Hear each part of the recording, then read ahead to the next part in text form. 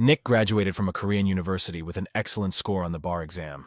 He was the youngest consultant at a children's law firm and an unrivaled lawyer, but none of this could protect him. He ended up in the hands of secret agents who began to beat him. Nick asked one of them why he was doing this. He replies that Nick should know this better than anyone else. This isn't America, and if he wanted to maintain such a strong sense of justice, he should have gone to the States instead of causing trouble here. Nick should have left the cousin of the Dukhan Group president alone and avoided this matter like everyone else. Nick asks why the National Intelligence Agency is getting involved in this. They are supposed to be protecting the country. One of the agents says that Nick is very wrong and they are not protecting the country. Here he plunges a knife into his heart, and he adds that they are protecting the president. He orders the others to clean up. They push Nick's body into a canister and fill it with something. His body must dissolve, never to be found. After some time, Emperor Yomri, the ruler of the underworld, learns that Nick has died before his time. The minister, with Nick's spirit hanging in the air next to him, asks what they should do. Emperor Yomra says that there is not even a body left, and that is a problem. Not only was it an unexpected death, Nick wasn't supposed to die. He was sent to Earth because it had reached the peak of corruption, and if it came back like that, it would cause a lot of problems. Emperor Yomri knows this. They have no choice but to regress Nick. The ministers say that this is an extremely rash decision, and the other gods will not like it. But Emperor Yomra is ready to face the consequences. The servant standing next to Nick's spirit notes that even if the emperor regresses him, it will not help him much. Emperor Yomra knows this, so he will give Nick power so that he can at least protect himself. Nick returns to the world of the living. He wakes up, and he hits his forehead on the second tier of the bed above him. Nick seemed to be having a nightmare. He didn't yet see that someone had appeared in front of him. And when he sees it, he gets very scared, because it's someone with long hair hanging down from above. This is Nora, Nick's older sister, now 17, and she says they've had this bed for over a month now, and is surprised he hasn't gotten used to it yet, and his head is still okay after so many blows. Nick is now 15 years old, but he has not yet realized this, and is very surprised that Nora is still alive. She notes that she is still healthy after 17 wonderful years of life. Now Nick realized that her sister was now 17 years old. Nora asks him to go to bed. He agrees. He is trying to understand what happened. Perhaps his murder was just a dream, but it was too realistic. He doesn't understand what's going on. The next morning, Nora and Nick are about to be late for school. Nora tells her brother that if he is late, he will be responsible for himself. But Nick is in no hurry. He sees that his arms have become smaller, and he is wearing a school uniform and a name tag. He is back in high school. Nick feels like he's going crazy. He's a schoolboy again, but the more important thing is that his sister is still alive. Nick remembers that she didn't have the best life. She married a guy she met in high school, but he wasn't the best choice. They had 2 children, but eventually divorced. Nora lost her 2 sons in an accident and then moved to Japan, wanting to leave everything behind and live a quiet life alone. But she eventually got caught in a tsunami and her body could not be recovered. And now Nick sees her alive. Then he remembers that Nora was supposed to meet that guy now. This was a so-called hooligan. He was into sports, he fought well, and he was quite handsome. This guy ruined her sister's life and led to her death. Nick runs to check everything with his own eyes. He's pretty sure that guy must be around here somewhere. And sure enough, he finds him at the dumpsters with another guy who is bullying a third guy, threatening to cut off his fingers. The guy Nora was supposed to meet is holding a knife in his hand and saying that time is running out. His name is Chuck. Nick found him. If all this is real, then he has a chance. Chuck and his buddy beat up the third guy. He assures that today he really has nothing. Chuck demands that he bring him $50 before lunch or he will kill him. He promises to bring the money tomorrow, and they continue to beat him. Nick thinks that at this rate, Chuck will actually kill this guy. In the evening, Nick tries to figure out what to do. He must prevent Nora and Chuck from meeting in order to change his sister's future. Then he notices something in the trash can. This is a love letter addressed to Nora. Nick sees the signature and realizes that he knows this guy. This is Paul Smith, the one Chuck beat up today. Now it's no wonder that this victim of bullying seemed familiar to him. Paul became a prosecutor with no mercy when it came to school violence, working alongside Nick. He heard that he eventually managed to put behind bars those who bullied him at school. The next day, the bullying is repeated because Paul did not bring the $50. Nick, hiding behind the wall, films this scene with his father's camera. Who was keen on photography, Nick didn't think that this hobby would be so useful. This should be enough to prepare the case. Paul wonders how much he will be beaten tomorrow. Then Nick comes up to him and asks if he is Paul Smith. He thinks that he has some business with him. Nick approaches him about Chuck. Seeing that Paul was scared, he assures him that he did not come on his orders. Nick says that Chuck is hitting on his sister, despite the fact that he is a real jerk. Paul is surprised, and Nick adds that he might know her. Paul blushes, realizing who he is talking about. Nick asks if he loves Nora. Paul replies that he would be lying if he said no. Nick suggests that perhaps he would like to meet Nora sometime then, but she's already with Chuck, and he'll kill Paul if they meet. Nick says they should fight with their minds, not their bodies. He has an idea and whispers it to Paul. He wonders how Nick knows such things. He says it came to him in a dream. The next day, the hooligans again demand money from Paul, but he has nothing. He says they've already taken $6,000 from him. Chuck says it doesn't matter, and they've already spent it all. He will actually kill Paul if he continues like this. He obviously doesn't know who they are. They are Primo's gang. Paul claims they are just third-rate hooligans. This infuriates Chuck. He says there are 20 people in their gang, and it's easier for them to bury someone like Paul than to find a place to sell them a cigarette. And now they will kindly beat him to drive this lesson into him. After this, Paul goes to the school office and tells them that the bullies stole $6,000 from him. They formed a group called the Primo Gang and are acting like gangsters. He feels like he might die soon, but they tell him that he could just hang in there a little longer. It is better for one person to have a hard time than for several. Paul then goes to the police asking for protection, but is told that he should ask his parents or teachers for it. Paul turns to them because they don't listen to him, but the policeman tells him to go home and says he will throw him in jail for interfering with public affairs if he returns. Paul asks Nick if that was enough. He says they are almost finished and there is one last thing left to do. In the evening, a gang of hooligans goes looking for Paul.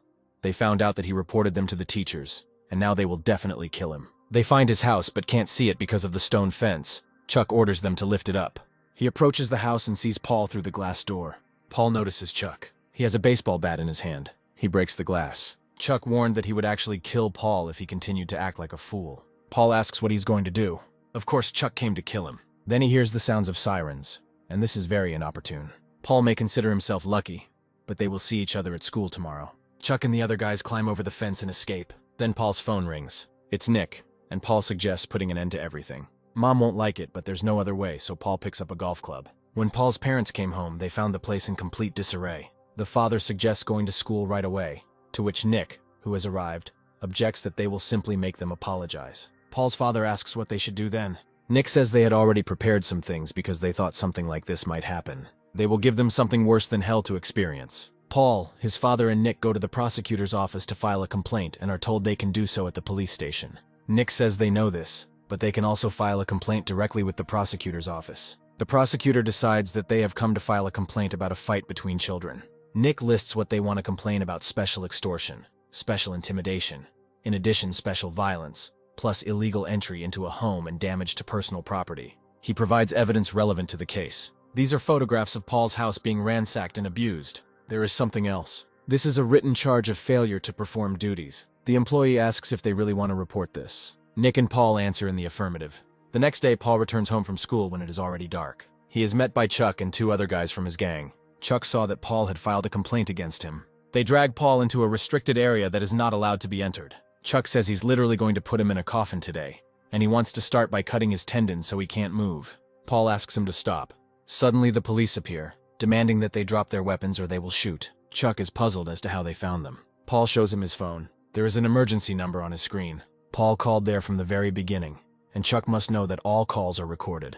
Meanwhile, it turns out that Paul's conversation with the teacher, where he suggests that he be patient a little longer, was recorded, and Nick plays this recording to the teacher. This is considered a failure to perform duties due to refusal to assist a student. Since the teacher turned a blind eye to the crimes, he can also be considered an accomplice to the robbery, which is a pretty serious offense. The teacher asks what Nick wants. He looks at the screen of his phone.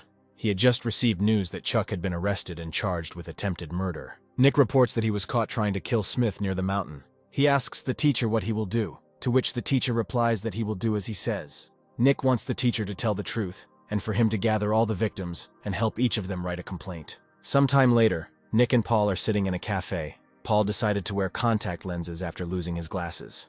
Paul asks what will happen to Chuck now. Nick believes that he will be imprisoned for at least 10 years. Since they filed an individual complaint for each crime, he could face at least 20 years. Paul asks if this was Nick's intention from the start. Nick answers in the affirmative and says that he used tricks he learned from someone. Paul asks from whom. Nick says there is one person, meaning Paul, as he was when he became a prosecutor. Then Nora enters the cafe. Paul blushes when he sees her. Nick notices that she took a long time to walk. Nora asks why Nick eats such expensive ice cream if he is a beggar. He asks her to give him money so that he will not be like that. Paul, still blushing, greets Nora and introduces himself. Nick says that Paul goes to the same school as Nora. Paul is the best in the class and has been helping Nick with his studies lately. Nora also blushes and introduces herself. Now they are sitting together in a cafe. This is exactly what Nick wanted to see. He fixed his sister's life. One evening, Nora is looking for something and can't find it, so she turns the pages of a book, wondering what to do. Nick suddenly asks if she checked the literature textbook. Nora thought he was sleeping and told him not to eavesdrop or she would kill him. Here she finds what she was looking for, a red envelope. Another evening, while Nora is lying in bed, she receives a text message, apparently from Paul, saying that he will be finishing cramming at school at 9 o'clock and suggests that they meet at that time. Nora agrees. Nick, who is doing his homework, asks if she could put her phone on vibrate. Nora doesn't want to. Nick sees that he has actually changed something for the better, and now he is sure that this is not a dream. Soon Nick and Nora's parents call them for dinner. Father casually asks why Nick hasn't been going to school lately. He understands that the school must have called and informed him about his absences, since he had been busy with Paul's problem for several days. The father says that he is not going to scold Nick. He just wants to know the reason. The mother is also interested in this. Nick wonders what to do. He can't tell the truth because his parents won't believe him. But he also doesn't want to waste his time at school, especially since there are no people there with whom he needs to make friends. Nick declares that he has nothing more to learn at school. The father asks if he wants to say that he already knows everything from the school curriculum. Nick answers in the affirmative. Therefore, he sees no point in going to school. His parents believe that someone is bullying him, but Nick denies this and says that he has decided to become a lawyer. His family is amazed because in the time Nick returns to, the system is still in effect where you can only become a lawyer by getting a bachelor's degree and passing the bar exam. In the future, the system changes, and 35 hours of legal courses are enough. Nick understands that they are worried about this, but they should not neglect the General Educational Development Test, which, upon passing, a student receives a diploma equivalent to a high school diploma. Parents understand this, but are still worried. Then Nick says that by the end of the year he will pass this test, as well as the test for admission to higher education institutions. Father is afraid that Nick will fail, but on the other hand, experiencing failure is an important part of life. Well, if this is what Nick really wants, he should make every effort. At school, a classmate suggests that Nick go to the store, but he says that he is busy and has no time for it. He doesn't have much time left to prepare for the college admissions test. Sometime later, Nick is studying in the study room. He notes that the questions are quite difficult. They used to be easier, although Nick just returned at that time. Here he has some kind of feeling that he cannot explain. He felt something strange. Nick goes to the drink machine. Perhaps he is unwell due to intense study. He throws the drink can into the trash can but misses. Nick approaches the trash can to pick up the discarded can and notices another one lying nearby. He picks it up to throw it away and suddenly sees someone who isn't actually there holding the same can in their hand. Nick drops it, wondering what it was and what he just saw. He's trying to calm down. Maybe it's just a hallucination. Nick picks up the discarded can again. Now he hears someone who is not here now. Someone who suggests skipping classes, to which the student holding the can remarks that the teacher promised to call and check their location. He suggests not to get caught, so as not to get into trouble. It's better to just have fun on the weekend. They leave, and the student throws the can past the trash can on the go. Nick is puzzled as to why he is having these visions. Maybe he's just tired and it's a figment of his imagination. He just wants to focus and get back to school because he has a lot of work ahead of him. However, he sees something again. There is someone else sitting in his place. It must be another vision from the past. Nick doesn't understand why this is happening to him. He approaches a staff member in the study room and asks if he knows who sat in Nick's seat before him.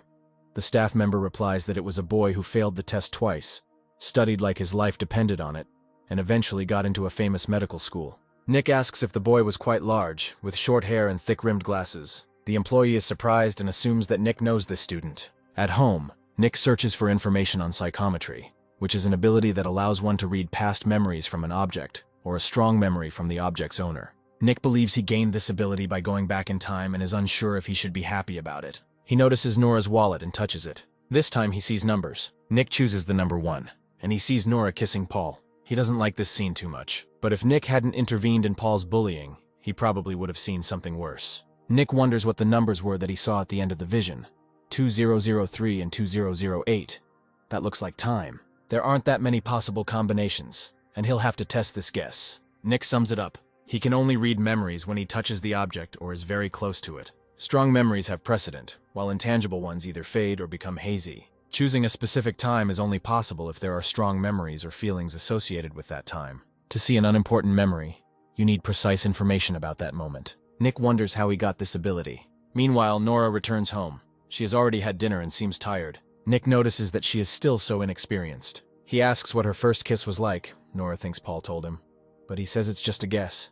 Lying in bed, Nick reflects that he can't study because whenever he concentrates, he sees all sorts of memories. Perhaps his ability is activated when he focuses his attention on something. The next day at school, Nick tries to count the memories from his desk by touching it. He sees the equations and realizes that his ability is even more useful than he originally thought. His classmates invite him to play a new game called Maple Tales. They say it's very fun. Nick thinks that since studying has become easier thanks to his new ability, he might as well have some fun, and he remarks out loud that this sounds good. Then the student next to him drops her pencil case. Nick picks it up and gives it to her. When his classmate touches the pencil case, Nick suddenly feels something. The girl asks if he could let go of the pencil case already. She says goodbye and leaves. Nick wants to check what it was. He tells his classmates that he remembered some urgent matters. One of them thinks that he has a problem with his girlfriend. He wasn't wrong. Nick couldn't ignore what he felt. Later, one of the teachers sees him waiting for something in the school corridor. He asks what he is doing here. Nick replies that he's waiting for Molly, the girl who dropped the pencil case. The teacher knocks on the door and announces that Nick is waiting for Molly. Nick tells the teacher, Mr. Lee, who has come out, that he promised to go somewhere with the girl, and if they are late, it will be problematic, so he asks to let her go. This is the same teacher who refused to help Paul, so he listens to Nick and agrees to let Molly go. Mr. Lee thinks he is her boyfriend and notes that this is no reason to relax. He reminds Molly, squeezing her shoulder, that he kindly gives her extra lessons. Molly holds back tears. Next, she and Nick are sitting on the swing, and Molly asks why he waited for her. He doesn't know what to say, and she says that it turns out that even the best in class sometimes stumble. Here Nick remembers that he never had contact with Molly in his past life. He asks if she will tell him or if he should do it. Molly says nothing like that happened. Nick doesn't understand why she's so shocked. He didn't mention anything like that and doesn't even know what it means exactly. Molly starts to cry. Nick says she can tell him later when she's ready. She says her father is an alcoholic with a gambling addiction, and she has no one to turn to for help. Nick believes that Mr. Lee will most likely ignore her problems. He asks about Molly's mother. It turns out she is no longer alive. Nick thinks that Mr. Lee did something bad to Molly. She says he calls her every day and every time she is very scared. Nick understands that he can't cope here alone, and he needs someone's help. After some time, Mr. Lee begins to punish Nick for something, forcing him to do push-ups during breaks. Mr. Lee notices that Nick has already taken high school math. Nick says he has nothing more to learn. Next, we see Molly in the cafeteria surrounded by her classmates. Thanks to Nick, Mr. Lee began calling her much less often during breaks. But one day after class, another teacher tells Molly that Mr. Lee asked her to come to the teacher's lounge. Nick is waiting for her again. The teacher meets him again and realizes that he is waiting for Molly. Nick says that for some reason she is late. The teacher asks Mr. Lee to let Molly go. Nick is waiting for her. Mr. Lee assures her that he will let her go now. They are already finished. He asks if Molly is having an affair with Nick. She needs to be careful because he sees everything. As Molly leaves, Nick remarks that it must be hard for her to resist him, but she's doing a good job. Mr. Lee looks at them through the window. Nick suggests going out for some spicy tteokbokki. Molly doesn't really like spicy food, to which Nick remarks that spicy food is a great stress reliever. The next day, Mr. Lee suddenly calls Nick at the top of his voice, demanding that he come out. The students wonder what's wrong with him and notice that he seems to hate Nick. Mr. Lee calls him an ungrateful bastard. One of the students suggests that it might be because of Nick's encounters with Molly. Nick comes out to Mr. Lee. He thinks that the teacher wants to beat him with the broom handle he is holding in his hand. Nick reminds him that this is a special kind of violence involving a dangerous object. And yesterday he allowed Mr. Lee to call Molly over. But that won't work a second time. When Nick and Molly return from school, she says it's all her fault. But Nick counters by saying Mr. Lee is just a bad person. Molly doesn't want Nick to have to endure this every day because of her. Nick fears that their walks together will not be enough. He thinks to himself that Mr. Lee might still call her like this after graduation. Scoundrels like that don't let their victims go that easily. Molly says there's no need to do all this if he's having a hard time. But Nick insists it's not a hopeless situation. It's not an easy decision to make, but there is a way. Molly apologizes. She's too scared, so she doesn't think she can do it. Nick assures that everything is fine. He understands. Here Molly says that she is not the first person this has happened to. When Mr. Lee is in a particularly good mood, he sometimes calls her by other girls' names. Nick thanks Molly for telling him about it. Now let her leave it to him. He finds a home for single mothers where one of Mr. Lee's victims is located. There are believed to be about 4 of them. Every second of his victims is connected to this institution. Nick goes for a consultation and asks if he can visit Mrs. Kate Stone, to which he is told that men, even school children, are not allowed to visit. Then Nick leaves his contact information and asks to convey her words to her. He wants to offer Kate revenge. After some time, Nick is allowed to visit Kate. She heard that he was a student, but he turned out to be even younger than she expected. She asks what business he has with her. Nick says he came because of Mr. Lee. Kate realizes that someone else has become his victim. Nick answers in the affirmative and says that she is a very good girl, despite the fact that her mother is dead and her father is a drunkard. Kate realizes that he knows that even if the girl files a report, her family will simply take compensation, and the case will be closed. So Nick wants her to report Mr. Lee. But when she does, she will immediately be labeled a gold digger. Nick realizes that Kate must have already made some decisions since she came here. It seems she decided to do everything possible to raise her child, and for this, she needs money. Nick assures her that he will help Kate find the child's biological father, and force him to pay child support if she helps him with Mr. Lee's case. He can do a better job than the average lawyer, and besides, lawyers have to be paid, and in fact, Kate can file the lawsuit herself.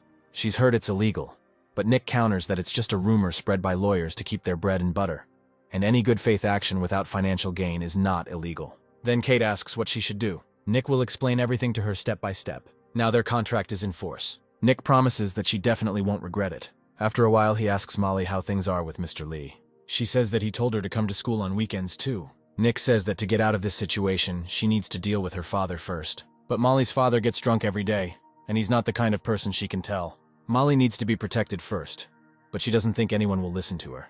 Nick assures her that they can handle it if she believes in him. He starts asking people about Molly's father, all the while keeping the recording device on. The cafe employee tells him that Molly's father is drunk all the time. The last time she saw him, he couldn't put two words together. She feels very sorry for his daughter. The men sitting nearby overhear what is being said about Molly's father, and assume that he has been borrowing and not paying back money for more than just drink. Then Nick goes to the prosecutor's office again. The employee realizes that he wants to apply on his own again. Nick says that he is currently studying and helping people for free. The employee looks over the application and sees that there is not a single omission in it. It is perfect. Molly hands Nick her ID. The employee knows that they prepared this ID in advance because Molly did not have an ID card. The statement seeks to restrict the freedom of action of a person who is unable to interact normally with society due to any social or psychological problems. In other words, Molly's father is prohibited from withdrawing money from the account or taking out loans and advances, as well as making any decision in the event of an offense. Nick asks if the application will be accepted, and he is told that it will be accepted. Soon Molly's father is visited by her legal representatives and a doctor. They take him out of the house. He demands to let him go. The police arrive as Molly's father fights back, with Nick watching on. Molly's father is furious. He doesn't understand that he needs treatment. He breaks half the bottle. Threatening her, he orders her not to come closer. Otherwise, he will kill everyone. Molly's legal representative informs the police officer that the man poses a serious threat to other citizens and demands that he be stopped. Police shoot Molly's father. Now they can take the girl out. Due to extreme aggression towards others, as well as the use of violence, it was decided that Molly's father required confinement in a psychiatric hospital. Later, Molly and Nick are sitting on the swing. Molly thanks Nick. Everything turned out exactly as he said. She asks what it means to be an incapacitated person. This means that a person cannot participate independently in legal activities at all. Now all that remains is to deal with Mr. Lee. Nick says that 4 victims have joined the lawsuit, and now he will definitely not be able to get out of this unscathed. Nick promises to protect her until the very end. After some time, Mr. Lee comes to Nick's house, where Molly is temporarily living, and starts knocking on the door. He insists that he did this because he loves her. The neighbor said that some madmen came to see Molly. Nick is sure that it was Mr. Lee. His pattern of behavior is quite obvious. He decided to go to the victim and try to negotiate. Molly asks if he can go to the other victims. Nick thinks it's possible. But in this case, the police must act very carefully, since the defendant may be recognized as having the right to legal protection. Nick knows what to do. Molly doesn't need to worry. After some time, Nick's father asks why his homeroom teacher comes to their house and calls Molly. He will be glad if Nick tells everything honestly. His father knows that he is not one of those who act rashly. At this point, Nick's father loses his temper and doesn't understand who allowed Mr. Lee to teach. Nick asks him to calm down, but he has a sister, and his father will not tolerate this. Nick says that this is a battle that you need to prepare well for, and there is no need to worry. Father understands that Nick has some kind of plan. He believes in it. However, the father has one condition. When Nick meets Molly again, he asks her to stay at the hotel from now on. Molly believes that it is because of her that Nick's family has been experiencing too much inconvenience, but he explains to her that this is not the case at all. His father said that Molly could not stay in their house any longer, and he promised to rent her a room in a hotel and pay for her expenses. At first, Nick decided that this was not right. She could not stay in the hotel all alone. Father said that Molly seemed to be very worried about Mr. Lee. She was constantly watching their behavior, and when he came to them because of her, it caused her double harm. That's why Father wants Molly to be at least a little calmer. Now Molly understands what the matter is. She didn't even think about it. Nick assures her that they are almost done and he will definitely protect her. Sometime later, an urgent meeting is taking place in the director's office, at which Nick is present. He asks Mr. Lee to stop desecrating the title of teacher. Mr. Lee is furious and is asked to calm down. Nick says 4 cases have been identified, and he doesn't understand why the school hasn't taken any action yet.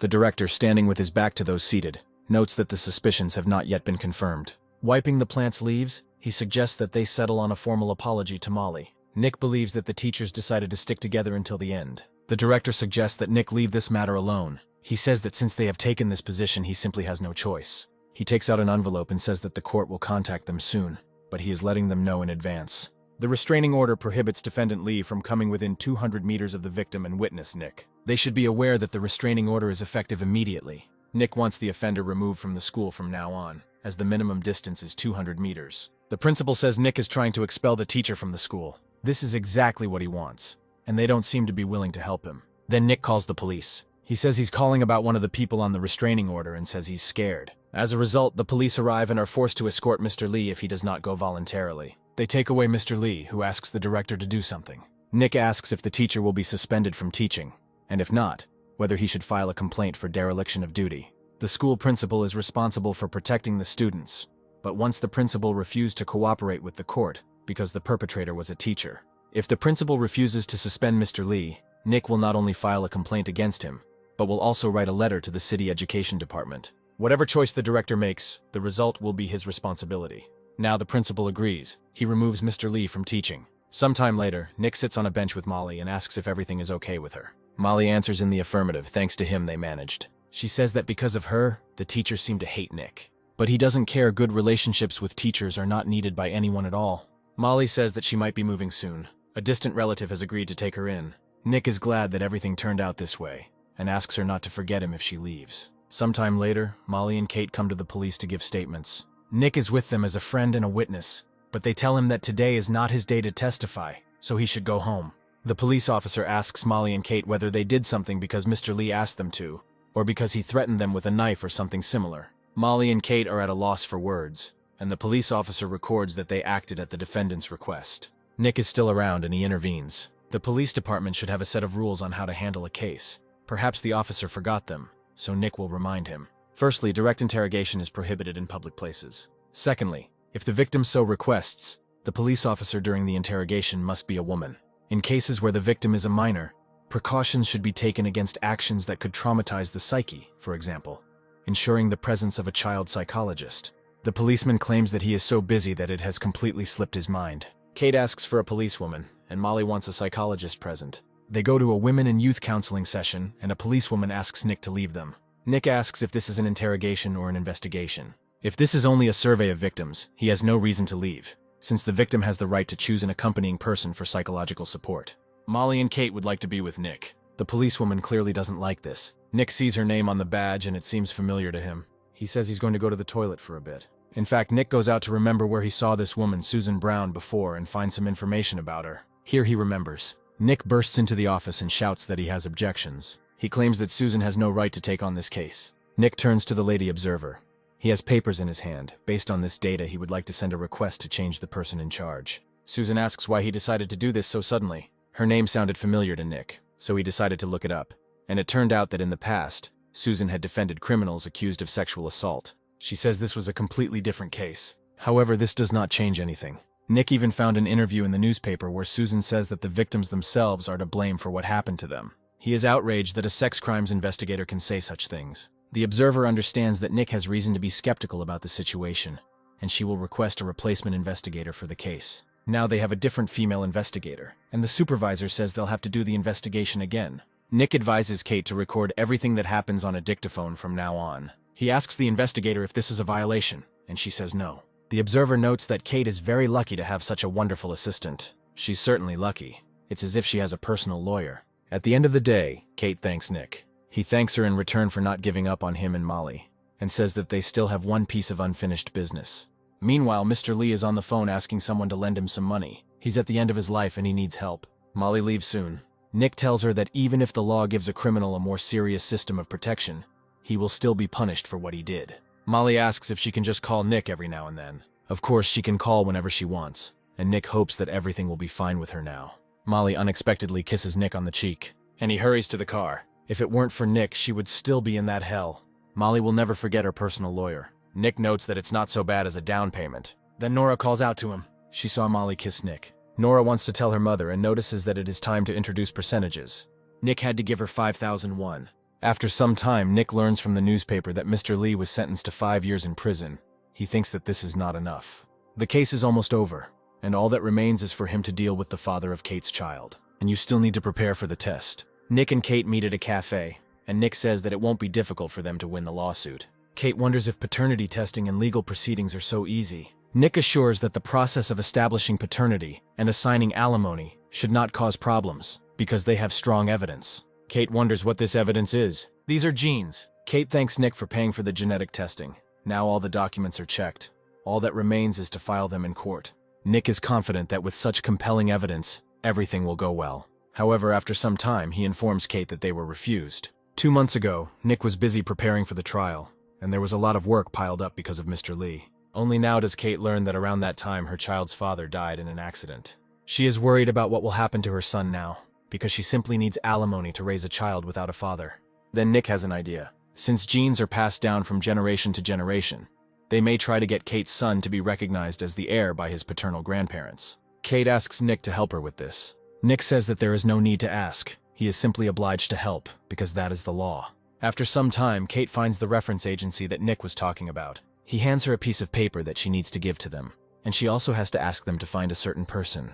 Nick said they were masters of their craft. When Kate arrives at the agency, the employee says he needs to make a few calls and asks her to wait a bit. When Kate and Nick meet again at the cafe, Kate reports that the employee found out everything right away and hands him the papers. Nick asks if the man was bald. Kate replies that he still had hair on the sides. Nick apparently knows the man, and he appears to have lied about having thick hair before. He looks through the papers and something doesn't suit him. Kate thinks they've found the wrong person. On the contrary, they found exactly the right person. The problem is with the grandfather, or rather, with his name, Michael Neal. Ordinary people may not know him, but he is the chairman of Tarun Group.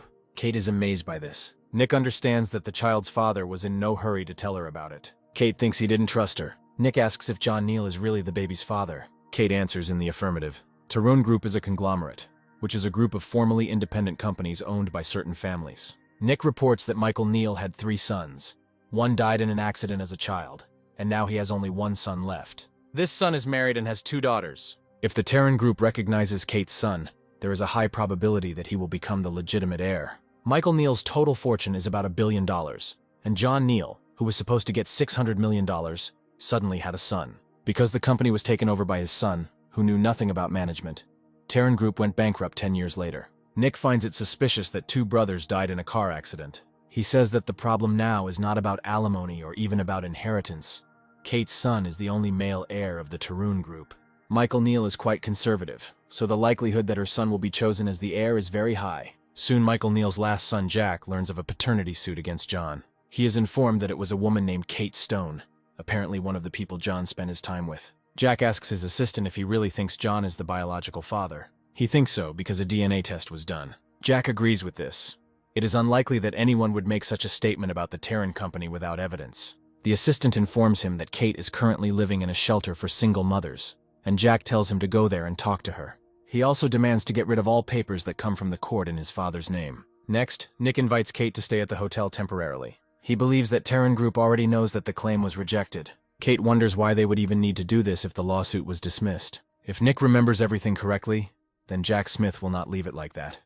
He says out loud that it is better for Kate to stay here until he finds out everything. Then Kate asks him to bring a couple of things for the baby. Meanwhile, Tarun Group employees bring many boxes of things to the shelter for single mothers. One of the employees asks where Miss Kate Stone is now, to which he is told that she is not here now. Nick understands that everyone at Tarun Group already knows. He has a rough idea who started all this, but this is an opportunity to confirm his suspicions. Nick approaches the boxes in which the things were packed.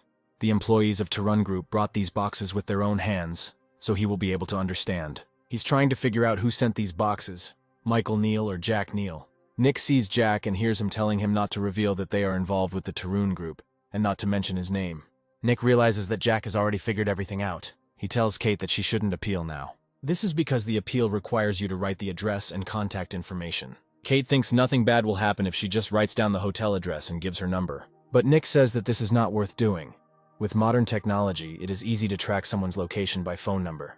Moreover, if you file an appeal now, you will still have to wait 3 months. And if something happens to the person who filed the appeal during these months, the appeal will simply be rejected.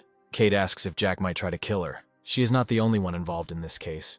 It turns out that her son may also suffer. Kate can't let this happen and suggests just giving up, but there's no turning back now. Nick assures her that he will find another way out and asks Kate not to go anywhere for now. He doesn't know what to do next, but something needs to be done anyway. The subway station makes Nick think of the tabloid newspapers he might find there. It is difficult to even call such publications newspapers. They print rumors that are not supported by anything, and rumors about the lives of celebrities are mostly lies. But rumors about politics and economics are almost 70% true. After all, if what was written there was a lie, then the sales of these newspapers would be zero, and they would not bring in any profit.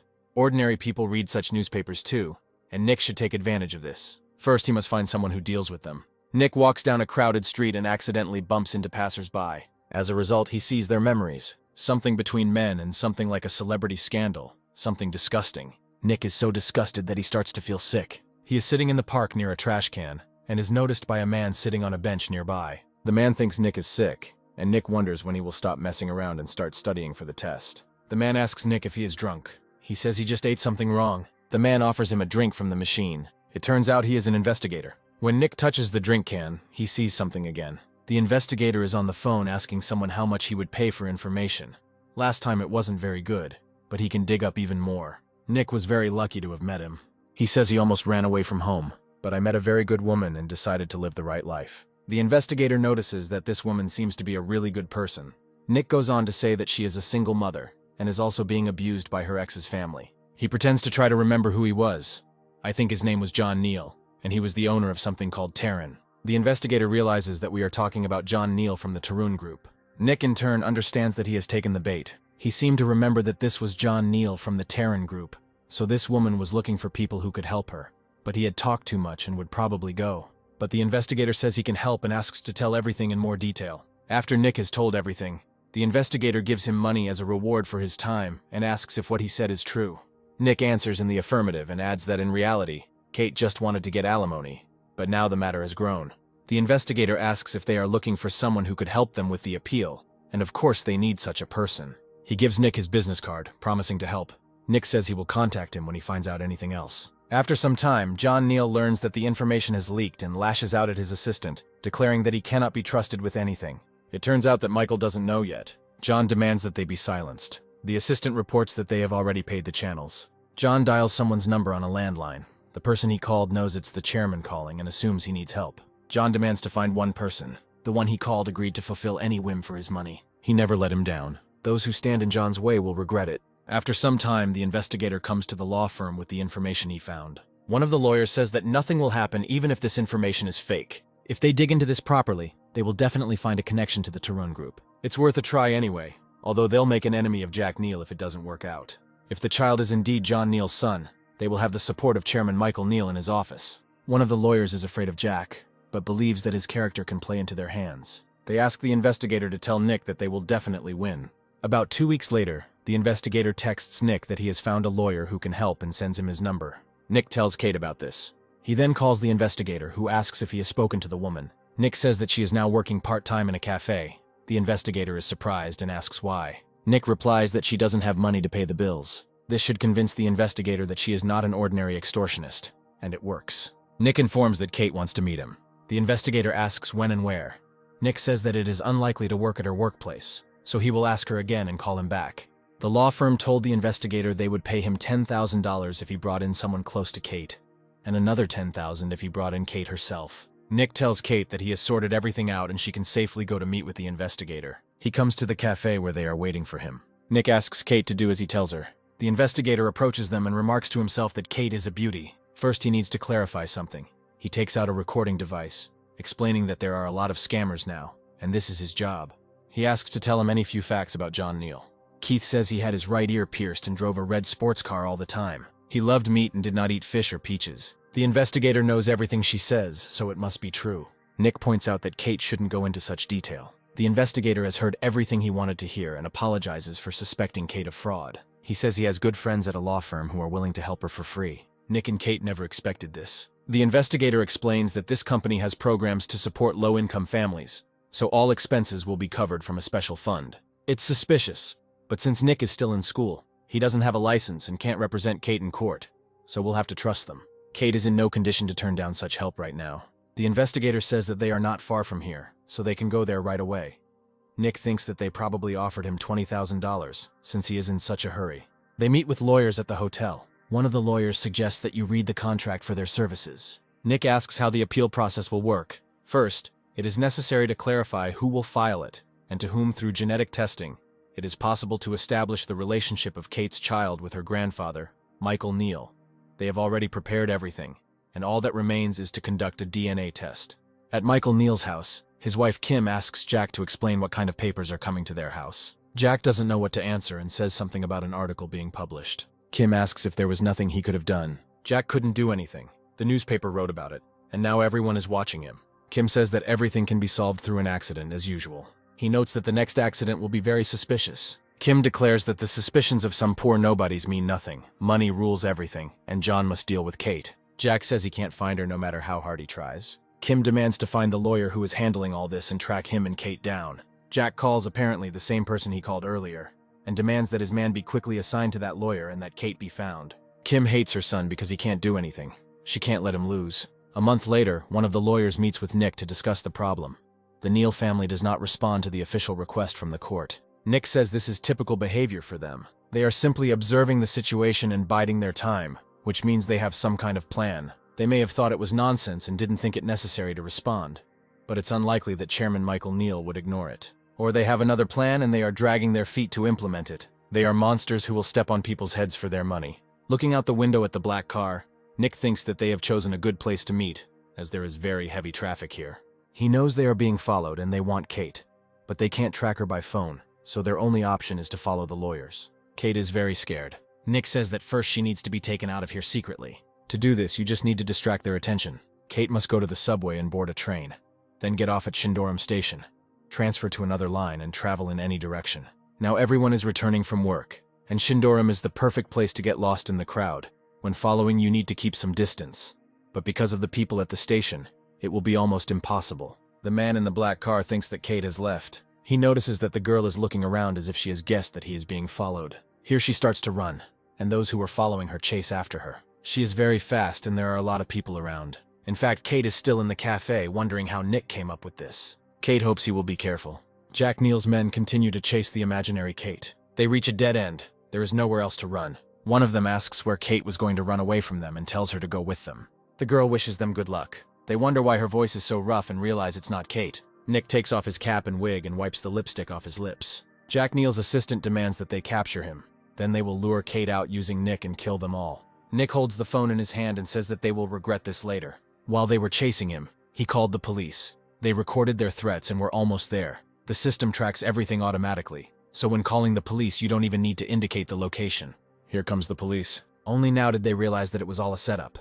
Soon Jack learns about what happened. He tells his mother that his men have been arrested for attempted kidnapping, and they were in a company-provided car, so now they are in trouble. Kim demands to first make a statement that their company has nothing to do with this. You need to call a lawyer and then they will come up with a plan. Jack is furious. Now the company is involved in all this. Journalists and the police will find out about everything. Kim orders everyone to shut their mouths, no matter what the means, but make sure nothing leaks out. After some time, Nick comes to the law firm, where Kate is waiting for him. Nick was a little late because he went home to change his clothes. Kate says those clothes suited him. It's a shame she doesn't have such a cute little sister. Nick tells the lawyer that the recording of the threats is with the police, so they are unlikely to get away with it this time. The lawyer believes that they will remove the surveillance. Kate hopes they can now get on with business without any problems, but Nick believes that Tarun Group will still drag out time. The lawyer believes that they will not appear in court in person unless they send some representative. Since they have money to burn, they will simply hire the most expensive lawyer. Then he gets an idea. They need to meet Michael Neal in person. One of the lawyers says that Jack Neal intercepted all the papers that came from the court. There is no doubt that Michael Neal knows nothing about this case at all. Nick says it's not a problem because there is a special court notice. Now the lawyers have remembered this. Special service of process is a process in which a person is sent along with the court papers to deliver the papers only to the person to whom they are addressed. Nick seems to have another idea, asking if they can find the car that John Neal crashed in. The lawyer replies that they probably can, but he doesn't understand why this is necessary. But they must know about the rumors that Jack Neal paid money and dealt with his brothers. Lawyers believe they may find something at the forensic center. Soon John Neal's car was indeed found. It was in a car recycling center. One of the lawyers thinks to himself that if it weren't for Nick's age, he would definitely have hired him. Nick touches the car and sees numbers and John Neal driving.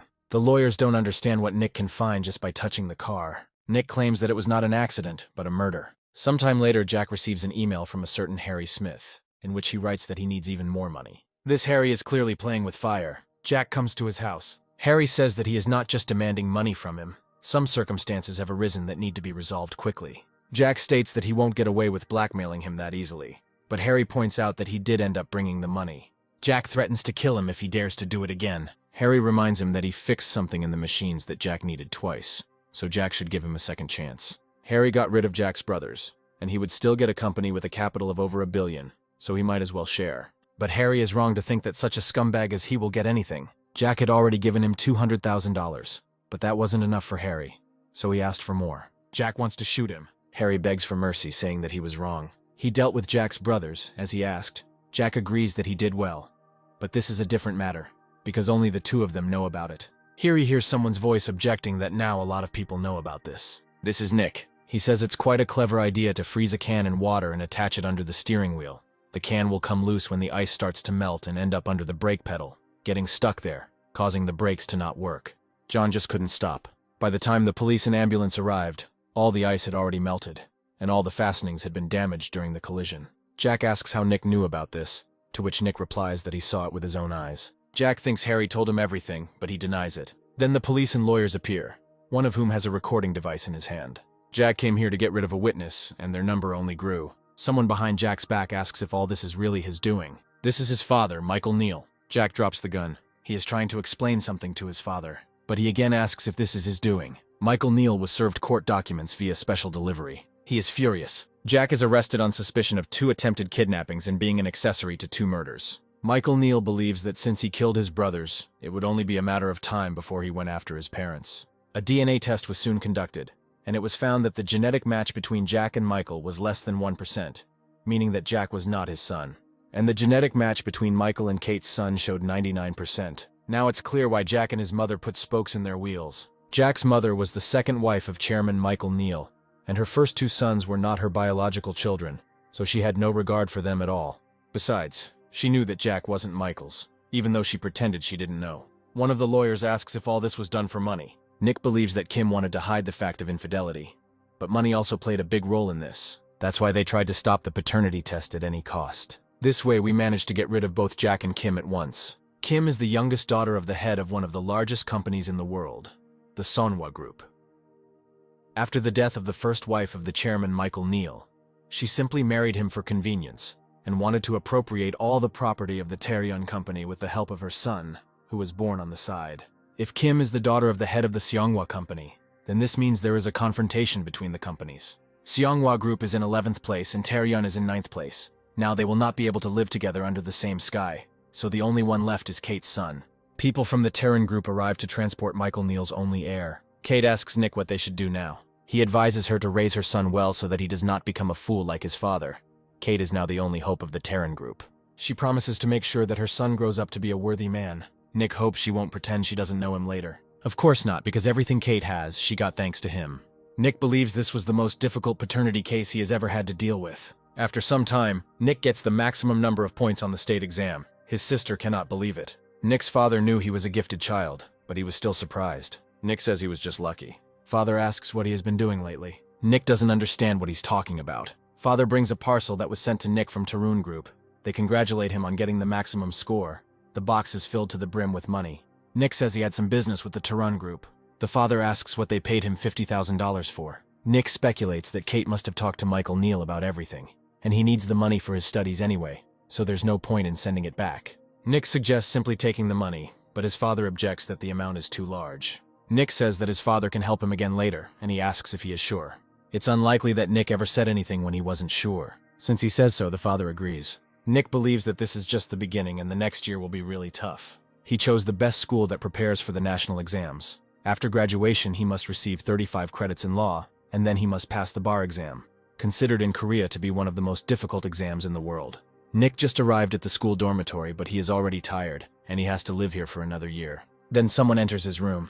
This is apparently his neighbor, and he is much older. This guy wants to ask to change his room because he doesn't want to look after the little one. Then Nick says that he will also ask to change the room. However, it turns out that there are no more rooms. Besides, all the rooms were assigned a long time ago, so nothing can be changed. Nick doesn't like this beginning. He thinks this guy will drive him crazy. He apparently decided to intimidate him. On the street, Nick's neighbor drives up to him in a car and throws a piece of paper at him. Someone else is driving the car. Now Nick wants to escape from here even faster. Here someone greets him. A girl named Helen invites him to sit next to him. She asks if he is the genius that is rumored. Everyone knows that the person who came to them was the one who got the maximum score on the state exam. Helen asks how it happened that he was so unlucky. She's talking about his roommate, Jim. He said that he loved her and would go to the same university with her. He got into a specialty in which there was no competition at all, and it turns out that Nick is now suffering because of Helen. Jim entered the Faculty of Land Management. There is always a shortage there, because it was created for people who plan to live in the provinces. They say that they will take you to this faculty right away if you give them money. You don't really need to take classes there. Nick is puzzled as to how he ended up in the same room with him. Jim is later informed that Nick has been seen with Helen and that they appear to be quite close. This infuriates Jim. Nick is very tired from studying. She noticed that Jim hadn't been around lately. He wonders what he's thinking. They touch Jim's bed, and he sees how Nick, is thrown tied up on the ground in the forest. He doesn't understand why they want to kill him. This is similar to indirect intent, when the person who committed the crime is aware of the socially dangerous nature of his act, foresees the consequences, but is indifferent to it. For indirect intent, one can get an additional 5 years in prison. But it is not so easy to prove. Nick thinks what to do now. Leaving everything like this could be dangerous. You can try self-defense, but it is even more difficult to prove. Then, since that's how it turned out, Nick will show what he's capable of. Knowing that he will be attacked, Nick begins running in the forest. Jim and his friends are tracking him. Jim asks one of them if he borrowed the car, and he answers in the affirmative. They are ready to attack Nick. One of them is worried if everything will be okay. What if someone calls the police? But then you can say it was just a joke and they didn't know Nick would die. Then they attack and throw a bag over his head. Jim hits Nick with a stick to stun him. Now they're in the car. Jim says to Nick that he planned it all. Nick lies tied up in the trunk and reflects that Jim is even dumber than he thought. Because when you kidnap someone, you need to be as stealthy as possible, and first take all of the victim's personal items.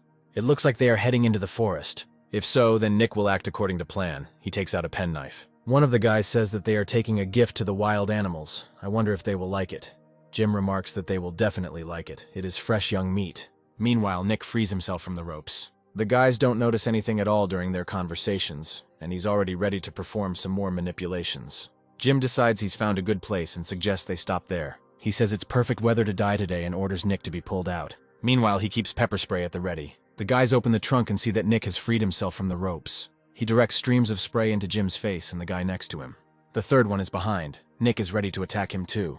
He grabs a baton and hits the guy in the leg. He falls, clutching his leg. It occurs to Nick that he should have searched them. They left the key in the ignition, apparently deciding to get out as quickly as possible. Nick drives away in their car. However, he does not return to the hostel, but deliberately drives into a tree and leaves the car there.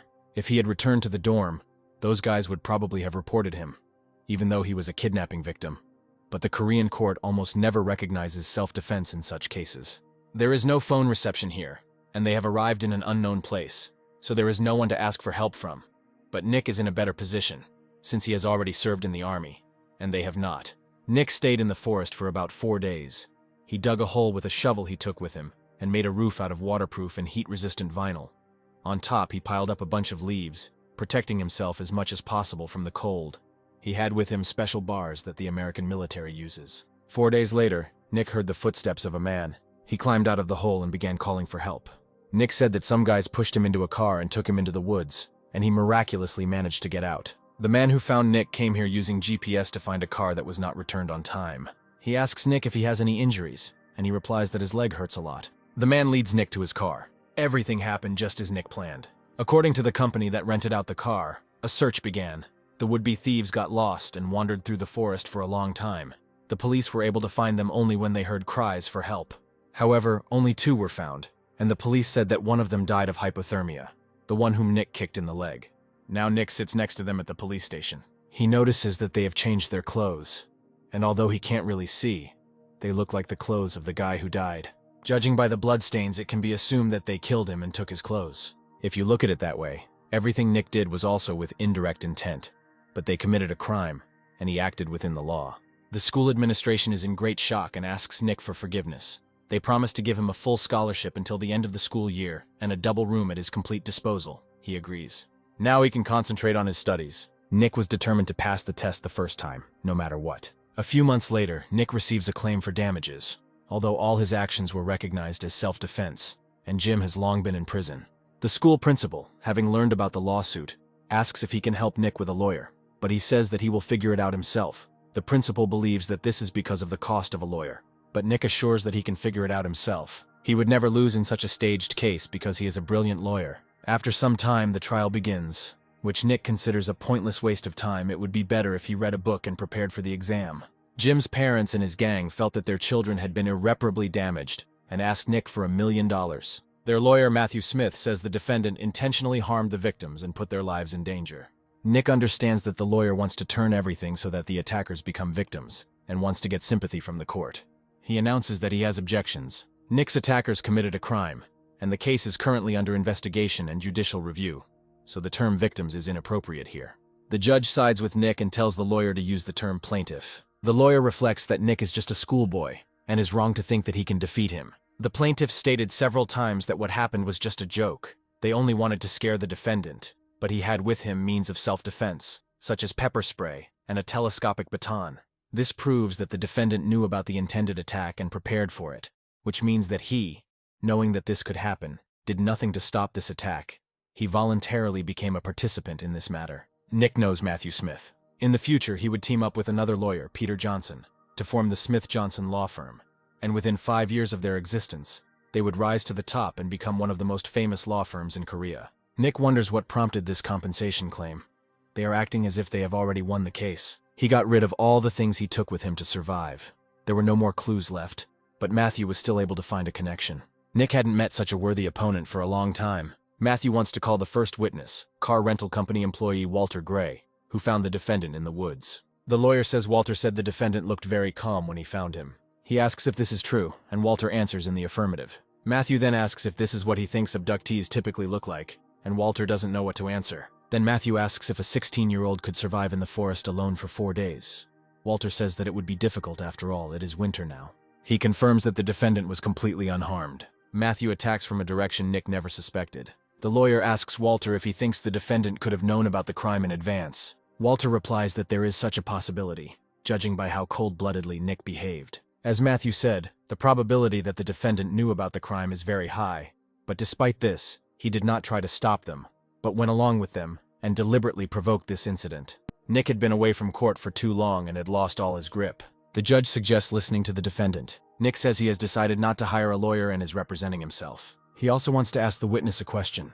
Nick asks Walter if he has parents, and he wonders what his parents have to do with it. Matthew states that the matter is irrelevant. Nick objects that this is a very important question. The judge suggests listening to what Nick has to say first, and if he decides that the question is inappropriate, he will immediately block it. Nick repeats his question. Walter says that his father recently died, but his mother is still alive. Nick asks if Walter organized his father's funeral, and he answers in the affirmative. Nick then asks if his father's death affected him much. Walter replies that yes, he died suddenly in an accident. Nick asks if he followed the memorial rituals for 3 days. The next question is whether Walter quit his job at the end of those 3 days, or whether he received psychological help. Walter says that this did not happen. It follows from this that despite the great shock that a person receives, for example, from the sudden death of a relative, after approximately 4 days he can already return to a normal psychological state. Walter agrees that this is enough time. Addressing the judge, Nick says that according to the witness, 4 days is enough time to psychologically adapt to any situation. Nick was found 4 days after he was kidnapped, so it can be said that during this time he managed to adapt. The pain of losing a parent is immense, but despite this, most people return to their normal lives after the funeral. According to the plaintiff's lawyer, after 4 days, Nick should have been panicking and not knowing what to do with himself, although most people have already come to their senses by this time. Matthew chose the strategy of proving Nick's guilt through a special case, and he brought up the example of his parents and destroyed all his evidence. The judge asks if the plaintiff has any objections. Matthew offers to hear the testimony of a survivalist he has registered as a second witness. Those present in the courtroom are surprised that this is the same Charles Austin. He became famous for his television programs, in which he shows how to survive in the wild, so he was nicknamed a survival expert. The plaintiff's side paid him a huge sum, and he came to court as a witness. Matthew offers to listen to his testimony as the best specialist in the country. He explains that the defendant is 16 years old. He was in the forest for 4 days and survived. Matthew asks Charles what he thinks about this. Charles believes that this is impossible.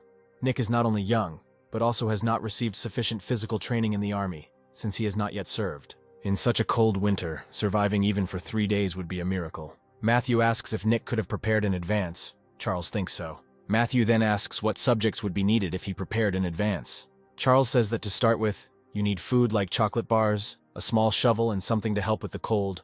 All of these items are not very big, so anyone can carry them with them. When asked how many degrees the temperature usually drops at night in such a cold winter, Charles answers, about -15 degrees.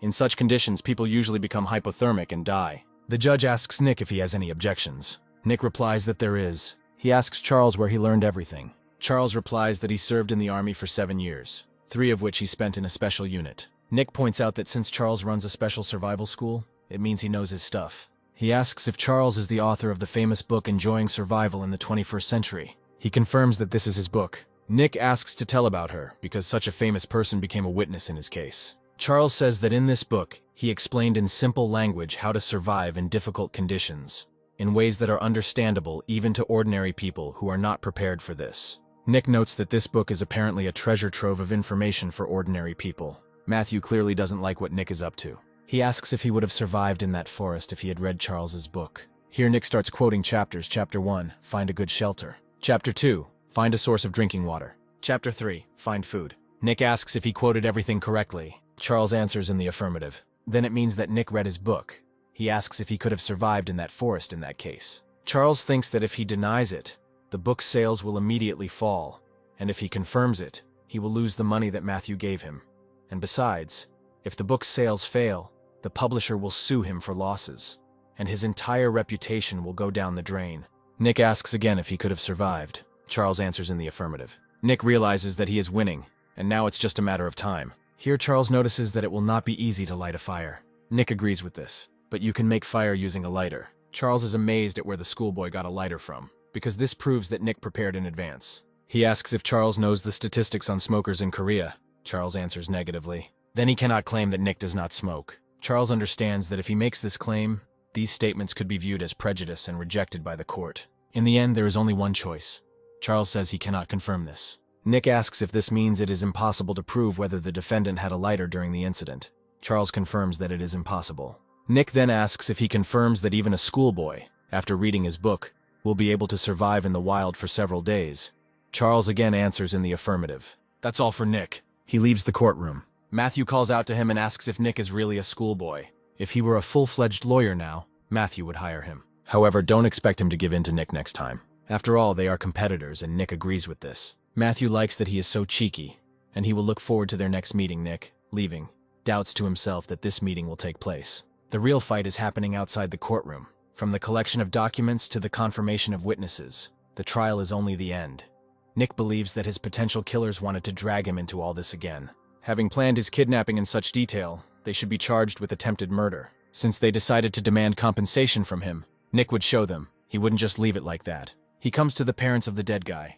They are outraged that he even dared to come. The father of the deceased thinks that Nick came to negotiate, but because of him his son died, so there can be no talk of any agreement. Nick said he didn't come to negotiate. The father of the deceased does not believe him and thinks that Nick is fooling them. Nick said from the very beginning that they had something to talk about, but he never mentioned the agreement. The father of the deceased does not want to listen to anything and grabs Nick by the jacket. He wants to hit him, but Nick asks if he wants to catch his son's real killer. Then the father of the deceased lets Nick go. He doesn't understand what they're talking about because he was told that his son froze to death. Nick understands that the police said this. He admits that he broke the guy's leg, but it was self-defense. It is unlikely that his parents forgot that Nick was kidnapped by their son's friends. The father of the deceased asks what he means by this. Nick says that it wasn't him who killed their son, but the guy's so-called friends. He asks the parents of the deceased if they remember what their son was wearing that day. Father doesn't understand what clothes have to do with it. Nick believes that the police have misinformed them and takes out the photographs. They clearly show bruises received during his life, but Nick did not hit him anywhere except his legs. He then shows a photograph of Jim and his friend when they were found. The father realizes that the red jumper Jim is wearing belonged to his son, and you can see that there is blood on the jumper. The mother of the deceased says that this is definitely her son's jumper. Nick asks where the blood came from if he was frozen, and why Jim is wearing his clothes. The father of the deceased cannot believe it. At first, Nick also thought that the guy was just frozen, but when he read the autopsy report, he clearly saw that there was no blood from the broken leg, and then the question arose as to where the blood on his friend's clothes came from. From all this, we can understand that the killer is not Nick, but these guys. Their parents forced the parents of the deceased to start this whole compensation thing as a cover-up. The father says they kept pressuring them with this lawsuit. Now Nick knows that they just wanted to get their children off the hook by hiding hard evidence. He asks who they think is telling the truth, Nick or Jim's parents and the other guy. Nick leaves them all the documents and suggests that they think carefully about what he said. It is their choice whether they will continue with that lawsuit or try to achieve justice. The next day they called Nick and suggested that they go to the police together. They arrive there and Nick asks if it is possible to get all the documents on the case that are kept by the police. The policeman replies that it is possible, but very uncertain. Nick believes that someone had a hand in this, judging by the reaction, since this is a normal procedure. The policeman hands over some papers, which he says are all he has. The father of the deceased understands that everything in the report is exactly as Nick said. He asks what caused the non-fatal injuries. The policeman says they haven't investigated it, and so they don't know. There are so many wounds of unknown origin on the body, and they didn't investigate anything. The policeman tries to explain it away by saying it's typical frostbite. The father of the deceased asks if they will open an investigation if an official request is made. The policeman replies that they will, but again hesitantly. The father states that they will then make a request right now. As expected, the dead guy's family dropped the lawsuit against Nick and went on the offensive against the other two. Nick is not happy that he got involved in all this again. He meets Matthew, who asks what Nick is doing here since the lawsuit against him was dropped. Nick says he came to pick up the documents. Matthew notes that the case against Nick fell apart and those families are very powerful, so now it will be a confrontation between them. Nick says the law is equal for everyone. Matthew will be waiting for his call when he gets his lawyer's license. He notes that now that family also needs a lawyer. It looks like Matthew wants Nick to recommend him to that guy's father. After some time, Nick goes into the forest. He wants to see what happened. Nick touches the stone. However, he only sees couples in love. It becomes difficult to walk because there is a lot of snow and it is also cold. Nick hopes he's found the right place. He sees a small cave and thinks those guys might have gone into it. He enters the cave and touches the soil. Then he sees Jim and two other guys sitting in a cave, the now dead one complaining that his leg hurts, the other two complaining about the cold, one of them thinking that maybe he should catch up with Nick and kill him. Jim asks what he's going to do with the guy with the broken leg. He again complains of pain and cold. Jim demands to close his mouth. Not only he is cold, but he is the only one with such warm clothes. Another guy remarks that his down jacket actually looks very warm. Jim decides that it is not necessary for all three of them to die and picks up a stone from the ground. This bastard killed his friend because of clothes. Since Nick found the crime scene and needed to make the necessary marks on it, he ties a red ribbon around the bloody rock that Jim used to kill the guy. Next, he ties the trees. The police soon arrive at the crime scene. It was theorized that the clothes had been taken from a dead boy, but evidence was found that turned the case upside down, with evidence of a struggle and blood on the ground. Nick and Matthew are there too. Matthew asks how he found this place. He replies that he thought about where he would go if he were in their place. Now there will be a trial, because there is strong evidence and the crime scene has been discovered. Nick has no doubt that Matthew will do everything right. He says that he is quite good at his job. He has always had the gift of the gab.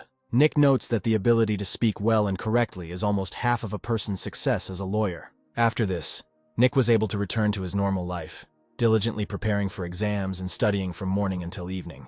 One day he is told over the loudspeaker to immediately go to the first floor. Nick feels sorry to waste time. Matthew came to him, needing help with the case of a murdered guy. Nick says he doesn't have time at all, but in the end he still asks what happened. Matthew reports that the defendant's side has chosen a strategy of using extreme necessity. Nick notes that they came up with a good idea. If she is recognized, then those two will be released immediately. Extreme necessity is when a person is forced to harm others in order to prevent harm to his own life. For example, if a boat with 9 people on board is about to capsize if another person gets on board. The defendant's side wants to make it look like those guys were on the verge of dying from frostbite, and the chances of getting outside help were minimal. Nick understands that if Jim is released, he will definitely take revenge on him. Then he agrees to help Matthew. Together they will definitely win this case. However, Nick soon realizes that things are bad, because the defendant's side has hired the law firm of Park & Stone, one of the best in Korea. The cost of their services is simply enormous, but due to close connections with the government, the success rate of their cases is very high. This means that they will not give up so easily. It will be difficult for Matthew to face them alone anyway. Nick says there's a good chance the court will go along with them. All the conditions for this are simply ideal, the weather and temperature, as well as the statistical probability of surviving in this temperature. Matthew can see that Nick can see it too. Things are going too well for them. Nick says it's good to have money, especially when there's a lot of it. It makes him laugh. But Matthew isn't funny at all. He came to Nick because he has no idea how to get out of this case. He believes that Nick will go far in the future, so he will definitely find a way out of this situation. Nick doesn't think the situation is completely hopeless, but he has one condition. Nick wants to pass the exam on the first try, so he asks Matthew to promise not to bother him again. and then he will tell him everything. Matthew realizes that if he wants to hire Nick in the future, he needs to do as he wants, and agrees. Then Nick tells him his idea. He asks Matthew what he would say if the other lawyer presented the evidence he just mentioned.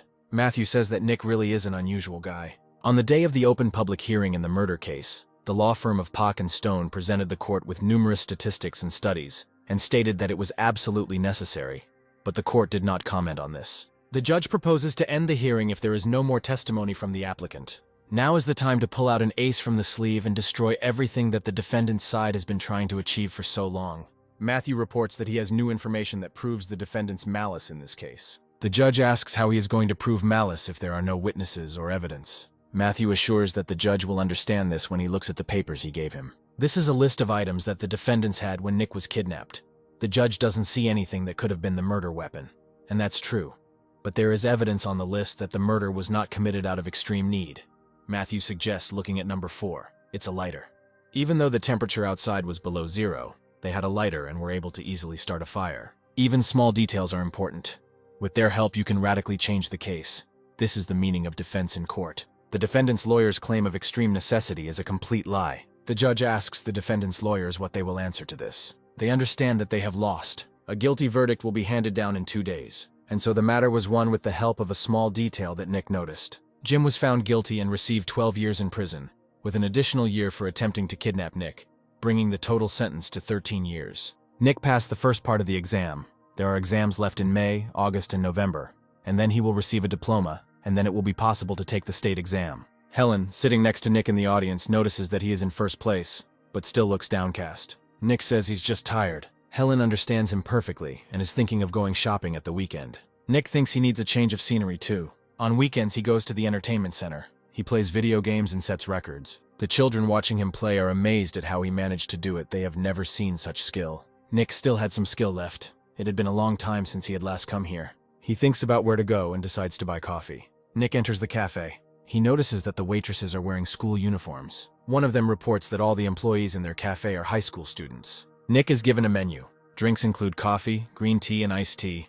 Nick remembers that around this time, tea shops and day cafes were popular, with school children usually working there. Nick asks for a chocolate mocha.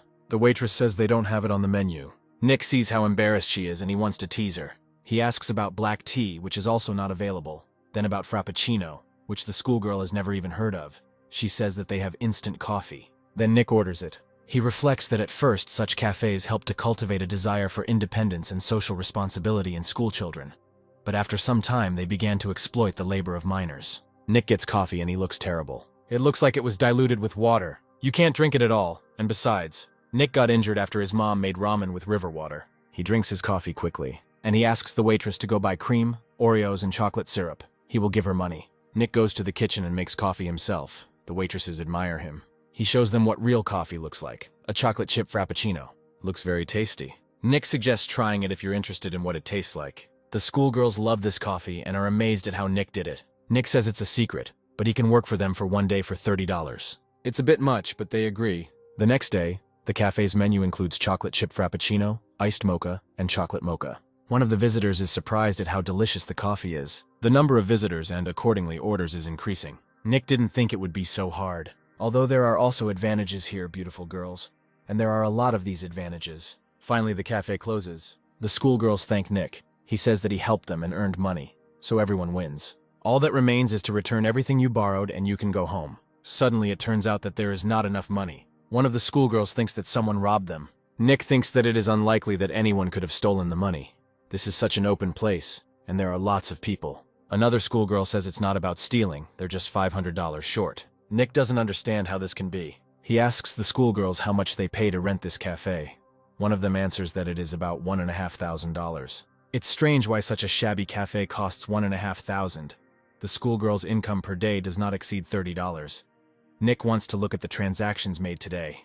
A cup of coffee cost about $3, and by selling 500 cups a day, they should have received about $1,500. But the problem was the amount for the products, which was exactly the missing $500. Then the owner of the cafe enters. One of the schoolgirls says that they don't have enough money to pay and asks for forgiveness. The owner states that they are simply obliged to give as much as they agreed on. Two men enter, apparently also from the management. The schoolgirl says that they only have $1,000 and again asks for forgiveness. The two who came suggest calling the police people like these schoolgirls need to be taught a lesson so that they come down to earth. The schoolgirl continues to ask for forgiveness, saying that they were wrong. Nick doesn't understand how these men can talk to schoolgirls like that, because the income won't exceed $30 a day, and they signed a contract for $1,500. It felt like they had set it all up. Those two came in right after the owner, as if they were standing outside and waiting.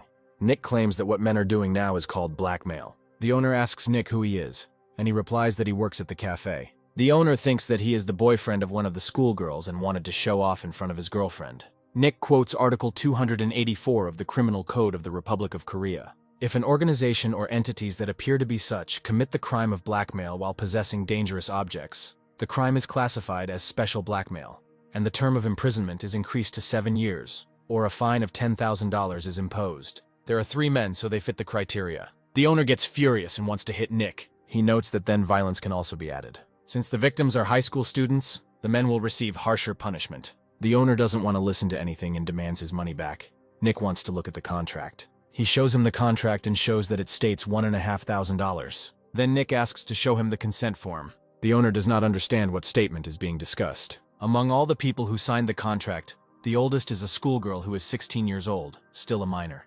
Minors do not have the right to sign any documents without the consent of their representative, such as their parents. Without the written consent of the representatives, the contract is invalid. That is, if there is no consent from the parents, then the schoolgirls have the right not to give the money. The cafe owner asks where this is written. Nick replies that it is written in the Constitution. Of course, neither the schoolgirls nor these fools knew about this. The owner demands that he give him $1,000 and leave. Nick wants to look at the database of sold goods. It is necessary to understand where the sum of $1,500 came from, and how justified it is from the point of view of logic. Because if this sum is not justified, then it will be a scam and will be considered fraud. Intentional concealment of information leading to monetary gain, including concealment from other parties to the contract, is considered fraud. The cafe owner doesn't want to show anything. Then Nick is going to call the police and report blackmail and fraud. The owner says that the daily revenue is about 200,000 won, which is $143. Nick offers to add another 100,000 won, about $77. Finally, it's all over. Returning home with one of the schoolgirls, Jane, Nick says that she did a good job, but she objects that Nick made coffee all day by himself.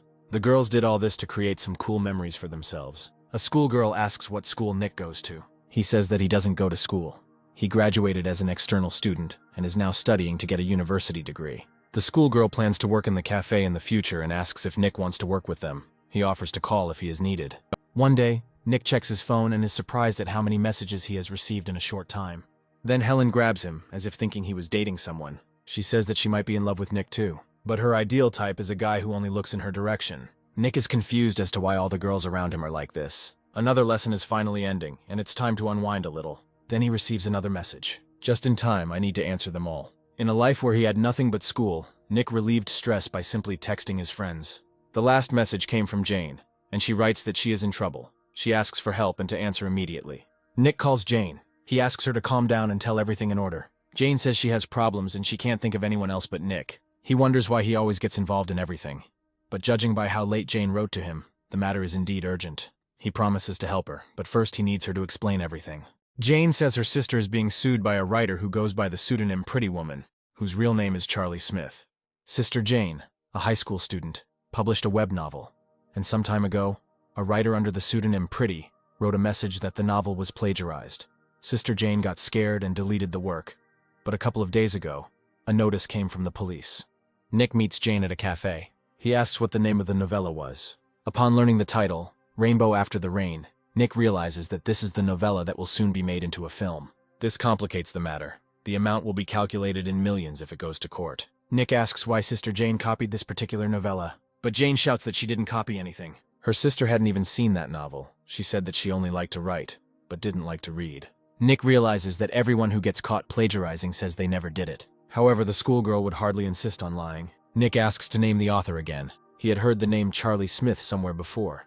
Perhaps he would hire Nick in the future. He asks if Jane has any other information about him besides his name. She says that this is even the first time she hears his name. Nick has to search for information on the internet. Back then, the phones with 2G were mostly used, but the price for using it was very high. He finds information and is surprised. Jane decides that Nick knows Charlie Smith and that everything can be hushed up with an apology. Nick says he knows him and doesn't know him at the same time. Writer Charlie Smith debuted with Rainbow After the Rain, selling over 8 million copies. However, his subsequent works received negative reviews for plagiarizing himself and failed, after which Charlie worked at a television station and wrote one script, but was caught plagiarizing and was forced to quit. Nick asks Jane when her sister wrote that novella, and she replies 2 years ago. Now her sister is in the 10th grade, which means 2 years ago she was in high school. Nick notes that this is suspicious because the times don't match. Sister Jane said she wanted to publish it that year. Nick asks if he can take a look at the novella. Jane thinks there are still files on the computer. She will look for them. After some time, Nick finds a book by Charlie Smith, Rainbow. After the rain, in the store, he notices that it is impossible for him, as a man, to read it without shuddering. Although the plot and characters are well written, it is difficult to believe that a man wrote it. Then Nick's phone rings. It's Jane. She found the novel on a diskette. Nick hadn't heard that word in a long time, although even in the future some old lawyers would still use floppy disks. In the evening, Nick comes to Jane's house. He meets her sister Susan. Jane shows him where the computer is. It turns out it's old and takes about 5 minutes to load the operating system. Nick realizes that this computer has not been improved in any way. It has only been dusted off. He reads the novella and realizes that it is very similar to Charlie Smith's work. Even the narrative style is similar. Jane assures that her sister is not a plagiarist and wrote everything herself. Susan says she wrote a novella 2 years ago and posted it on her blog for fun. Nick asks if it's true that it was a private blog. Susan answers in the affirmative, adding that she doesn't understand all this at all. The only difference in her work is the title, Sadness After the Rain.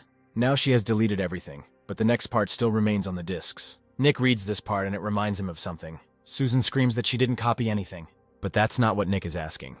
He's asking if it's true that this is a love story that started in middle school, continued through high school and college, and ended in marriage. Susan wonders how he knows this. Now Nick is sure that her work was stolen. Nick described the plot of all 3 Charlie Smith books that would come out in the future. He remembered this because those books would be very actively advertised. Susan's work was copied by someone without her knowledge, passed off as their own, published on some website for writers, and became famous. Having become famous, he signed a contract with a publishing house. Susan had not even heard of websites for writers. Nick explains that there are special websites where aspiring writers publish their work. He says that everything has gotten so exciting that a movie will be released soon. The problem is that Charlie Smith knows his work is plagiarism, so if the real author comes forward, everything he has accomplished will go down the drain, and he will be forced to pay large penalties.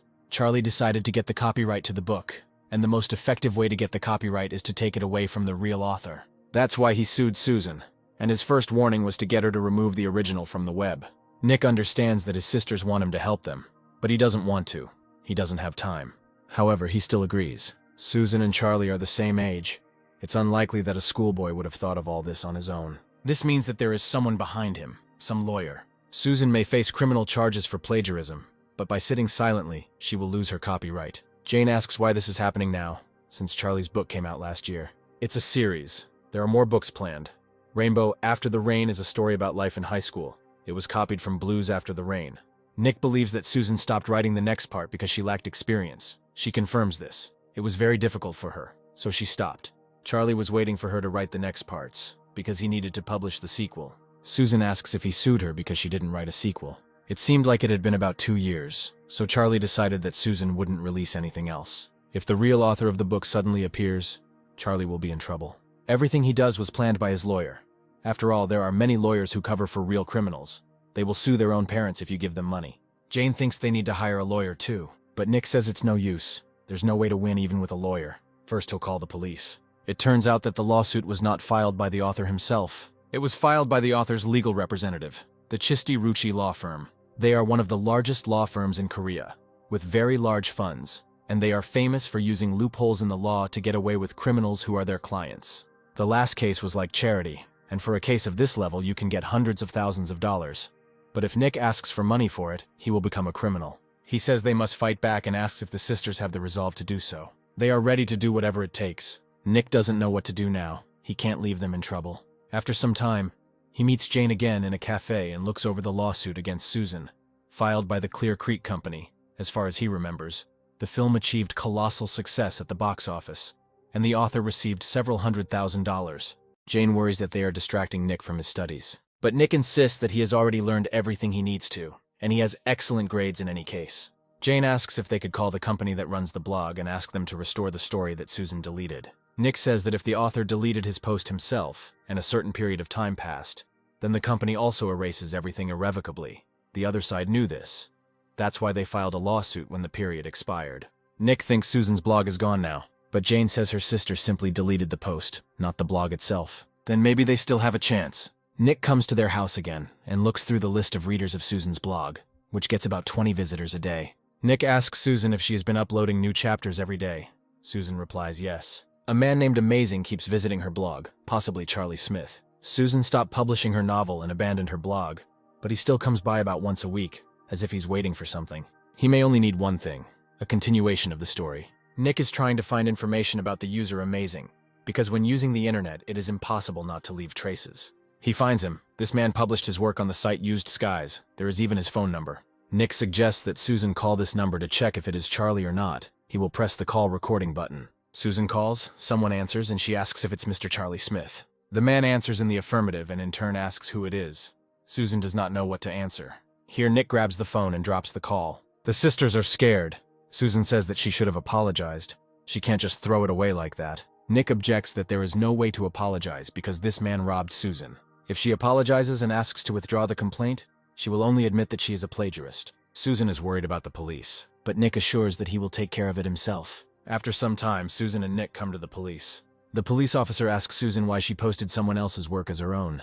Nick asks if this is an interrogation. The policeman thinks he is the younger brother and says he has no right to interfere. Then Nick takes out an envelope and offers to look at the contents. The policeman notices that it doesn't look like a bag of money. This is evidence. If you watch Susan's blog, you can see information about visits from a user named Amazing. You can find this person's email on their page, and with the help of mail you can find a phone number. The policeman is thinking that he was asked to punish Susan to the fullest extent, and then some little girl appears and starts telling him something. Nick also has a recording of the conversation with the user Amazing. He offers to listen to her. An audio recording is played, the authenticity of which is beyond doubt. Nick says plaintiff Charlie Smith has visited Susan's blog more than 100 times over the past 2 years. According to the law on appealing a criminal act at the request of the victim, he had to file a complaint within 6 months after learning about the fact of plagiarism after this period.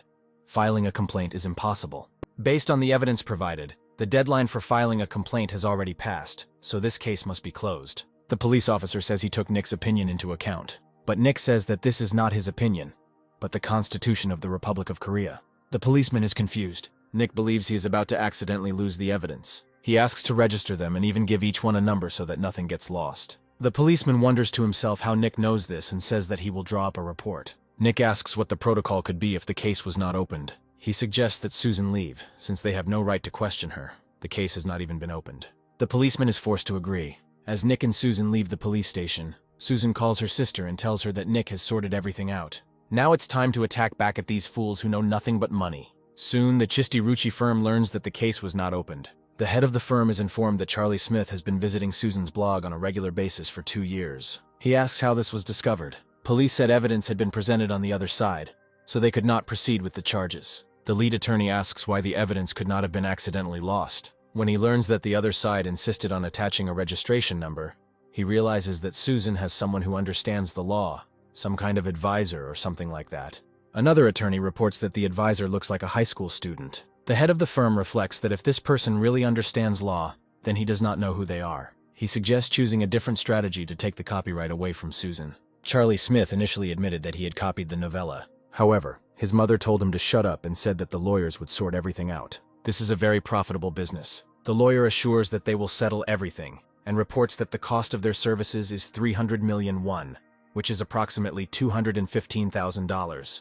The head of the company assumed that Charlie had left a lot of traces. Now there was nothing to be done, but we could move on to Plan B. After some time, Nick tells Jane that now they will try to attack them with civil law, since the criminal one didn't work out. Jane doesn't understand why they torture them so much. It's because of the billion won that Charlie earned from selling the book he passed off as his own. If he can't get the copyrights back from Susan, he'll have to pay huge amounts of compensation, and he's unlikely to want to do that.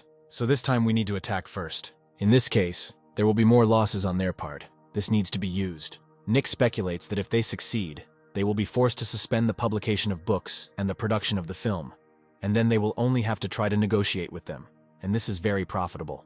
Nick first filed a temporary restraining order against the production of a film based on a book that infringed copyright, just as he did with the production of the books. The chief lawyer of the firm Chisti Rushi is perplexed as to who this defender of Susan's rights is, since they wanted to resolve everything with compensation. Another lawyer notes that judging by his actions, he has been in the legal profession for a long time. The head of the company demands to find who is behind them. He says that first we need to repel this attack. Meanwhile, Nick suggests that Susan change into clothes that she doesn't want to wear because they are dirty and smell bad. Susan asks if she has to wear it. Nick insists. He says they will attack with a psychological attack. The other side will try to end it all as quickly as possible. So now we need to make some noise. After all, people demand entertainment, and the next moment will never present itself. They will try to use all the connections they have to end this as quickly as possible. But Nick and the sisters don't have those connections. But they have a strategy. They don't have money to bribe people, and they will do it differently. They just need someone adult. Susan asks if this is the reason she should wear these clothes. Nick says that all politicians or owners of financial industrial firms going to court try to look as miserable as possible. He suggests that Susan look at the script that lawyers write for themselves for their appearance in court. Susan asks if Nick could go instead of her. Nick has not yet received his license, so he cannot officially help her in court. He wants Susan to read the script. She comes from a poor family and has worked various jobs to earn money for food. But despite this, she really wants to become a writer. Susan objects that she wants to become a nurse, and their family is not very rich, but not so much that she needs to work. Nick says other people don't care. They want a story about how Susan suffered trying to write her paper. She says that it is Nick who needs to become a writer, not her. Nick isn't sure about that. After the interview was released, the opinions of viewers were divided. Some felt sorry for the girl, while others said that there was no evidence of plagiarism. Nick believes that because the only evidence available is the original file, there are still people who believe Charlie Smith more. Later, Nick meets Jane at a cafe who says that no lawyer wants to take on the case. Nick doesn't know what to do now, and the media's reaction is also so-so. He is not officially a lawyer, so he cannot represent Susan in any way. Jane asks if her sister can represent herself. Nick thinks it's useless. They need a lawyer. He thinks to himself that he has everything prepared. He just needs to find someone who will read it in court. Then Nick gets a call from a lawyer from the firm that helped him with the Tarun Group case. He heard that Nick was busy with something right now. The lawyer reports that the chairman of the Tarun Group is keeping a close eye on Nick. He admits that he has reached a dead end in the copyright matter. Nick asks the lawyer if he can put some pressure on the judge on behalf of the Tarun Group. The lawyer says that they can be used as a shield. Clean Creek has become completely arrogant. He asks if any other help is needed. Nick asks if they have any available lawyers. There is one newbie, the same as Nick. The lawyer says she doesn't have much experience, so she needs to be watched closely. Nick understood everything. Although the young lawyers passed the exam and received a license, they lacked experience, so their superiors gave them only small cases, and because of this, they advanced very slowly and did not gain much experience. A young lawyer comes to meet Nick. Her name is Mary. This is her first case. Nick notices that Mary is very nervous. He asks what she was told about the case. Mary replies that since this is a matter of several $100,000, it cannot be screwed up, and they are also being monitored by the Tarun Group. Nick reflects that all her peers are now engaged in cases for several $1,000s, and even that is unlikely. This is her first independent case, and besides, the Tarun Group is involved in it. He suggests that Mary just do as he says and switch to informal terms with him, since he is a high school student. Mary doubts to herself whether she will succeed, but out loud she says that she will succeed. Mary asks what and when she should do. The trial begins in a few days. The defendant's lawyers look at Mary and realize that she is a newbie. The judge asks for silence as the hearing in the copyright and damages case begins. Nick is present in the courtroom. He sees how nervous Mary is and is ready to help her. Mary has a listening device hidden under her hair so he can hear Nick. They prepared well, and Nick is confident that they will crush them now. The defendant's side calls the first witness, the head of the publishing house where Rainbow After the Rain was printed. He found a job online and at first thought the author was a girl. He was very surprised when he met the author. As he turned out to be a guy, the publisher did not think that men could write so sensually. He really liked the novella, because reading it, you can once again experience the feeling of first love that arises at a young age. The defendant's lawyer agrees that Charlie Smith's work is really of very high quality. Nick has a communication device up his sleeve, and he whispers into it that the defendant's lawyer keeps calling the novel a work of Charlie Smith, and demands that it stop immediately. Mary states that she has objections. The defense attorney keeps saying that the author of the novel is Charlie Smith. This is misleading and should be stopped. This hearing was open to establish the real author, and it is inadmissible to single out anyone before the end of the trial.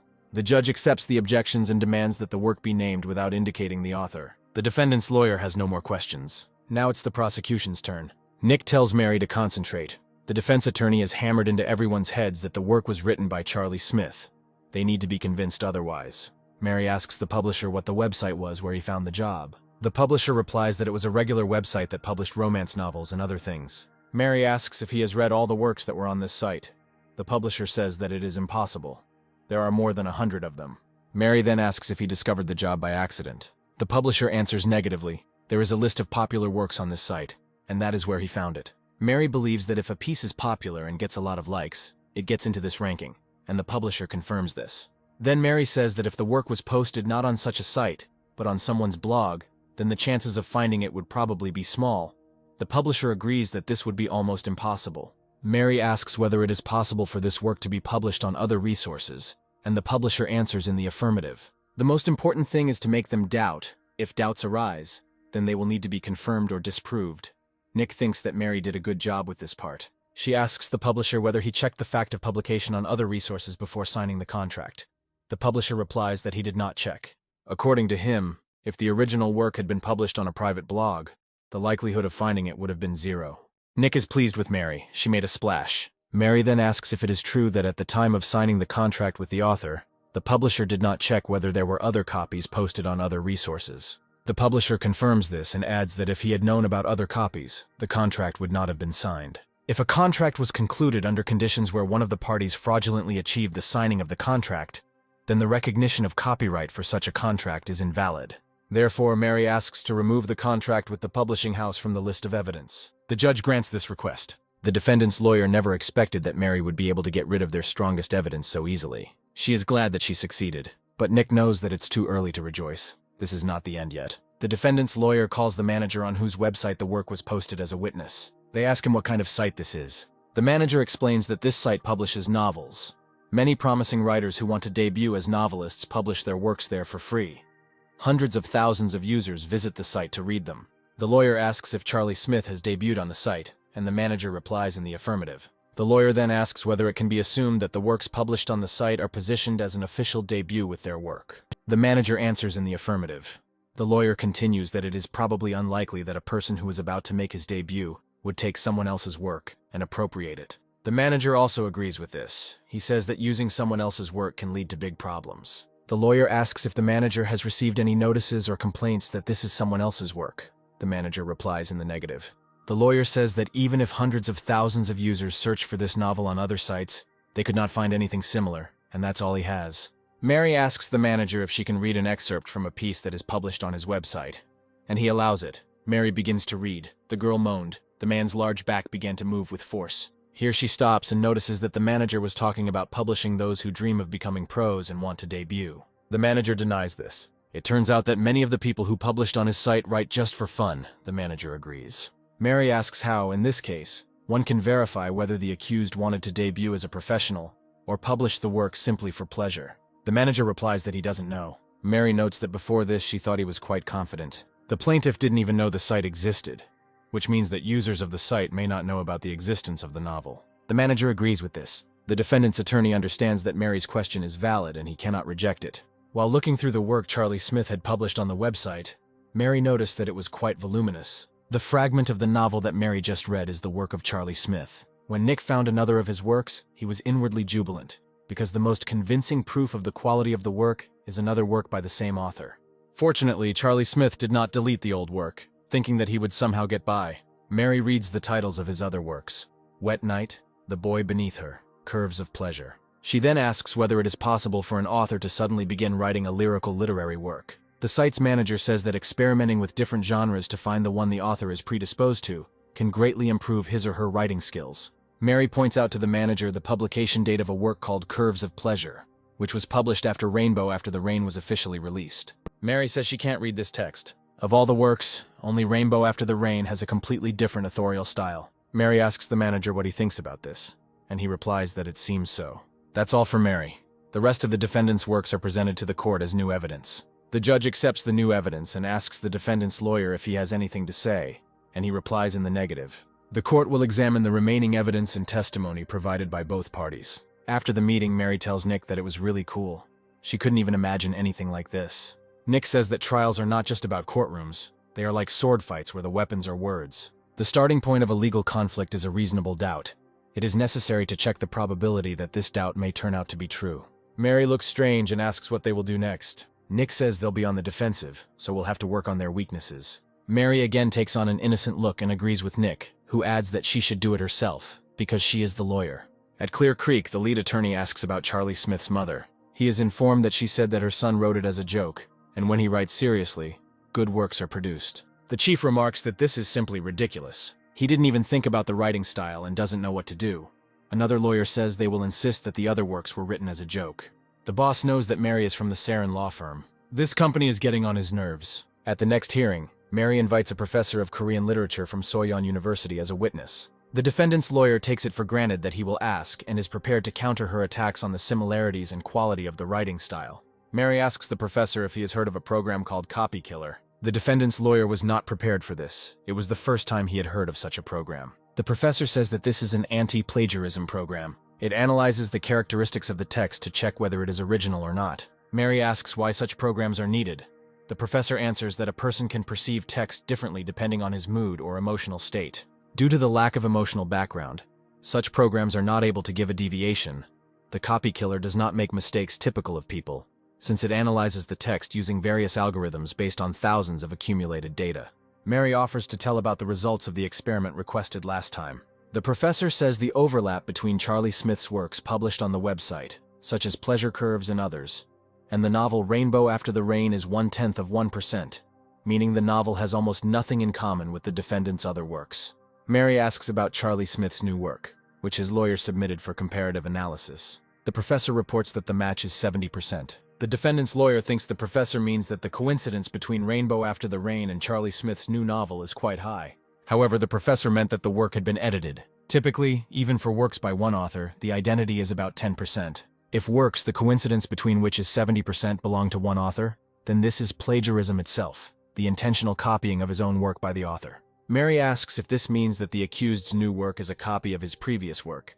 The professor replies that this is very likely. Addressing the judge, Mary asks what could be the reason why the defendant's new job is so similar to his previous job. Mary believes that if Charlie Smith is indeed the author of both works, then there is no point in resorting to self-plagiarism.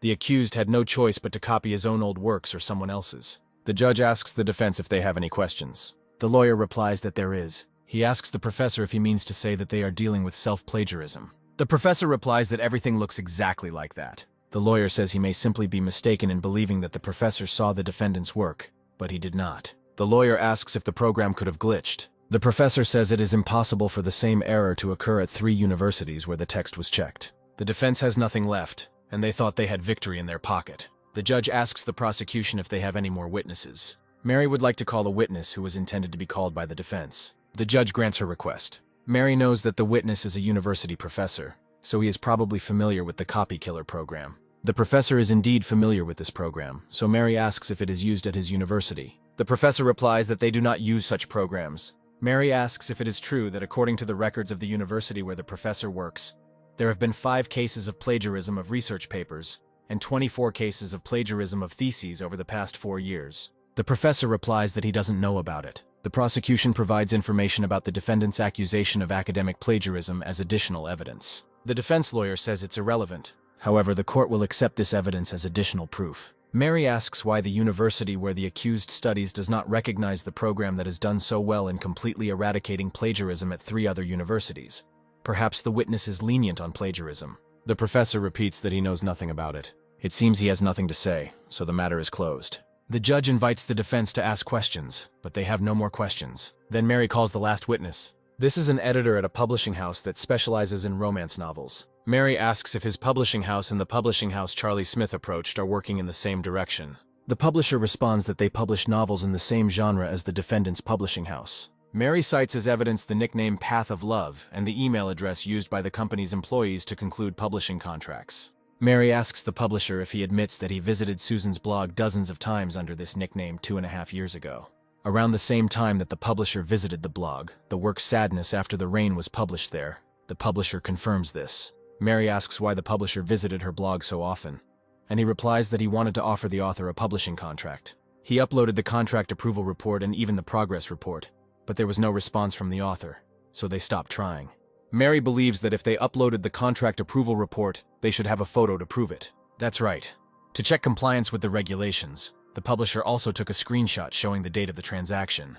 The prosecution submits this report as evidence. The defense attorney objects. However, he doesn't know what to say. The judge asks for a good reason to file an appeal. Then the lawyer says that he withdraws all objections. The evidence was accepted. The defense lost. When Susan finds out that the case has been won, she can't believe it. Now they have a whole billion, and there will be more. First of all, they will receive compensation for moral damages from Charlie Smith personally. And in addition, a film based on the novel has already been released. So in total, they will receive about $3 billion. Susan is a little scared that she will suddenly receive such a huge amount of money. Nick notes that this is the right attitude. In order to manage money wisely, you need to be afraid of it. Nick went to study. If he officially worked as a lawyer, he would have earned at least 300 million won from this business. He reminds Susan that her next work will be published by Love Publishing House. Since they testified in court and provided evidence, Nick promised them that the next 2 works would be published by them. Nick is riding in Mary's car and notices that she is thinking about something, which could lead to an accident. Mary analyzes the case, but still can't understand the essence. Nick asks if he can give Mary advice. He says that all people lie and advises never to forget this. Even clients who turn to lawyers for help lie, so they also cannot be trusted 100%. It was largely thanks to this advice that Mary was able to build a solid foundation to become a competent professional. After some time, the school preparing for state exams celebrates the successful passing of exams. Nick is also offered a drink, but he is a minor and besides, he is preparing to become a lawyer. Helen playfully flirts with Nick. He is not thrilled with her jokes. They ask Helen if she is going to university. She answers in the affirmative and adds that she has a goal. Nick says it's great that Helen got in on her first try, and she suggests that he pretend he doesn't know her if they ever meet again. Nick doesn't agree to this. All the partygoers greet the next morning drunk, except Nick. He doesn't understand how one can drink so much, and even until the morning, everything smells of alcohol, and he decides to take a walk. After some time, Nick comes to the playground. He is tired of walking and wants to take a rest. Nick sits down on the bench. Then he hears the sound of a swing and is surprised that at such a time someone comes to swing on it. He sees that this is a very young girl. She should be at school now. Nick thinks that maybe something happened to her. Then he notices a man in the bushes, and Nick doesn't like the look in his eyes at all. He has something in common with Mr. Lee. Nick approaches the girl and says that she shouldn't be sitting here at such a time. It's better for her to go to school. The girl asks Nick who he is and calls him uncle. Nick says that he is only 17, so he is not uncle, but appa, which is how girls and young women in Korea address older brothers or young men. Nick thinks that the girl will not go to school. He notices that the man has disappeared somewhere. Nick asks the girl if she wants to eat. He wouldn't mind some jjajangmyeon right now and will buy her whatever she wants. But the girl says that her father forbade her to eat what strangers offer her. Nick again objects that he is not an uncle, even though they are strangers. But he is quite a nice-looking appa. Then the girl says that there will be champagne. In the cafe, she tells Nick that she doesn't want to go to school because she gets scolded so much there. Nick asks why the girl is being scolded. She replies that they cannot pay for food. Nick asks if the teacher gave her any papers for her parents. The girl answers in the affirmative and shows him the paper. This is a bill for food payments, which states that due to non-payment for 4 months, food provision has been suspended. Nick asks the girl if her parents work. She replies that they work, but they still don't have money, so they quarrel every day. Here Nick realizes that he still doesn't know the girl's name. Her name is Renee. Nick asks if she showed the bill to her parents. Renee says that if she shows them the bill, they will fight again. Nick suggests going to her house together. If her parents fight again, he will stop them. Renee is happy and asks if it's true. Nick assures her that it is. He has already been reborn, so there is nothing to fear. When they approach Renee's house, they immediately hear her parents arguing. Renee doesn't like this. Nick asks her to cover her ears, count to 200 and then come in. In the meantime, she believes that he will reconcile mom and dad. Nick picks up a stick from the ground. He approaches the glass door where Renee's parents are arguing, and breaks the glass with a stick. Nick comes in and asks if he can talk to them about Renee. Her mother thinks Nick is going to attack her. He asks if they agree to talk to him or if he should smash and break everything here. They have no choice but to agree. Renee's father didn't even know she had such problems. Here the girl comes up to Nick. She has already counted to 200. Renee's mother serves Nick coffee. Touching the cup, he sees something. Nick asks Renee's father how he can sit still knowing that he is 7 months behind on his rent. He is surprised how Nick found out about this. He says he has his own ways. Nick wonders if Renee's father is really a fool or just pretending, and he asks if Nick is overdoing it. So Renee's father is worried about what a stranger will think, while his own child is starving. His boss said he would pay soon. Nick yells at him. If this boss of his doesn't pay, he'll probably let his kid continue to starve. He really is an idiot. Renee asks Nick to stop. Her dad is not like that. Nick apologizes for yelling at her dad and promises he won't do it again. Renee's parents are crying. The girl also starts to cry. Nick thinks he's going to go crazy soon, but leaving now would feel somehow wrong. Then Father Renee tells Nick about some circumstances. He says that there was probably no property legally registered in the name of a certain person. The father tried to find out, but there was nothing on the names of family members either. Nick says that we need to figure everything out first. He has ways. Even after he died and came back, he couldn't get rid of his habit of helping people. It was because of this habit that he took cases that other lawyers refused, and it was because of this habit that he died. Nick asks Renee's father to give him his account number. He wonders why this is necessary, but Nick insists. He calls the bank and asks to transfer 1,000,000 won into the account. Father Renee is amazed because for him this is a lot of money, but he hardly wants Renee to starve. He will return the money when they sort out the matter. Father Renee is very grateful to Nick, who assures him that he will keep his promise. He is thinking that he will have to turn to the Sarin law firm for help again. The case concerns the Yoseonganchan company, where Renee's father works. This company is mainly engaged in the production of parts for electronic devices. The sales volume is about 20 billion won per year. The chairman is John Stone. Nick calls the lawyer from Sarin and asks if he knows who is behind the chairman. He says that this is the Chistiruchi company. The lawyer notices that there is always something going on around Nick, as if it is written on his face that he is looking for a job. The lawyer suggests sending Mary to Nick. There is no talk of a trial. Nick himself knows that. The lawyer says that Mary was clearly happy to work with Nick and asks what the secret is. He replies that there are methods everywhere. After talking with Nick, the lawyer reflects that he's becoming more and more convinced of the improbability of this guy, and he is only 17. If he does become a lawyer, it will be a real blow to the industry. When Nick arrives at Renee's house with Mary, the girl's father, Kevin, says he may not have half the money left after paying for legal services. Mary suggests that in that case we gather more people. Nick says the amount will remain the same regardless of the number of people. But Kevin understands that the more employees of the company join the lawsuit, the less they will have to pay if you add them all up. It will come to about 100 people. Mary reports that the cost is 7 million won, and with 100 people participating, it will be 70,000 won per person. Kevin doubts whether it will work. Nick states that he must trust him completely. He takes full responsibility. After some time, Mary comes to the additional education center where Nick studies and checks the documents. She believes that this case was doomed to failure from the very beginning. There are definitely no errors in these documents. The Chistiruchi company did its best. However, Nick found a mistake. Some of the documents all list Walter Brown as the plaintiff. Yoseonganchan is a joint stock company, so Walter Brown is officially only an executive director, but not responsible for compensation. Therefore, this time they will file a lawsuit in the name of the company, not against Walter Brown but against AO Yoseonganchan. Walter Brown soon learns that another complaint has been filed. His subordinate says he needs to go to the Ministry of Labor. Walter asks what they will do if he doesn't go. He demands that they simply ignore everything they say. The company will pay a small fine, and everything will be fine. Then someone enters the director's office. Walter is indignant. He said not to disturb him. He is informed that they have been placed under arrest. But Walter Brown's property is not here, and he does not understand what kind of arrest there could be. He needs to get down to the factory as soon as possible. Walter goes down there and sees people in business suits and with papers, who are looking at the equipment and talking about something with the company employees. The director asks what is going on here. Among the workers is Kevin, who says they are only here to collect the wages that Walter has delayed. Walter already said that he would pay as soon as the company's situation improved. Kevin says that by that time they will already be starving. Walter doesn't think they can win against him. Nick, who is present among the lawyers, realizes that Walter had no intention of paying anything from the start. After some time, Walter talks to Nick. He does not understand why the expensive equipment was not seized. One machine costs more than 2 billion. Nick says that's the price when buying a new car. This isn't just a fight for money. Nick will definitely tell everything if Kevin waits a little longer. Soon, the workers of the Yoseonganchan company go on strike, demanding immediate payment of wages. Walter thinks it's funny. He asks the workers what they have done here. They apparently think that if they hang papers everywhere, then everything will belong to them. One of the workers notes that they have been involved in all this for so long that even this could be allowed. Walter demands to shut up. Kevin points out that the labels aren't on the cars. The director sees that they are pasted onto containers with materials. He asks why they seized materials that are worth pennies. Nick is among the strikers and he is about to speak out. A person must have a conscience. It's time to stop tolerating this. Nick steps forward and says that whatever the case, these materials have been seized.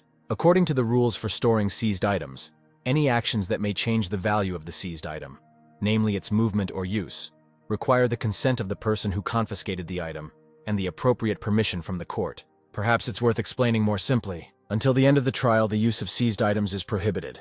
Now Nick has definitely explained everything well. Walter lashes out at him with insults, but Nick says that if the principal is an adult and wants to be treated with respect, he should act like one. Walter demands that this circus be ended. They can't stop it anyway. But later it is discovered that Nick has organized a committee to combat AO Yoseonganchan. He installed cameras to monitor the factory from the inside. Nick says that if the necessary materials are not available, workers will have no choice but to stop production. With the help of observation, they would be able to quickly fight back. It was worth taking precautions just in case. Kevin asks if Walter is really going to get away with it that easily. Nick assures him that he won't be able to. They will set a trap. When the time came, they would understand why Nick had told them to keep a close watch on the entrance. But for now, they should trust him, because the last shot was always important. Here they see that new materials have been brought. Nick announces that this product is subject to seizure. The workers say that these are goods for the customer, and they will all be sent to another company. Nick asks if they received payment for the goods. Of course not. No one pays in advance before receiving the goods, so they seize it. Walter doesn't know what to do. He thinks that maybe he should contact the Chisti Ruchi company, but they are too expensive. Last time he had to pay them a whole $1,000,000. Then his daughter calls him. She learned that the electricity would be cut off if her father did not pay his taxes on time. Nick sees that Walter is in serious trouble because the account from which taxes were paid was frozen. Molly thinks he should be starting to pay salaries at this point, but Nick isn't so sure. Perhaps Walter is using the money to pay taxes. That's the kind of person he is. Worthless ambitions do their job, so it's time to move on to the next stage. After some time, an anonymous report about the internal data of Yosunggongcheon JSC is sent to the police. It turns out that given the size of the debt, even finished goods were seized, in addition to unpaid wages amounting to 1.8 billion. A police officer calls someone and tells them that he has received very interesting information about Yosunggongcheon. Nick later meets Kate, now the CEO of the Tarun Group. Nick notices that the changes suit her and asks how her son is doing. Thanks to Nick, great, Grandpa dotes on him. Kate notices that she hasn't heard from Nick for a long time. Maybe something happened. Nick asks to buy one company for him. Kate thinks that this is too much, since we are not talking about a few cents. Nick says it will cost pennies, about 2 billion won. Kate asks about the company. Nick tells her name. Kate realizes that this is the very company that everyone is talking about now. Nick says it was his doing. Kate would have to pay around 10 billion to buy this company. It is unclear why it would be worth 2 billion. Nick has a plan. If it works, they can buy her for even less. Kate doubts whether this is possible. Nick is sure it is possible. Meanwhile, Walter is on the phone with someone, needing to know what to do if a fundraising team is suddenly sent to their location. He is informed that a more serious problem is the company's delisting from the stock exchange, where an investigation is currently underway. A company that has not paid its employees for 7 months cannot possibly be profitable. Walter has to go through a financial audit, so from now on there is no need to call them anymore. The person he was talking to hangs up. There's someone knocking on Walter's office door. It's Mary. Walter is indignant. Why did she come again? Mary has a proposal for him. If Walter personally guarantees that he will pay the withheld wages, she will withdraw the appeal to seize materials and finished products. Walter thinks they were scared because if the company went bankrupt, the employees would not receive their salaries or severance pay. They won't have a choice if Walter goes bankrupt. He demands that the freeze on the savings book be lifted, but if they don't lift it, then it's not necessary. Then they will all go under. Mary asks him to sign a receipt for the debt payment. Walter thinks that she seems to have no experience at all. Mary leaves. Walter knew they couldn't defeat him. He calls and demands to start production. He has settled everything. Let the inspection team come whenever they want. At the Yosunggongcheon Anti-Combat Committee building, Mary asks Nick if this will definitely work. She wonders if a receipt for a debt from a penniless Walter Brown can help. Then it's time to show Mary the wonders of the law. Soon, Nick, the lawyers, and the Yosunggongcheon workers come to the bank. Nick assures that they will finish this today. But the workers doubt this. They have heard that the receipt is completely useless. With the help of this useless receipt, Nick obtained a court order. Mary sees that this is a property disclosure order. Nick offers to follow him. They need to return everything that Walter owes. In case the party in the debt relationship hides its property, the property disclosure procedure allows you to check the bank account of the above-mentioned party by obtaining a court order. The bank employee checks the documents and offers to follow her. Nick explains to Mary that if you submit an additional request when making a request and specify together with the safe, you can get access to it as well. They come to the safe. Mary looks into it, expecting to see precious metals. But there are 18 billion won in unpaid wages and securities with no name on them. These are bearer shares that can be used simply by owning them. If these papers were at their original price, Walter could repay the debt even if some of the papers were seized. But due to rumors, the price of the shares fell very much, and even if they seized everything, it might not be enough. But Nick had thought of everything. The stock price needed to be raised again. Walter soon learns that his shares have been found, and he knows that with this, they can easily oust him from his position. Mary and Nick bring the workers of Yosunggongcheon a bag containing securities representing 30% of the company's total shares. The workers don't really understand the promotions. Nick offers to provide this to those who arrive just in time. This is the investment management team from the Tarun Group. They are offering to buy all of their shares for 1.8 billion won. Finally, the workers will get paid. Mary asks Nick how he did it. The news that Yosongchan would become a branch of the Taeryun Group caused the sharply fallen stock price to rise many times over, and the Taeryun Group was able to acquire the company at the lowest possible price by combining 25% of the shares bought in advance and 30% of the shares received from the workers. Kevin expresses his gratitude to Nick by hugging him too tightly. That's why they say the law is scary. Nick advises Mary to learn not only to use the law, but also to look at situations from the outside if she wants to become a good specialist. After all, this time there was no trial or sentence. Mary will always be able to achieve this result if she follows a few simple rules. Mary thinks that this guy will become a monster, destroying other lawyers to smithereens. After some time, Nick returns to his hometown. He discovers that someone has hung a poster in front of the school announcing Nick's successful passing of the state law exam. He calls the school and asks them to take down the poster before they write "School for the Defense of Sexual Assaulters" on it. Nick doesn't want to be used just because he's from this school. Since law schools are still not very common, lawyers are highly prized. Last time Nick threw himself into work after his sister's death.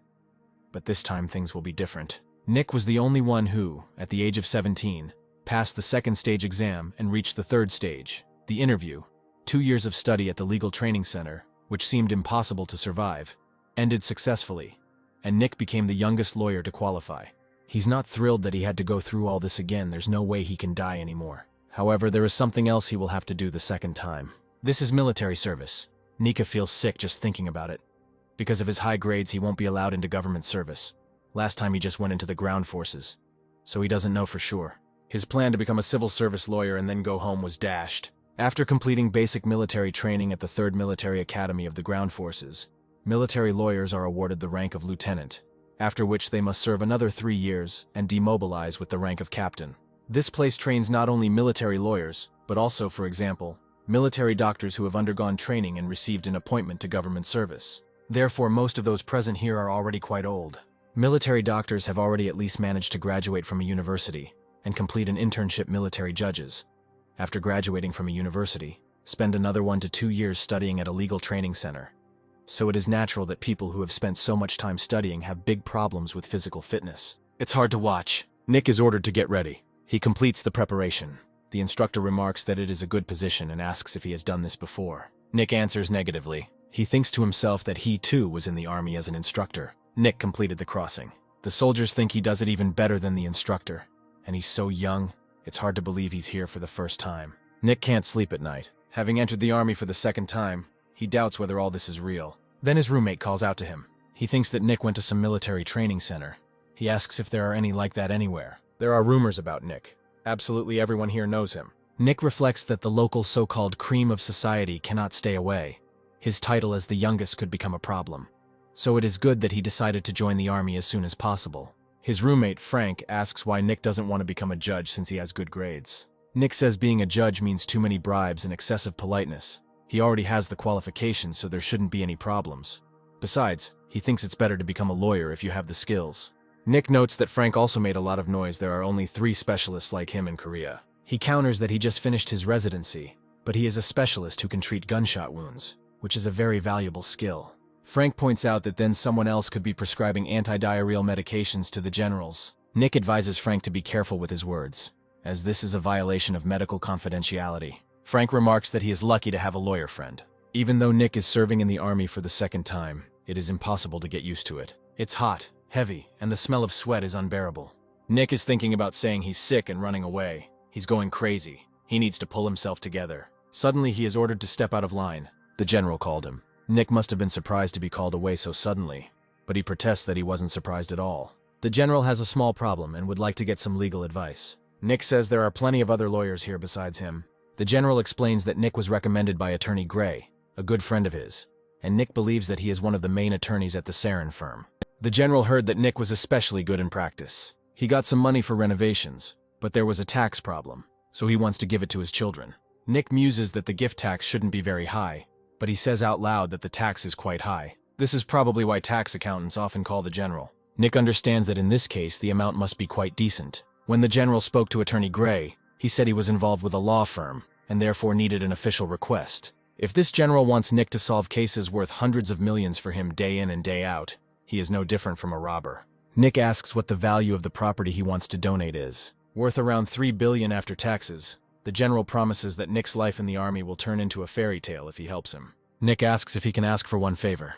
He asks for help in getting appointed as a military prosecutor. The general asks why not a judge, since with his grades it is quite possible. Nick says he just wants to try. In the military, prosecutors have easier access to cases than judges, and they need to at least gain experience since they aren't getting paid for it anyway. The general says that this is doable and asks to tell him how best to proceed. Nick promises to start looking for a solution immediately. The tax was higher than he thought, which explains why tax accountants are restless. He thinks about what to do. The land left to the general by his father was reconstructed, resulting in him receiving 3 billion won. He has no financial problems thanks to his military pension, but he is involved in divorce proceedings.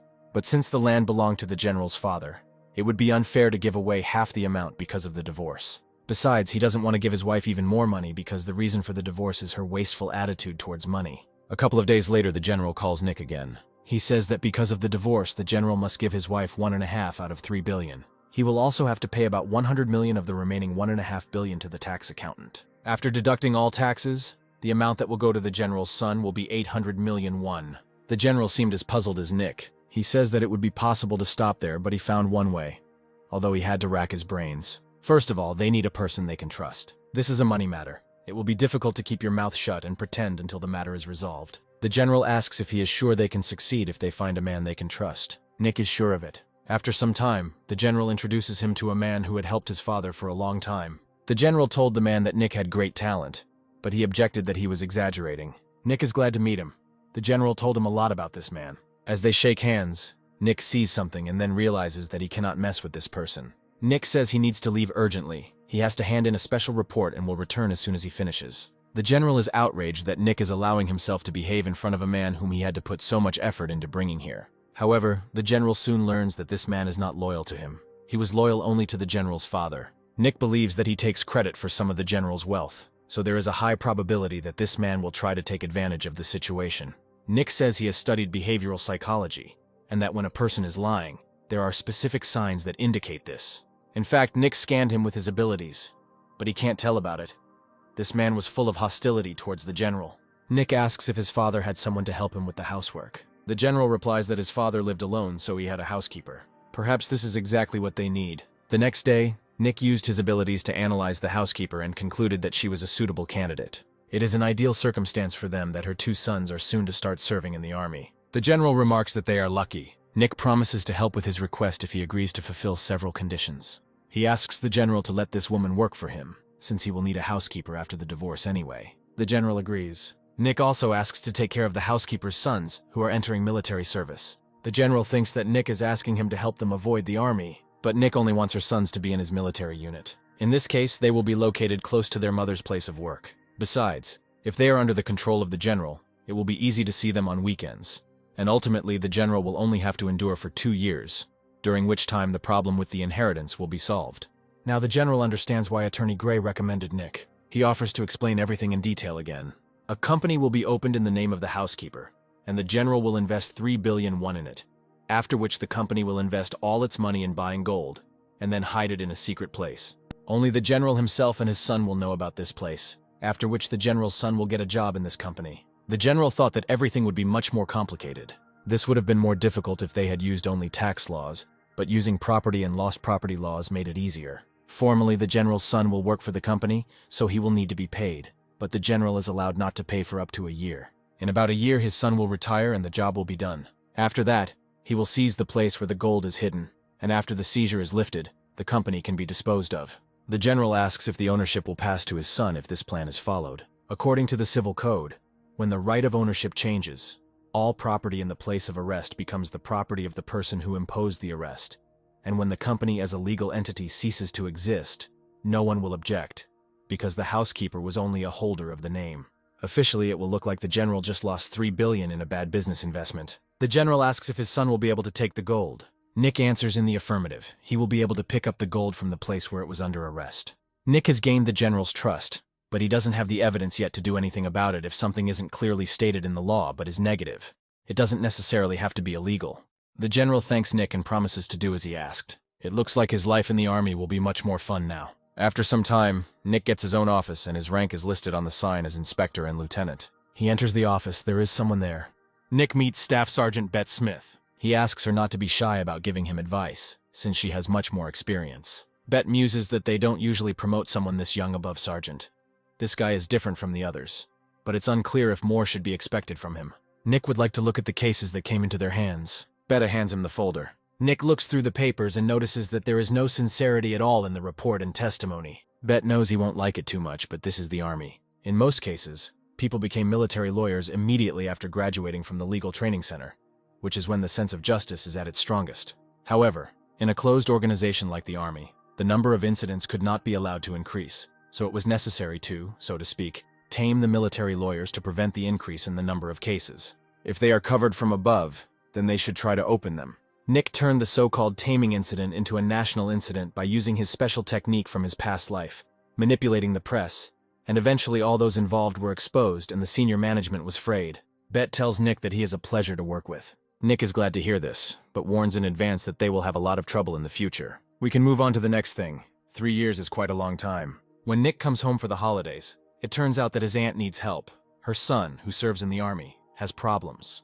The woman is crying. She feels very sorry for her son. Nick notes that the Army is hard for everyone. His aunt asks if he is sure he can't help. Nick says he is just a lieutenant and has no power, but he is the inspector who caught the colonel. That's true, but it won't do any good if Nick accepts his aunt's request. He later meets her and her husband at a cafe where they say their son John is being bullied. They visited him some time ago, and there was not a single living place on his body. John's father explains that he was glad to see him and wanted to hug him, but he cried out in pain. Nick muses that if it were his aunt talking, he would think she was exaggerating. But judging by the fact that his uncle is also in the same state, the situation may be more serious than he thought.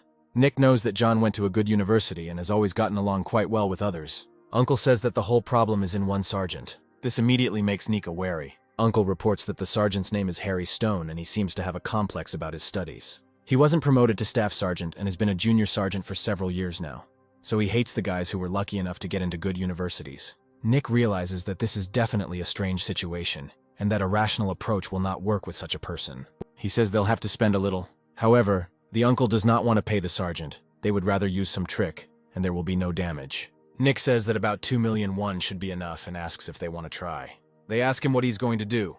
Nick says that he will prepare everything and asks to give him some time. A few days later, Nick's uncle is sitting with him in the car. He is worried about whether they will succeed.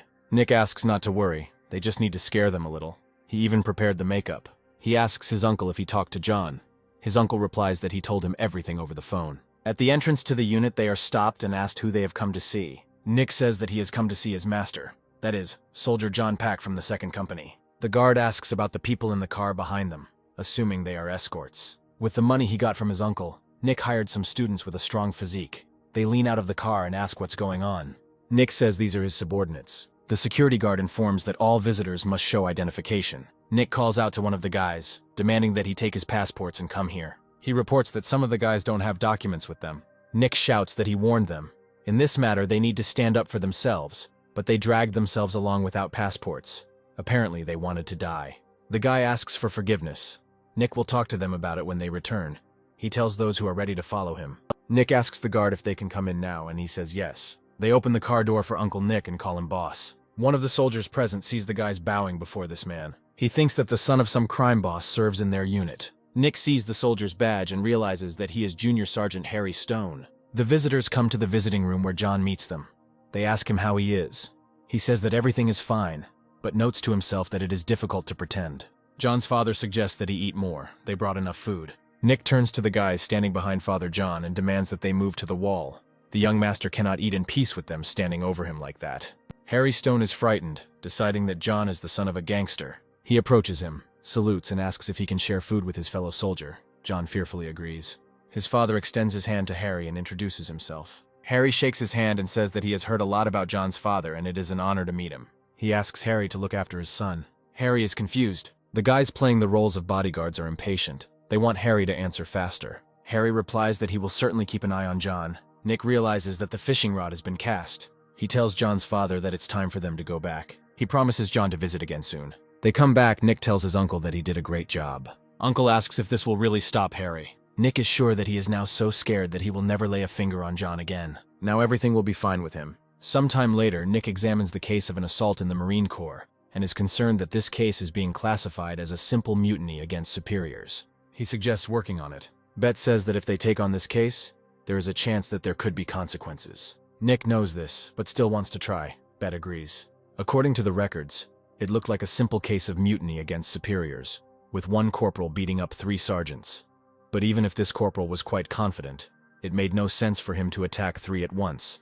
And besides, there were no witnesses to this incident at all. Nick and Bet come to the corporal. His name is Hank Smith. Nick thinks the corporal likes sports. Hank says he was trained in hand-to-hand combat. Now Nick understands how he stood up to 3. Hank should know that people who practice martial arts can face serious penalties if they are involved in an assault case. Hank knows this. According to records, he beat up 3 sergeants one after another. Bet asks what the reason is. Hank says he can't tell them. He beat up 3 people but doesn't want to say why. Hank says he's very sorry. Judging by his facial expression and the tone of his voice, he will not say anything even if he is sentenced to prison. Nick says the reception is over. Hank is taken away. He says again that he is very sorry. Nick didn't want to use his powers, but he still puts his hand on the table where Hank was sitting. He clearly doesn't like what he sees. Bet is confused as to what is going on. Nick asks if she knows anything about the bribe. Bet heard that the soldiers were collecting money to give to their leaders. In Corporal Hank Smith's unit, under the leadership of a sergeant, soldiers were extorted money as a gift for senior officers. The money collected in this way was received by sergeants and a platoon commander, as well as a company commander, and even a major if the soldiers refused to pay. They were not only subjected to bullying and beatings, but also became victims of hazing, officially prohibited by the Ministry of Defense. Betty thought it was all in the past. She doesn't understand why no one reported it. If everyone from the platoon commander to the major takes bribes, then there is no one to report to. Hank got into this mess only because he couldn't stand to watch the soldier being bullied for refusing to pay. Since this is an assault, the corporal will be punished in any case.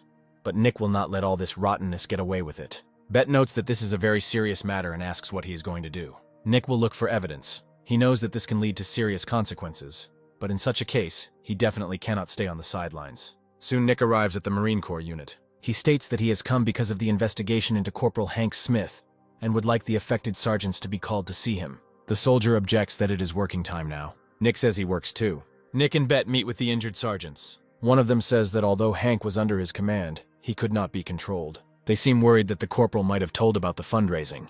Nick says Hank's story is different from what they told him. One of the sergeants asks what Hank told them. Nick says he was just trying to speak out against hazing in the military unit. The sergeant insists that he has never done anything like this. Nick reminds us that hazing is officially prohibited by the Ministry of Defense. Since he received a tip, an investigation needs to be conducted. Nick comes to the dormitory.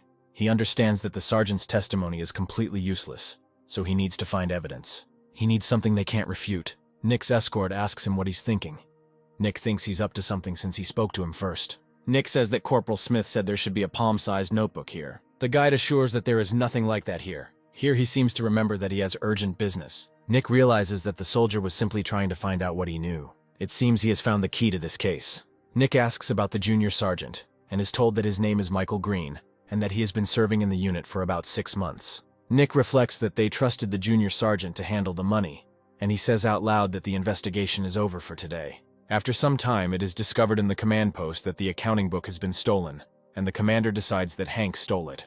He demands that all accounting books be burned and that they lie low for now. If this doesn't pass, then everything will go to hell. We need to shut the mouths of everyone involved with this. Soon, security brings Junior Sergeant Michael Green to Nick. Nick has a subpoena and asks Michael if he knows why Nick is here. It has to do with the notebook, but Michael apparently doesn't know anything about it. He confirms this. Nick thought so now he's going to tell him something. If the sergeant's words do not match the testimony of witnesses, he will face severe punishment. But it seems he was only recently appointed to the position. So if he tells Nick the truth, he will take it into account as a mitigating circumstance, and Michael will be reprimanded.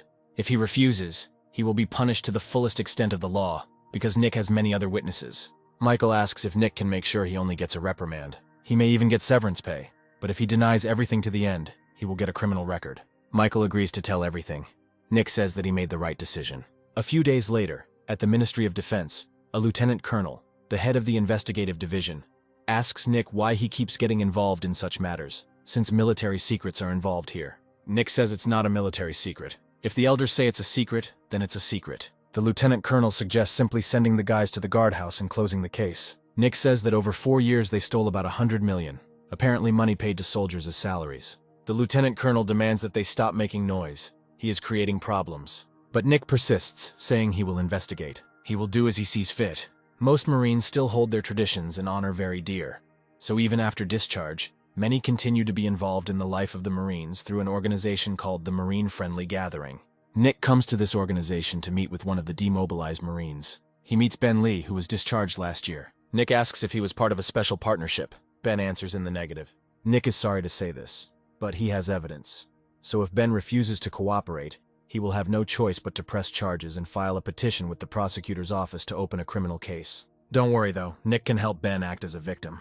Nick knows that he was robbed of a decent amount of money during his service. Ben only needs to testify about what happened, unless of course he himself is a criminal. Ben agrees to testify. Since Nick is an inspector, he has no authority to interrogate civilians or force them to do anything, so Ben must formally file a complaint. Ben muses that if he files a complaint about corruption within the military, everyone will finally find out. He agrees to do everything. Nick also asks to talk to those who served with him, because they all became victims in this situation. After this, more than 1,000 complaints were filed with the prosecutor's office, all of which alleged extortion of money during service, and the defendants were officers or sergeants. The events had the greatest impact on the Marine Corps community, and the largest gathering of parents of soldiers in Korea, Soldier's Mother. The lieutenant colonel does not understand how this is even possible. He is informed that the Marine Corps, having considered this incident serious, has formally protested and is currently gathering all former servicemen. The lieutenant colonel demands that the battalion commander, officers and sergeants be arrested before the situation gets even worse. He hates Nick. His ear suddenly started itching, which according to the sign means that someone is cursing him. The case eventually resulted in the arrest of the battalion commander, Marine officers and NCOs. But due to the large number of complaints filed, the case was covered in the news and took on a whole new dimension. Bet points out that Nick certainly knows he's made a big deal out of it. Nick says the army will never change unless something is done. He's ready to move on to the next thing. But it seems that this time they were passed over when the tasks were being distributed. After some time, Nick meets with friends at a bar. One of them asks if he knows how Molly is doing. Nick doesn't know. They don't talk. His friends think it's a bit much. He protected her at school and she doesn't even contact him. But Nick himself asked her about it. The guys are surprised by this. Nick says this matter should remain in the past. If Molly meets them, her memories will return, and in order to live a new life, she needs to let go of the past. One of the guys notices that Nick sometimes acts like a real old man. Since he is now an inspector, it means that all sorts of reports come to him. Nick is asked if he has heard of PC parts for 980,000 won. A friend shows him a similar part. It's a regular flash drive. One friend said that it costs 980,000. About 5,000 of these flash drives were distributed among mechanized units or something like that. Nick calculates that 5,000 of these flash drives would come out to about 4.9 billion. He wonders how far they are willing to go if they have already received this amount. When he returns to his unit, he still thinks why he should buy these flash drives for 980,000 won, if he can easily buy them for 20,000. There is definitely some kind of pattern here. He tells Bet that one of the divisions pays 980,000 won for a regular flash drive, and asks if she knows anything about it. Bet hadn't heard of this, but it was most likely the broker's doing. All supply matters are directly related to management, and it is hardly worth interfering with, although this has never stopped Nick. Nick wouldn't take on something like this if he cared about such trivialities.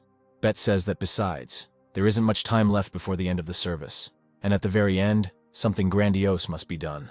Nick promises that at the very end they will make a real splash. After some time, the lieutenant colonel again attacks Nick for sticking his nose where he shouldn't. Nick says he's just doing his job. The lieutenant colonel demands to know his place. To this, Nick states that he knows exactly where his place is. He asks him to forgive him, but it's time for him to go.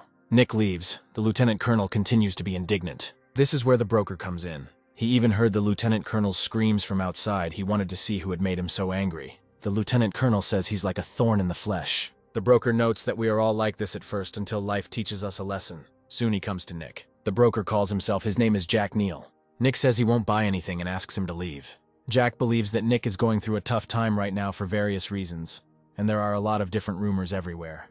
Nick asks what he wants to say. Jack says Nick needs to think about the future too. He asks who he is. Jack brought something worthwhile. He puts his briefcase on the table. If Nick opens it, he will not experience any shortage. Nick realizes that this is a broker, but Jack suggests calling him a top-level consultant. Nick calls him a pathetic fraud. Jack advises to stop messing around.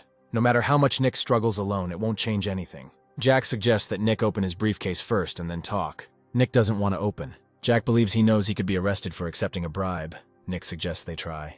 Even if it works out, he will simply be released due to lack of evidence. And if Nick gets caught, then Jack will be drawn into this matter too.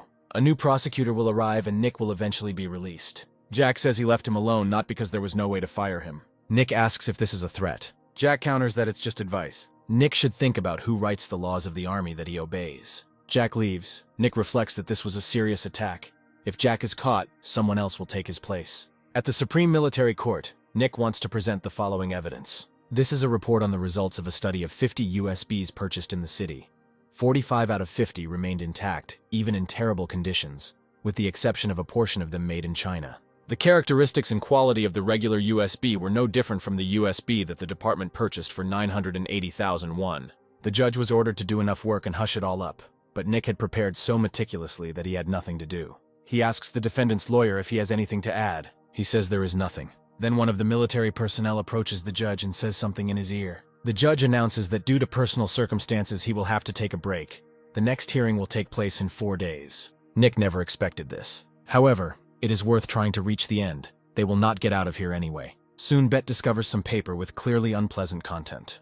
Nick asks what's wrong. Bet says he'd better see for himself. Nick can see from her face that this is something huge. He doesn't expect anything serious. However, when he sees the paper, he understands that this is serious. This is an order of dismissal. As Nick is packing, Jack Neal arrives and starts to make fun of him. It must be nice to be fired just before a promotion, and it's very satisfying to watch the loser leave the battlefield. Nick says that if Jack had served, he would never have committed such an idiotic act. Thanks to Jack, his service ended before a year had passed. Nick is happy that he is now a civilian. Jack didn't expect such a reaction. While they were in the army, Nick felt sorry for him. But when they meet in civilian life, he will show Jack real hell. A few months later, Nick meets up with friends. They call him a tough guy. A friend jokes that Nick has caused many people to shed tears. Here, one of those present sees that someone they were waiting for has arrived. This is a girl who seems familiar to Nick. He remembers her name is Amanda. She was #1 in school and the head of the student council. Not only did she study well, but she was also very talented in music. In her past life, Nick heard that she became a world-famous soprano. It's unthinkable that such a girl is here now. Amanda is invited to sit down. Today she is also after work and is very tired. Here Amanda meets Nick, her best friend and enemy at the same time. She really didn't like that she was constantly compared to Nick. But now Amanda is just joking. She notices that they haven't seen each other for a long time. Nick asks how she is doing. Amanda says that she works as a tutor, teaching school children. Since they met after so much time, she asks Nick to pour her a shot. As a result, Amanda drinks too much and Nick has to carry her. She says that because of him, her mother was constantly buzzing in her ears that she had to study, and she couldn't even practice singing. It seems that because of Nick, Amanda's life has changed. He asks where she lives, but Amanda can't answer clearly. Nick then asks if there is a building in the area that he might know of. Amanda says there's a small tteokbokki shop on the way to her house. She offers to follow her, but Nick realizes that there is another road here. Amanda had to be taken to the police station where she fell asleep. The policeman tells Nick that they have identified her and her relatives will be here soon. Here Amanda wakes up and tells Nick that he should feel guilty towards her, so he should definitely treat her next time. Nick promises that he will do so. Soon he comes to the law firm of Saran. Lawyer Sam Green notes that Nick really is a monster, since he got to demobilization with such lightning speed. Now it would be best to join them. Attorney Matthew Smith also joined the firm. Nick realizes that history has changed. In his past life, Matthew ran his own law firm, and this time he came here. But maybe that's how it should be. Nick thanks Sam for the offer, but he is thinking about opening the office under his own name. He asks why this is and suggests actively promoting Nick if he doesn't mind. Nick says he wants to work in a new way, say, as a lawyer for the common people. Sam wonders if he really wants to defend human rights. Nick explains that he will only receive payment for the work once it is all finished, and even in installments. He would like to create lawyers who are flexible and knowledgeable about the world, not what the system in Korea creates. Sam agrees that many lawyers have little social experience and try to win with words rather than actions. Nick will do as in the US, a judicial paradise, so that at the moment he is hired, he will not be in the place of the employer, but a real servant.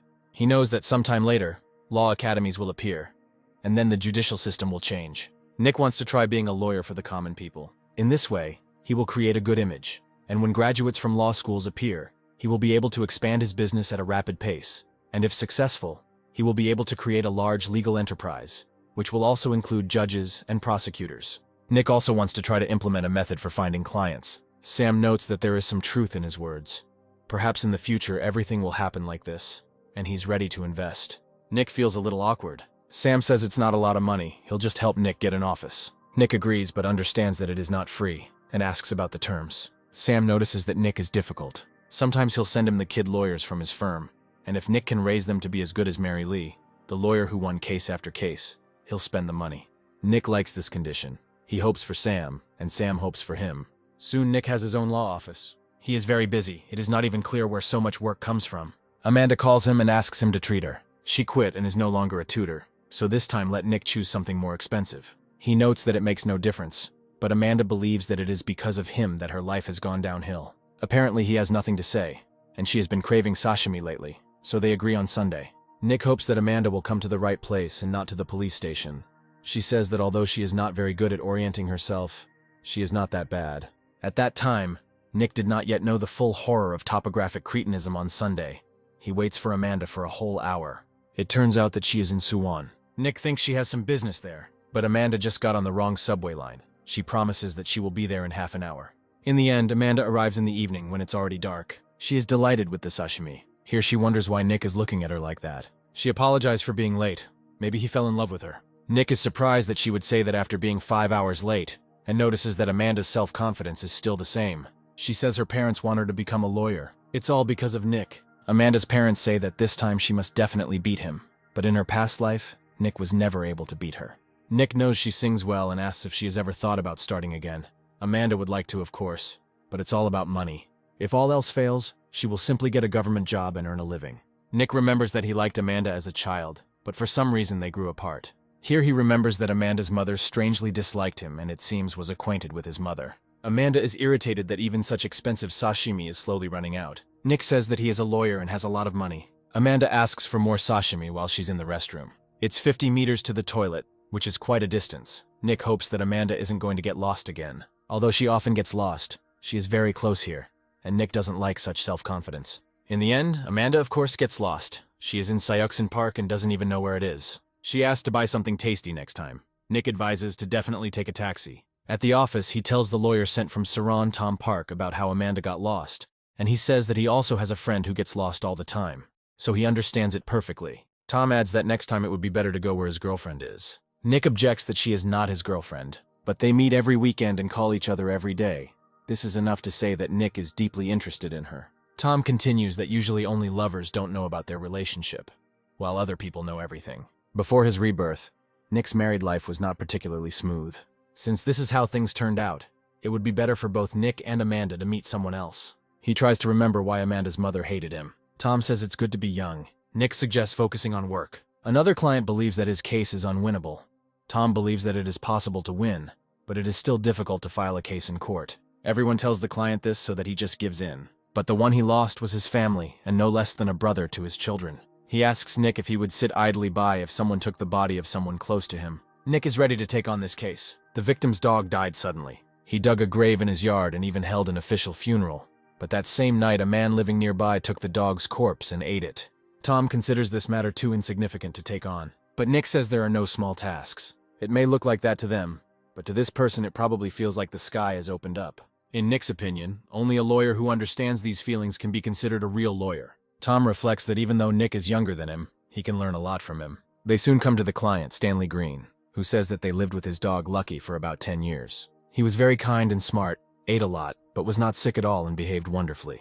Nick realizes that over the course of 10 years they have probably become a family. Stanley is sure he knows who the criminal is. It must be Norman Lee. He lives in the village just below, and his eyes light up when he hears the word dog meat. Norman noticed Lucky almost immediately after they moved to the village, and he constantly came with requests to sell it. Of course, Stanley always refused, because no one would sell a family member. The morning after he buried Lucky, the grave was discovered to have been dug up, and Stanley's intuition tells him whose doing it was. Nick asks what his relationship with Norman was like. Stanley replies that it was rather bad. They hardly communicated. Nick wonders how Norman could have immediately known that Lucky was dead. He wants to look around Lucky's house. Next, Nick asks if the dog had been trained by a dog trainer. Stanley answers in the affirmative. After all, Lucky was a big dog. It was impossible for him to harm people, and the dog trainer also taught him to eat only what his owner gave him. Nick touches Lucky's bowl. He sees a man approaching the house. He added something to Lucky's food. Things are getting more complicated than they seemed. Nick asks Stanley if he wants real revenge. Stanley is perplexed. Nick says Lucky died a violent death. Someone with evil intent added poison to his food and killed him. Stanley becomes enraged and is ready to kill Norman. Nick grabs his hand, which Stanley holds the shovel in, and says that one cannot turn from a suspect into a criminal by giving in to momentary emotions. Stanley knew it was strange that a healthy dog could suddenly die. Nick says that if Stanley gives in to his emotions now, the situation could only get worse for him. But you can't just leave him like that. Nick will help to take legal revenge for what happened to Lucky. In the office, Tom asks Nick how he knew poison was used. Nick says he simply guessed based on the situation. He can't say he used psychometry. Tom asks if he will report the theft. Nick answers negatively. He is not going to stop at a simple theft. The dog died, in other words. The value of the object was destroyed, so it is unclear whether theft can be applied here. Nick wants to get away from the principle of double jeopardy. This principle means that you can't be convicted twice for the same crime. Now Norman can be prosecuted for theft, but if a more serious crime is discovered, he cannot be prosecuted. First, you need to meet with him. When Nick and Tom come to Norman, he is indignant about what kind of nonsense is happening here because of some dog. Nick saw Norman in his memory. He is definitely a criminal. Tom offers to apologize and come to an agreement, but Norman doesn't want to do it. Nick notes that he apparently has no intention of reaching an agreement, but Norman has a lawyer so he can do it legally. Tom asks if it wouldn't be better to start with a criminal investigation, although there is not enough evidence. Nick agrees that criminal punishment comes first, but such cases are primarily resolved in civil proceedings. Tom notes that CCTV footage would be great evidence, but in such a remote place there is none. At such moments you have to run around, because a lawyer's main strength is his ability to speak well. Soon Tom and Nick, dressed as farmers, come to the village store and ask for the best mouse poison. The salesman takes out a weed killer, assuring that it is the best remedy against rodents. He says it's a trade secret. It's usually used for weeding, but the effect is excellent in many other areas too. Once an animal eats something like that, its internal organs will fail, so everything inside will be damaged, and it is also very convenient to get rid of corpses. They must know Norman Lee, the dog lover. He also uses this, because only the internal organs are damaged, and it does not harm the meat. Nick asks to give them one piece. They have a special promotion, 1+1 for 50,000 won. It's now even more obvious that Norman is the culprit, and that's how evidence is usually sought. They just don't usually try too hard to find it. Now that they have collected the evidence, they can go to the main stage to court. When Nick and Tom go to court, Tom reports that Norman has hired a lawyer, Kate Brown, who recently graduated from the Justice Research Center, which Nick finds strange, since people usually try to study to become a judge or prosecutor. So now even more people are interested in this matter. It will be a battle between the best young lawyer and a graduate of the Justice Research Center. At the courthouse, Nick and Tom meet Kate Brown. Nick hadn't heard of her in her previous life, no matter what she graduated from, but it seems she wasn't a particularly capable lawyer. Cramming terms during school is completely different from handling a real case. The trial begins. Nick sees that Kate Brown is standing there like a statue. As he thought, she doesn't have enough experience, and this is the first time she's received so much attention. The judge invites the plaintiff to begin. Nick says that the defendant's line of work involves the sale and purchase of dog meat. Before the incident, he came to the plaintiff several times with requests to sell him his dog Lucky. The plaintiff refused to sell him, and sometime later the dog died. The defendant dug up Lucky's grave and took the dog's body without permission, and then sold it as food. This action is contrary to current legislation, so the plaintiff is seeking compensation for damages. That's all for Nick. Kate Brown doubts that she can win, but convinces herself that she can. She says the defendant received Lucky's body, processed it, and sold it. But after the dog's death, the plaintiff's ownership of it disappeared.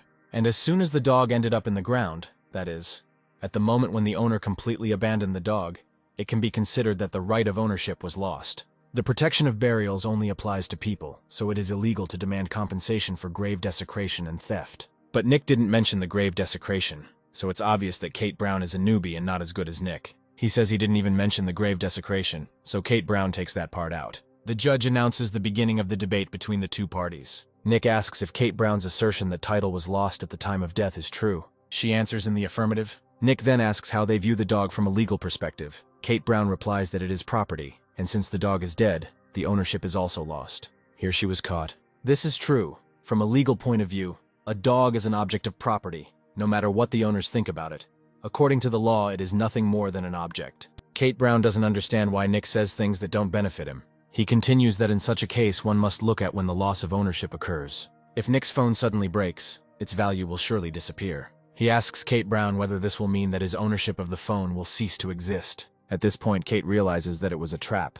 Nick says that in the case of an animal, it is possible to preserve its existing form if it is stuffed, and the carbon contained in living cells can be made to harden, meaning the animal's body can be turned into a gemstone. Nick has some additional information. This is a flyer for a company that, after cremating a dog's body, can create precious stones through the crystallization of carbon. Of course, if the animal's body is not destroyed after death, it can be used, which means that the right of ownership to it is not lost. Kate Brown wonders how Nick knew he needed to be prepared to talk about property rights. The judge asks the defendant's lawyer if she has anything to say. Kate Brown replies that there is nothing. However, she continues that at the moment of refusal of service, it can be considered that the right of ownership was also refused. Nick notices to himself that Kate Brown is adapting faster than expected. He says that maintenance involves the continued act of possessing and preserving a certain commodity. The plaintiff, for the sake of taking care of Lucky's body, dug a grave and placed him there. Moreover, the grave was dug in a place which he also owned. The creation of a grave and its maintenance does not indicate that the plaintiff has abandoned ownership, but merely that the location of ownership has shifted somewhat. Kate Brown tries to argue that the fact that the burial took place could be seen as a refusal. Nick, interrupting her, says that the renunciation of ownership occurs only when it is completely impossible to maintain the given object. The plaintiff dug a grave on his own land, at a distance of no more than 50 meters from his own house. Nick asks if this situation can be considered a surrender of ownership. The judge asks Kate Brown if she has anything to add. She answers negatively. Nick has nothing to add either. After the meeting, Tom tells Nick that he is great. He put that genius girl to shame. Nick remarks that if you only do everything by heart, your insight decreases. That's why it's difficult to notice what's really important for the matter. Tom understands that Nick has not only learned all the laws, but also understands the essence of the matter perfectly. He really is no slouch. Tom then asks what he thinks Kate Brown will do next. Nick thinks she will try to reduce the amount of compensation, because that is the only thing that can be done now. For them, victory will not come from receiving compensation, but from taking revenge. Tom thinks Nick is going to do something illegal. Nick counters that they will take revenge according to the law. Tom must not have seen how civil litigation works. Tom confirms this. Nick says that among civil cases, there are many that are started for the sake of revenge, which means that it cannot be said that their goal is to receive a monetary reward. People have their own reasons for hiring expensive lawyers and going to court. Tom asks how Nick wants to achieve revenge, and he replies that one such tool is the civil court procedure. A capable lawyer must be able to use everything around him as his tools. After some time, Nick meets with the villagers. He says that one of his friend's dogs died, and they say that dogs often die in their area. Nick asks if any of them died strange deaths. The men say that this happened and name specific families where dogs died. Nick points out that Norman Lee is in the dog meat business. One of the interlocutors says that he deserves heavenly punishment. Another one says that he will call people and they will all go to Norman together. Soon he will learn how terrible the law is. At the next hearing, Kate Brown states that since the body was buried, it is not a case of theft, but rather of appropriation of something that has no owner. Apparently, she wants the court to simply impose a fine for appropriating ownerless property. Nick objects that one can only speak of appropriating a thing that has lost its owner when its maintenance and preservation are impossible. If, when an object disappears from the hands or sight of the owner, they were to resort to alienation of the right of ownership, then the possession of most things would become difficult. For example, it is impossible to always keep a personal car in sight, so servicing usually occurs by placing the car in a special parking space. Norman Lee stole Lucky's body, which was located in the area that the plaintiff had the right to serve. Lucky lived his life with his family, in which case emotional attachment is possible, although the defendant denies it. In other words, you need to add the amount of compensation for moral damage to the cost of the dog. Nick knew that Kate Brown was a completely immature girl. It is understandable why people like her try to get into large law firms, because there they help gain experience and deal with the consequences in case of failure of the case. Nick wants to make changes to his requirements. He is demanding compensation not only for the theft, but also for damage to property and illegal entry into the territory. The judge says that in that case, the case will have to be heard again. Nick knows this.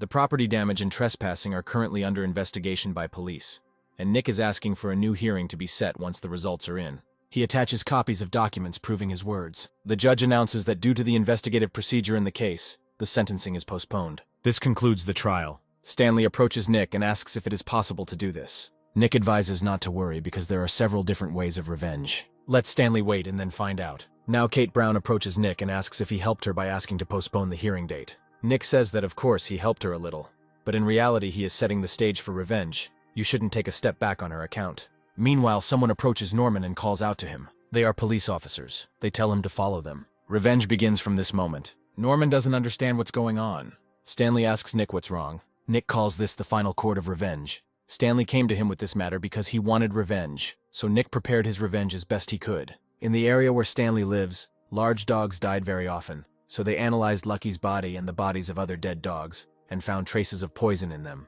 Over the course of several years in a row, Several hundred dogs died, including some rather expensive breeds, and according to current laws, it is forbidden to sell animals that died from poison. So they're going to sue Norman for theft and trespassing, as well as violating the Hazardous Chemicals Act and the Clean Food Act. It is unlikely that he will get more than a year, but all the people in the area are already preparing to present him with demands for compensation, so it is very likely that he will lose all his property and end up at the very bottom. Of course, it's not comparable to losing a family member, but it should still be enough for revenge. After that, Tom returned to Saren again, and it was time for Nick to spend time with his true feelings. He comes to rest at the sea with his family. Nora says how wonderful life is when you have a little brother who makes a lot of money. Nick notes that she already has a boyfriend who will soon be making a lot of money. Paul Smith was accepted to Hancock University College of Law as expected. He was originally supposed to be Nick's older friend, but it turned out that Nick became that way for him. Nick, using information about the future, bought shares of companies with huge future growth. He managed to make huge amounts of money from companies that were in trouble and would soon become successful mega corporations. Nick thinks that the profits will of course have to wait a few more years, so in the meantime he will have to look for a place to invest money in the short term, and he will have to work like hell to earn money. As they drive away, Nick's mother, who is driving, asks them to stop at the salt marsh for a while. She wants to buy some salt since they are already there. Nick stops at the salt marsh. His mother goes into the room where they sell salt. Nick notices that even the air here is salty. Suddenly he notices a man who looks rather strange. The police grab him. A piece of paper falls out of his back pocket. Nick picks her up. This is a photograph of a family, a husband and wife and 2 children. Nick calls out to the police. He asks if they are taking this man away by force. Nick shows his lawyer ID and introduces himself. One of the police officers says that they are taking the man to the station because he has done something suspicious. Then Nick asks the man if he wants to go with these people. He answers negatively. Nick demands to let him go, because this man refused to be forcibly escorted. The police officer says he has a slight disability, so they are going to take him to a guardian. Then it would be better to bring this guardian here. The man refused to be accompanied by the police, so they can't take him away. Nick demands that they bring a guardian. He asks if there is any reason why there will be problems if he is not brought. The police ask Nick to go his own way and not interfere with their work. Then maybe they want to answer for forced detention. I wonder what they think the court and supervisory authorities will say. The police officer reflects that the judges, prosecutors, and lawyers all know each other, so they will probably be on Nick's side. Then they let the man go and leave. Nick invites him to go with him. He must be hungry. Nick offers him something to eat. He takes the man to a cafe and buys him soup. Nora is confused about what he is up to. Nick asks not to make noise because the man is eating now. Nick's father asks who it is. Nick says he looks like a slave from the salt fields. Nick is a lawyer and can't just sit back and watch him. Soon he meets Tom. She talks about a man she met at the salt marsh who will have a hard time dealing with this case alone, so Nick would like Tom to help him. Tom says that thanks to Nick, he was able to become almost a real lawyer, so he can trust him. Nick says Tom has the look on his face that he's a good lawyer. After some time, Nick comes to Hankook University to see a professor of geology and cadastral survey, and shows him the photograph that the man dropped. He asks if it is possible to determine the place where this photograph was taken. The professor says that although the photograph is old, it will be possible to roughly determine the time from the shadows. Nick asks to define this as precisely as possible. According to the professor's calculations, this is somewhere in the direction of Anyan. The error is about 500 meters. Luckily, the area looks almost exactly like the photograph taken 20 years ago, so Nick was able to find the location in the photograph through calculations and inspection of the area. He goes into a store and wants to ask the saleswoman about something. Nick shows her a photo and asks if she knows anyone in it. The woman says she doesn't know anyone. She advises Nick to go to the gazebo next to the park, where those who have lived here for a long time often gather. Nick goes there and asks the women sitting in the gazebo to look at the photograph. They recognize these people. It's Sam Stone's family. After his disappearance, about 10 years later, they moved. Nick decides that Sam is the older boy in the photograph, but the woman says he is younger. It's hard to believe, because if the photo was taken 20 years ago, he should be about 30 now. But he looks much older. Nick asks the women if they know what happened. That day, Sam, as always, went out for a walk with his older brother Steve, but suddenly out of nowhere, a minibus appeared and took Sam with it. Nick notes to himself that apparently 20 years ago people were often kidnapped using such minibuses. The woman says that after this they reported it to the police and raised a fuss, but they still couldn't find him, and as a result, the father died of grief, and the mother and Steve left the area. Nick wants to ask just one more thing: do the women know where mother and Steve have moved to? He returns to the store he has already visited.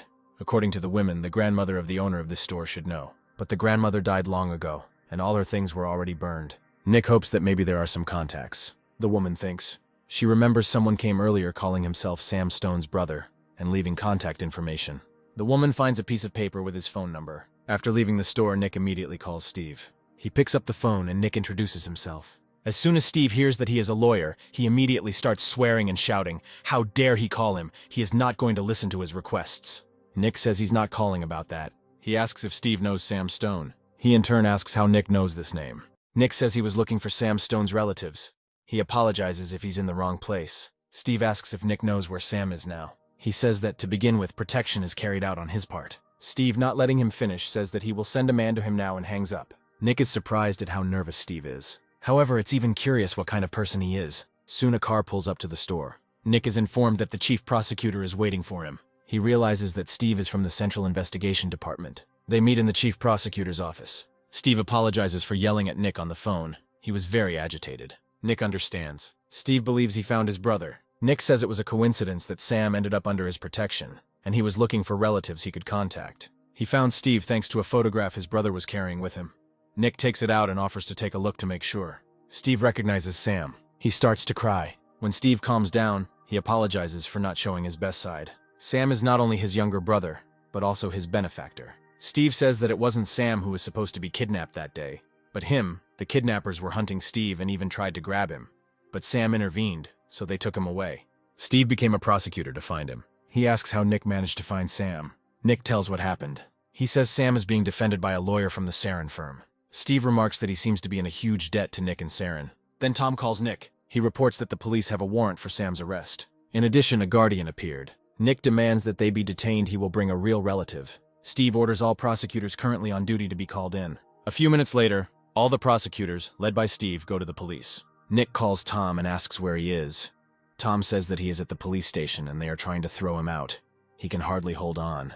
Nick asks to wait a little longer. They will be there soon. This also changed the story, because in the original, the police would probably have turned Sam over to the owner, and he would have been doing hard labor for the rest of his life. Steve and the prosecutors arrive at the police station. Steve asks where Sam Stone is. The policeman claims that he does not know anyone by that name, even though Sam is sitting nearby. Nick tells Steve that the man sitting there is Sam. Steve addresses him by name and Sam recognizes him. They hug. Nick tells the policeman that he is sorry to distract him from his work, but he needs to pay for his sins. The case was widely reported in all the newspapers, and it was revealed that the police in the area were catching the kidnapping victims if they escaped and sending them back to their kidnappers. Once it became clear that judges were also involved in the case, the entire administrative structure of the area was turned upside down, and the newspapers were filled with revelations. Doctors determined that Sam's life expectancy would be no more than 10 years due to the hard labor and punishment, which infuriated Steve. And after a meeting with the president, he began close monitoring. Saren was assigned to collect damages in this case. As a result, they ended up with a real mountain of documents. The firm's CEO Saren says there are more than 100 damages cases in one city alone. He asks Nick if he has made a decision. Nick says he wants to start again and puts his trust in the director. After all the deliberation, Nick decided to move to Saran. And all because even if you try hard, you can't handle everything alone. So Nick decided to give 10% of the total income to Saran. And in return, the company will provide the necessary support to resolve cases. The director suggests talking about work. First, we need to get a good look at the Sam Stone case. On his part, they really want cruel revenge. The director adds that even the newly elected president has become interested in this case. Nick asks if the rest of the cases will follow a similar scenario if he starts working on this case first. The director answers in the affirmative, so Nick's role is important. On the day of the hearing of the Salt Slaves case, those gathered outside the courthouse demand immediate and severe punishment. The hearing begins. Nick demanded compensation from the defendant Matthew Kim for kidnapping, detention, and extortion, and also emphasized that the plaintiff Sam Stone, under the guise of a worker, was held as a slave by force. And in the end, he explained in detail that even the basic conditions necessary for human life were violated. The defendant's lawyer claims that he had no knowledge of the kidnapping. The plaintiff, who had a disability, aroused his pity, so he treated him as a member of the family. Besides, it cannot be said that the salary was not paid. He simply kept it for himself, taking into account the mental state of the plaintiff. The lawyer claims that Matthew Kim, as a true member of the family, provided clothing, shelter, and food, so there is no reason to talk about slavery. The lawyer sent a copy of the bank book in the first package of documents. The defendant regularly calculated the plaintiff's salary, and on the 15th of each month sent it to this book. The lawyer says that if the defendant thought of the plaintiff as a slave, he would not have been so careful in transferring this money. Nick would like to look into this part more thoroughly. He asks that the accused Matthew Kim be called as a witness. The judge grants the request and orders the defendant to come to the witness stand. Nick asks if it is true that Matthew transferred the plaintiff's salary every month, and he answers in the affirmative. Nick then asks why he transferred it not to Sam Stone's name, but to an account with a fake name, Charlie Pack. Matthew says he didn't know the real name. It turns out that for 5 years a man whose name Matthew doesn't even know worked for him. Nick continues that the first salary is usually small, but the amount exceeds 10 million won. Matthew says it's an early payment. Nick asks if that means the worker urgently needs money and is receiving part of his salary in advance, guaranteeing his work later. But if the records are to be believed, the plaintiff did not touch this early payment, while Matthew continued to make payments the following month and the following month. Nick asks if he will continue to say things that don't add up. Matthew claims that he made the first paycheck so big because Sam looked pathetic. The average salary of a salt marsh worker is about 1.5 million won.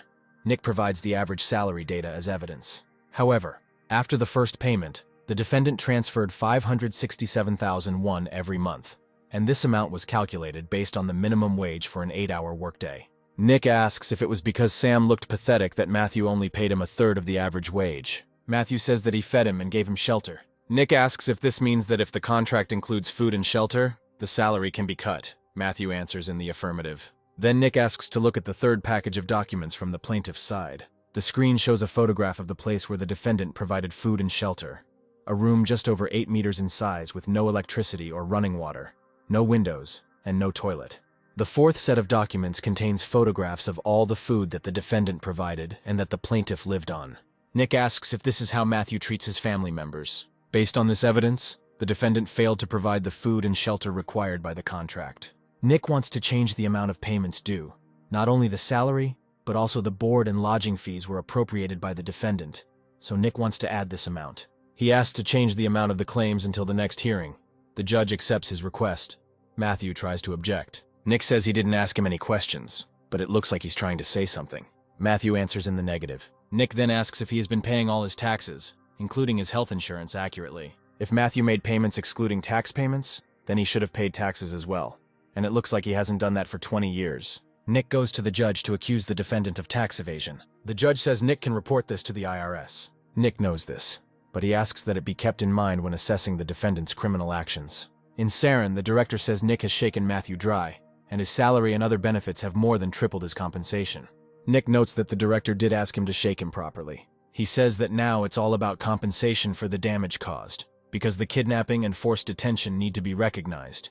Only in this case, the prosecutor's office will not take a hit, and the compensation for damage will increase several times. Nick is confident that he will definitely win this fight. What matters is how absolute this victory will be. Sometime later, the second court hearing began. At the last meeting, simple monetary issues were raised, and today, serious issues such as kidnapping and forced detention were planned.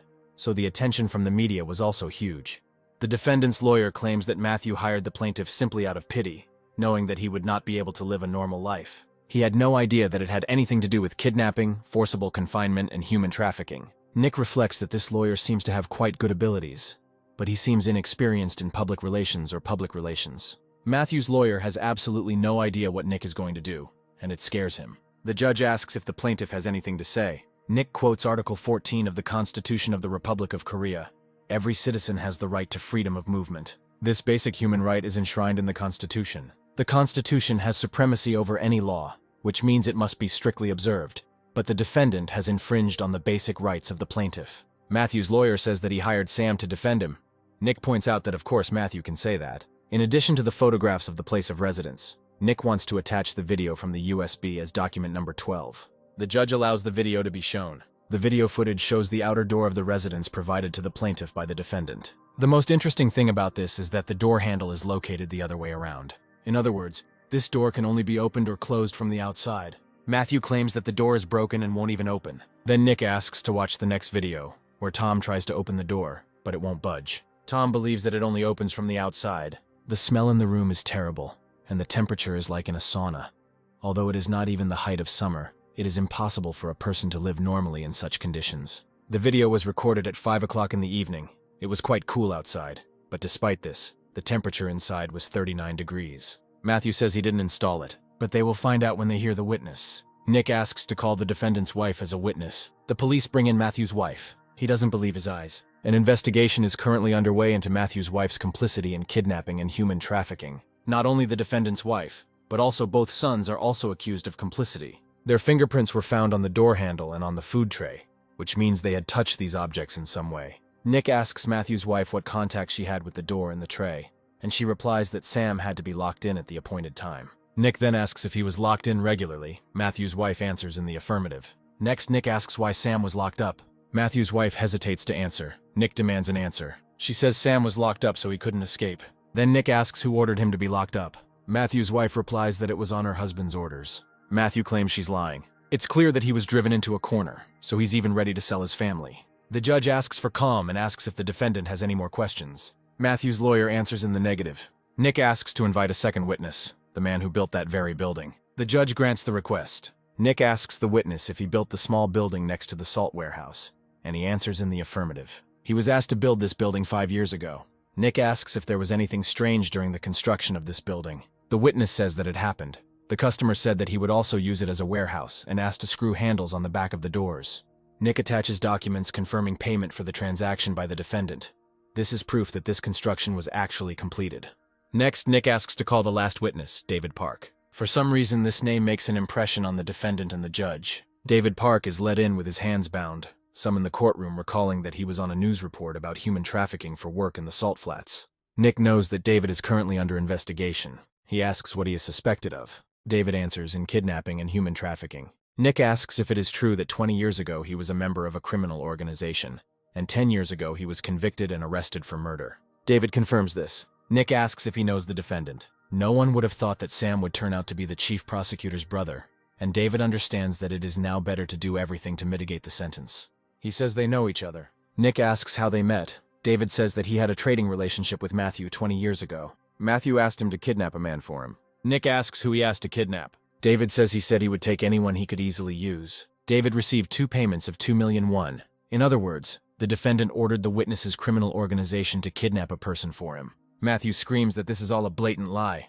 The judge warns that if the defendant raises his voice again, he will jail him for breach of courtroom discipline. The judge then asks Nick to continue. Nick asks David how many people he has kidnapped in this manner, and he replies that it was 7. Then Nick asks what happened to the remaining 4. David heard that one of them tried to escape, for which Matthew beat him to death, and another one they were asked to look after. But after the blow, he also died. Nick asks Matthew where the remaining 4 are now. His lawyer says the defendant has the right to remain silent, but it doesn't matter, because Nick already knows where the remaining 4 people are now. They examine the burial site of the bodies that the witness had just described. The remaining 4 bodies were also found there. Not only did Matthew commit kidnapping and then forcibly holding people, including the plaintiff, but there is clear evidence of murder and other crimes. In Nick's opinion, there is no longer any reason to continue talking about the accused's crimes. That's all. After the meeting, Steve thanks Nick. He not only found his brother, but was also able to take proper revenge for him. Nick was excellent, and Steve would have liked to make him a prosecutor. Nick says he appreciates the offer, but he enjoys being a lawyer. Thanks to Nick, who carefully examined every little piece of evidence that other people missed, the terrible revenge that Steve wanted was carried out, and it became possible to catch all the main criminals involved in human trafficking, who had been sought for more than 20 years. If Steve is so grateful to him, then Nick hopes for his help in the future. Steve promises that he will definitely help him. In Saran, Attorney Gray suddenly calls out to Nick. He asks why he has been screaming like that since early morning. Attorney Gray says Nick is truly the best acquisition he's ever made, first as Terran and now as chief prosecutor. Nick thinks to himself that it looks like he made a mistake moving here. A few days later, he meets Amanda, who tells him that she couldn't find the main entrance to her university because she got into a conversation with an acquaintance on the phone and ended up in another place. Nick says that maybe she should see a doctor and asks why she started talking about someone she knows. Amanda says that they have known each other for a long time. Now this man works as a teacher, and it seems that something happened to one of his students, so he asked Amanda if she knew a good lawyer. But Amanda's father is a lawyer and she could ask him. Amanda says he said he didn't do such trivial things and didn't even listen, but for someone their life may depend on this little thing. Nick asks what this is. Amanda says it sounds like a criminal offense. Nick is a civil lawyer, so it's not clear whether he can take on this, but he promises to find out. After some time, Director Serona informs Nick that the case he was talking about is not so simple. Nick asks what's the problem with him. We are talking about violent infliction of harm to health, although this can also be considered violent deprivation of life. The troubled teenagers were stealing, and at that time they pushed the old man, who fell into a coma because of this. But according to the doctors, he did not have long to live. So at the moment of this person's death, The case will move from the category of harm to health to violent deprivation of life.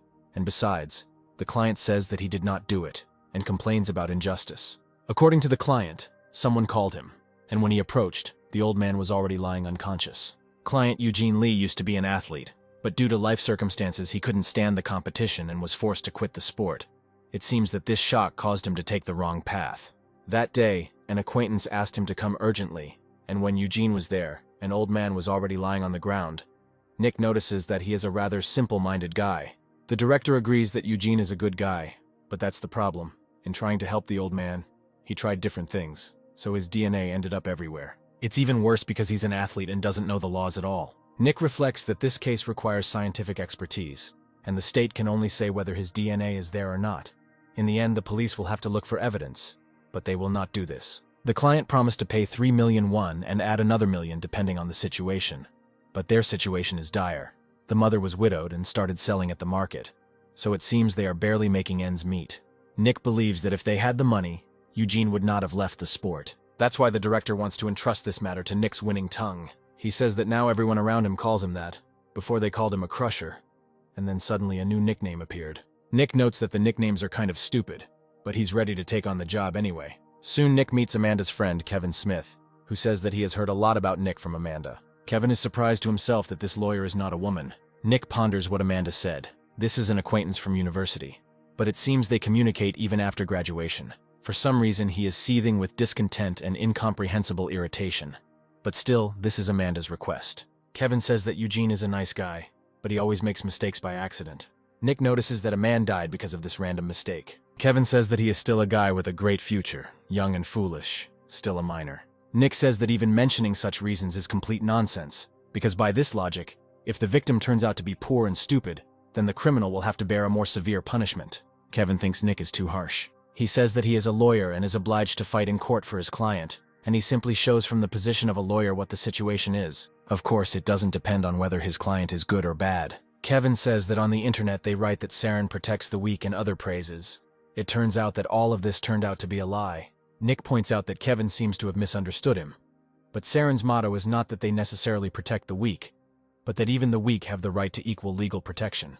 If Kevin was hoping for some special service, he'd better look elsewhere. However, other lawyers did not want to take on the case, so Kevin eventually turned to Nick again, this time bringing Eugene along with him. Kevin tells his student that Nick will protect him. Nick muses that being a lawyer is all about trust, but the way the client is introduced to him is unclear. Kevin lacks even basic politeness, and Nick has a bad feeling about him. He tells Eugene that he heard about the incident, and that he wasn't the one who did it. Eugene says that the older guys suddenly contacted him and told him to come as soon as possible. Nick understands that there is no need to even resort to psychometry from his manner of speaking and holding himself. Everything is already clear. This is not a lie. Then Nick asks how he met the older guys. Eugene is clearly embarrassed by this question. Nick says that it is enough to just tell him honestly. Kevin is trying to say that Eugene is such a nice guy that talking about his friends makes him uncomfortable. Nick asks Kevin to leave them, because he is already a third party. This makes Kevin so angry that he bangs on the table. He is Eugene's homeroom teacher. Nick says that what is needed here at the moment is not a class teacher, but a lawyer, and that a third party cannot interfere in the matter. If Kevin understood everything, he asks him to leave. Kevin thinks Nick is a jerk. He leaves with Eugene. No matter how much Nick thought about this matter, the situation began to get confusing in the evening. Although everything was fine in the morning, it won't be possible to use genetic testing, and since this was a violent death, it won't be possible to just slip through the cracks. Then Nick gets a call from another lawyer in Saren, who says he's sorting out the information about Eugene Lee's case. The lawyer calls about this very thing, and his order was rejected. The lawyer just got a call and was told that they still can't trust Nick and will find another lawyer. He apologizes that it turned out this way. It's Nick who should apologize, because he was the one who suggested this business. Nick knows that because of the money it will be difficult for them to find a private lawyer, so they will probably use a government representative, but there is nothing to be done. Now this case has nothing to do with him. Later, Nick calls Amanda and offers to meet if she has time. Amanda offers to go to his place. Nick objects that he will go, otherwise they will not be able to meet until tomorrow. When they meet, Amanda apologizes for the matter she told him about. She herself did not suspect that Kevin would behave like this. He thinks he's the most important person in this business, and Nick almost kicked him out. So Kevin scolded him that he doesn't know how to work, and that he doesn't have any talents. Amanda got really angry, because he doesn't know anything about Nick at all. She asks for forgiveness again. Nick wants Amanda to buy him food as an apology, since he didn't go to university, and so didn't try the food from the canteen. Amanda agrees. She can definitely buy that for him. True, she doesn't remember where the university cafeteria is. In Serona, Nick is visited by Matthew Smith, who has left his private practice. He reports that a case has been received in Nick's name. Nick says he's busy. But this is the case that Nick himself proposed earlier. He realizes that they must have lost the first hearing and remembered it.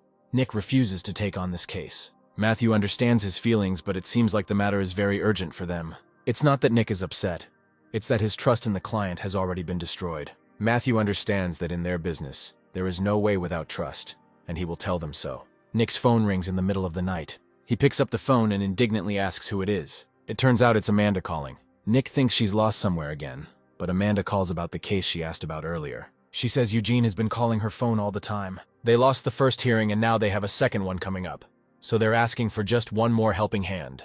Nick doesn't understand why they are pestering Amanda with calls, because it's their problem. Amanda says that she introduced him to them. It is understandable that they were scared, because the punishment for such things is serious, Nick thinks to himself. What is the class teacher doing if the student himself calls? Nick says that their name violates privacy laws. Amanda has never heard of this, and then Nick realizes that this law has not yet appeared. He says he was wrong. Amanda says that Kevin was fired, so Eugene is no longer his student, and he says that there is no need to worry anymore. But Eugene himself tearfully asks for help. Nick decides to himself that Kevin, it turns out, simply used the student as a means to get to Amanda. He is willing to take on this case only because she asks. After the first hearing, Eugene was sentenced to 13 years of hard labor. He is over 19 years old, so he cannot be considered a minor and a more lenient punishment can be applied. Nick comes to Eugene. He asks him to stop crying and try again. Now the second hearing is very important, so he needs to prepare well for it. Nick looks through the papers, filled out completely carelessly. The defense asks to spare the poor young man. It will not be easy to correct the results of the first hearing. Eugene apologizes for not trusting Nick. He says that in the relationship between a lawyer and a client, trust comes first. The same is true in relationships between people. Eugene can consider this a good lesson. In the evening, Nick comes to the scene of the crime. I wonder if there are any traces left. He touches the ground. Nick sees someone holding a bag in their hand. It is one of Eugene's friends, who he is running towards. They tell him that suddenly an old man came out and started talking nonsense, so they pushed him away to escape. Eugene sees an old man lying on the ground and gets scared. It's hard to believe that the old man was injured like that just because he was pushed. One of the guys asks Eugene to try to do something. He knows different life-saving tricks. Eugene says that he will try, and tries to bring the old man to his senses. It was a blow from behind. They hit me with a brick and hid it in a bag. Eugene tried to revive the old man so his DNA is all over the scene. At this time, the guys got on their motorcycles and drove away, and right after, as if according to plan, the police immediately appeared. Those scoundrels probably called them to cover for themselves. Eugene immediately starts calling for a police officer. Of course, it's good that everything Eugene said turned out to be true, but it's unclear what to do next. After all, these guys are the criminals, and they need to be punished. Nick has an idea. After some time, he comes to a motorcycle repair shop and asks the owner about those guys. He says that they are known throughout the area for their antics. Nick asks if they ride customized motorcycles. The owner of the workshop is surprised how he found out about this. Nick knows that only illegally tuned motorcycles can make sounds like that. He says that for some reason it seemed that way to him. Nick would like the owner to record a statement because there was an assault case here some time ago, and he thinks these guys were involved. The owner of the workshop believes that this is impossible. Nick asks why he thinks so. It turns out that the old man who was attacked was the grandfather of one of these guys. But this information was not in the investigation report. When Nick meets Eugene again, he wants to ask about the old man who was attacked. He says that the old man was related to one of the boys, and asks if Eugene knows who it was. Eugene doesn't know for sure, but he heard that Dan Lee has a bad relationship with his grandfather. Nick asks if Eugene knows the reason. He says that Dan's rich grandfather left a will, but he was not mentioned in it, so Dan got very angry. Now everything is clear to Nick. Eugene was caught in a trap, and a carefully planned one at that. The fact that the police arrived just in time also speaks in favor of this. These guys decided to blame the crime on him, because when a murder occurs, the first suspect is the person from the environment who is on the worst terms with the victim. Nick also learned that Dan's grandfather ran a large store and always took the proceeds with him after closing. But this was never mentioned in the case file, so they attacked the old man, took the money, and decided to blame it all on Eugene. After all, usually if you have a problem with a person, you need to call 119. But they suddenly decided to ask Eugene for help. If you look at it from exactly this angle, everything fits together perfectly. Eugene says that the previous lawyer handled the case in a somewhat careless manner, and he was very worried. This lawyer simply demanded that Eugene repent. But Nick is not like that, and he will solve everything. Before the second hearing, Amanda comes to support Nick. She said that she left 4 hours ago, and it would have taken an hour to get here. Here a man calls out to Amanda, and she calls him by name Martin. She asks if he is here because of the trial. Nick is suspicious that they are speaking so informally, and he knows that they are not related, since he is older, and Amanda only has a younger brother. Martin says that he is a prosecutor, that's why he came. Amanda forgot to introduce them. This is Martin Black, the prosecutor. Martin remarks that Nick must be the genius lawyer from the rumors. Nick says he was just lucky. Martin believes that his luck will not help him today. Nick will try to make sure that does not happen. He asks Amanda how she knows this impudent guy. She says that he kept asking to meet him, so they met a couple of times. Nick saw the name Martin Black somewhere, and then he remembers that he is the prosecutor in charge. Maybe Nick really should not have taken on this case. The meeting begins. Martin wants to see the true abilities of the genius lawyer. He asks the judge to look at the first document in the case. Cases of this kind fall under the category of assault. The victim was found to have bleeding in the brain and a fracture in the chest area. Therefore, it can be said that after striking the victim once, the defendant struck the victim again, thereby committing a malicious act. At the same time, Martin looks not at the judge, but at Nick. The judge asks if the lawyer has any objections. Nick says assault is an act where the victim is immobilized by a blow and then the offender takes her property. He asks permission to demonstrate this. The judge allows it. Nick asks the guard to participate in the experiment. The guard is asked to stand directly in front of him with his back turned. Nick pushes him in the back. He apologizes for pushing the guard unexpectedly and asks if he was scared. The guard answers in the affirmative. As you can see, when attacked from behind, a person falls forward. And if we look at the evidence of the prosecution, the victim lost consciousness after the first attack. In other words, she did not have the opportunity to turn over, having fallen forward. He asks the guard to help him again. Nick asked the guard to lie down on the floor and then called several people from the courtroom. He asked them to surround the guard and pretend to kick him, while someone actually kicked him. Thus, usually a person lying on the ground is attacked with feet. But if you pay attention to the information from the prosecutor, there were no traces of shoes anywhere. On the contrary, the victim's clothes were suspiciously clean.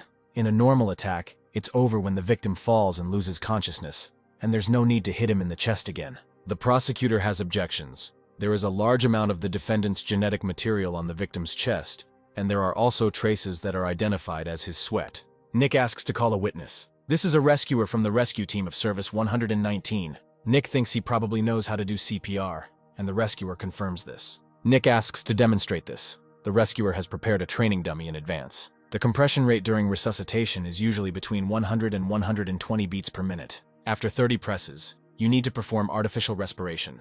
Take 2 breaths into the mouth with a break of 1 to 2 seconds, holding your nose. These actions must be performed until rescuers arrive. Less than 3 minutes have passed, and the witness is already drenched in sweat, because indirect heart massage requires enormous effort. Nick thanks the rescuer for his cooperation. He can stop. It could be said that the accused was sweating profusely while attempting to perform CPR on the victim. Therefore, numerous traces of his genetic material were found on the victim. Martin states that even from the point of view of common sense, the lawyer is saying things that are incomprehensible to the mind, because you cannot harm a person while trying to save him. Nick then asks the rescuer what the chances are of breaking a person's ribs while performing CPR. The rescuer replies that it is more than 80%, especially in cases with adults, when the bones have already formed.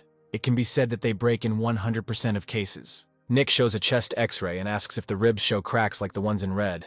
The rescuer says the cracks can look a little different, but that's generally what they look like. Nick shows on the screen the photograph he just showed the witness. The photo shows cracked ribs, and the prosecutor presented this as evidence of violence.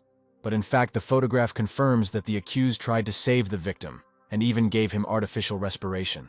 Martin argues that even if, after committing a crime, the defendant, overcome by guilt, decided to undergo resuscitation measures, this does not in any way diminish the gravity of his guilt.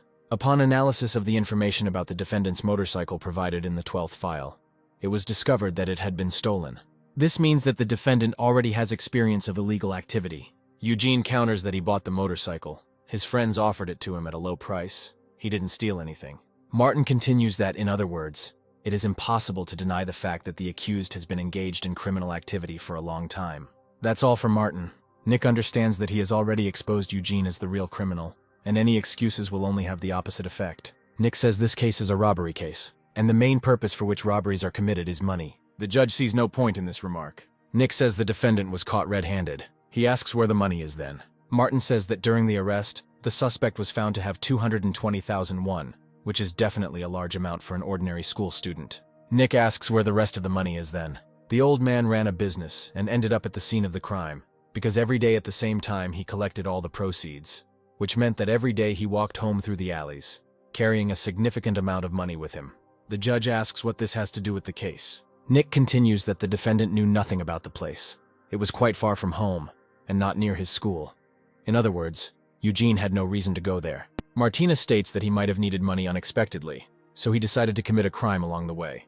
Nick asks where the rest of the money is in that case. He personally confirmed that the proceeds on the day of the incident were 1,200,000 won, and the victim took 900,000 with him. Nick understands that even such basic information was not analyzed. They only looked at the data from the reports. Given that the defendant was caught red-handed and had no time to hide the money, Martin says he likely had an accomplice. Nick asks why the prosecution only brought charges against one defendant if it was known that there was an accomplice. Martin doesn't know what to answer. Nick knows it's not right to hurt the prosecutor's pride like that, but since they're here, there's nothing he can do. He asks whether the prosecutor conducted an investigation, since he knows about the existence of an accomplice, and where this accomplice is now. Martin has nothing to say. Then Nick says that it looks like the prosecutor's office doesn't have enough information about the accomplice, and asks to postpone the hearing in this regard. The judge grants the request. After some time, Nick and Tom come to the old man's shop. On the door, there is a notice pasted by Nick that a buyer is wanted who pays by check. 500,000 won is offered as a reward. Nick says the victim took the check with him that day, so we need to track down his number. Tom says that if they can find him, things will definitely take a different turn. However, instead of sticking up this ad, it might be better to go inside and check everything out. Nick would like to do this too, but on the victim's side, everyone is absolutely sure that Eugene committed the crime, so they will not help them, because Nick was even able to hang this ad with difficulty.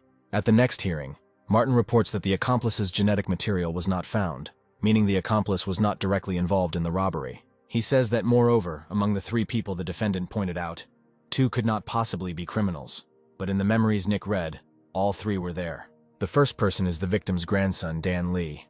It is hard to imagine that the grandson would be connected to such a brutal crime.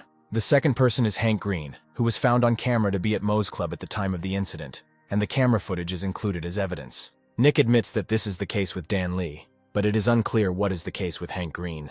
The club he was at the time is about an hour's drive from the crime scene, but Nick's memories definitely included Hank Green.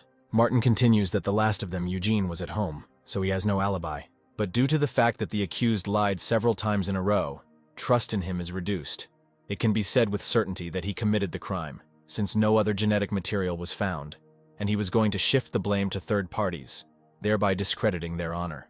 Based on the defendant's actions, it is impossible to talk about a mitigation of the sentence. The prosecutor's office is demanding the strictest punishment for Eugene. Martin thinks Nick is just a greenhorn. The judge asks Nick if he has anything to say. He replies that of course there is. He provides new evidence. This is information on a check that was allegedly among the money that went missing that day. The check was tracked with the consent of the person who wrote it. For some time the check was not used, but later it was presented in a bar called Crepus. The judge asks if Nick has found out who paid the check. Nick answered in the affirmative. The officer checked the ID of the person who presented it, as he looked quite young.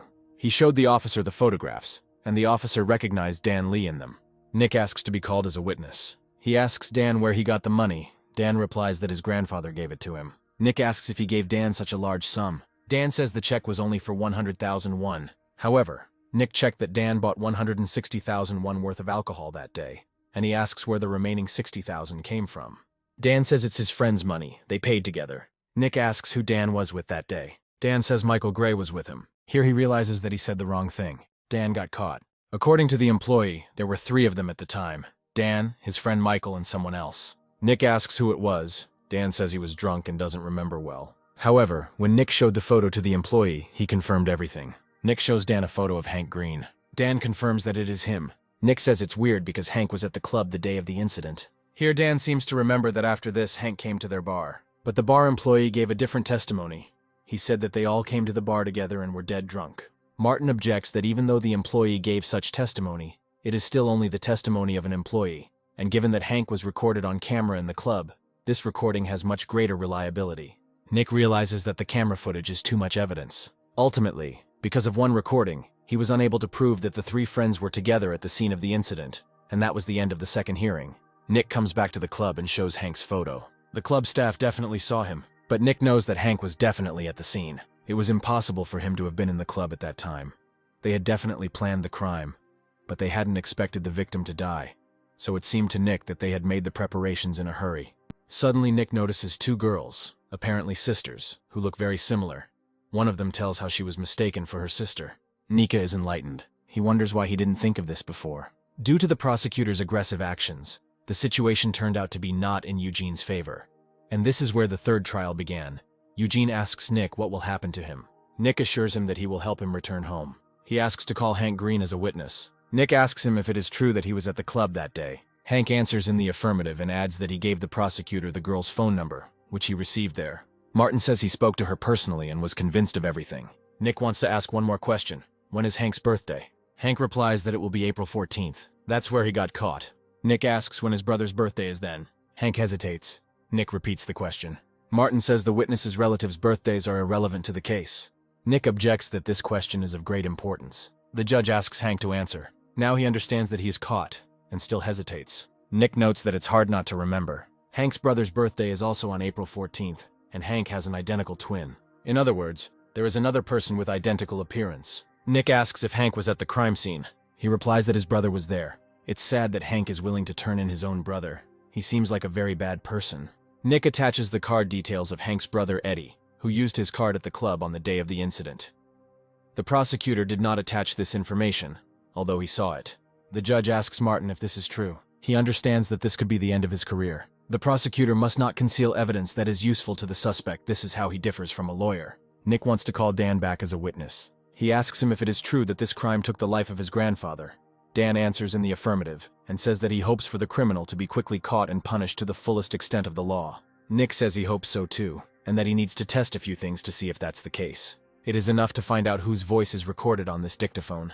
Nick invites Hank to listen to his own voice. This is a recording of a call to 119. Hank reporting that some guy is beating up his grandfather. The dispatcher asks if he means violence. Hank says that some guy in dark green clothes is beating up a grandfather. He could die. Nick asks if it's true that the voice on the recording belongs to Hank. He says there is something very strange about this conversation. The complainant said that a man in dark green clothes was beating his grandfather.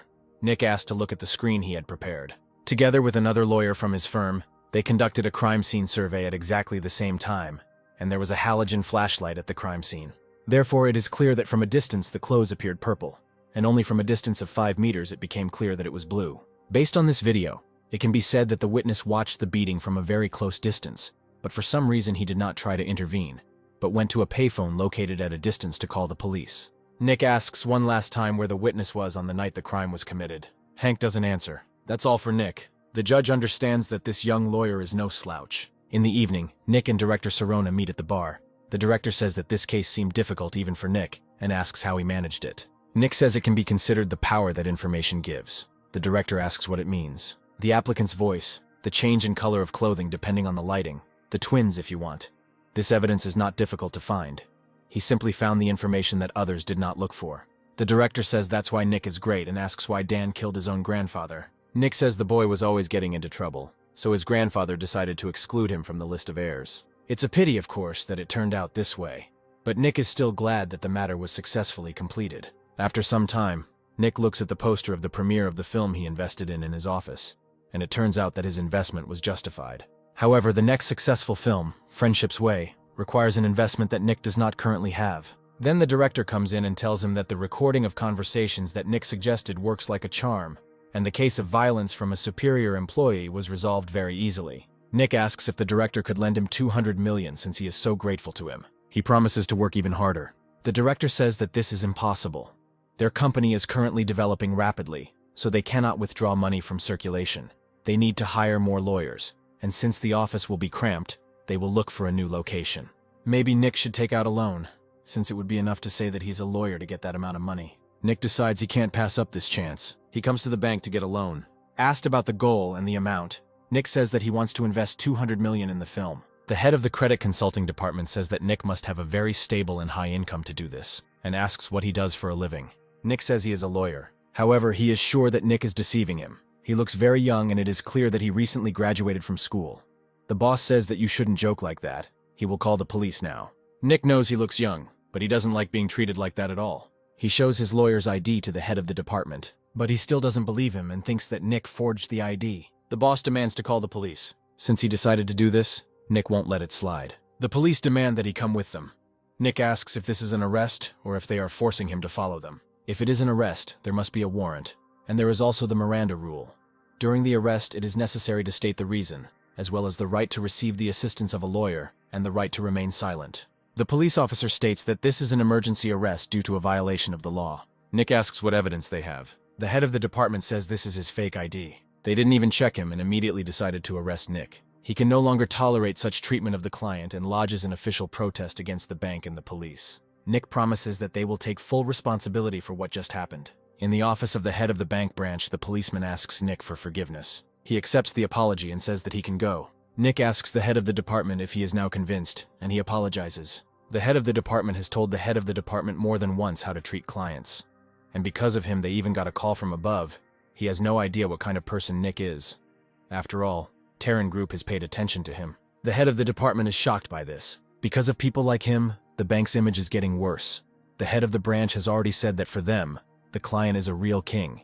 He tells the head of the department to leave and not come back. Next, he asks Nick how much money he wants to receive. The branch manager, as an apology, issued a loan of 500,000 won at the lowest interest rate. And thanks to this event, Nick became convinced of how well-developed the information network of the Terran Group was, entangling even banks and the police. After some time, Nick comes to the Rock Media Film Company, where they are filming The Path of Friendship. He meets with the person in charge of filming, John Park. Nick says he's considering investing in Friendship Path. He made the right choice.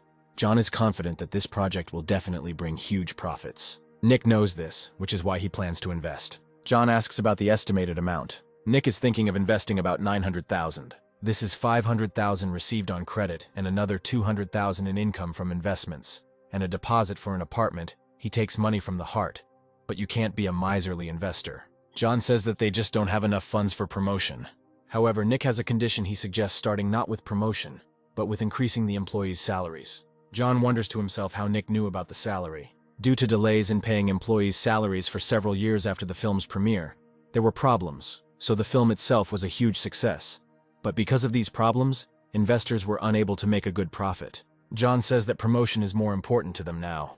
Nick promises to help with the release of the film on foreign markets if they pay salaries from this money. John asks how Nick knows about foreign markets. Nick says they are currently looking for a partner who can help them enter foreign markets as an on-site consultant. He asks what about Paris Mountain. John is surprised that this is a huge distributor. The reaction to The Path of Friendship overseas was positive, but due to the small-scale distributor, the film could not bring in the expected profit.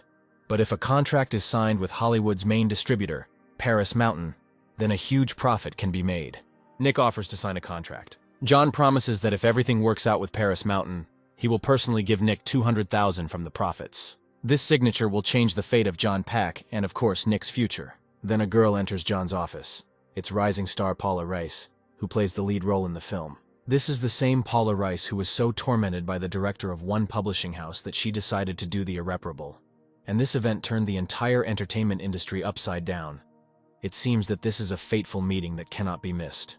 Nick introduces himself and says he is a fan of Paula. John tells her that Nick has come to talk about investing in their film. Nick says it's natural for him to invest in a great film, and he thinks to himself that maybe he can help Paula. John asks what brought her here. She didn't even call. Paula, confused, replies that nothing. Perhaps the director of the publishing house has already started to mock her. Nick is thinking about how to help her. Then it occurs to him that he can lift Paula to the top so that no one dares to touch her with a finger. Nick asks if Paula could spare him some of her time. He says that he knows an ardent admirer of hers, and she said that she would definitely like to meet her. Paula asks who it is. She may have even heard of her. This is the director of the Terran Group, Kate Stone. Paula and John are amazed. Maybe now Paula will agree to spend time with Nick. She is ready to devote time whenever necessary. Nick says that he will contact Kate right now. Nick told her the whole situation of Paula, and she easily agreed to help, perhaps having a similar experience. Kate was just bored sitting alone. At the head office, Tarya Nick explains why he is asking for help. Kate isn't sure that will stop the publishing director. Nick believes that it is unlikely that the newspaper publishing house will quarrel with Terran Group. Usually such scoundrels only torture those who are weaker than them. Kate agrees to help Paula. Nick thanks her. Now he'll go. He has business in Hong Kong, where an untouched lottery ticket awaits him. Nick comes to Hong Kong. He walks into a bar and finds Bob Johnson, the head of the Hong Kong branch of Paris Mountain there. Nick asks how he is doing. They haven't seen each other for a long time. Bob doesn't recognize him. Nick asks about Elizabeth, Bob's niece. He says that everything is fine with her. Nick notes that it's time for him to get married. He devotes all his time to his niece. Bob wonders how Nick knows about Elizabeth. Nick had a point when he told Bob not to let Susan go, and he was surprised that he knew about Susan too. Bob thinks he has been investigating behind his back, as more than once Asians have approached him and pretended to be his acquaintances in order to go to America. Nick knew that Bob had recently been in an accident and had lost some of his memory. He says that he liked Susan so much, it was time to move forward somewhere. Bob tries to explain what happened to his memories. Nick says the rumors about the accident where Bob injured his head were apparently true, but only the closest people know about the accident. Bob asks if he and Nick were close. Bob and Nick's meeting before the rebirth occurred when Nick was sent to work in America as a representative of Paris Mountain. Of course, he now uses psychometry more skillfully. Nick says he'll buy Bob a drink. He asks if it is possible to buy what is always there. Nick asks the bartender to shake it, not stir it, and add 2 olives. Bob realizes that Nick knows his taste very well. It seems they had a very close relationship.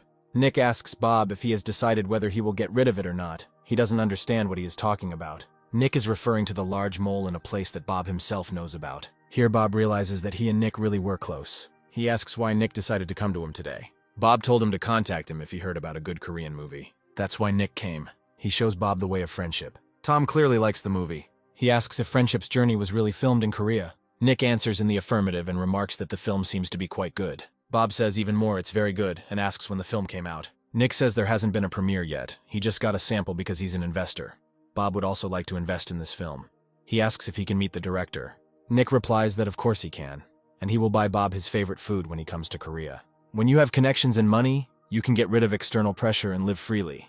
Now everything is just beginning. After some time in Saran, Tom discovers that he has 60 cases. The director says that he is Nick's student, and he is responsible for as many as 80 cases. But Tom is no match for him. He, a weak little man, cannot compete with the monster Nick. The director notes to himself that Nick is indeed a real monster.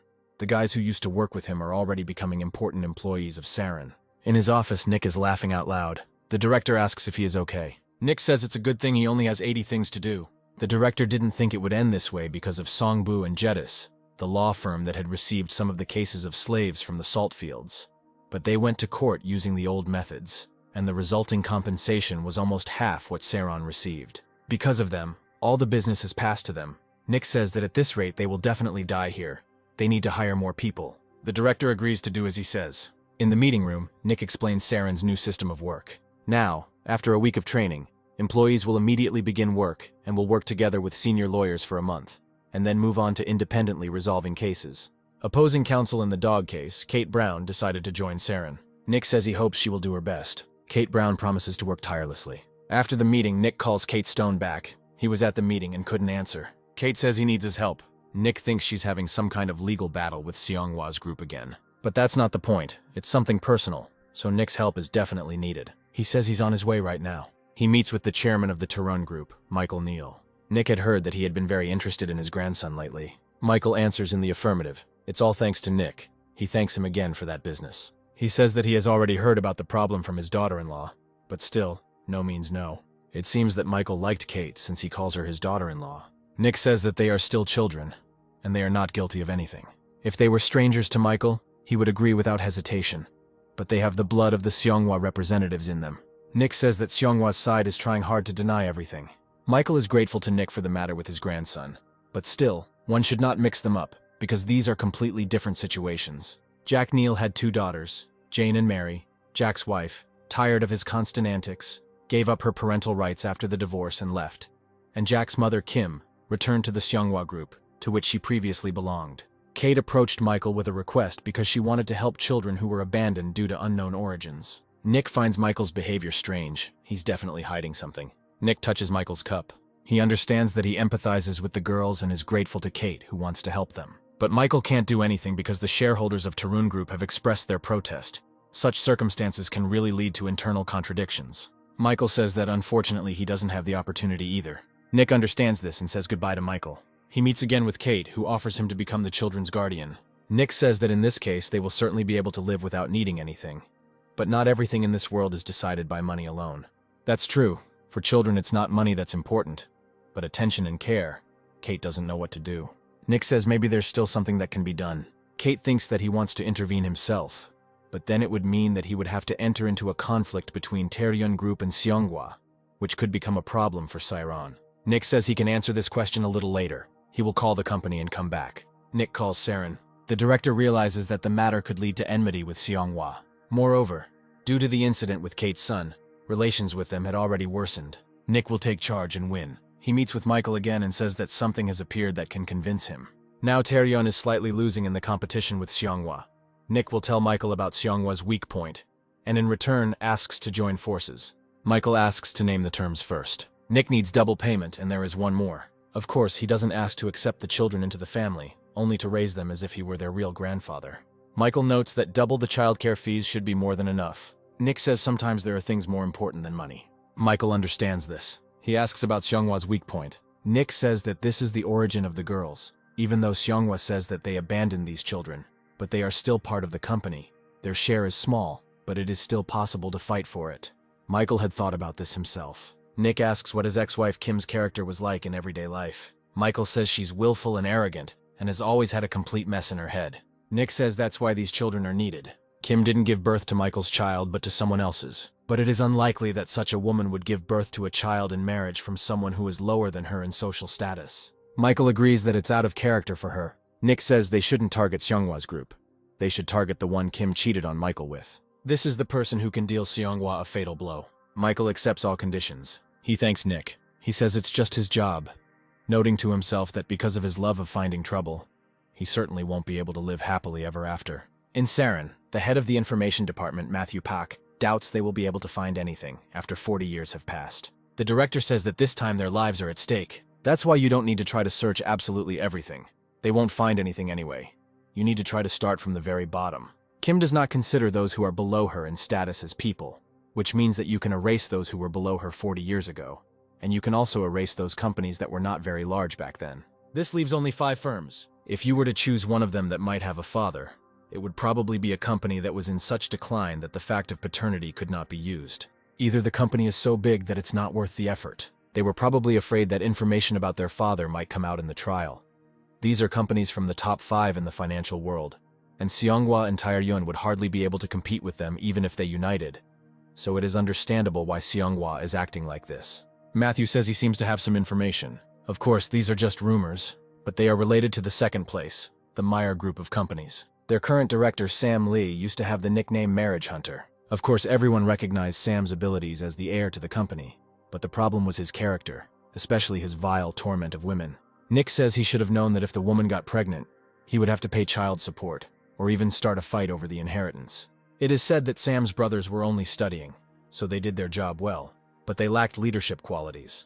But Sam spent a lot of time with the bullies and was their leader, and he was able to climb to the position of director of the company. The director notes that if something goes wrong, they will get it in the neck. Besides, they have no evidence. It's just an assumption at this point. From now on, they must find out for sure whether the blood of the director of the Mira Group of companies flows in the veins of Jane and Mary or not. When Nick tells Michael about this, he says that Sam was hitting on Kim, and he thought there was something between them.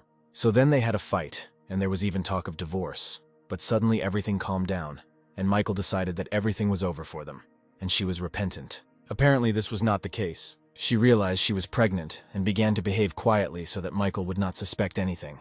Nick asks if he minds that the opponent will be Mireille. Michael in turn asks if there is any solution. First, we need to find out who Jack's real father is and demand compensation for damages. Under this pretext, a meeting place should be arranged, and Nick will find out everything, becoming Michael's representative. He agrees. Nick arrives at the Seonghwa Group office. He's dating Kim. She doesn't hide the fact that she's not at all pleased to meet him. Nick says he came to negotiate. Kim asks who needs negotiations. Nick himself probably understands that she has no path with these children. So it's not about parental rights, and it's all because of cheating. Kim claims the genetic test was wrong. Nick says he was taken 3 times. Kim is not going to negotiate even under the pretext of death and demands that Nick disappear from her sight. Nick realizes that Kim is even more hostile than he thought, so he grabs her hand to read her memories. Nick asks who Jack's real father is. This makes Kim furious. Nick returns to Saren with a swollen cheek. Kim hit him, and yet he received money for his suffering. He says that Kim herself doesn't seem to know who Jack's real father is, and the director is puzzled as to how she cannot know the father of her child. In her memories, Nick also saw Sam's father, Henry Lee, and he can't talk about it. He doesn't know what to do. More information is needed. The source is not so easy to find, but someone might know about it. Nick tells Matthew that the rich people decided to play a weird game, and now Kim doesn't even know who the baby's father is. Matthew asks why she did this. Nick says that her share in Seonghwa is the lowest of all. Apparently she wanted more money. Matthew says that perhaps a man named Chester Black knows about this. He is currently a member of the Gyeonggi-do Provincial Parliament and appears to be planning to run for the national parliament before his political career. He was Sam Lee's personal secretary, resigning immediately after he retired.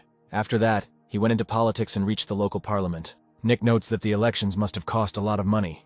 Matthew says that Chester, of course, worked as a personal secretary to the head of a large organization. But still, it would not have been easy to raise so much money.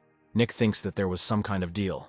As expected, digging deeper revealed some oddities. Chester had a lot of support, but it just suddenly stopped recently, and it may have something to do with keeping the secret. If this is true, then the loss of funding means that there is discord within their ranks. Nick asks Matthew if he knows what lawyers usually do best. Matthew thinks that perhaps participating in the hearings. Nick says it's the negotiations, and it's the success of the negotiations that shows the value of the lawyer. So we need to start them. Nick arrives at the office of MP Chester Black. He says he's honored to meet Chester. Nick adds that he has always respected him for his political stance and actions.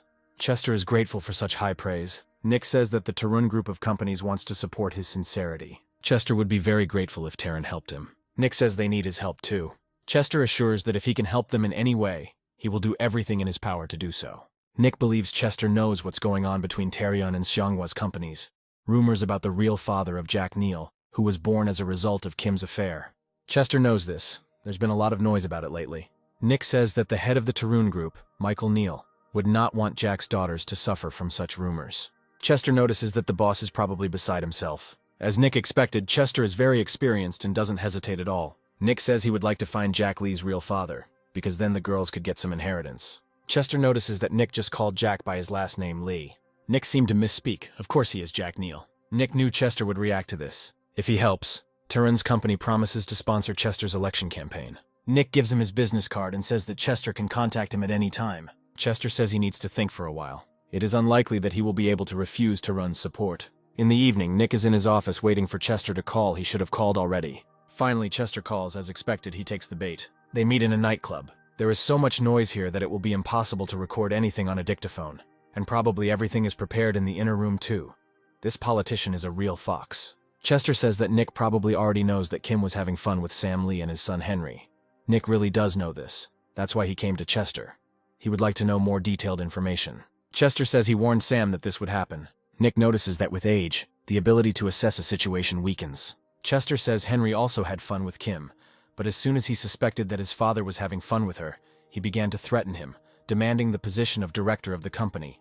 And for this, Chester, who had been devoted to the Mira company all his life, was simply thrown out. Nick asks if Henry was the one who introduced Kim to Sam. Chester answers in the affirmative. Apparently Henry started this whole mess using Kim. I only feel sorry for Michael Neal. He now values Kate's son even more, because he is his flesh and blood. Chester says his sister-in-law runs a small factory and he helped her get in touch with Mir's group, but they unilaterally broke the deal and sued her. Nick realizes that after the change of generations in the world, Chester's place there has disappeared. But they picked the wrong guy. Chester still has an ace up his sleeve. He acts as if he has already planned what will happen next. Chester is definitely not that simple. He takes out a paper. This is his trump card. The results of the genetic examination. Sam sensed something was wrong between Henry and Kim. So without their knowledge, he ordered a genetic test. The testing was done at Harvard Medical University, and they said they would keep the genetic samples for 30 years in case there was an error during the testing. Harvard should still have genetic samples, even those of the now deceased Jack Neal, who committed suicide in prison. It looks like now Terran Group must fulfill its promise. Nick asks who Jack's father is. In his office, Michael Neal is furious to learn what Chester told Nick. He can't believe that Jack's father turned out to be Sam Lee. Nick says they can't defeat Mirai yet. He speculates that the spread of the program, which will eventually capture 80% of the world's smartphone market, can be stopped the moment they decide to sell it to Korea. But for now, they are too weak to engage in open combat with the Mirai group. Michael asks if there is a way. Nick says that in this situation, it is better to come to an agreement rather than start a direct confrontation. The best way is to get Jane and Mary's share through negotiations. Of course, this is a great solution for the girls because they have money for the future, but Michael doubts that Seonghwa will suffer any losses in this case. Nick says the damage, on the contrary, could be quite significant. He asks if it is true that the Tarun Group has a subsidiary company that deals with health food products. Michael answers in the affirmative. We need to watch, and if everything goes smoothly, then Seonghwa will most likely lose one of its subsidiaries, For that, Michael will definitely try. Nick comes to the office of the Meyer Group of companies. Henry Lee asks if Tae-ryun really wants to declare war on him. Nick says that their side also does not want the conflict to develop. However, it cannot be said that the enemy of our enemy is our friend. Henry believes that Mirai cannot be called Seonghwa's enemy. Nick agrees with this, but only if there are no disagreements between them, for example, questions about inheritance. Nick says he sometimes wonders what it would be like if he had a younger brother who was much younger than him. And he wouldn't refuse his nephews either, because he could always watch their fun. True, Nick doesn't know what other relatives might say about this. Henry calls his secretary and asks him to cancel all plans for today and not let anyone see him. He asks Nick what they propose if they are not going to declare war. Nika was taught that it was dishonorable to take revenge through someone else's hands, but it was difficult to simply break blood ties. Henry realizes that Nick has already found out everything and has come to negotiate. Nick says they won't bother them if they get paid properly. Henry asks how he can trust them. If they agree to this condition, Jane and Mary will be placed under the guardianship of Michael Neal. Henry understands that this then relieves the Meyer Group of all obligations to allocate property to them and pay alimony. He is ready to listen, and if the conditions are acceptable, then to fulfill them. Nick says they need the Tepikow area, silently hoping his memories are correct. Henry doesn't know where it is. Nick says it's an area that the Mirai Group owns in the Philippines. The land is not too expensive. It will cost about 8 billion won. Henry speculates that if he has to go to court to settle this scandal, the legal costs could be even higher. He will find out everything and contact Nick. Nick would like the director to remember that they are not going to be at odds with Mirai. After this, Henry learned that Tepikow was a completely remote area with no roads or even electricity. The land was received as payment for construction, so the large area simply stood idle. If they decide to develop the area before selling, they will have to invest more than they can get out of it. Henry doesn't understand why they chose this particular area, since the land is of no use, and he didn't even know it existed. He orders the secretary to prepare everything necessary for the transfer of the land. Sometime later, Tepikow was given to two sisters. There were some minor disputes within the Meyer Group, but those who knew the true state of affairs intervened, so there were no major problems. And the sisters were also adopted by distant relatives of Michael Neal, so that there would be no property disputes in the future. Michael Neal thanks Nick. He knows how much these girls suffered in the orphanage. Nick always knew that attachment was a terrible thing, because before his rebirth he also suffered more not because of his wife's betrayal, but when he needed to distance himself from his children. Then Kate comes in, bringing Jane and Mary with her, and tells her sisters to say hello to their grandfather. The girls say hello. Nick asks why Michael is frozen. His granddaughters are waiting for him. Michael asks if they don't want to hug their grandfather. They haven't seen him for so long. The girls hug Michael. Now Grandpa will protect them. After some time, Michael tells Nick that his company needs talents like him, and suggests that he think again about his proposal. Nick is grateful but is forced to decline. Director Saron, who is present, cannot believe that Nick refused the position of head of the legal department of Tarun. Nick says he dreams of helping people, not dedicating his entire life to someone. Michael notes that if you devote all your efforts to the company, you become not a lawyer, but simply an employee. Director Sarona asks if Nick has really thought this through. He replies that he really made this decision. After some time, Saron sees news that Seonghwa Products is on the verge of bankruptcy.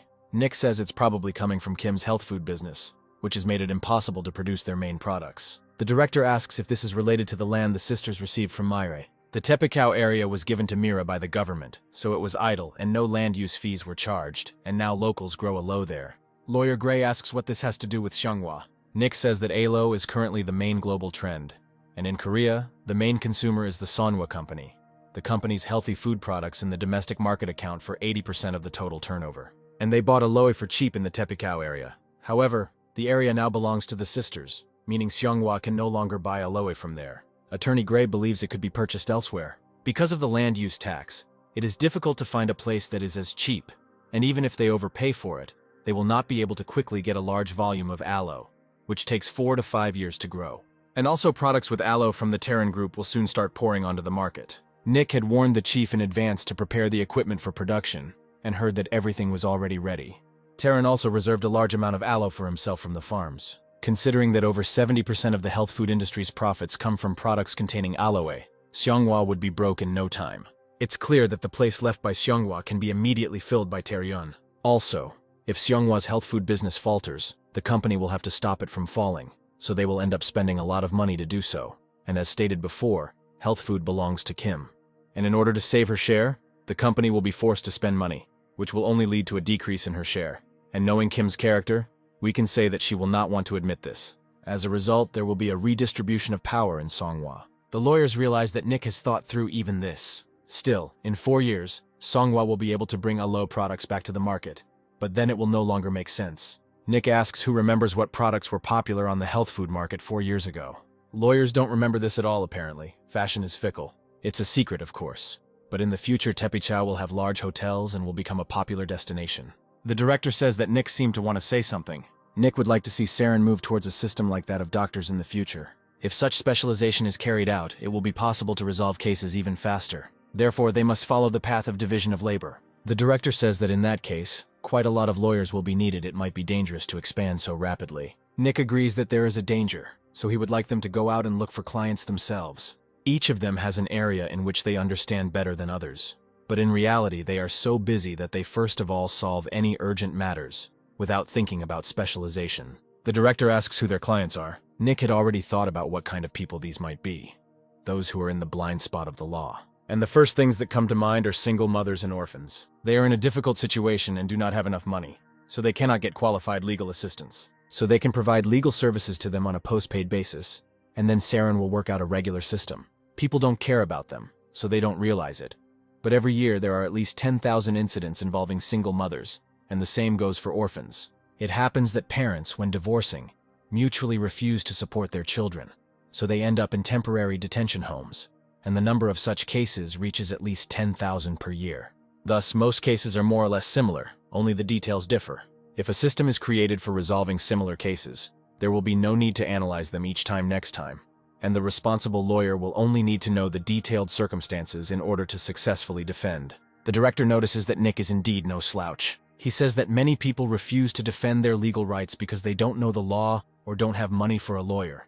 If they were made Saren's clients, their number would be quite significant. Sometime later at Nick's house, his father reads the news and notices how land prices have risen. Nick suggests trying to invest in land. The father says in advance that he is not interested in land speculation, but Nick is simply suggesting that we take care of our pension in advance. The father states that he is still in the prime of life. Nick wants to look into the distant future, when he is already retired. Father didn't think that he was already so old, and similar conversations were already going on in his circle. And it seems to him that Nora will soon get married. And his son, who always seemed like a small fry, suddenly grew up unnoticed and even managed to become a fairly famous lawyer. The father believes that working with land is quite tedious, and there is no money for such things now. There is no need to worry about this, because Nick has a lot of money. Father is talking about money that can be spent right now, not about the money that Nick will earn in the future. Nick says he currently has a sum of around 600 million won. The father is amazed. Where did he get so much money? Could it really be a bribe from some oligarchs? Nick says it wasn't a bribe. He just made a very successful investment. He invested in The Path of Friendship, the very film that blew up the cinemas. After its premiere, the film Nick invested in raised enough money to pay off all of its debts and even made 600 million won in profit. Nick's father says that if he had told him about it, he would have invested too. Nick himself had no idea that he would receive such a profit. He was just lucky. He suggests that they pool their money and buy a suitable plot of land. The father thinks this is a good idea, especially since it is time for him to prepare for old age. He asks where to look for land. If it is too far away, it will be difficult. Nick thinks that the Fangyo area will do. Father says that there is nothing there. Nick knows this. But when they buy the land, they will be able to build everything themselves. Nick was thinking about a land auction. This is the best opportunity to buy land at a lower price. Father says that he will then take care of the auction. Nick notes that he has never done anything like that. Nick always seemed like a greenhorn to his father. Father says that this is their land, and Nick has already learned so much, he also needs to do his bit. It's amazing how Nick managed to grow so much. Soon he looks through the purchase and sale agreement for the plot, and discovers that his father bought 6.5 hectares. Father says the land was cheaper than he thought. He bought into the fact that the price was 8 times lower than the market price, and if you look at that alone, you can say that he invested very successfully. However, the land he bought has already been resold 9 times. The fact that it has been resold so many times suggests that there is definitely something wrong with it. However, if we consider that they bought it as an investment, there shouldn't be any particular problems, because a new development project is about to open in Fangyo, so the land can be sold for much more in the future. It soon becomes clear that the man who calls himself the owner there is demanding 660 million for the move. The land contains the graves of the previous owner's ancestors, and he demanded 2 million won for the removal of each of the 330 graves. This man's land was up for auction because his business went bust, and yet it was too much. Nick's father says it doesn't look like it went bankrupt. He's still doing work there. Nick asks why the land was then put up for auction. Besides this, there is another problem. When Nick and director Sirona arrive at the village, its leader, along with the assembled villagers, declares that they made it and have no right to kick them out. He will also demand money for all the trees planted, 2 million for each. They should get their lost profits. They decide that lawyers are unaware of the lost profits and call them incompetent. Nick believes that someone is helping them behind their backs. They are demanding compensation not only for the burials, but also for the farming land, and they have probably kicked out everyone who came to buy land. The landowner has teamed up with the villagers to keep the land changing hands, and then he's apparently going to buy it back cheap. And then suddenly they stepped in and made a deal. It's not clear why they would do something like that if business was going smoothly. Nick tells the director that they seem to have prepared by planting trees in advance, and now they are demanding 2 million for each. The director had done some research beforehand, and he thought the case was related to money laundering, like a way to evade inheritance tax. Apparently, they decided to lower the price by putting the plot up for auction to avoid paying inheritance tax, and wanted one of their children to buy it, and as a result, they would pay the state compensation for the burials and trees. Nick asks to give him one person to help him, and he will be able to solve this problem on his own. He arrives at the property at night, accompanied by Kate Brown. Nick says something is bothering him, and he wants to make sure of one thing before he leaves. He asks Kate if she thinks the graves look odd, and she says that they seem to be poorly maintained. Nick stands on one of the graves. He says this is not a real cemetery. Kate Brown wonders how he knows this. First of all, there are no weeds here. All the other graves are covered with weeds, and only around the graves there are none, as if the earth was brought from somewhere. In his past life, Nick couldn't find his sister's body, so he had to bury her personal belongings, and whenever he was having a hard time, he would come to the grave, and the first thing he would do was pull out the weeds, so it's impossible not to know about it. Moreover, the cemetery, consisting of 330 graves, is located far from the burial places of other ancestors, and on 6.5 hectares. It would be strange if all these burials belonged to strangers, but if these are burials of one family, then we can assume that they belong to different branches. But in this case, each of the branches should be responsible for its own plot, but the former owner of the land demanded payment for the relocation of the burials, stating that he was responsible for them.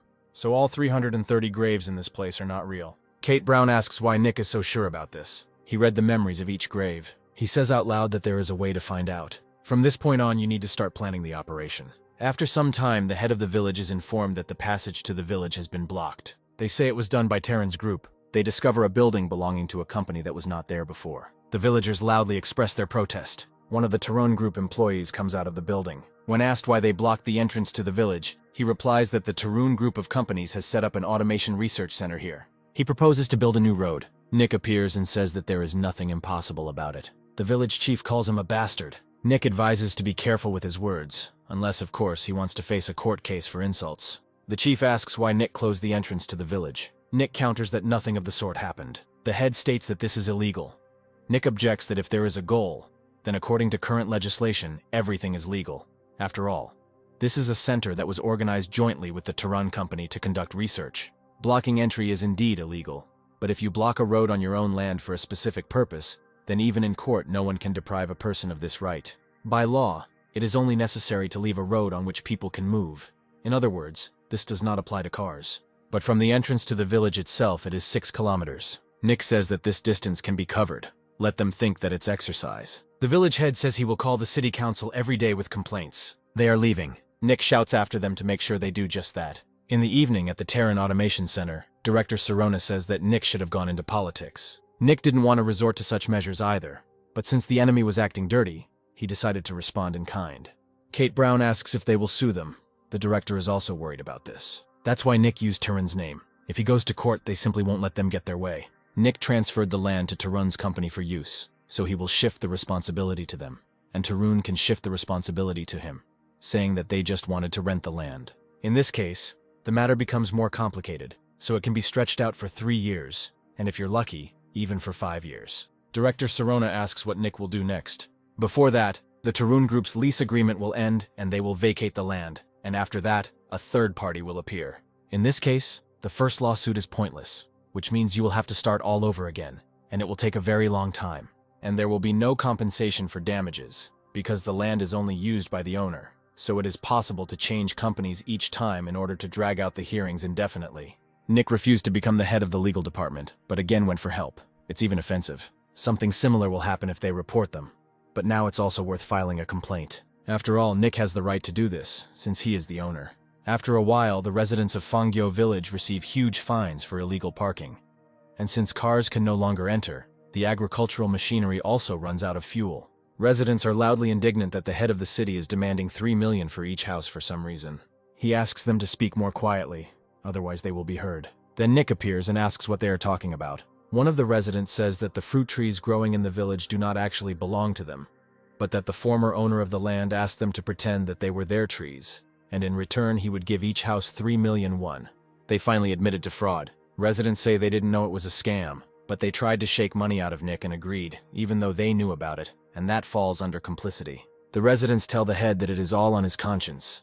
First he turned the village into something incomprehensible, and now he has also made them look like swindlers. Nick says there is a way to solve everything, they just need to sell them the trees. However, this is the only evidence we have, and the previous owner would not have left evidence of his fraud either, so he cannot claim ownership of these trees. Since the villagers agreed to receive 3 million won for each tree, Nick will give them 4 million. If they sell the trees to him, he will pretend that he knows nothing, so they will get more money, and there will be no accusations of fraud, and Nick will solve his problems with the land. The head of the village forbids them to do this, because the trees do not belong to them. Nick says that if this continues, all the villagers will be accused of fraud in court. It is unlikely that the previous owner will then pay the head of the village money, but he does not mind if the head of the village goes all the way. Nick will be able to take advantage of this. Residents agree to sell the trees. Nick says they made the right decision. After some time, the former owner of the land, the owner of the company, receives a lawsuit to cancel the inviolability of the burials. He asks the corporate lawyer how he will handle it. The lawyer says that of course nothing can be done about the fruit trees now, but as long as there are burials there, they will not lose the case. Even if they realize that the burials are fake, they have no way to prove it. Kevin agrees. They can't dig up every grave, and besides, graves can't be sold like trees. Nick may be resourceful, but this time he won't be able to do anything. At the court hearing, Nick shows a photograph of a certain device on the screen. This is a seismic profiling device. It is used to send shock waves into the earth and find out what is happening inside. Such devices are used to find corpses, as well as to study what is underground. As a result of checking all 330 burials with this device, the plaintiff's side came to the conclusion that they were all completely empty. The defendant's lawyer claims that this is false evidence, and that they cannot accept evidence obtained illegally in court. The right to the inviolability of burials cannot be challenged. The judge says the right of burial sanctity exists to show respect for ancestors buried in the earth, not to destroy evidence obtained in a non-destructive manner. In this regard, this evidence is accepted. Kate Brown reflects that Nick is brilliant. She didn't know how he would prove the graves were fake without digging them up, but he decided to use a method that the enemy couldn't even think of. Now it is clear what he brought in the truck to Fangyo. The judge asks Nick to show the results of the study he just mentioned. Nick hands the results over to the judge. He is surprised at how many of them there are. That's because there are 330 burials there, and each one of them is empty. The judge asks the defendant's lawyer if he has anything to say, and he replies that he has nothing. The judge then says that it looks like an official investigation will have to be conducted by digging up the graves. Nick reports that he has another suspicion. He asks if the judge saw Hank Brown's name among the documents provided, and he replies that he did. Nick says this man doesn't exist. He wants to attach a document on the results of the geological survey. Usually, when they build a burial mound, they use the soil from the surrounding area, and the soil in Fangyo is very suitable for building a grave. However, geological surveys of the hills show that soil brought from another location was used. Perhaps it was necessary to build a large number of burial mounds at the same time, so it was necessary to use earth brought from another place. What's amazing is that this land is very similar to that which was mined during the construction of a road nearby, before the auction, and that road was built in 6 months. It turns out that 330 people died in 6 months, but no one knew about it. Nick asks the defendant if this is possible. Tom has nothing to say. The judge announces that if the defendant does not provide an answer or rebuttal evidence within 2 weeks, a verdict will have to be passed. As a result, the defendant was arrested for fraud and suspicion of document forgery, all because the investigation revealed that not only were no dead bodies found in the graves, but nothing at all. Soon, new development will begin in Fangyo, thanks to which land prices have skyrocketed almost 20-fold, and Nick was able to earn 160 billion won. Of course, money is not the only happiness, but such happiness is hard to find. In Saran, the director asks Nick if he is dating anyone. Every day, someone asks the director to introduce him to Nick, and if you say that you have a girlfriend, then you can refuse right away. Nick is confused. Here they tell him that someone has come to see him. This is Renee, the daughter of a worker who was not paid. She says, "Hi, uncle." It's worth starting with the fact that he is not an uncle at all. Something happened to Renee's friend, Cheryl Smith. According to Renee, after finishing her studies, her friend started going to auditions, But one day she accidentally passed a casting on the street. Everything was arranged quite professionally, so she decided that it was not a scam and signed the contract. But gradually the support faded away, and although they quickly released the album, they did not help with the advertising. And to pay off the resulting debts, the company sold everything except its office. So Cheryl couldn't even talk about payments. But she received a casting offer from a big company she was under contract with, and Cheryl's previous representative sued her for breach of contract. In the past, that is, in a past life, Nick had already taken on a similar task. He says that Cheryl actually ran into scammers. The company is called Komori Entertainment. Nick requested a background check for that company, but the place where Cheryl rehearsed was registered under the name Paris Rehearsal Base. It was only 5 months before Cheryl's debut. They probably set it up quickly to select the candidates and deceive them as quickly as possible, first pretending to invest in Cheryl, and then stopping their support. But if you try to cancel the contract for such a reason, then in court the main problem will be false testimony of witnesses. Nick asks if there was anyone close enough to the director among the participants. Cheryl says there were 2 of them and wonders how he knew. They pretended to be participants and were with her at that time in order to give inconvenient testimony during the trial. If one of the participants gives such testimony, the situation will not turn out well. This is how they keep newbies, and if another company wants to sign a contract with them, they will receive compensation for breaking it. This is a typical way of fraud. Renee asks how they knew Cheryl was new right away. Usually the companies that promote young talent are located in certain areas that are within easy reach of a TV studio or concert hall, so it's pretty easy to pick newcomers close to them. But Cheryl still doesn't understand how it happens. Nick says young talents like her can be seen from afar. Newcomers or celebrities who already belong to an agency, on days when they don't have any shoots scheduled, deliberately don't wear makeup and try not to give themselves away because they already have an agency, and celebrities don't need to show themselves at all. But with young talents, it's the other way around. The more they want to achieve recognition, the better they try to look when going to those areas, because they need to get a chance to audition or casting to find an agent. And for scammers, such young people become easy prey. Renee cries and says that she just wanted to make her dream come true.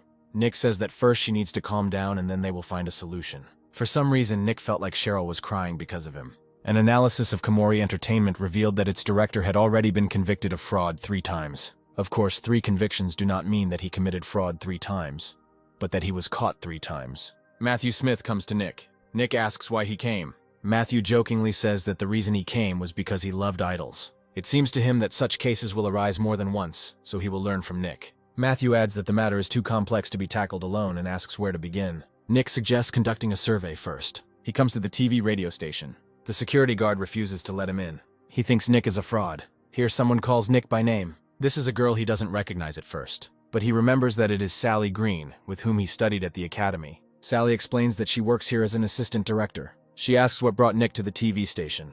He says he was thinking of conducting a survey among singers. Sally says he can help with this. Nick asks if the producer will scold her for this, but she will not be the one helping. Her father, the main producer, will help him. He says that young people who want to become famous usually know very little about life, so there are many who try to take advantage of this. Matthew, who came with Nick, asks how serious the situation is. It is quite difficult to list everything, but influential politicians are involved in this, and there are rumors that even bandits had a hand in it. Nick understands that if you get into this without proper preparation, you can get seriously hurt. First, you need to ensure your safety. With the help of the producer, Nick and Matthew were able to successfully conduct a survey among celebrities. It seems that the employees had had enough during this time, so they told about the real state of affairs. Matthew then asks how these results can be used, and notes that it has nothing to do with Komori Entertainment. Nick says that even if there is no direct connection, everything must have some benefit. They come to the nightclub. Nick says he needs to meet someone, and they will definitely need them during this trial. Matthew asks what he should do. Nick says we need to drink to him, and that's a must. The next day, Matthew has no memory of what happened the previous evening. They definitely met and talked to someone. It was a very attractive girl. Matthew remembers that Nick called her Jessie, but he got him so drunk that Matthew couldn't even get her phone number, and he thought that she would be the last woman in his life. Nick meets Matthew at Saren's office. He had no choice because otherwise psychometry would not have been easy to use. Nick and Matthew arrive at court. Nick notices people he's seen somewhere before. They seem to be from the Clear Creek law firm. That's why they seem too prepared to Nick to be simple scammers. One of them, Paul Williams, approaches them and calls out to Matthew. He says it turns out Matthew is the lawyer for this case. It's a small world. Nick asks Matthew if they know each other, and he replies that they don't. Nick can tell from the tone of his voice that Matthew is angry. Paul says they haven't seen each other for so long. Matthew could at least pretend to be glad. After all, they used to be fellow prosecutors. Matthew says he cannot recognize as his colleague a prosecutor who was fired for accepting a bribe. Paul advises to be careful with words. Matthew says that they will not talk here, but at the court hearing. Paul says Matthew is no slouch, but he's unlikely to act like that when he loses today's trial. There is no way they can win in court today, and that's because this time the judge is already on their side. Suddenly, someone calls out to Paul and says that a disaster has occurred. Nick says it looks like they'll have to go back to the firm today. Paul is informed that today's hearing has been cancelled and a new date will be announced later. For Nick, the actions of the Chisti Rushi company are obvious. Such dirty methods no longer work on them. A few days ago, Nick and Matthew Park watched the recordings of the court hearings, and it was clear that Judge Green had only handed down sentences that were favorable to the fraudster. So this sentence would probably turn out to be favorable to them as well. Otherwise, he would have to admit that all the sentences passed so far were wrong. There is a tendency in legal circles not to admit their mistakes. And this is because people think that if a loophole appears in the law they believe in, they can no longer trust it, and yet they do not even know the true meaning of the law, or pretend not to know. Matthew Park believes that in such a case, it would be necessary to file a motion to recuse, change the judge or other employees. But Nick has already thought of another way. He asks what he thinks is considered most important in legal circles. Matthew Park says it's something to think about. These are internal connections. Lawyers are also human and can make mistakes. But in this case, doubts will arise about their decisions. To prevent this from happening, judges cover up each other's mistakes and think that they are creating an ideal legal system, and they completely fail to notice that the water has already become stagnant. So, in order to undermine their internal structure, Nick will send an anonymous letter confessing all the dirty deeds and forge the style of the letter so that it will appear as if it was written by Judge Gray. The club Nick and Matthew went to was a place where people from the legal community often met, and while Matthew was drunk as a skunk, Nick used psychometry and wrote down information about the lawyer's shady dealings in an anonymous letter. Matthew doubts that it is possible to simply fake the writing style. It could cause even more problems. Nick says it should have been done this way from the start. Soon the Chief Justice calls Judge Green and shouts at him for daring to send an anonymous letter, and to the prosecutor's office, the police and television. He has absolutely no idea what he's talking about. The Chief Judge shows the letter, stating that it is clear to everyone that this is his style of writing. It is unclear where he learned all this from. Maybe he was following him. Judge Green is suspended from all court proceedings. The Chief Judge says he will be the first one whose background he will expose to the public. Before the new hearing, Matthew notes that Nick is really tough. He raised the whole court up in arms to get the judge who took a bribe replaced. Nick says that in order to use the law, you sometimes need to look around. Cheryl asks what will happen to the court then. Nick believes that the next trial will be beneficial for them, because due to internal recognition, judges will be under special supervision. In that case, the connection between the past convictions of the director of Komori Entertainment and the bribes received by Judge Green, as well as other shady dealings, will be revealed. Sometimes Matthew wonders if Nick is a superhero. After all, he solves even complex cases in incomprehensible ways. Newcomers need to be sent to him for training. Matthew could not have volunteered to help him. Nick thought Matthew had figured him out. He says out loud that it was all thanks to him. Here Nick is informed that someone has come to see him. This is broker Jack Neal, whom Nick met in the army. Thanks to him, of course, for the early demobilization. But still, anger overcomes Nick when he thinks about that time. Then he realized why Jack had come to him. Much in the previous trials of the director of Komori Entertainment seemed strange to Nick. Although they were won, the amount of compensation was unreasonably low. Nevertheless, the lawyers did not file an appeal. It turns out that this is all Jack's doing. He asks if the visitor won't be offered coffee. Nick says they have self-service. Nick is surprised that a benefactor from the past has come. He asks how this happened. Jack may not answer. Nick will try to use his superpower. He pretends to read minds, and he says that Jack apparently came to bribe him so that he would lose in court. Jack has no idea how Nick figured it out, but it's a good thing they talked about it quickly. He'll give Nick $100 million, and he'll take his hands off this business. Nick says this is a bit too cheap for lobbying. Jack insists that he will never win this case. Nick says of course not, and he has no confidence. He talks about the confidence to lose. Nick is wrong to think that Jack will lose to someone like him. But Nick says they're not in the army now, so he can't win. The hearing begins. The defendant is advised that Judge Green is unable to conduct the hearing today. He believes that even in this case, the situation is still not a lose-lose one for them. Paul states that the plaintiff has been missing rehearsals and has been unreliable so far, so he wants to call Sandy Brown, a former member of the plaintiff's band, as a witness. Nick thinks Paul decided to go straight for the strongest card. Of course he's nervous since there's no bribe judge. Paul asks Sandy what Cheryl's behavior has been like all this time. She says that she was always looking for an excuse to shirk and often missed rehearsals. When Sandy found out that Cheryl had filed a lawsuit, she decided that she just wanted to shift the blame from the sick head to the healthy one. Paul thinks that this is the end. it is unlikely that anything can be done with the testimony of the witness who was in the same group with her. The judge invites the plaintiff's side to ask questions to the witness. Of course, Sandy will only give testimony that is unfavorable to them when asked any questions, but they will get through. Nick asks if it is true that Sandy has been a trainee for 7 years already, and she answers in the affirmative. Then Nick asks her to sing one song. Sandy was clearly not prepared for this. Nick says it's absolutely necessary as evidence and asks the judge to give permission. The judge agrees. The defendant's side is perplexed. Sandy sings. Nick applauds her. She thinks he's crazy. Now Nick also wants to call a witness. This is a vocal coach. Even now, this is still a new profession. Nick says that many here might be curious about what a vocal coach does, and he asks the witness to explain. Who explains that it is a profession that helps develop singing skills. They teach ordinary people who want to learn to sing, as well as professional singers. Nick asks if the coach can list the singers he has trained. He lists the names of famous singers. Nick asks the coach how he rates the abilities of Sandy Brown, who just sang to them. The coach says that calling this an ability is a bit strange in his circles. This kind of singing is called backing vocals. This technique can be learned quickly in a couple of months, and in karaoke, where there is a loud echo, such singing seems good. But in a concert hall or at a radio station with good acoustics, this method of sound extraction cannot be used, because the weak echo immediately brings everything out.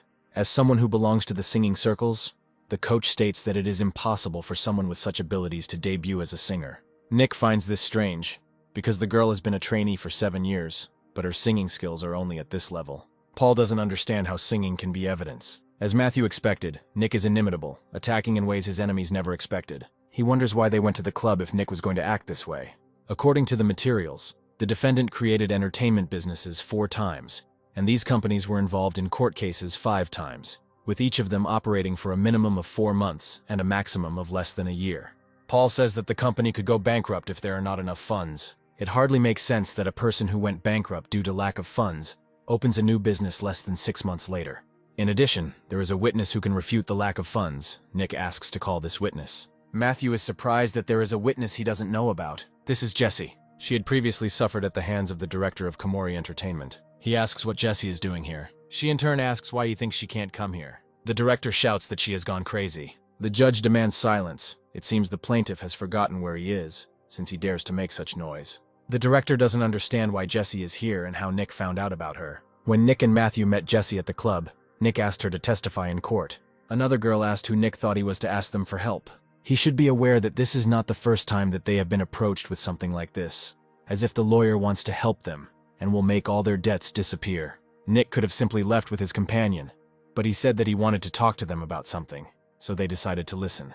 Jessie said that the statute of limitations for the appeal had long since expired, so there would be no point in Nick helping, which meant there was no point in them helping him either. Nick said that if you start to get into the details, this is not an appeal, but a lawsuit challenging debt obligations. After an incorrect court decision, this lawsuit can be used to reopen a lawsuit to overturn the old decision. Jessie must have been upset to be taken in by the bait, as the same victim of fraud now found himself in court. If he manages to win, Jessie will also be freed from debt. She asked if these words could be trusted. Nick replied that he could promise them this, and they would also be able to return the money they had already paid to the scammer. Now Jessie decides to trust Nick one last time. The judge invites the plaintiff's side to ask questions. Nick asks Jessie what she does now, and she replies that she works at a club. Nick then asks what made her do such a job if, according to the test, she was able to debut as a singer. Jessie says it's because of the monetary compensation she is required to pay the defendant. Nick asks how much compensation there is. Jessie replies, $1.5 billion. Nick then asks her if she knows anything about the judge in charge of her case.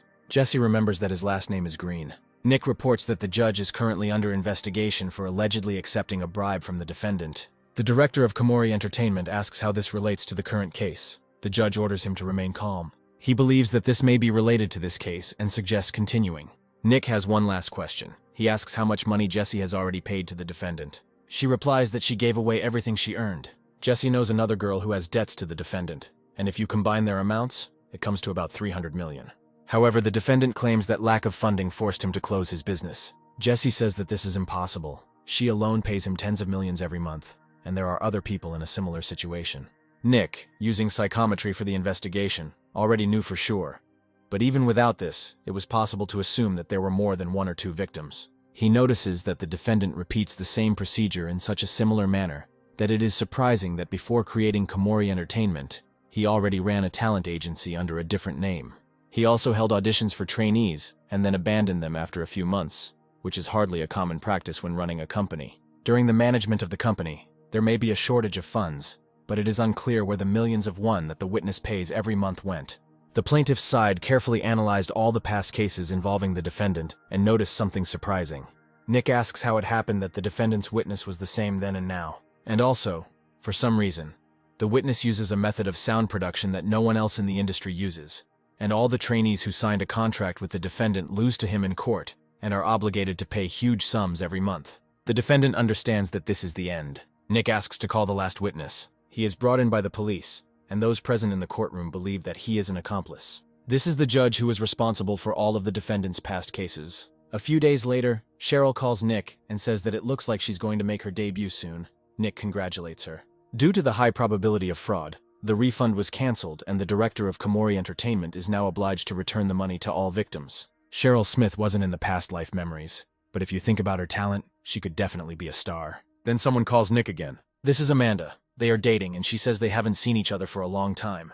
It's Nick's fault, he asks why. Amanda says he promised to call her first. Come to think of it, he really hadn't called her for a long time. Nick offers to go wherever she wants in exchange, since he bought a new car. Amanda wants to lead. She suggests going to Jibuto Island. Amanda shouldn't underestimate Nick, even though she often gets lost. He has a navigator that shows the way. In the end, they arrive not at Jibuto, but at the Daegwon farm. Nick doesn't understand how Amanda managed to get lost even with a navigator. She says it's not bad here either. Nick agrees that it's pretty nice here too. He asks Amanda if something is wrong with her. She doesn't look like her usual self. Amanda says she's just feeling a little bit antsy. You could say that her parents are putting too much pressure on her or something like that. She was supposed to be a world-famous soprano, but now her parents are demanding that she become a lawyer, and it's all because of Nick, because he was the one who changed the past. And Amanda's parents' desire for her to compete with him is absurd, so the better Nick was doing, the more they pushed Amanda. Nick invites her to go to some concert. Amanda says it's a bit suspicious. It's just that she's wanted to study music for a long time. Amanda agrees that she loved music and still loves it. Whenever her parents compared her to themselves and forced her to study law, which she had no interest in, Nick made Amanda extremely angry. But these are just excuses, because it was she who gave up music halfway through. If she really wanted to do it, she would have persisted until the very end, because it was her life, not her parents. And she made this choice. So Nick has nothing to apologize for either. Although Amanda is constantly lost, she is not that naive. She says that Nick seemed amazing to her from childhood. He always had a clear goal, and he was ready to confront even adults. There was no one like that in Amanda's circle except him. She talks about the situation with Molly. He stood up not only to the class teacher, but to all the teachers at the school. It was as if an adult had entered the child's body. Amanda asks if Nick knows how Molly is doing now. Nick says that she is getting married soon. Molly recently told Nick about her wedding in a letter, and this calmed him down. It's not easy to get through a situation like this, but the fact that she's getting married probably means that there's stability in her life. Amanda says she thought things would work out well for her and Molly. Rumors began to spread around the school that they were dating. Amanda says that she envied Nick back then, because she could never become like that herself. Lately, she has been thinking a lot about how she should live her life. Nick asks what she has decided. Then Amanda simply chose something other than music. But that doesn't mean she'll never do it. So she wants to try again to properly engage in her favorite music. And she will also try to resist her parents until the very end. After some time, Michael Neal comes to Nick and Saren. He thinks Nick is embarrassed. He denies it. He is just surprised what brought the head of Tarun here. Michael says he came because he needs his help. There is no one other than Nick who could cause serious damage to Seonghwa Company. If we were to assess the damage, Nick alone had done more harm to them than the entire Tarun group of companies. Nick says that if Michael just shows up here, his colleagues will feel awkward. Michael asks if there is some rule that prohibits him from showing up in person. Nick says that's not the point. Michael reflects that although he is capable, he is still a lawyer, and he needs to be fully won over to his side. Of course, Michael can already trust him, but still, one cannot be rash and be completely sure of it. He thinks to make Nick an interesting offer if he helps him this time. Michael promises to give him a 10% share of the new venture, and they will use 10% of the profits to pay for crime victims, so he doesn't force him to do the business himself. He asks Nick to give Tae-ryun new ideas on how to effectively strike at Seonghwa. Nick needs a little time to think. Later, he reflects that he doesn't really need a share in the company, but using 10% of the profits to help the victims is a huge win. And besides, the company is large, which means that 10% will be a lot of money. Michael must be worried because he can't lead Tae-ryun forever. So now, while he still has some strength left, he wants to inflict as much damage on Seonghwa as possible for the sake of the future. The only problem is that Nick has no ideas. At home, he tells his sister that he has a very heavy burden. Nick asks if she feels sorry for her brother who is suffering so much. Nora says that this is usually called happy suffering. Nick asks how she is doing. There is something good, so good that soon she will go crazy. Nora says that Nick also needs to unwind sometimes and love girl idols like his peers. Nick says that at his age he has no time for girl idols. It is precisely because of Nora's age that she talks about girls. Nick apparently forgot that he is only 22. So he wants to say that his girlfriend is more beautiful than some singing girls. Nora says that judging by his reaction, she hit the nail on the head. Nick objects that Amanda is not his girlfriend. Nora says that in their area, the dating routes are all obvious. There are some singers on TV. Nick asks why she is watching this. Nora is indignant. What does this mean? They are such handsome guys. A young old man like him doesn't understand anything. Nick says that she has a boyfriend. Nora points out that you can look at the menu after you've ordered a dish. Nick asks who these singers are. Nora says she doesn't know, but she just called them handsome. She only knows the idols that interest her. Nora adds that she doesn't understand at all how these guys make a living. There are a lot of idols these days, so she's interested in how they all make ends meet. Nick says she's interested in all sorts of nonsense. That's why they're idols, because they earn good money. Then an idea finally occurs to him. Soon he comes to Tarun. Nick says that in the future, entertainers and entertainment programs will become fashionable, so the entertainment industry will reach a new level. Michael asks if there is any money to be made in this area, since other companies are not yet entering this area. Nick says they just haven't thought of it yet. By the way, Seonghwa has already started working there and is making a good profit. The situation is that they have invested huge amounts of money into the Sin movie cinema chain, and are now considered to be a virtual monopoly in the field of film distribution. There's nothing better than business that could deal a blow to Seonghwa. Nick thinks that in this case it is necessary to invest in movie theaters. He asks if Nick has any evidence showing that the investment should be directed specifically to the film market, which requires investment. There is evidence, and no huge investments are required. The biggest problem in the entertainment industry now, including movie theaters, is that there is no association willing to provide support and protection, and Seonghwa is also well aware of this, so they have set up movie theaters, and are showing movies made by their subsidiary there, which allows them to make a profit. However, if one simply finds equipment and competes with Seonghwa in terms of material resources, it will simply be a game of chicken, and therefore will not be able to strike Seonghwa. Therefore, they must inform the companies that Terran will create an association that will protect their rights. Now that the film and entertainment industry has been taken over by Seonghwa, they will create a new way for these companies to escape from her influence. After some time, there is a commotion in the media arts and entertainment department of the Seonghwa group. The head of the department asks what happened. It turns out that Terran has attracted most of the media companies to his side, creating an association with them.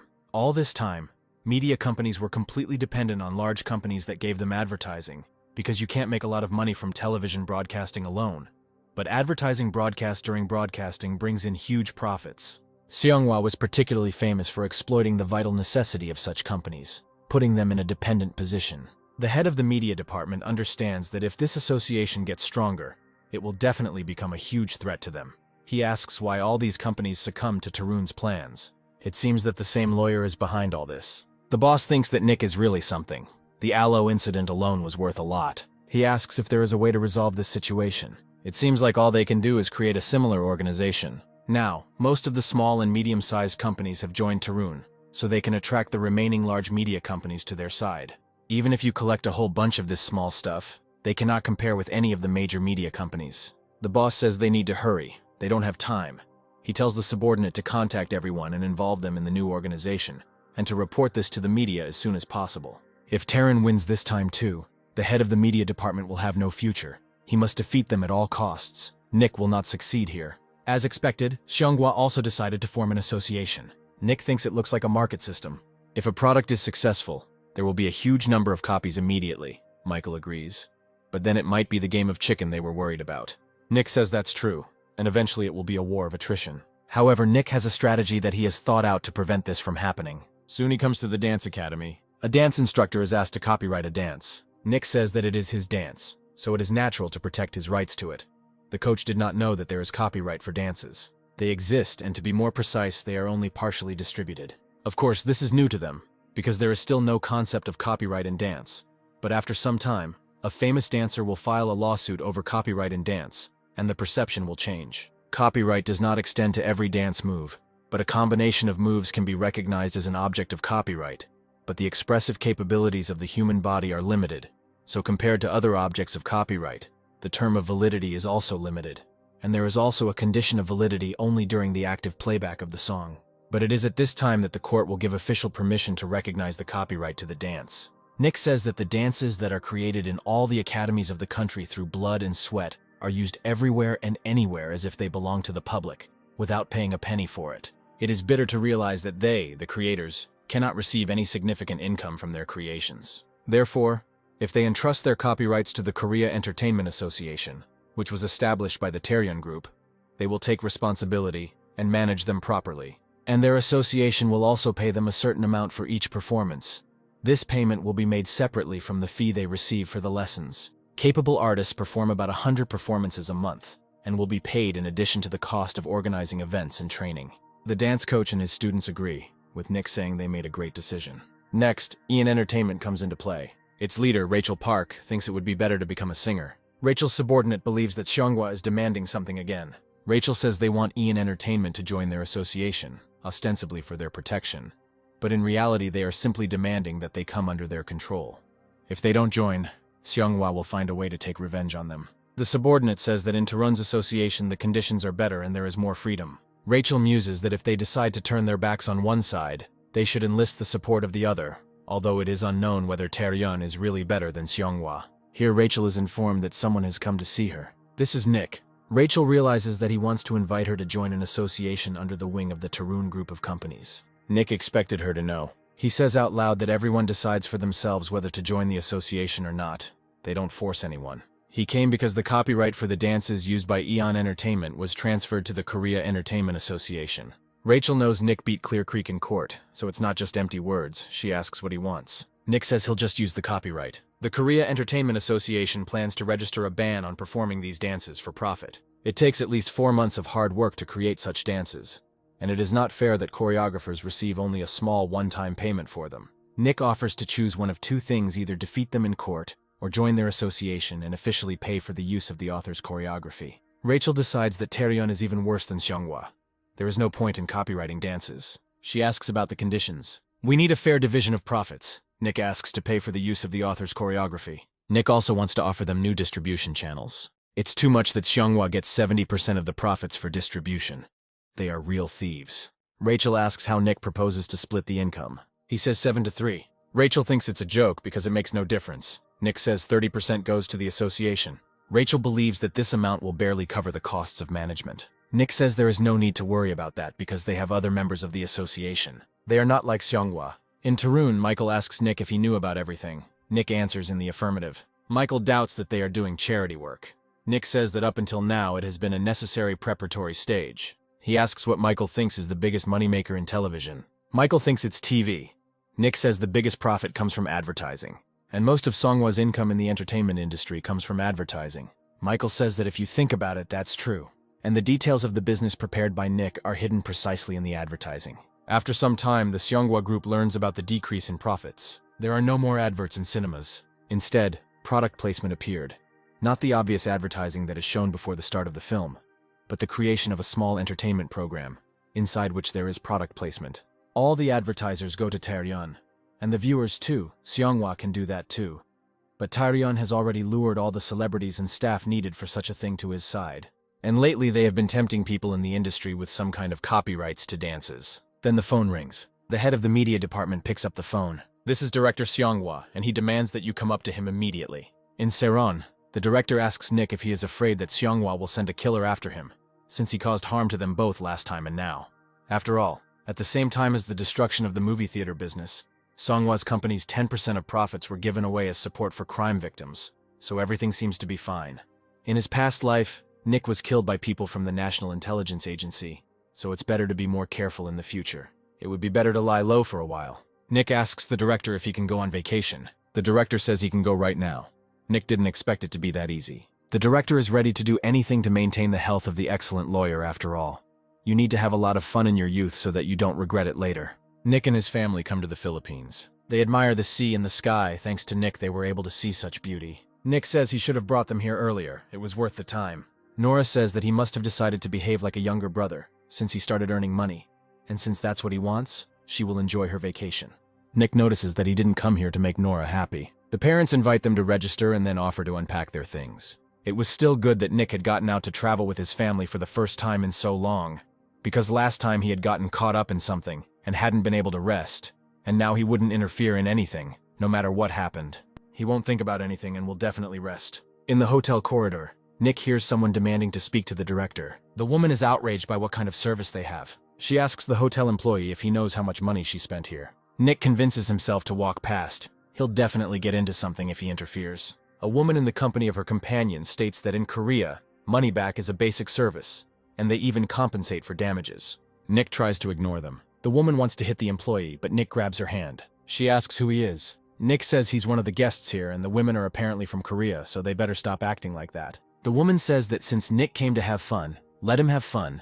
There is no need to interfere in other people's affairs and make a fuss. Nick asks the hotel employee, the translator, what happened. The translator explains that this woman says that one of the staff members threw away important documents, and on this basis demands to be moved to a VIP room. Nick notes to himself that judging by their clothes, it looks more like their aunts are on vacation abroad. It can't be that they have any important documents. He asks another employee to help them. Nick wants to call the police. The woman asks what he allows himself to do. Nick says he is a lawyer. He asks the women what important documents they were, and they hesitate to answer.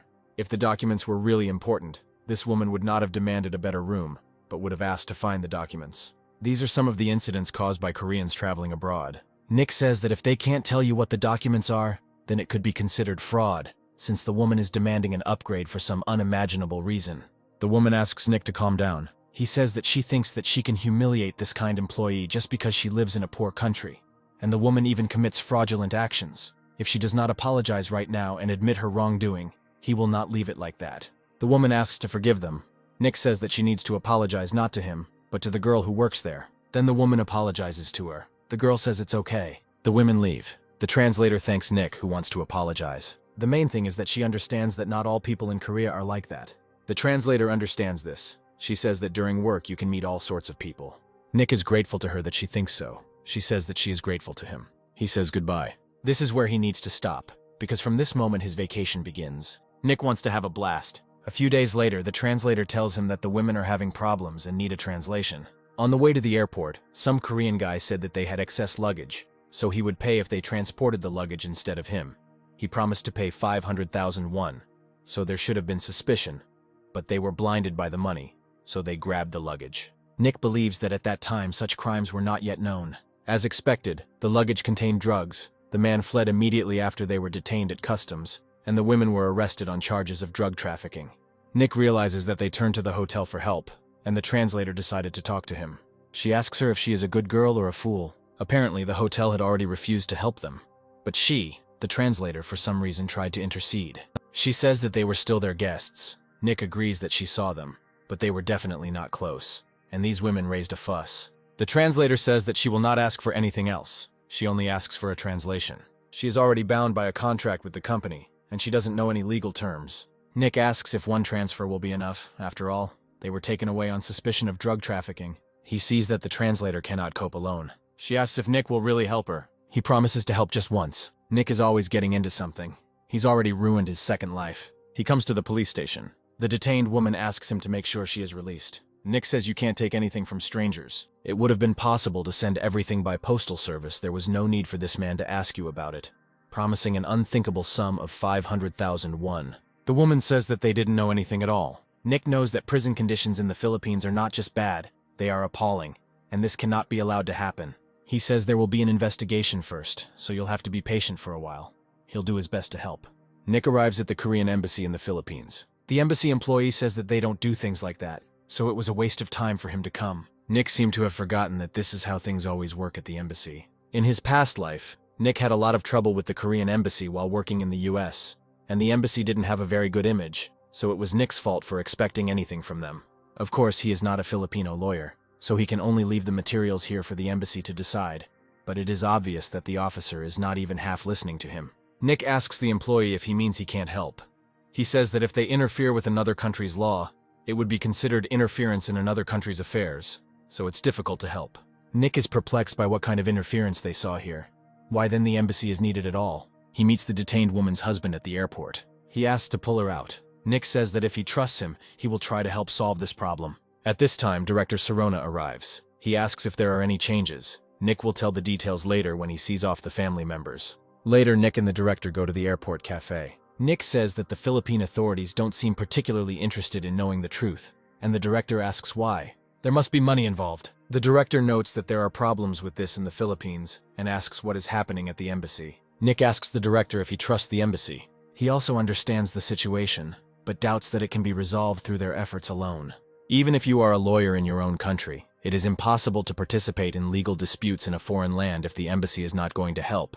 Then there is absolutely no other way. The director asks Nick if he has come up with anything. There is some, but Nick wouldn't say he likes this method. The director asks if he really wants to do this. Nick says that if the situation cannot be resolved through direct legal means, they have no choice anyway. They are victims, so they need to help. Nick does not see the detained woman's husband and asks those accompanying him if he has gone somewhere. They say that he decided to go to the embassy. He said they would definitely help there and they couldn't even stop him. Nick is going to run to the embassy. He says they need to hurry. If something goes wrong, they will have to spend even more money. The director runs with him. The detained woman's husband is thrown out of the embassy. The staff say there is no need to behave so unceremoniously. Then Nick comes and asks the man if he is okay. Nick asked him to wait. The man says his wife is in prison. They came running here to help him. If he does something wrong, the situation will only get worse. If the situation gets worse, more people will be involved and they will all start asking for money. The man is indignant. Why give them money? Because they are the ones in an offensive position. The method Nick chose to save himself was a bribe. The fact that in this situation he could not use the method he considered correct was already at the limit of his patience. He regrets that he stood up for strangers in a foreign country because he will also tarnish his conscience. Nick tells the detained woman's husband that the embassy will not help him, and the Philippine government has already decided that the criminal has been caught. This is a very difficult situation. Of course, this may seem unfair, but his wife was indeed transporting drugs, the man says. She was simply asked. Nick asks if the court will believe these words, and if anyone will be punished in this world if everyone just starts screaming about injustice. In addition, the punishment for drug trafficking in the Philippines is very severe, and even if the Korean government intervenes, it will not be able to completely resolve the issue. Nick asks to trust them. In the evening, he returns to the hotel with director Saran. He asks Nick if he is okay. Nick says his heart nearly stopped when he was told the woman's husband had gone to the embassy. He reflects that he would like to find the real criminal using psychometry, but it is impossible to find him using only the traces left at the airport. Now, if he could touch the suitcase with the drugs, then perhaps he could find it. But even the lawyer here is just a simple tourist. The director asks if Nick has any acquaintances in the Philippines after all. Connections are also needed for a bribe. Nick is here for the first time, and so is the director, who asks what he will do then, since it won't be possible to simply lobby. Nick says he knows someone who's very good at this kind of thing. Soon he meets apparently this very man. This is broker Jack Neal. He couldn't say he was particularly happy to see Nick. Jack asks why he called him. He says there is work for him. Jack notes that Nick always treated his work with disgust. It's hard to believe that he stopped cosplaying as the apostle of justice. Nick says that for a lawyer, the highest form of justice is a victory for the client. Jack asks what he wanted to ask him. Nick asks if Jack has connections in the Philippines. An all-powerful arms baron like him must have connections all over the world. Jack wonders to himself how Nick knew that he was in the arms business. Jack says it's possible, but the gun doesn't seem to be involved. He asks if this is a criminal case. Nick answers in the affirmative and asks not to raise the price too much. Jack says the deposit is $20 million, and another $30 million upon completion. Nick reports that 3 people are accused of drug smuggling. Jack says even just lobbying will cost $50 million. For the family members of the victims, this is too much money. Nick asks for a discount. Jack says otherwise he won't even have enough for a ticket home. He's not at the market asking for a discount. Nick says that they are old friends after all, but Jack objects that they don't have that kind of relationship. He gives the account number and tells him to send the money to it, and as soon as it arrives, Jack will start working. He turns to leave. Nick asks if Jack isn't curious about what's going on. He in turn asks what benefit this will bring him. The victim's family members learn that 50 million won is required, and they do not have such a huge amount of money. Nick says that this is money from all 3 families together. And also, since it is connected with their wives, they can ask for help from their relatives. The husband of one of the detained women says that the amount is still too large. They will even have to take the deposit for the apartment. Nick suggests using the new enterprise of the Tarun Group, which helps victims of crimes. There is a number on the back. If you call them, they will explain everything. He is asked how long it will take, and whether the broker or the Philippine government will simply take the money. Nick thinks this won't happen. It's not for nothing that bribes have such a long history. 2 weeks later, the Philippine government, which had previously ignored the case, opened an investigation into the victims, which went smoothly and was followed by a public hearing. The court decision was made fairly quickly and the prosecutor did not file an appeal, so it looks like the bribe went smoothly. In Saran, the director believes that 2 million won and deportation for drug trafficking can be considered the best outcome. That's true. It's not for nothing that politicians constantly give bribes. The director asks what the expression on Nick's face is. He proposes to open branches of Saran in the Philippines, Vietnam, and other countries of Southeast Asia. Because in cases like this time, there is no help from the embassy. The director asks if such cases really happen that often. Nick says that quite often, and sometimes it happens, that because of a bribe, crimes are pinned on innocent citizens. The director notes that this is quite sad. Ultimately, they must carry out the embassy's duties for them. Someone has to take on this job. After some time, Nick is getting ready to go home, and he spent this vacation working. Because of the case, his family left for Korea earlier, and he is leaving only now. Suddenly, Nick hears that someone has met Jelena. She's one of Hollywood's top stars, and Nick wonders what she's doing here. Maybe she came to shoot a film, but that's unlikely to be the case. Nick doesn't remember a film in her filmography that was being filmed here at that time. Jelena looks in his direction. On the plane, Nick thinks that this can't be happening. In Serona, he gets very tired. Tom tells him to stop sighing. The ground is falling away under him. Nick says that even while he was on vacation, he worked, but the documents were still just as merciless towards him. He feels bad and work is not going well. The only option is to escape secretly. Nick carefully opens the office door. The director stands at the door and says that there are still 10 minutes until the end of the working day. He asks where Nick is going. He says nowhere. He just wanted to talk to the director who just came to talk to him. The director says he smells a crime. It's hard to see any damage, but it's not like there's no damage. Nick asks if he is talking about fraud now. The director answers in the affirmative. Usually it is highly likely that it is difficult to explain fraud cases, because after lawyers, it is the fraudsters who know the law best. The director says there is a class action lawsuit this time. Nick asks how many people there are. The director replies that it is 200. It looks like the damage is quite large. The director says it's being calculated now, but it looks like it will exceed 100 million won. This amount means that there is no more than 500,000 won per person. Nick asks what this is. The director says it has to do with religion. Nick knows that in Korea, it is very dangerous to get involved in matters where religion is involved. The director also thought that no one but Nick could handle such a difficult task. There's nothing to be done. He'll have to take it on. He arrives in the Hongdae area and goes to an Indian restaurant. There he meets his owner, Susan Lane. Nick asks for details about the class action lawsuit. Susan is sure that they were being bullied. According to her, one participant at a meeting of local businessmen said that he had invested in some religious charity organization, and the purpose of this organization was to help African children one-on-one by sending 20,000 won every month. This organization is called the Society for the Salvation of All People. It is a small church that one of the participants of the meeting told about. Nick understands that this is the same sect.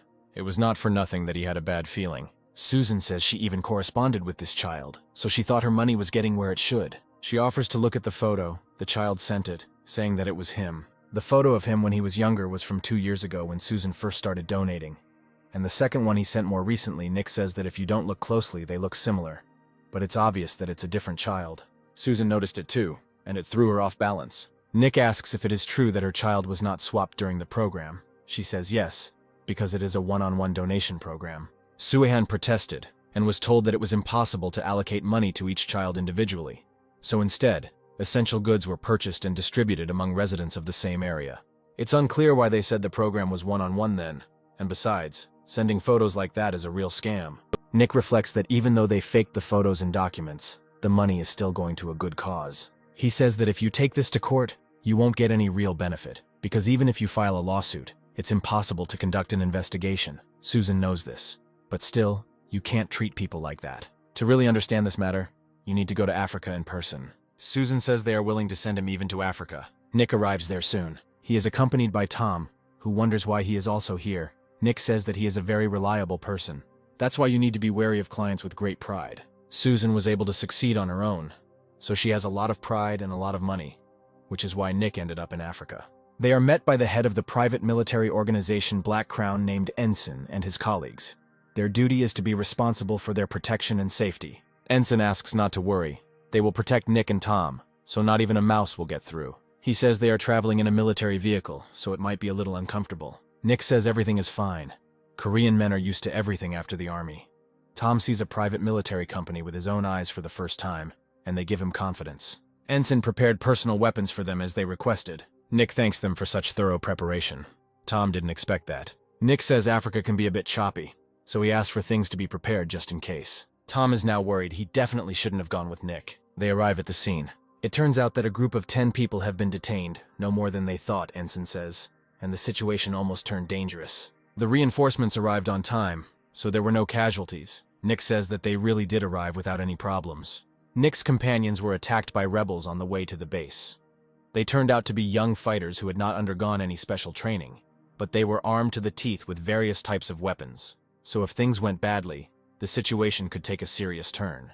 Ensign says they will hand them over to government forces, who will then determine the punishment. For some reason, this child seems familiar to Nick. He shows Ensign his photographs, who says that they are the same person.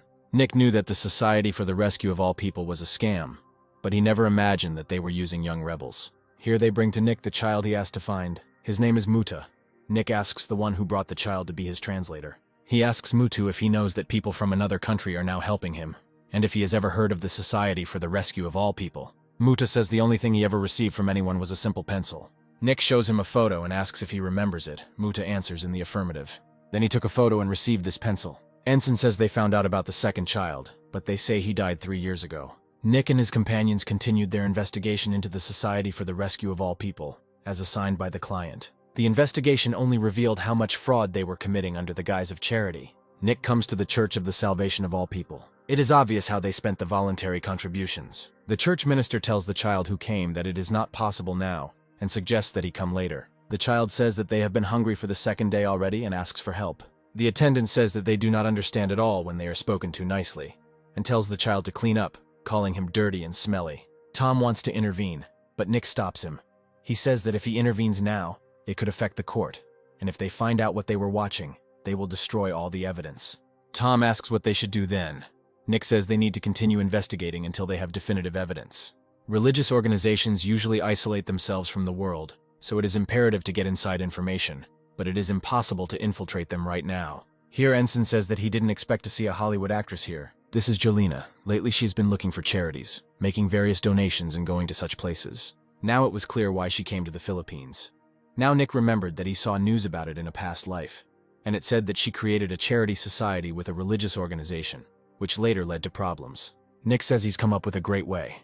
I need to meet this girl. Soon Nick meets her at a restaurant. Jelena says she doesn't have any time at all and asks what Nick wanted to tell her. Nick asks if it's true that she's going to join the Society for the Rescue of All People. He talks about the society that provides help and support to people in trouble. Nick wanted to meet with Jelena to talk about this society. Jelena asks if he was doing some kind of secret investigation. Nick replies that it doesn't matter at all. He knows that Jelena is looking for religious organizations because it is too difficult to personally help everyone in trouble. Jelena asks how Nick knew about this. He says there are all sorts of rumors about her, and he will say it straight out. The Society for the Rescue of All People, with which Jelena plans to cooperate, does not help people in trouble. The story is quite long. Jelena asks if Nick means to say that the money sent to support the people was wasted. Nick replies that it is exactly that. Surely, if Jelena had entered into an agreement with them and formed a joint venture, it could have brought her troubles. Nick needs her help, and if Jelena helps, he will also support her in creating an organization to help people in need. One of Jelena's bodyguards tells her that Nick's fame is spreading all over Korea, and he currently enjoys a high level of trust in the Korean film community. Jelena is ready to listen. She asks what kind of help he needs. Nick says he's preparing to sue the Society for the Rescue of All People for fraud, and wants to ask Jelena to help him find evidence that could be used in court. Jelena asks what she should do. Nick asks me to bring something. Jelena comes to the African branch of the Society for the Rescue of All People. She is greeted by the head of the unit, named Kweku. He is in charge of everything here. Kweku heard that Jelena wants to work with them. She says that she is very interested in helping people. She is also interested in the kind people who are also involved in this wonderful work. Kweku says they are just following the call of heaven. Jelena would be happy to support them immediately, but first she would like to gain their trust, to see official records of how the funds of sponsors and investors are used. Kweku agrees to show her everything. Soon Jelena brings documents to Nick. She thought for a long time whether she could trust him, but after looking at the documents on the spending of funds, she immediately understood everything. Nick thanks her. He will definitely keep his word, and now he needs to return to Korea to strike them. In Sirona, Susan learns that her contributions have been pocketed by the All People's Rescue Society. More precisely, they were spent on buying land in Africa, and on missionary work. It seems that a large religious center is planned there. This is not only the money of Susan and other participants in the lawsuit, but also of many other people. There are even traces that bribes were paid to African politicians from Susan's money. The participants in the lawsuit say that it is necessary to go to court as soon as possible, because this is a crime, and it cannot be left like this. The first thing Nick has to tell them is something. It is not easy to enter into a fight with a religious organization once legal proceedings begin. They will most likely receive threatening calls, and there may even be violent actions on the part of the organization. They can do anything. They will probably even target their establishments so that they cannot conduct trade. Susan realizes that the situation is very dangerous. Nick says that the most dangerous extremists are people who have fallen into religious sects, and for safety's sake it's better to think again about the need for a trial. It's good if the criminal can be punished according to the law, but you can't expose the client to danger, of course. The client must make the choice. Susan says she's going to court. Others in the lawsuit say it's dangerous and want to drop the case. Susan says she found out something about Nick. He finds a way no matter what. Susan has been able to achieve great success in Hongdae, but she doesn't believe she did it all on her own. She is here because so many people have helped her, and now it is her turn to help others. Susan is not going to force the other parties to the lawsuit to go to court if they don't want to, but she will go herself. Then others say that they will all go together. We must make these scoundrels answer for all their crimes in court. Nick thought they were just proud people, but it seems they have high moral standards, so he starts preparing for the trial. A few days later, Saran starts receiving threatening phone calls. They say that they have freedom of religion in their country. They will all go to hell, and they threaten Nick himself, saying that it seems like he doesn't want to be a lawyer anymore. The last few days have been nothing but threatening calls, and the Society for the Rescue of All People is not sitting idle, as expected. Nick has a bad feeling about this. Director Saren has also been receiving threatening calls all day long, but they are also calling his relatives. It is unclear how they found out their numbers. Nick believes that someone in the government gave them to him. Nick would also like to believe that this is not so, but now they have started a criminal investigation, and the investigator is under so much pressure from above that he even asked to withdraw the lawsuit. It looks like they've stirred up a hornet's nest. The director asks if there's any news from Tom. Nick says they were supposed to have a meeting today, then Tom calls him. Nick asks where he is. They are waiting for him. Tom says he's in the hospital. Nick says he's on his way right now. Tom was attacked, apparently by the sectarians of the Society for the Salvation of All People. They demanded that the lawsuit be withdrawn. Nick thought it was an ordinary sect, but it was much more serious. The director didn't think that everything was so bad. It was impossible to even imagine that they would act so decisively. Still, we need to find out more details. At a meeting in Serona, Matthew Park reveals that 2 organizations are involved in this matter. First of all, this is the Clean Stream. Nick expected this, because in their past life they had protected the Society for the Rescue of All People. The second organization is a certain Mangu kid. It educates people in true faith under the patronage of the Society for the Salvation of All People. According to this information, some of the top police officials are members of the Mangu kid. Nick notes that they have difficult opponents. He will try to find a way. Tom says it's dangerous. Kate Brown is against Nick doing it alone. But to catch a tiger, you need to go into the tiger's den yourself. Nick comes to the building of Mang's organization. The Society for the Rescue of All People is an organization within Mang that serves as a shield, hiding behind religion.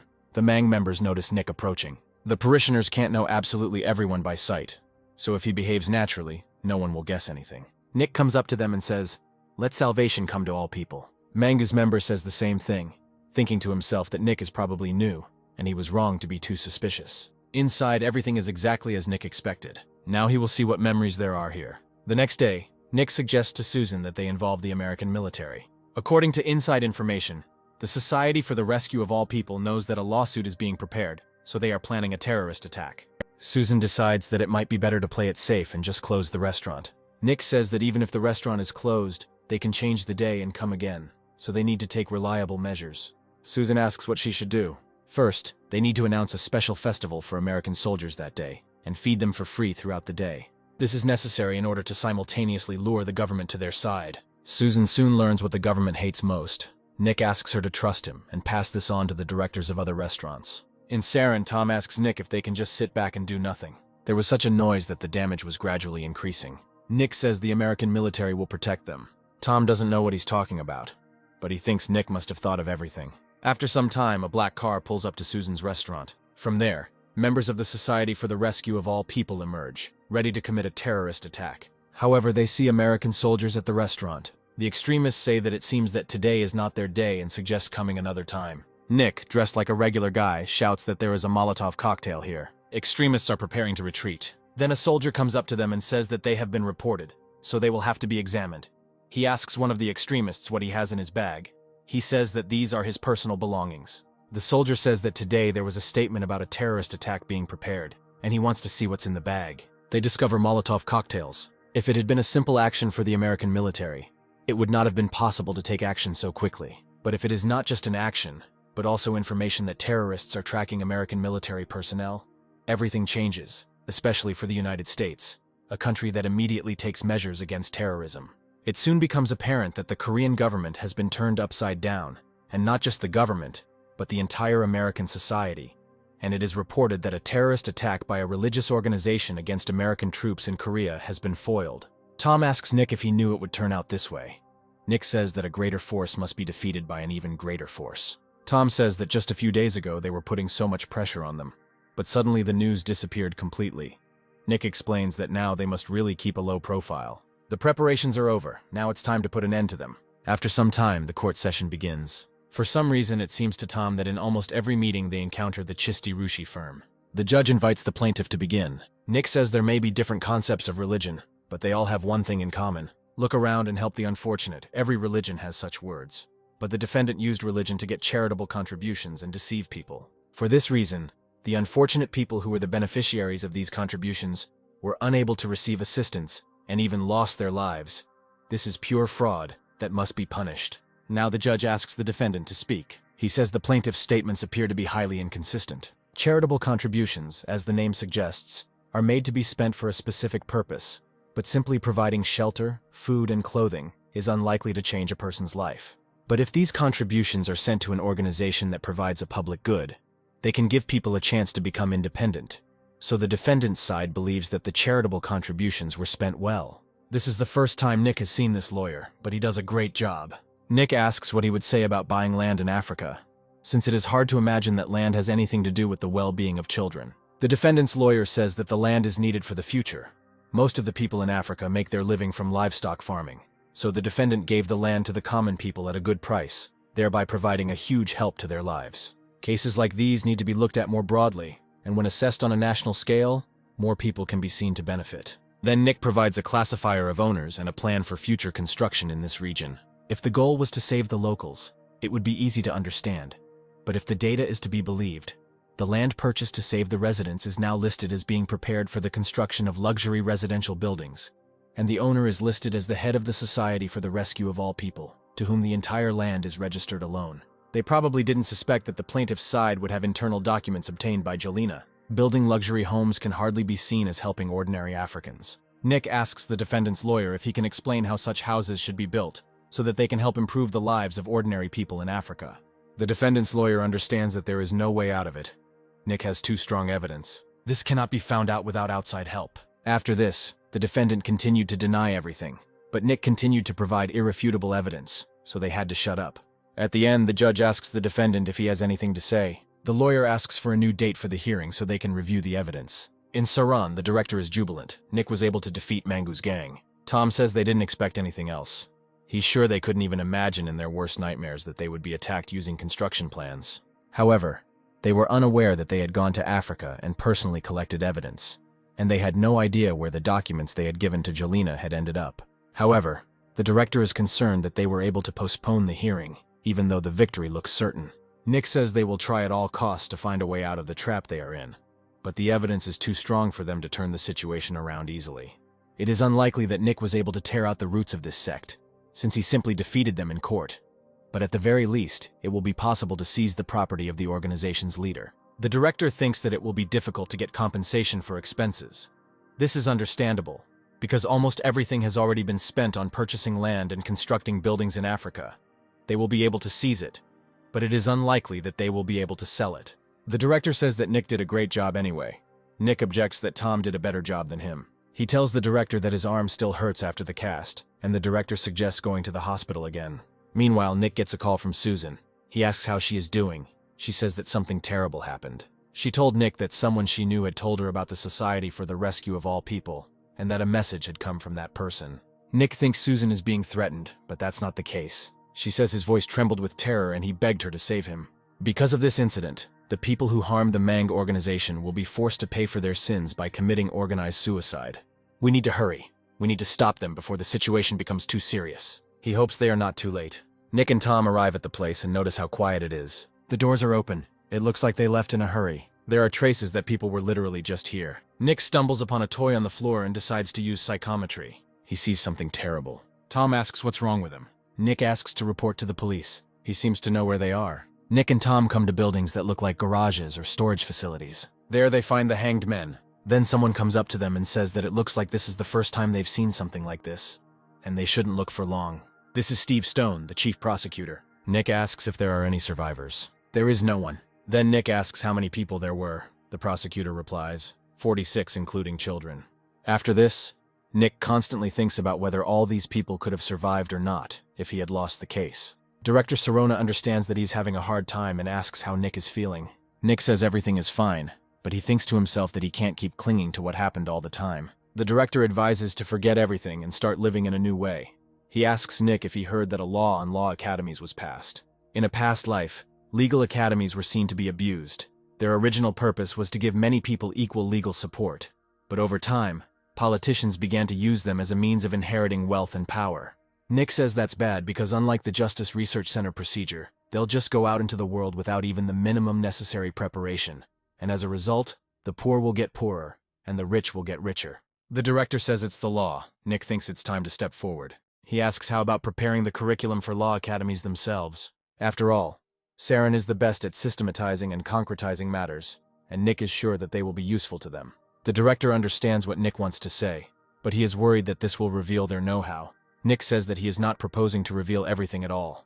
When law academies gradually begin to emerge, it will be possible to enter into partnerships with them before the legislation becomes stricter. Apparently, Nick suggests that we cultivate our own talents, and many people come from the provinces for help, and quite often they cannot help them because there is a shortage of workers. All the capable lawyers have gathered in Seoul, and the stronger this trend becomes, the more difficult it is for people from the provinces to get decent legal assistance. The director says that partnership is, of course, good, but it is unknown whether it will be profitable for them. In the best-case scenario, they can go for an internship. So Nick thinks it's better to just learn from real-world cases right away. All lawyers will have to do an internship after graduating from law school, but Nick suggests doing it in as varied a way as possible beforehand. The director asks if he offers to gain real-life experience during the internship. Nick answers in the affirmative. Then the director suggests to get to it quickly. Nick says that first there is one important process. He comes to Tarion to see Michael Neal. He asks if Nick has finally made a decision to join Tarun. Nick answers negatively. Although he did come to talk about business, Sirona is planning a partnership program with law academies, and Nick is offering to invest in them. Education is their future. Now such expenses are not burdensome for Michael, and in the future they will result in great profit. Michael reasons that since Nick came to him personally, it means he has enough confidence to make such an offer. The boss says he will think about it in a positive way, but he has one condition. He asks if Nick knows that there was a big disaster in Tarun recently. Nick seems to have seen it on the news. Recently, the Tarun group of companies suffered major losses in the construction of high-rise buildings, all because traces of radiation were found in the building materials. They got these materials from Seonghwa because they were lent them before, but they hit them from behind. Michael couldn't even imagine that they would do something like that. Michael was so angry about this that he wanted to sue, but he doesn't see a way, Nick says. It must have been planned by the Clean Creek Company, because they are like a fish in water when it comes to fraud.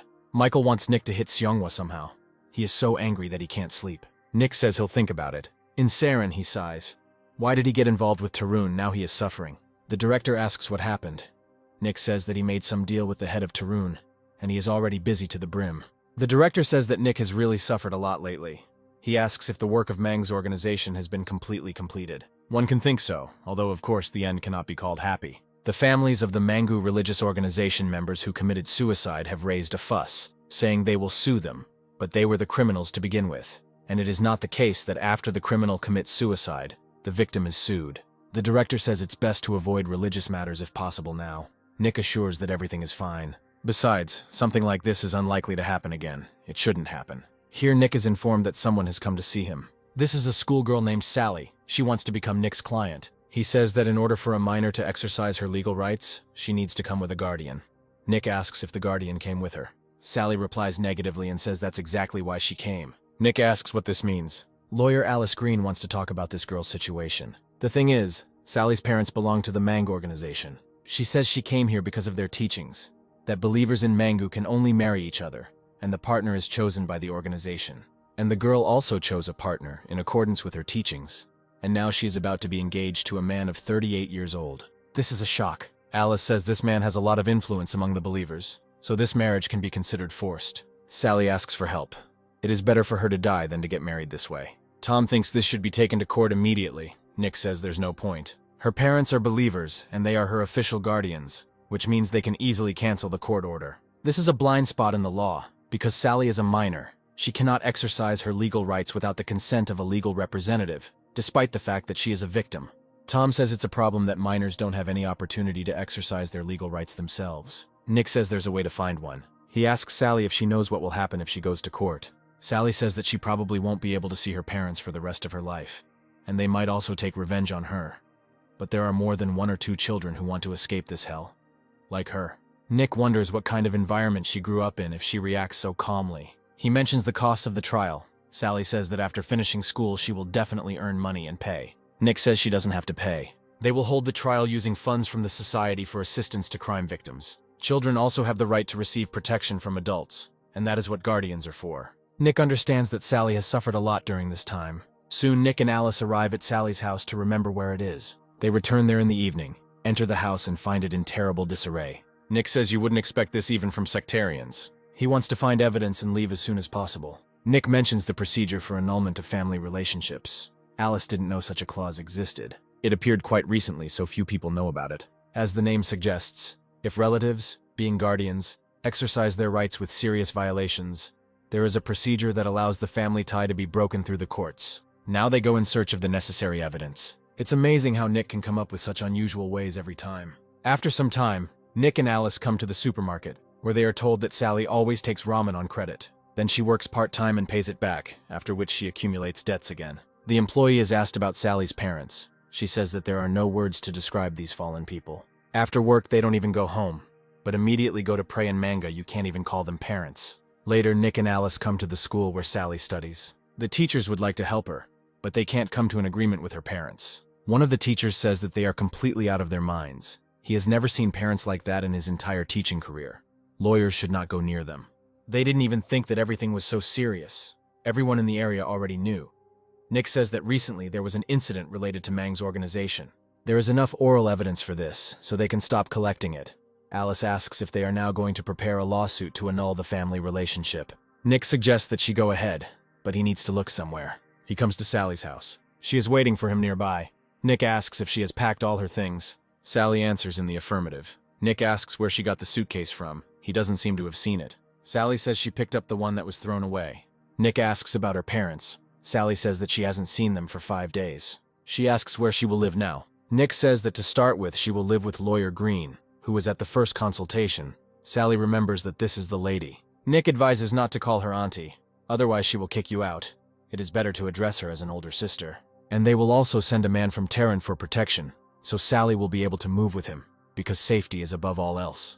As soon as the hearing begins, they will try at all costs to stop it, and since they are sectarians, it is completely unclear what to expect. The hearing is due to begin in a few days, and protesting sectarians are gathering in front of the court building. They demand that freedom of religion be protected and not interfered with. Nick thought everything was going so easily. He couldn't even imagine that they would be protesting outside the courthouse. The rally with posters was definitely planned. Sally's mother claims the state is trying to take their daughter away illegally by distributing flyers with a photo of Sally and her parents. Nick realizes that they planned it all and are now playing the victims. But they joined a sect and wanted to sell their daughter to it. They have no right to be called parents. Sally's father, holding a can of gasoline, shouts that he will burn them all to hell and is held back. This is a long, familiar idea. It's surprising that there are people for whom it works. And it's surprising where the journalists come from here. In Saran, the director tells Nick that a disaster has occurred. He asks to look at the article. Nick already knows that it is an article issued in connection with the case of deprivation of parental rights. He was just in court on another case and saw everything.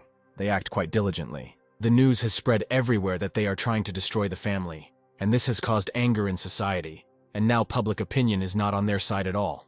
Of course, they did not report that they belonged to the Manga organization, and were protesting on behalf of the Union of Equal Loving Families. This is a natural move, because after the situation with the American military, Mangu's image is at rock bottom. Nick says that judging by these games in the media field, they are clearly being helped by Clear Creek. No one but them could have acted so systematically.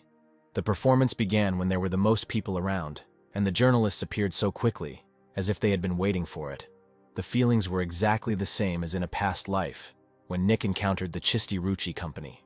This is an evening newspaper, which means that tomorrow there will be articles in the morning ones. And since the case is high profile, there will be even more of them. The director asks if they can turn public opinion around. Nick says it's problematic. They want to create a high-profile case, and instead of speaking on behalf of Mangu, who has tarnished her name, they create a picture where the state, with its power, destroys an ordinary family. Now and in the future, everything is the same. It is not the truth that attracts more attention, but loud events. The director is wondering what they should do. Nick says they use media in a different way. The director doubts that there are ways to use the media other than publishing in the news. Nick had already thought of something in advance for this case, because a high-profile case is a great way to show yourself to the world, so he could kill two birds with one stone. Nick and Alice arrive in Tarun and are told that the chief is already waiting for them. Nick notices that Alice is worried. She says that this is none other than the head of the Tarun group.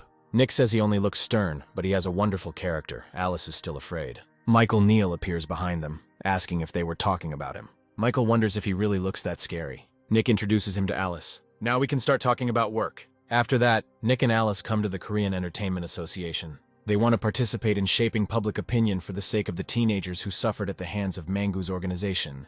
The association's leadership asks what benefit they get from this, of course. They are here because of the head, but they should also gain something from their actions. Nick plans to hold a concert with the participation of artists from the association. This is his plan to manage public opinion. The management says that even though the girl's future life is at stake, they still don't want to spend so much money on such a small-scale case. Nick knows that putting on a regular concert would be too expensive. However, an informal concert can be held for much less money. He suggests making a concert stage in the form of a trailer. They will raise it higher and install lighting there, and by expanding the luggage compartment, they can create the stage itself. The result will be a mobile stage trailer. Nick asks the association's leadership what they think. They understand that it really works. If you do it this way, then the trailer can be used again. But informal concerts are usually free, so it's unclear what benefit they get from that. Nick says they'll get recognition for their performers. If you promote informal concerts on the main page of each agency, you can easily gather around you young people who are very good at using the internet. So if you primarily attract little-known performers, you can easily raise their recognition. However, the biggest benefit is that they will be able to become heroes. They will hold free concerts, help unknown artists gain fame. But in reality, this is needed to help the victims of the religious sect that is now being talked about from every iron. Entertainment is a field that sells entertainment to people, and they know better than anyone how important it is to create the right image. Nika is asked what to do with the payment for performances then. He says that Taran will pay for everything and also provide transportation, but he can't pay too much. And there is one more benefit for the end. If you hold concerts regularly, you can gain a certain power. Once they have a good image among the masses, Tarun's words, like their words, will have power. The association will be able to raise awareness, and they will be able to help the victims. The deal can be considered mutually beneficial. Management asks when they can start. After some time, an informal concert is held.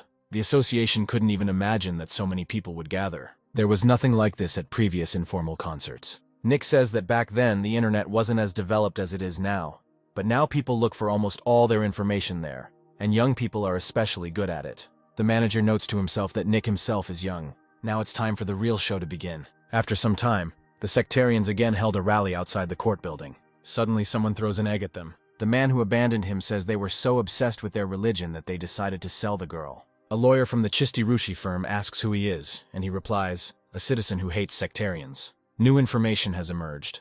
A statement was released yesterday that they belong to the Society for the Rescue of All People, which recently carried out a terrorist attack on American soldiers. Nick shows a video of the very girl they demand to be returned. Sally's mother sees him.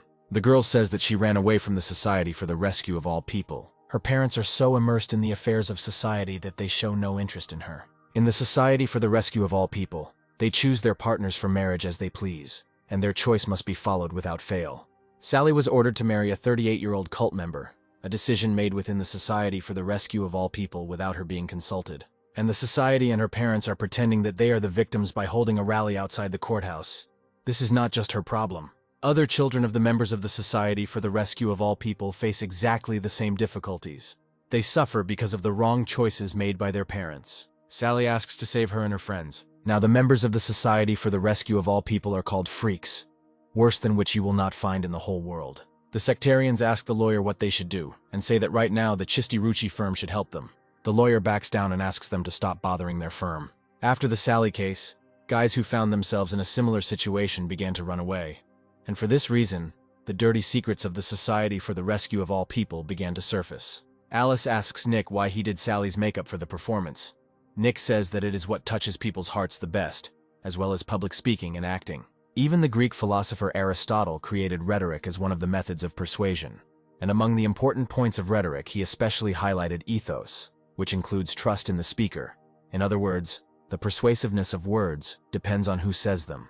Alice says that maybe that's why the Korean Entertainment Association said that Sally had acting talent and even hired her right away. She herself said that she wanted to try. Nick notes that the crisis seems to have given her new opportunities. In the evening, the director looks into Nick's office and says that his wife has gone to her parents. He offers him a drink. However, he is informed that Nick has already left, saying that he has business today. He is going to meet his classmates. They inform him that they have arrived. Even though the body is different, the fatigue is still the same. Nick and his classmates drink to the meeting. One of them asks what's wrong with him. Apparently it's all because he's a cool lawyer. His face is so rotten, it's the worst. Nick says there's nothing cool about him. Don't embarrass him. Then they ask how about a killer lawyer.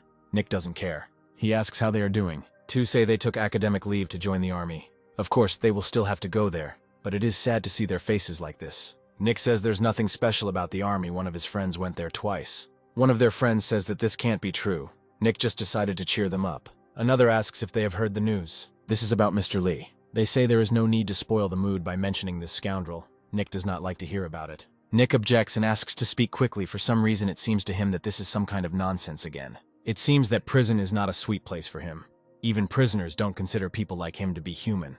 Nick says the punishment he received wasn't too harsh. He offers to have a drink and pay for the second round. Later, they go to another place. One of the friends is already drunk. A barker approaches Nick. Nick thinks he's weird. The barker says he's willing to serve him wholeheartedly. His face looks familiar. Nick wonders where he's seen it. Here he remembers. This is Chuck, who was arrested in the past for the attempted murder of Paul Smith, but he should have been given at least 10 years. Chuck says Nick is mistaken. His friends say it's definitely Chuck. He was even shown on the news. Chuck claims that they are all mistaken and runs away. It turns out the rumors were right. According to friends, after that incident, Chuck went to juvenile detention, and because of that, his family spent a lot of money on the court and damages, after which they kicked him out of the house.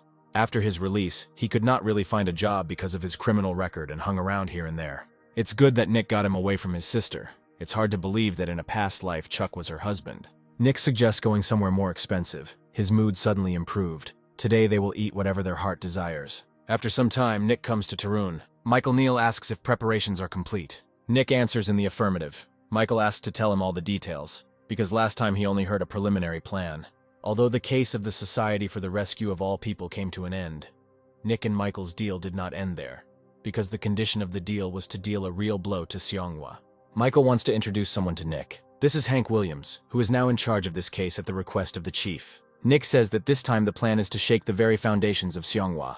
He asks if it is true that Seonghwa was originally founded as a military enterprise. Michael answers in the affirmative. Apparently the boss already knows everything, but Seonghwa has been bribing high-ranking military officials and is involved in so many dirty deals that one of the main factors in Seonghwa's growth can be considered dirty military goods. Nick suggests hitting exactly this. Hank says that Nick himself knows what the situation is in the army now. It's impossible. But Nick objects that there is a way. Hank asks what this method is. Nick asks in return where he thinks the army's strength comes from. The people who actually command the army and know all its affairs are not officers and commanders, but sergeants, senior officers, and soldiers. However, because of their low rank, they are looked down upon, so they have to do all kinds of hard work. So they will all get together and report problems. Then all the dirt will come to the surface. It is doubtful that they will do something like this, because they have their own unwritten laws. Nick says just give them a push. Even though they have unwritten laws against disclosing internal issues, it won't cause any problems for those no longer associated with the military. Let's assume there is someone serving in a unit who failed to pass the exam for extension of service. While others were enjoying themselves, he worked and showed good results. But he was poor and could not pay a bribe, so he hoped that they would recognize his work, but it was all in vain.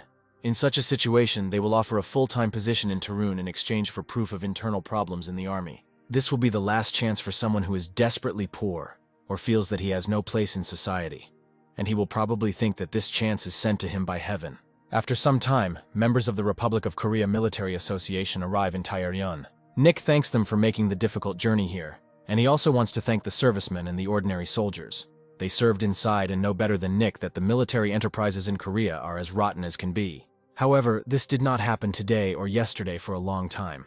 The Ministry of Defense not only did not replace outdated military goods, but also often took away even those goods that were intended for ordinary soldiers. This cannot continue and their help is needed. With their own hands, they can change the rotten military system. Terran guarantees them a peaceful future if they do so. After a while, Hank wonders how it happened. Even though they promised to give them jobs, so many army informants showed up. It's hard to believe. Nick says that results are now coming in for those who applied to extend their contracts. Both servicemen and officers must go through the extension procedure. This is the only way they can continue serving in the army. Those who fail to do so are not only full of fear for the future, but also probably feel that the army has betrayed them. Nick asks what Hank thinks they will decide if he tells them they will hire them, if they just tell him there are problems in the army. Hank says revenge on the army that abandoned them. After this period, the number of informants on corruption will decrease for a while, and Tarun also can't give people unlimited jobs, so the regulation will happen on its own. If you think about it, that's how it should turn out. Now Nick offers to give them something big. Soon, at the headquarters of the ground forces, it was discovered that the lieutenant general had been reported. Based on the reports received, the soldiers suffered damage due to his immoral actions, and are therefore planning to demand compensation for the damages. It seems that even the Ministry of Defense did not expect anything like this. The fact is that they filed the case not in a military court, but in an ordinary civilian one. The general won't let this go.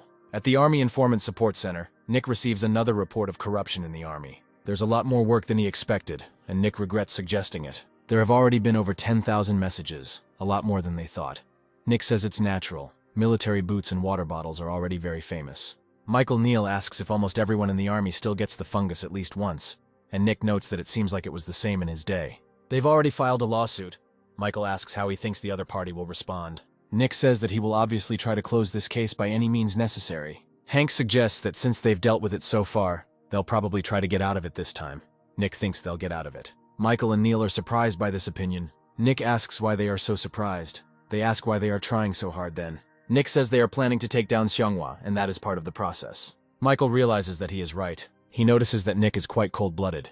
He says he will take this as praise, but if they stop at just corruption, everything will die before it even starts. They say that the enemy of my enemy is my friend. At the Army Command Headquarters, the Minister of Defense addresses the head of the National Intelligence Agency. He asks what they are doing and how this is even possible. The head of intelligence says that they are just catching spies trying to sell out the country. He asks why the minister did not stay in his office, but came here. The minister says that they are military personnel who must protect the country. The intelligence chief says the spies stole important military supplies, and thus carried out sabotage by damaging military supplies, and in other ways. For a long time, the National Agency and the Ministry of Defense have been fighting each other in the field of security, but due to the careful concealment of secrets, they have not had the opportunity to attack each other.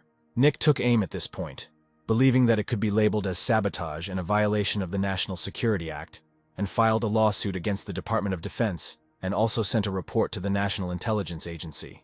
The head of intelligence asks the minister if they had to intervene because they were not working properly. The head of intelligence must understand that this is a trap. He says they should have been more careful about concealing internal information. They are called soldiers, but they are sabotaging their own country. The minister says it's just a means of subsistence. The head of intelligence asks, since when is it called that? As soon as something like this appears, the National Intelligence Agency rips it out by the roots, rather than covers it up. It would be interesting to know why the Minister of Defense is doing this at all. Maybe he gets something out of it too. The minister tells him something about the report that has arrived. The head of intelligence says they have a big deal here. 3 real spies have been discovered. I wonder what the minister will say about this. In Tarun, Michael Neal asks Nick if he knew about the spies. He says he didn't exactly expect anything like that, but he had hope. Nick himself didn't think there would be 3 of them. In any case, things would go even faster now. But even if there weren't, the head of the National Intelligence Agency would still find something to complain about. Then they use the media, of course. This case will shock ordinary citizens, and the intelligence service will claim that this is not just personal corruption, but real sabotage. And this is probably true, since they even found spies. And they'll use that as the main theme. The media will write that the problems in the army are due to the actions of spies, and those responsible must be punished for this. And then Xianghua will take the stage. So they started with the first protagonist of their media game, a lieutenant general of the ground forces, and they sued him. He is one of the main people in their plan. Michael knew that Nick was no slouch. The more he looked at him, the more he wanted to lure him to Tarun. After some time, the trial begins. Michael doesn't understand what's wrong with Nick. He speaks incoherently and doesn't seem like himself at all. Nick is asked what the essence of his words is. Alice is also puzzled by what's wrong with him.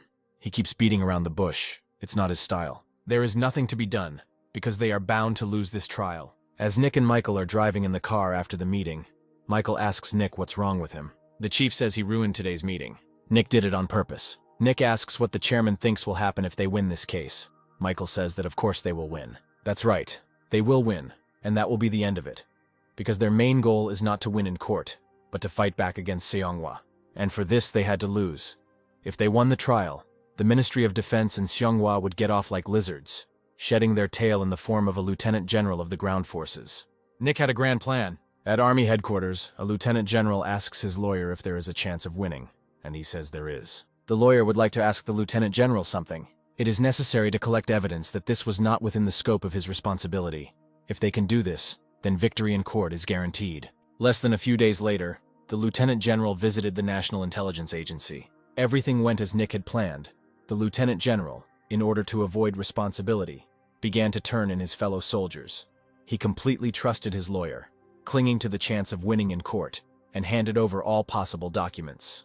One of the colleagues asks another how much he thinks the compensation will be, and he says that according to the Ministry of Finance, taking into account the growth rate, it will be about 2 trillion. They can't do anything. Too many soldiers have been hurt. This case will definitely not be closed quietly. The Ministry of Finance tried to somehow compensate for the damage and found a way. This is the right to demand compensation for losses. This can be demanded from a corrupt military supplier. They have no other choice. If they lose in court, they will even lose supplies for the operation of military facilities. They will never allow this to happen. There is someone behind the door who wants to come in, but they are trying to keep him out. One of the generals asks why it is so noisy here. Someone enters the office. This is the head of the National Intelligence Agency. They have a lot to talk about. In Tarun, Nick tells Michael Neal that even with all their efforts, it's hard to believe everything turned out so well. In reality, military relationships are not as strong as people think. They are maintained only to make life easier, but these relationships are easily gotten rid of as soon as they begin to pose a danger. Michael says it deserves praise. However, many are concerned that at this rate the entire military organization will collapse. The military says that an incompetent ally is worse than a competent enemy. Everything in the military organization has rotted. If they had been able to eradicate their bad habits, it would not have come to this. So this is their chance. All bribe takers will be caught sooner or later. Michael says Nick didn't seem interested in the military corruption case, but he seems to be paying a lot of attention to it. Nick remembers to himself how he caught a fungal disease in the army. It's hardly pleasant. He says that at the next meeting the military side will definitely acknowledge the damage. This is already a political question.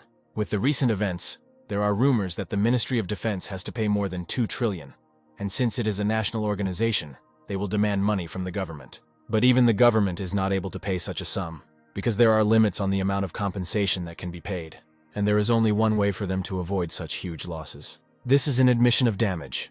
Then the state does not pay compensation, and the culprit of all these corrupt events will have to compensate everything directly himself. Michael Neal wonders where the money comes from then. Nick says it's time to pay for all the sins that have been committed up to today. He comes to the residence of the Minister of Defense. He calls Nick a bastard. Nick says, he is a minister after all. You shouldn't speak like that. He came to make a deal. The minister says that Nick almost destroyed the Korean army. He doesn't dare say such things. Nick says the people who committed the crimes are to blame. He asks what kind of army is this that is mired in atrocities and ready to fall apart. The minister asks Nick what he wants. He says they need to betray Seonghwa.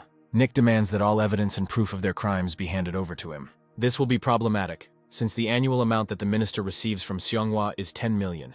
If we somehow survive this trial, then everything will be resolved. The minister says out loud that Seonghwa is not involved in anything. He decides not to fall for Nick's tricks, because until now he has managed to hide everything down to the smallest detail. Nick realizes that the minister is trying to shield Seonghwa, which means he was taking bribes. Then Nick says that the minister must be very close with Seonghwa's company, who says that a couple of people from the army are to blame for everything. Nick says that Seonghwa has already managed to betray the minister. In March, 1 million. In April, 3 million. 2 months later, 1 million again. The minister loves raw fish, and Nick heard that he takes bribes precisely in sashimi restaurants. Seonghwa always did this. He just didn't know. Nick doesn't care whether the minister provides evidence against Seonghwa or not. He will just go to the National Intelligence Agency. Nick asks if the minister will hand over the papers against Seonghwa, or if he should pass this information on to intelligence. After some time, Director Seonghwa is informed that they have problems. The director asks his subordinate why he was yelling so early in the morning. The subordinate explains that the Korea Military Association has filed a lawsuit against the company for supply violations. This time it's much more serious. The director says that they destroyed all the evidence long ago. He thinks there is nothing they can do to them. However, they have evidence. The director says this can't be. All evidence was destroyed long ago. Then the subordinate shows him the documents that the Minister of Defense handed over. Director Seonghwa calls the minister. He says they just received a lawsuit and thinks there must have been some kind of mistake. The minister says there is no mistake. It's time for the army to get rid of all its problems and finally become advanced in every sense. Director Seonghwa asks not to create unnecessary problems. The minister says that after such a betrayal, problems could have arisen for him, and huge ones at that. He has nothing more to say to him, and let the director know that they will continue the lawsuit for the delivery of defective supplies. The evidence that the defense minister provided against the Sonhwa company was ironclad, and the company decided to abandon the military business after the conflict with the minister. It's probably impossible to deal a bigger blow than this, since Seonghwa only got back on her feet thanks to military service. And at present, the only company that can take on the military business is Terran.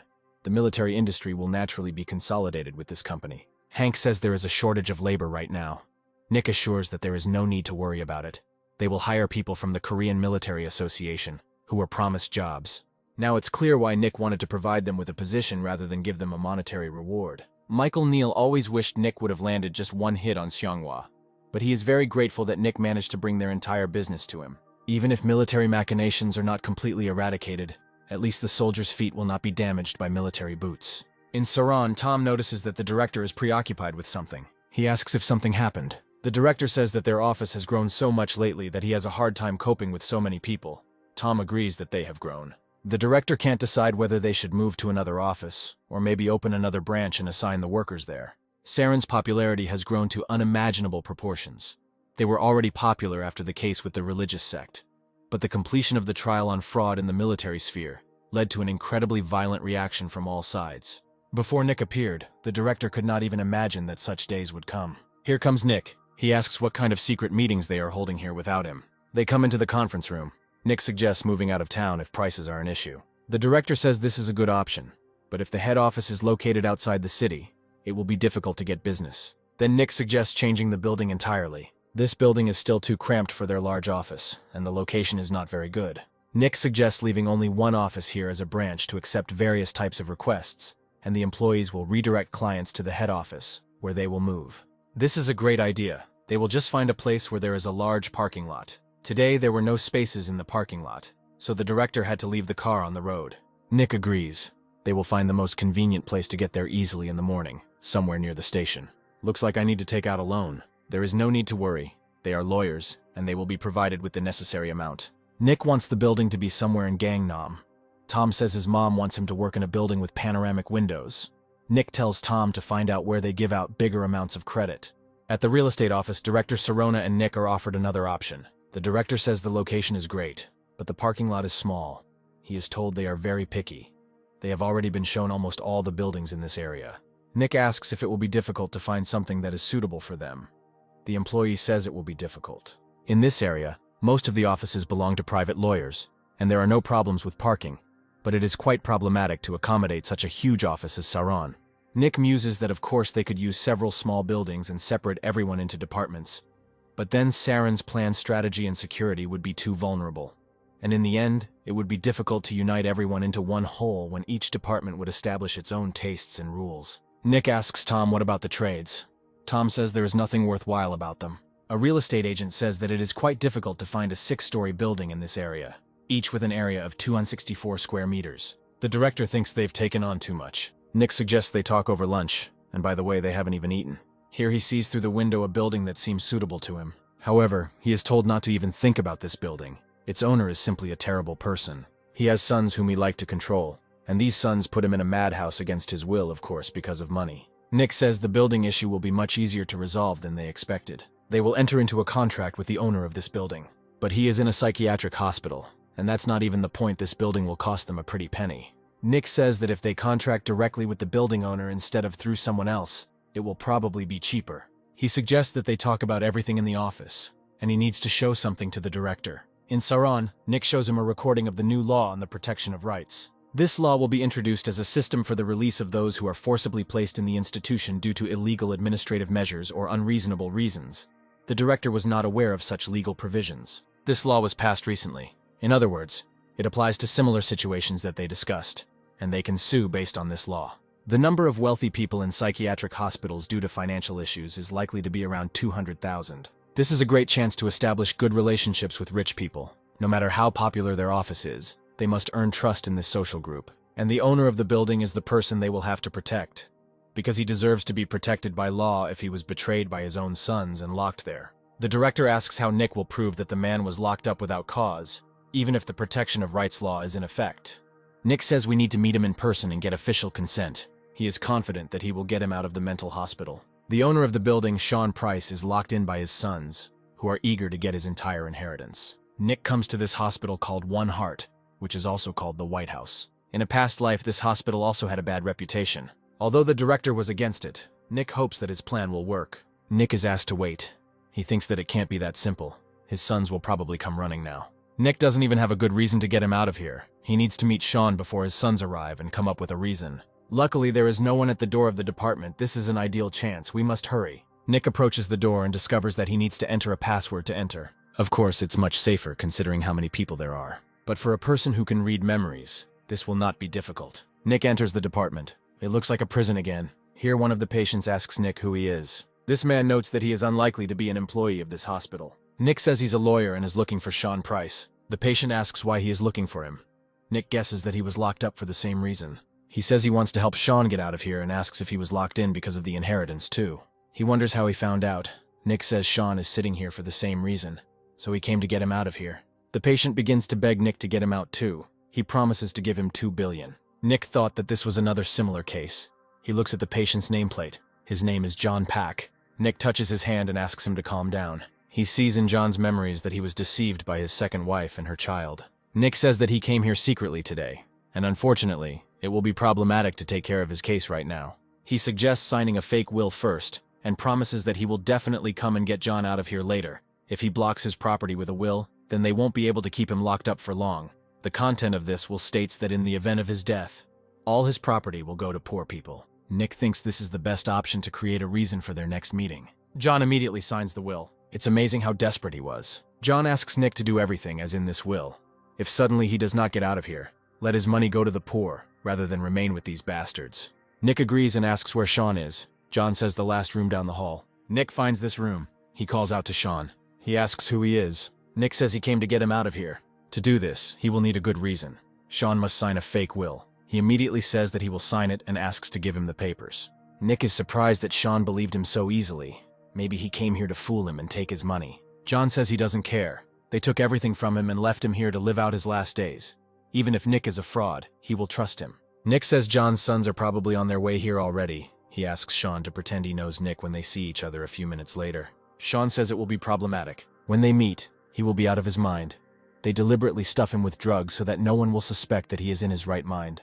Nick says he has a plan for just such an eventuality. In the visiting room, he meets with Sean's sons, Sam and Harry. The latter asks why Nick came here. He says he's going to read Sean Price's will. They didn't contact him, so he's a little late.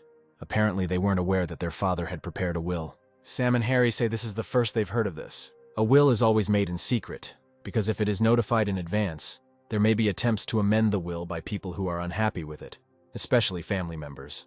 Harry says they can't do that and asks if he can see the will. Here they see Sean. It is clear to Nick that he is under the influence of drugs. They tell him it's a sedative. He has unreasonable aggression towards everyone except his family. Nick says that unfortunately he cannot read the will while the client is under the influence of drugs. He suggests continuing after the effects of the drugs have worn off, and they are sure that his mind is clear. Sam and Harry think Nick is joking. He says he can't reveal the contents of Sean's will until he's sure he's clear-headed. Harry grabs Nick by the jacket. He says he'll call the police if Harry doesn't let him go right now. Sam asks him to stop, thinking to himself that they must not be caught drugging their father. He tells Nick that Harry has a very hot temper and asks if he is really going to wait for his father to come to his senses.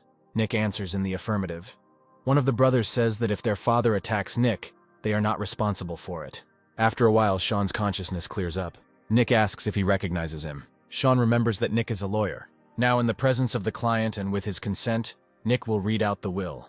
In the event of Sean Price's death, all of his property will be donated to a charity for those in need. Sam and Harry can't believe their ears. Nick asks if Sean agrees to carry out all procedures in accordance with the will. Sean answers in the affirmative and asks if there is anything else he can ask for. Nick is listening. Sean asks to get him out of here. Nick agrees. Sam and Harry say that their father is out of his mind and demand that he mind his own business.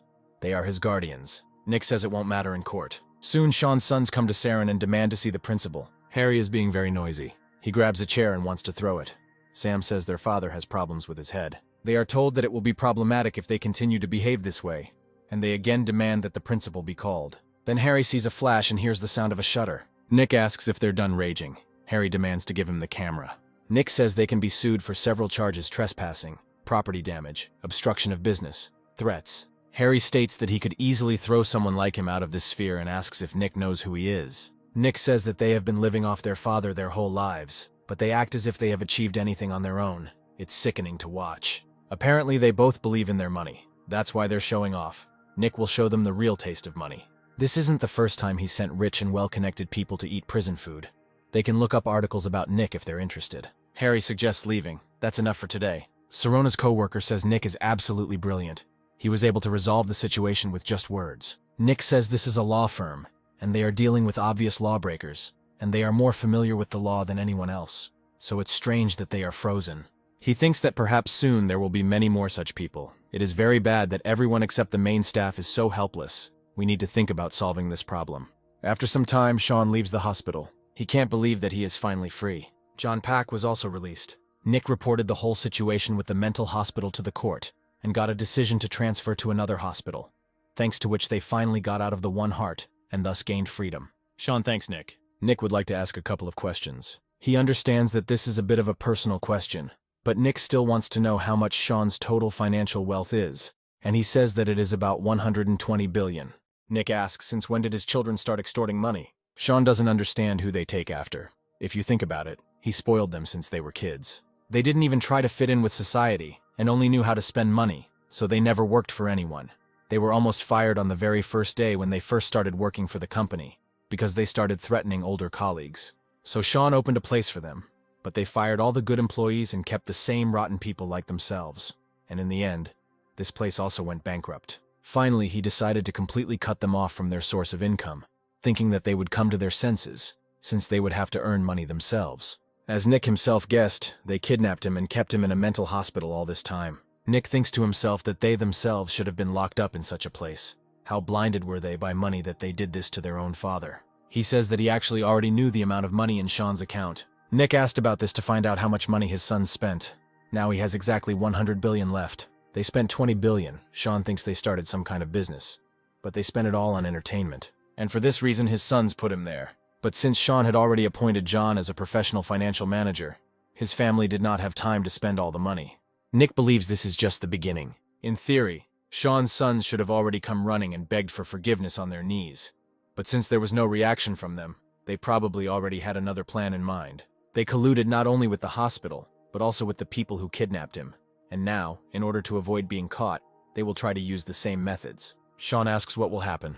It was precisely for such a situation that the law on the severance of family ties was invented. If they sue under this law, his children will be removed from the family register. Then they will lose their right of inheritance, as well as their right of guardianship over their father, and they will no longer have the opportunity to lock him in the hospital. Nick asks if Sean is worried about his sons. He says that there is a paternal feeling inside him. Nick says that if they get their act together, they can easily be reinstated in the family registry. But until that moment, they need to be forced to experience something they have never experienced before. Sean's sons soon discover that he has blocked the card, and they will make him regret it. They are preparing to attack the father, and it is impossible to distinguish them because of the masks and caps.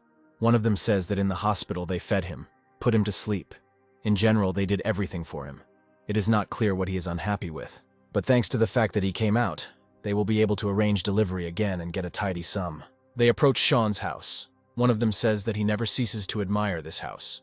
He would like to live in one like this. His brother asks if he also wants to go to a mental hospital. They enter the house and wonder why it is so dark. Maybe the father fell asleep, one of the brothers suggests looking for him. Someone turns on the light here. These are the police, they tell you not to move. One of the brothers says that they work for a private ambulance service, and they found out that there was a patient here, so they came for him.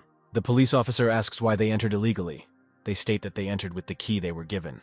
Nick appeared and said that they had an urgent call, and they decided to take the keys first, and also put on these black clothes, masks and gloves. The brothers loudly insist that the owner of the house called them. Nick says the owner reported them and Sean shows up. The police officer asks if he has seen these people before. Sean says they look very similar to those who kidnapped him earlier. The brothers want to escape, but reinforcements meet them at the door. One of the brothers drops his car keys and Nick notices them. He touches the keys. Nick wants to take a look at the brother's car. He is sure that he will find convincing evidence there. The policeman asks Nick if he found anything. He shows a package with a syringe and ampoules. It is a powerful sedative that is available only with a doctor's prescription. The policeman says their car is full of evidence. One of the brothers asks Nick to forgive them. He says they will do whatever he says. Then Nick will say his condition. He demands a list of all the people they have kidnapped in this manner, and then he will change their case to a civil suit. They agree. Nick found everyone who had found themselves in a similar situation. The police quickly conducted an investigation based on the available evidence, and Saren's lawyers defended the victims and helped them get out of prison. Wealthy people immediately signed the power of attorney, and the total amount exceeded 30 billion. They made a year's income in one go, Nick says, which is why the big firms try to attract wealthy people. Director Serona asks how the preparations for the trial are going. Nick says that everything is great. He has prepared all the witnesses. When asked what he thinks those people will do, Nick replies that they will clearly be out of their minds. They already managed to make a mess of things last time. If they become completely desperate, they may hire bandits. Nick installed a fire extinguisher at the entrance and an emergency button to call the police. Now such situations will happen often. It is surprising that nothing like this has happened before. Meanwhile, Sean's sons are wondering what to do. Sam offers to ask for forgiveness. Harry thinks they won't listen to him. He says he has a trump card that can be used in such situations. The trial starts in a couple of days. Nick says the plaintiff was locked in a mental hospital, despite the fact that he's completely healthy, and all his property was taken away. In this case, their family ties cannot be considered valid. Nick is haunted by Harry's face. They are not in a position to smirk. Nick understands that they are up to something. Only the older brother Harry has a relaxed face, but the younger one doesn't know anything. Nick approaches them. He thinks what to do. He needs to touch it to find out, but he can't grab it out of the blue. Nick asks Sam if he is ashamed. Even at this age, he holds onto his brother's pants and does everything he tells him to do. In his place, Nick wouldn't even be able to lift his head from shame. Sam gets furious and wants to hit Nick, who grabs his hand. Harry tells Sam to stop. He tries to protest, but Harry insists. He says they will never win this case. Now Nick knows how it all happened. They decided to use the former person in charge, or so-called X. This means that the next generation should show respect to the older generation.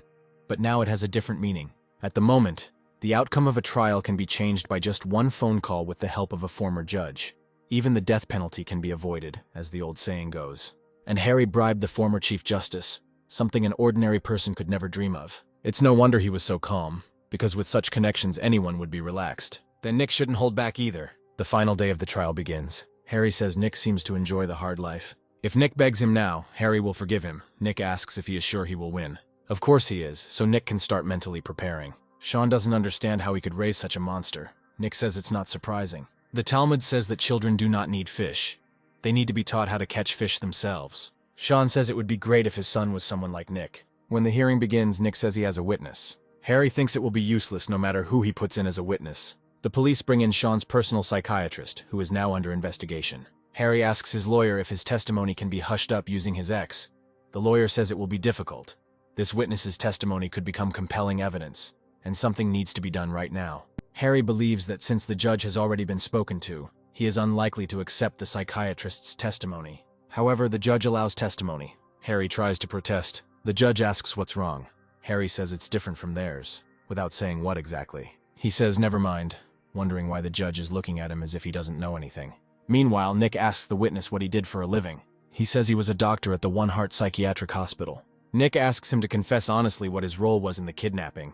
The psychiatrist entered false diagnoses into the medical records and forcibly hospitalized certain people. Nick asks the psychiatrist if he knows the defendants, and he answers in the affirmative. Next, Nick asks where he met them, the psychiatrist says in the hospital. Harry claims he is lying.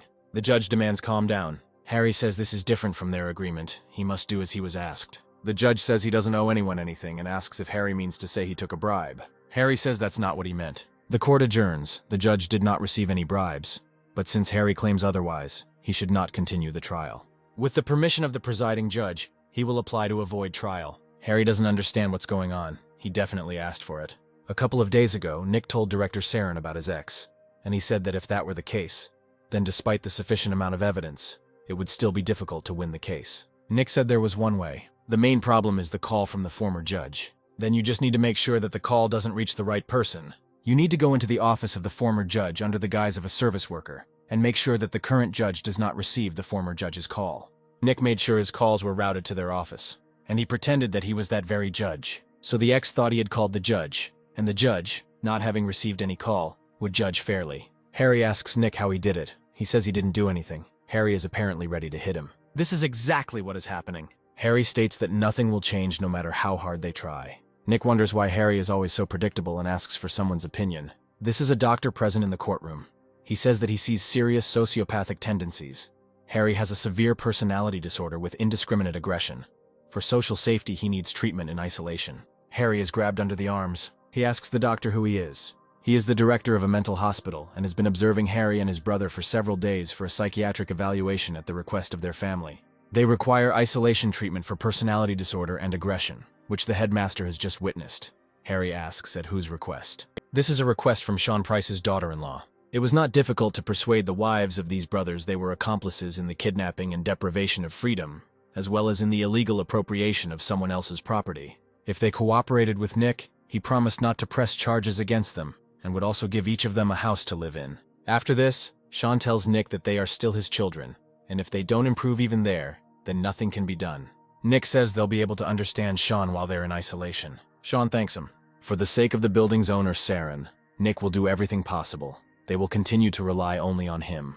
Director Sirona is very proud of Nick. He says he didn't do anything like that, but he was able to rent an entire building for the rent of one office. Nick says their client Sean Price helped with this, so he's the one to thank. Now all that remains is to move. Nick asks how the rest of the work is going. The director says that everything is slowly coming to an end. High-ranking people have their own connections.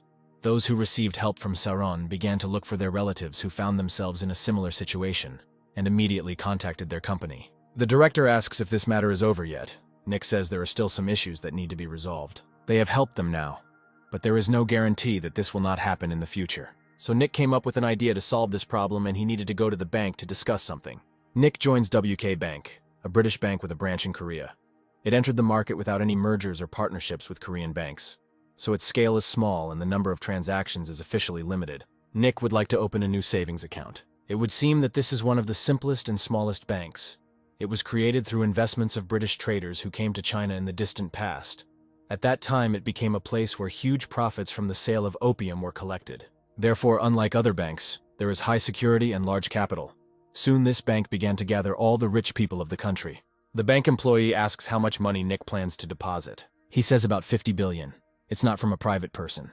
There are just people who want to manage their property, and Nick plans to connect it with WK Bank. The employee thinks to herself that 50 billion is an unrealistic amount. She asks to wait a little. They will prepare everything now. Nick meets with the assistant manager of WK Bank, who says that he is not yet experienced enough and asks what kind of account Nick wants to open. Nick says he would like to open an escrow account. This is the first time the executive assistant has heard of such a thing being mentioned in Korea. It is not surprising. In Korea, little is known about this. So Nick came to WK Bank. Foreign subsidiary banks are already engaged in such transactions. The assistant manager asks about the terms. Nick says that the management will be carried out by a law firm, and the payment must be guaranteed by the bank. Apparently, Nick wants to create multiple accounts, that's right. The way is simple. He wants to open an account in the name of high-ranking people. But this account should be managed by Saren with the possibility of receiving a certain amount from the deposit each month. Although the account will be in the name of their client's child, he or she will not be able to use it as collateral because he or she is not an administrator in order to receive the money. He or she must prove that he or she earns 50% of the minimum wage on his or her own. In other words, no matter what amount is in the account, the son or daughter will be able to receive it only after proving that he or she has the right to this money. The executive's assistant asks how many accounts Nick plans to open, and he says about 150 million each. They will prepare everything. Nick is counting on them. A couple of days later in Sirona, they ask again if it is possible to open an account. The director is puzzled as to why they are all going to them. The employee says it's because Nick is very good at his job.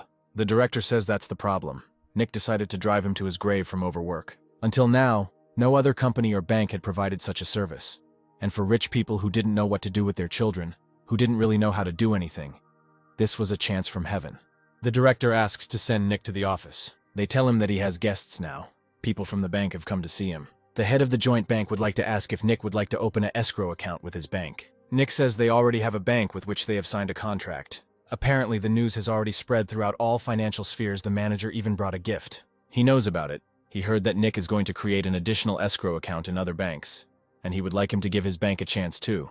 Nick specially arranged it so that the head of the bank himself would come and ask him about it. In fact, for the rich, 50 million is not such a big money. Nick created accounts for 50 million so that representatives of other banks would come to him with more favorable conditions. Because the fact that he invested so much money in the small WK bank means that bigger banks must come with an even better offer, and probably the rest are beside themselves with desire to get their hands on these funds. The bank manager says that if Nick signs a contract with them, they will give him 3.3 interest rates. Nick says he doesn't want to. The sum is not small, only 3.3%. Moreover, as far as he knows, the general interest rate for savings and installments in billions is 4%. Other banks are offering 4.5%, so Nick can't agree. The bank manager wants him to give them a chance, Nick does.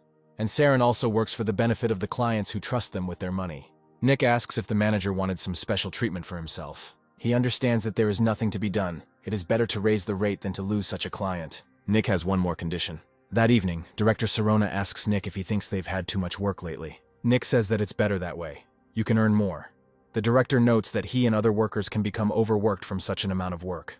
The director asks why Nick set that condition. If suddenly there are lawsuits in the bank with which they cooperate, he will have to entrust this case to their office. They are already short of people, and the work is becoming more and more. Nick says if they're going to take on the rich, it might be a good idea to build relationships with banks as well. And now they need money more than ever. After all, they have to create a law school and cultivate talents with whom they will work in the future. It's time to make it a reality. For Saren, this is just the beginning of the journey. As Nick has already mentioned, part of the stipend of the law school students who have signed with them will be covered by Saran. This is the only way they can get capable lawyers. The director understands that a year of law school is very difficult for ordinary middle-class families to afford, and they would not dare to even dream of it, even if they were capable and talented people. So if the bar exam disappears, it will completely block the way for even the most capable people who have financial difficulties. For Saren and for the future in general, they should establish a school. The director asks which university Nick thinks would be best to collaborate with. In a previous life, there were about 25 law schools. You can choose among them or take the chance and create a new one. Nick says he has chosen a few schools that are suitable for them. He asks what about Beekman University. It's the alma mater of their attorney Matthew Smith, and overall a pretty good university. The principal says Matthew Smith wants to start a law school at his university, but the alumni are afraid nothing will come of it. It would have definitely failed. Just like in its previous life, there was a lack of lobbying here, unlike at other universities. Nick suggests discussing this and visiting Beekman University. Soon they come to the rector of the university. Nick says they came because of problems with the law school. They heard rumors that Beekman University was having trouble organizing. The rector thinks they decided to find fault with something and interfere with them. He says they are trying their best and have done nothing illegal. Nick says they are not here to start a conflict. Their company intends to offer cooperation. The rector has explained the essence of the matter, something he expected from such a well-known company. The Saren firm is not interested in students, but in real lawyers, so they want to select students who will work closely with them from the moment they enroll. The rector agrees, but he has a condition. Nick says they would like to be involved in the selection of students, unofficially of course, as the government might not approve of this. There are talented students who have financial difficulties, and they would like to choose exactly those. The rector believes that this could lead to a lot of discontent. Nick is confident that this will happen. The reason law school is so expensive is because the government and some powerful people are trying to restrict the lower classes from entering the field. Each university sets its own tuition, but the law school has to be subordinate to the government in order to be approved. Nick believes that everyone should get an equal chance. No one will try if nothing will work out due to financial situation. Recently, universities have become businesslike, forgetting that they were created for the purpose of education. And as Nick knows, Beekman University was founded by independence activists with the belief that it was created for the benefit of the people and the country. Nick knows that it is very dangerous, but Beekman was created for the future of the citizens. If the university made a small concession, it would greatly help the future generation. The university is not an academy, but an opportunity. Now the rector is simply unable to refuse. He is ready to create together a university for citizens in the future. In Serona, after work ends, Nick searches for information. He understands that they need money, not only to invest in the law school, but also because they will often have to deal with lobbying battles in the future. Therefore, one should not neglect any opportunities and chances. Fortunately, Nick remembers all the successful films. One can, as in the past, invest in cinema. Here he sees information about the film Rainbow After the Rain. He recalls helping the book's author, Susan Lane, who was being sued over copyright. Nick decides to call her. They soon meet at a cafe. Susan has heard that Nick has been successful in his field lately. In the past, Susan Lane received help from Nick and is now a famous writer and screenwriter. Susan asks what happened. She didn't expect a call from Nick. He would like to ask you something. Nick is thinking of investing a small amount of money in a film and would like to get some information. Susan says that if this isn't her project, then she doesn't know much, and that's exactly what Nick wanted to know. He heard that there would be a remake of the film Rainbow After the Rain, and since Susan is the author, he could get information from her. Susan can tell him everything in detail about this film. After telling her about the film, Susan asks Nick if it's worth his investment, and he says he'll do some more research and make an informed decision. This is of course dangerous, but it does happen. Nick asks how Charlie Smith is doing and if Susan got her money. Susan says she is still receiving payments and was just about to go see him. Nick asks if this is a confiscation of property. Susan answers in the affirmative. Apparently the amount is large. Nick never found out the verdict of the court because of his studies. Not only Susan, but the film studio and all the other companies also sued Charlie Smith. And so he went broke, but Susan still needs to get a large sum. She offers to go together. She already needs to leave. Nick agrees to keep her company, and they arrive in a poor area. Charlie Smith is furious. He told Susan not to come and shouts that he will kill everyone now. Nick notices that he has changed a lot. Apparently life has worn him down. In reality, Susan wouldn't have asked for damages if he had just given her the money back. But there was no apology from Charlie until the very end. He even caused harm to the bailiffs. Susan would like to end it all with an apology from him, but he doesn't seem to be the least bit sorry. Susan eventually filed for foreclosure on the house, and Charlie was sent to jail for injuring workers. He will have to realize his mistakes and regret them already in prison without Susan's leniency. After his release, he will have to live on the street. At home, Nick watches the news today. It became known that members of the once famous Mangu sect were kidnapped in Afghanistan, where a civil war is underway. The government tried to stop the plane heading to Afghanistan, but the government's warning was ignored in favor of the missionary mission. It's not clear why they even went there. There's a war going on there now, and all flights should be banned. Serves them right. It turns out that even the government stopped them. They created the problem for themselves. It soon becomes clear that the government has decided to entrust Mang's case to Saron's law firm. Nick asks why they chose them, because the government should have a separate department responsible for such issues. The national intelligence agent who came with this case says that such a department exists, but they cannot trust this case to them. Nick asks what the reason is. The agent says the lawyer from the department is a member of Mangu, and this time the government is trying to claim compensation for damages. The government paid a huge ransom to get them back from Afghanistan, so they need to get that money back, but they went to court, blaming the government and saying it's not their responsibility. The government is therefore preparing to collect the amount and punish Mangu by demanding compensation for damages. History has changed. In the past life, the government did not demand compensation for damages from Mang. The reason why they chose Saron as a partner is very simple. They have fought against the Mangu sect many times and have emerged victorious every time. And if this matter is to be entrusted to someone, then there is simply no better candidate than Saron. Nick asks how much they paid as ransom for the hostages. The agent hesitates to answer. Nick says he'll still have to declare the amount to claim compensation. The agent replies 60 billion. They went there of their own free will, and they were warned. They even canceled the flight to stop them. They even sent a private plane to bring them back, but they refused. Nick asks if the Americans said anything.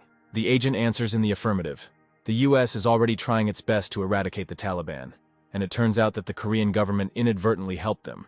So in order to calm the public, they filed a lawsuit for damages. That's why Nick didn't want to get involved with the Mang sect. He says that Saron will take on the case. After some time, the trial begins. The defendant is again represented by the firm Chisti Rushi. It's amazing how constant they are. The defendant's lawyer says that the country is a state capable of protecting its citizens, but this time the government failed to do so. It is unlikely that stupid chatter is enough to be called a lawyer, judging by their speech. Everything is already clear. They know that they will not be able to win this case, so they are talking all sorts of nonsense. Nick wants to ask the defendant a question. He asks what specific omissions the government has made. The defendant's lawyer says it didn't do everything it was supposed to do to protect citizens. He can't list the omissions because they didn't do anything at all. Nick says the government tried every way possible to prevent them from going to Afghanistan. First, by sending them information about the dangers of traveling to the country. Secondly, they canceled the flight. Thirdly, they sent a private jet and asked them to come back. Nick asks what else needed to be done. The defendant's lawyer says troops should have been sent to protect Korean citizens. If armed forces enter a foreign country without permission, it is almost a declaration of war. The actions of individual private groups not recognized by the state, which can cause conflicts in a foreign country, are called terrorism. The Mangu cult recently carried out a terrorist attack against the United States forces in Korea, and the investigation is still ongoing. The defendant's lawyer says that this has nothing to do with today's case. It was an ordinary religious movement. Nick asks what the Mang will do if someone suddenly bursts in on them during prayer and starts reading Buddhist treatises. Apparently, this is also an ordinary religious movement. The defendant's lawyer objects that it is not the same. It's no different. They went to Afghanistan, where the state religion is Islam, and started preaching their religion. I wonder what the difference is. The defendant's lawyer says that this is the territory of another country. Nick asks why they are pushing Korean laws into a foreign country in Afghanistan. The spread of other religions is illegal. The judge demands calm down. He asks the defendant's lawyer if he understands that his reasoning is complete nonsense. It is announced that the case is closed. At this point, the judge proposes to end the hearing. The defendant's lawyer claims it is religious oppression. The judge warns that he will have to be escorted out if he does not calm down. The intelligence agent tells Nick that he did a good job. Nick counters that he did nothing. The case should never have been opened in the first place. The problem is the demand for compensation for damages. There has never been a precedent before, in which money spent by the state on people was demanded back as compensation for damages. The agent says there is still one big problem left. He asks if Nick thinks the Mang sect will return the money in good faith. Nick says winning the lawsuit means they have nothing to worry about. The law is not as simple as some people think. A few days later, the trial begins to claim damages from the Mang sect. The defendant's lawyers did everything they could to win this case. However, due to Nick's compelling evidence, the defendant's side lost. As a result, the court made the following decision: from the total amount of $60 billion provided by the state, $40 billion should be reimbursed. In Saran, an intelligence agent thanks Nick, who says he doesn't need any thanks, he just did his job. The agent says that after the trial, Nick even managed to calm the press. He thought that they would start churning out indictments about the oppression of religious feelings. The agent asks what Nick is going to do now. It is clear that the Mang sectarians are not as simple as they seem. They will certainly file an appeal. But even if that happens, they won't lose the case. It will take a long time, so they will probably try to avoid paying the money. To get money, you have to put pressure on them. Nick said that all that was needed was to win the case, and there was no need to worry about the rest. Sometime later, Matthew Park, head of Saren's information department, arrives in Kabul. It took him a day to get here, and he will have to return back tomorrow. Although you have to look at it on the positive side, there are no tourist attractions here, and the atmosphere is depressing. He arrives at the hotel. He needs to fax documents to Korea. The employee says that she will send them right away. Now all that remains is to go back. The submitted documents are sent to the Ministry of Foreign Affairs of Korea. His staff see that this is a request from Afghanistan for the extradition of criminals. The criminal in question is the Mangu sect, which they rescued with money. Soon one of the detained members of the sect shouts that it would be better to kill him than to send him back. The head of Mangu asks to take him away because it has become too noisy here. He asks the lawyer from the Chisti Ruchi firm what the government is saying, and he replies that the government is seriously considering requesting extradition to Afghanistan. They probably already realized that Mang was not going to return the money, and public opinion also played a role. If the amount demanded by the government is not returned, there is a high probability that they will return those people to Afghanistan. The head of Mangu says they barely earned this money, and asks if there is a way not to return it. They cannot interfere in this matter in any way, since this is a state-level issue. If they suddenly accept this request, Mangu will have no choice but to agree and accept their decision. Chief Mangu says maybe we should cut off the tails like last time, and they themselves would rather die than go back. The lawyer says that then the problem will be blown out of proportion even more. Because of the past matter, many left their church, and now only those with strong faith remain. If they lose even more believers, it will shake the very existence of Mangu. Besides, last time it was the first such incident, but if something like this happens again, it could easily shake their trust. The head of Mangu asks what the lawyer is offering him. He says that the money must be returned. They can be earned again because Mangu owns a lot of companies. While the head delays the decision, they will return the money, and this could lead to the rapid departure of all believers. This money can be earned within a year, so it is better to give them this amount. In Sarona, an intelligence agent reports that in Sarona, the entire amount was returned at once. Nick said that they just need to win the case, and they don't have to worry about the rest. It's very important for such people to preserve their reputation and power, even if they are greedy for the last penny. However, something is bothering the agent. If they suddenly find out that the extradition request for the criminals was false, it could become a problem in the future. Nick says there's no need to worry about that. The reservation was made under a fake name, and besides, his face was covered by a hat, so it's impossible to see anything through the security camera. Nick had this experience before. He believes this case is coming to an end.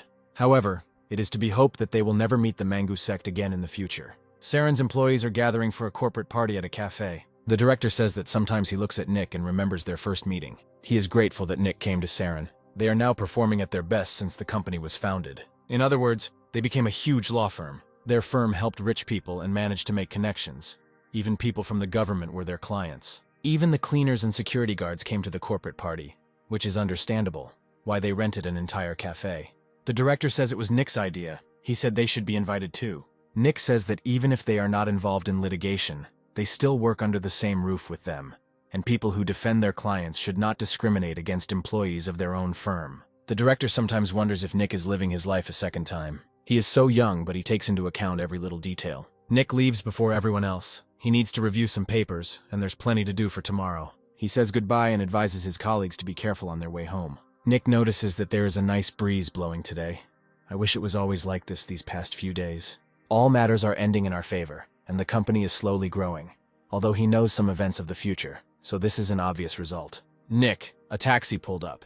It looks like luck is on his side today. However, he does not see that they are about to hit him from behind. They attack him and start beating him. Nick falls to the ground. He sees a group of people wearing masks and caps and asks who they are. One of them tells Nick to repent. He says repent and die, devil, and swings his stick. Nick is being hit with blows. He realizes that he was badly beaten. His consciousness begins to cloud over. The sectarians see that the police have arrived and run away. When Nick regains consciousness, he sees Principal Saren, Matthew Smith, and Tom, who is crying. Nick says that Tom woke him up with his roaring. His tears are annoying and he asks him to stop. Nick is asked how he feels and who attacked him. He says that he would like to console them, but judging by his appearance, there is nothing good to say. The director says he shouldn't have been allowed to leave alone, but no one knew something like this could happen. Matthew Smith asks if Nick remembers the attackers. He doesn't, but he has suspects. He thinks it was Manga's people. They were speaking very religious words. Probably Nick was already a thorn in their side. And besides, the recent government case had prompted them to do this. This problem is not limited to him. They can also attack other lawyers and influence the outcome of court cases. Nick suggests strengthening security, as their cases include some very dangerous ones. The director says they will discuss this issue as soon as Nick is discharged. Right now his health is more important, so let him not think about work and rest. Nick reflects that he has loosened his grip. He shouldn't have relaxed like that considering what he had to go through in his past life. A couple of weeks later, Nick returns to work and overhears someone threatening a coworker. This man demands to call the director. Nick thinks it's some kind of gangster from the area. He says he has such a clear voice since this morning and asks if he knows where he came. This is a firm where lawyers work. In other words, a place where it is very unprofitable for people like him to be.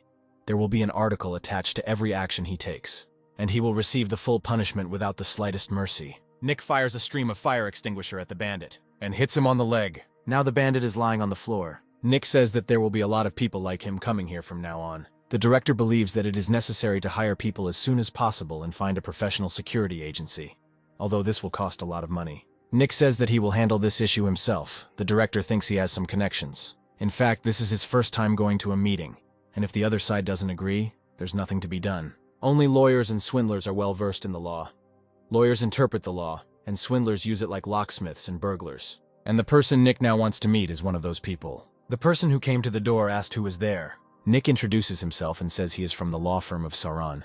He asks if Fred Lee is home. The door opens. This is Fred Lee. He is not dangerous now, but in the past he committed serial murder. In other words, he is a sociopath. Fred asks what Nick came to see him about. He says that he came with the intention of hiring him. He is a sociopath who committed serial murder, but that was in a past life. He has not committed any murders now.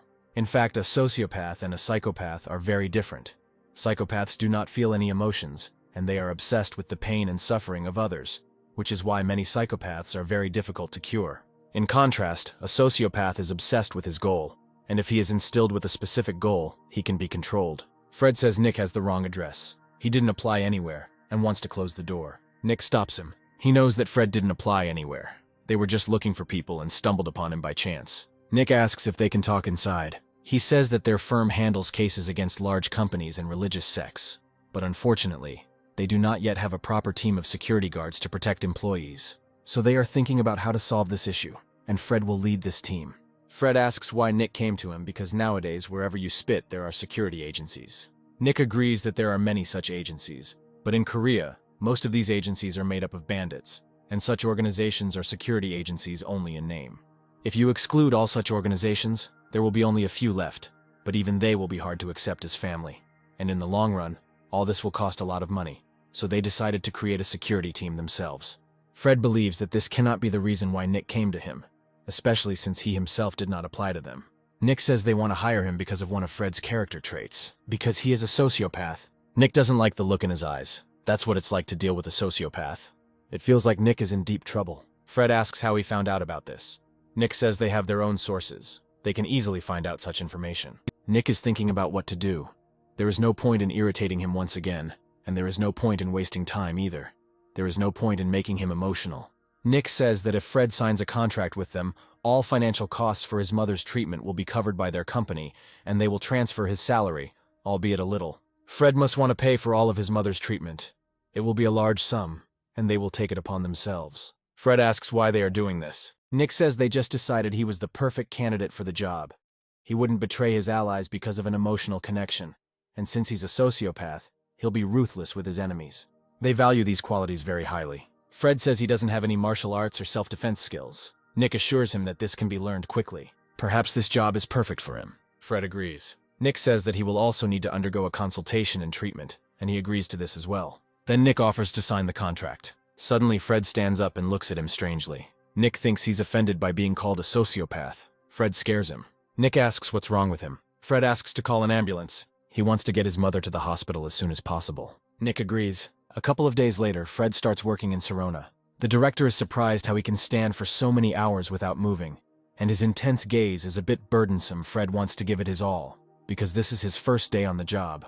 Nick says the back of the waiting list will be ready in 2 weeks, so we'll have to be patient until then. The director asks if only Fred will work. There are a lot of sociopaths in Korea that are unknown to other people.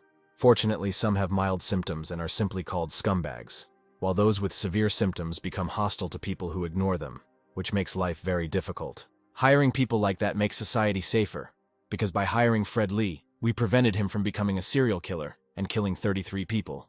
Nick suggests observing and hiring staff slowly. Suddenly a scream is heard. Another bandit showed up at Saren's office with a bat. The director asks who he is. Nick says he is the one who locked his mother in a mental hospital in the past. As soon as his mother was released, she took everything from him, and now there is a trial to remove him from the family register. He shouts that he will kill everyone here. Here someone grabs a bat. This is Fred. He says today is his first day at work. He's in a great mood, and there is no need to spoil it with your squeaky voice. Fred tells him to disappear. He obeys. He leaves, but shouts that they will see each other again. It would be great to see fewer people like this. Fred asks if that's enough or if he should break a few bones. Nick says that was enough, preferably so that people didn't get any injuries. After Fred Lee came to Saran, there were far fewer cases of people coming in and causing trouble. He did not threaten or beat people, because everyone who made eye contact with him immediately lost their fighting spirit and ran away without looking back. Even though he has sociopathy traits, there is still some quality in him that suppresses another person. Thanks to him, it became calmer. But work has increased lately, and Nick has started to stay overtime more often.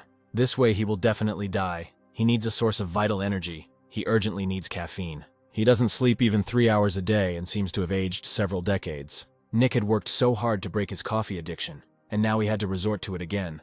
His whole past life had flown by in an embrace with coffee, so he wanted to at least reduce its amount a little. But in reality, he needs to reduce the amount of work. Nick comes to this shop more often than to his home. Maybe he needs to move somewhere closer. He knows the saleswoman Lisa Chain and says he's staying late again today, so he came to get some energy. He sees Lisa leaning over something and clearly frightened. Then Nick notices a hammer on the floor. There is a man lying on the floor in front of him. Lisa asks Nick what she should do. She seemed very kind. It was unclear what came over her. Director Sirona notices that Lisa is not that kind of person at all. Not only those in their company, but also those who live in this area say that she is a very good person. Lisa Chain works the night shift at the convenience store next to Sirona's new office, and she always greets customers with a smile and a friendly attitude, which is why all of Sirona's employees and people living in the area often come to this store. Nick says the police took her away, so they'll find out soon enough. The director asks about the man Lisa hit. He looked unkempt, maybe some kind of robber. But still, it was not worth attacking him in such an aggressive manner. Nick thinks she probably had her reasons for this and hopes that everything will be resolved soon. Soon someone comes to Nick for a consultation. He is asked to help Lisa. This is the owner of the store where she works. Nick asks what the charge was and if the man was a robber. The shop owner says he was Lisa's father. Judging by his appearance, this man clearly does not live in this area. No one would have thought that he was her father. Nick asks why she attacked him. The store owner doesn't know the details. Lisa refuses to talk. But he knows some facts about her. As far as he knows, her father was not a good father. It was normal for him to beat up his family for any reason. He was involved in thefts, gambled, and was a regular at the police station. And he even spent Lisa's university deposit on gambling. thereby ruining his daughter's future. So she left home as soon as she became an adult and started working in a store. Since he came to his daughter, who had left home, it means that he most likely wanted to ask her for money. The store owner says that finding a worker like Lisa is a rarity, and thanks to her, night sales have increased several times. Nick understands him, but the situation is not the best now. Causing harm to close family members is punishable severely. A fine will not buy you off, only imprisonment. The store owner knows this, but he doesn't want to see Lisa's life ruined by this situation.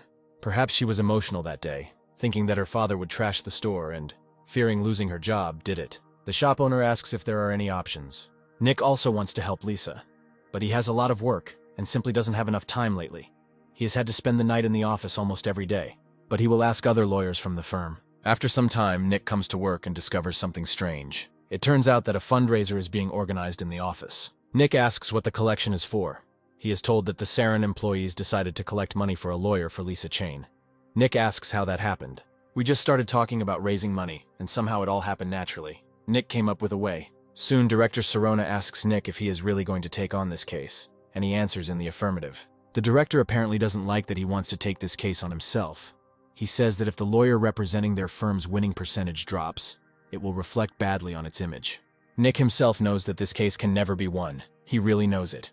So it is necessary to make sure that Lisa's punishment is mitigated. The director suggests simply handing the case over to someone else. Nick says he wanted to do that, but came to the conclusion that no one but him could take the case. Sometimes a lawyer has to take cases that are impossible to win. The director knows that Nick cannot be persuaded. If he passes the case on to another just because he can't win it, he will be ashamed of himself, and perhaps he will lose. But he will be on the side of the person who is being unfairly accused. Nick is so stubborn. But this case will not be easy. She will be given at least 3 years. Nick knows this, so we'll have to use another method. This time we'll have to play on people's feelings. Nick hated it more than anyone when they did this. But if it was for the good of the client, then he would have to go along with it. If they rely only on evidence, they will definitely lose. If they make a mistake, they can increase her sentence. Nick understands that his opponents are the judge and the prosecutor. They have been repeatedly tried to bring out emotions and feelings. This will only complicate Nick's situation.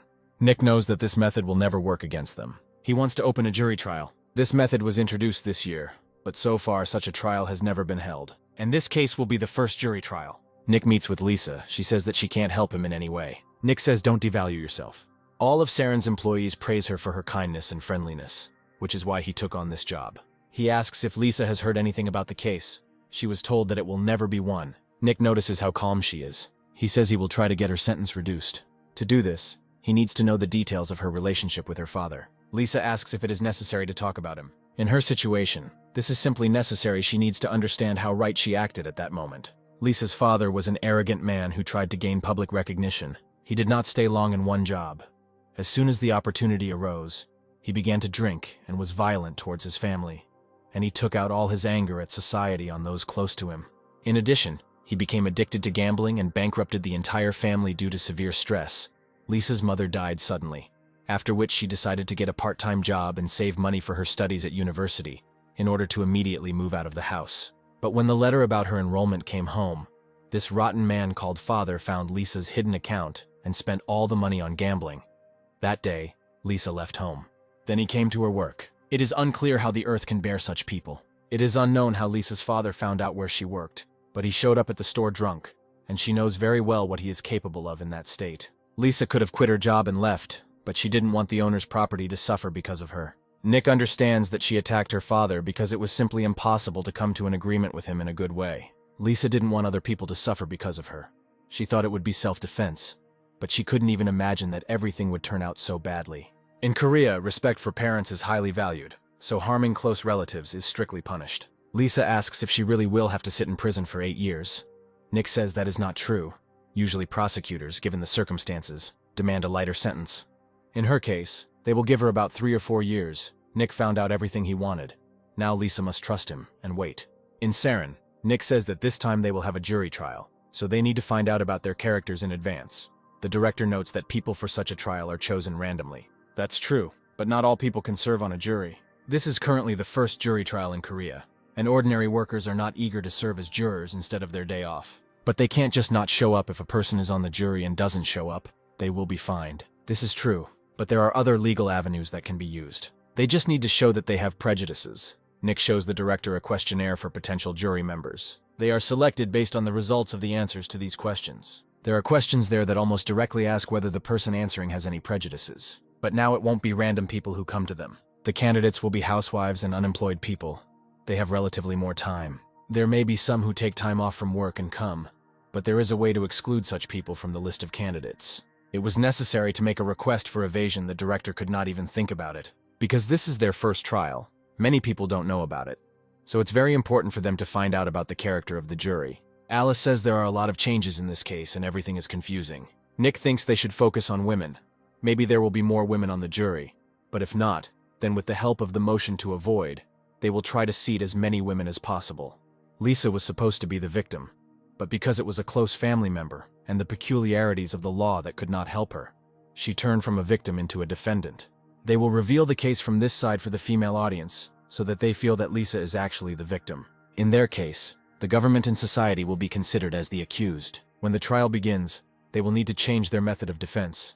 It is difficult to understand now, but watching the trial, they will understand everything. The trial begins in 2 days. The prosecutor says the defendant attacked her father and injured him with a blunt weapon, and the injuries will take 12 weeks to heal. Despite the fact that the defendant is supposed to take care of her parent, she renounced this duty and aggressively harmed the closest member of her family. At the moment, she has not admitted her guilt, and the victim does not intend to withdraw the lawsuit, so the prosecution is asking for 8 years of maximum security imprisonment. As Nick thought, the prosecutor didn't even ask what kind of relationship there was between them. If he had bothered to look into what happened before the incident, he would not have dared to speak like that. Although then the case would not have reached court at all. There are 2 men and 5 women on the jury, which is already good. If Nick tells how hard Lisa's life was, then the female part of the jury will agree with him. Nick is sure that at least one of the jurors had at least one experience where they hated their father as a child. Lisa ran away from her father, who ruined the whole family because of gambling, so she worked day and night to move into a university dorm. But her father spent all her hard-earned admission money and closed the door to a bright future for his own daughter. So she ran away to live a normal life. Yes, Lisa attacked the victim. This is a big mistake that cannot be ignored. But the jury must think about why it came to this. The prosecutor feels that the atmosphere has become somehow strange. It worked. The jury sympathizes with Lisa. The case that had no chance of winning takes on a different position.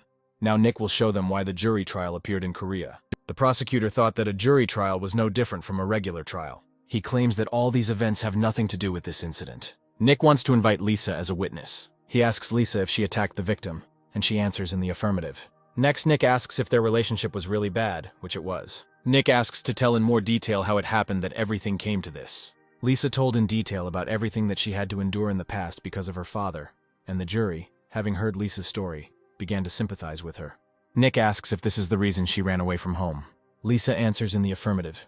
Fortunately, she came of age and was able to adapt quickly, but it never occurred to her that this man would find her. And yet she herself understood that this was not a good reason to attack. She needed to buy him off with money and run away. Usually people do this, but Lisa couldn't because she knew very well what this man was capable of. She knows everything about him, so it's not hard to guess that the money she could offer would not be enough. He would start demanding all the money that was in the store's cash register, and if she refused, he would break everything that came to hand. Although for other people it was an ordinary store, no different from thousands of others. For Lisa it was a place of work, so she had no other choice. Nick asks why Lisa thought he would start acting up in the store. Lisa says it has happened before. He constantly asked for drinks or snacks on credit from the shops near their house, and when they refused, he broke everything.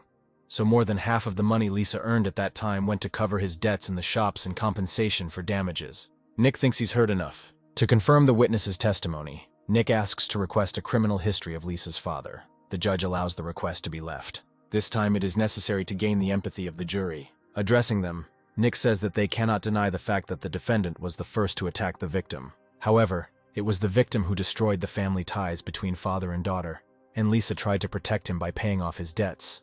But despite this, the victim did not feel a drop of guilt for the past, and only continued to harm her. The defendant knew perfectly well what her inaction would lead to, and made the best choice possible. That's all for Nick. He asked all the questions that a prosecutor should have asked. The judge invites the prosecution to ask questions. The prosecutor is at a loss. The judge asks why he is silent. All the evidence is already here, so the prosecutor took on this case easily.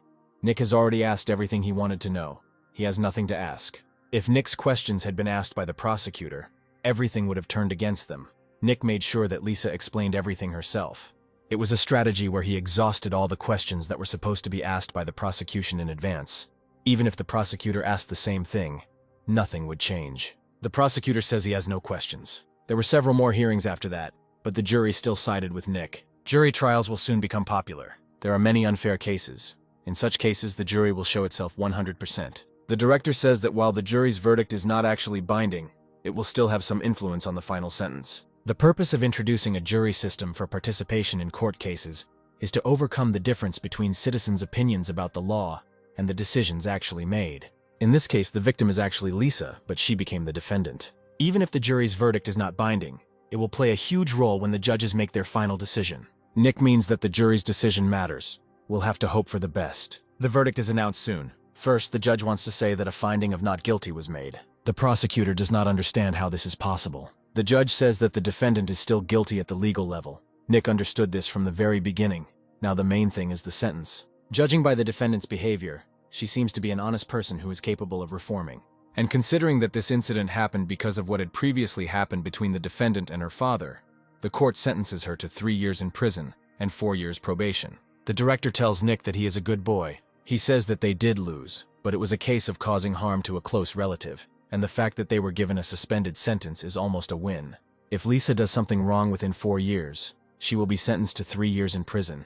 But if she lives quietly and peacefully, then after 4 years her real term of 3 years will be exhausted. In other words, she doesn't need to be in prison. She can lead her normal life. That's enough. Lisa thanks Nick. She thought she was going to jail and that her life was over. Nick was simply doing his job as a lawyer. He tells Lisa that she is great. A couple of days later, Nick received a call from the store owner. He learned that Lisa's father, who had been hospitalized for alcohol poisoning, had died. The hospital forbade him from drinking, so he ran away from there but fell on the way and died. So now they are preparing for the funeral. Soon Nick's phone rings again. This is Michael Neal. Director Serona wonders where Nick is going in such a hurry. Nick says he has some urgent business and will be stepping away for a while. The director asks what the business is. There are problems in Tarun. Nick asks to send another lawyer to tomorrow's trial. It's evening now, and they called from Tarun at such a time. The director hopes that things aren't too serious there. Michael Neal informs Nick that they were hit by Xianghua. Nick asks if they really bribed the Minister of Defense. Michael says they filed for a temporary injunction. They demand a ban on the use of a new technology developed by the Tarun Group. It is being implemented for the first time, and if the ban is approved, the losses will be simply colossal. Nick asks what kind of technology it is. This is an electrostatic touch phone. The time of smartphones has come. As Nick himself knows, new touchscreen phones will soon arrive from America. In his past life, Taryn fell at this time without the possibility of recovery. Michael Neal died, and Jack Neal, having planned everything, destroyed the company. He stole the technology, so it's no surprise that the smartphone that was originally supposed to be released in Taeryun was released by Xianghua. Nick asks how the chairman let this happen. Michael says that the head of the research team must have received money from Xianghua. This scoundrel's name is Irvin Lee. He transferred the patent to Xianghua under his name. Nick says they can get the patent again through the courts. But it will be pointless if Xianghua gets a big percentage of the market. Michael says they probably decided to go for it too. Even if there is a trial, their main opponent is Xianghua. They will definitely try to delay the trial date. Nick suggests that Michael sue the head of the research team for industrial espionage, but Michael says he can't do that at the moment. This scoundrel fled to China. Now that's a problem. Even Nick won't be able to solve this problem in a short period of time.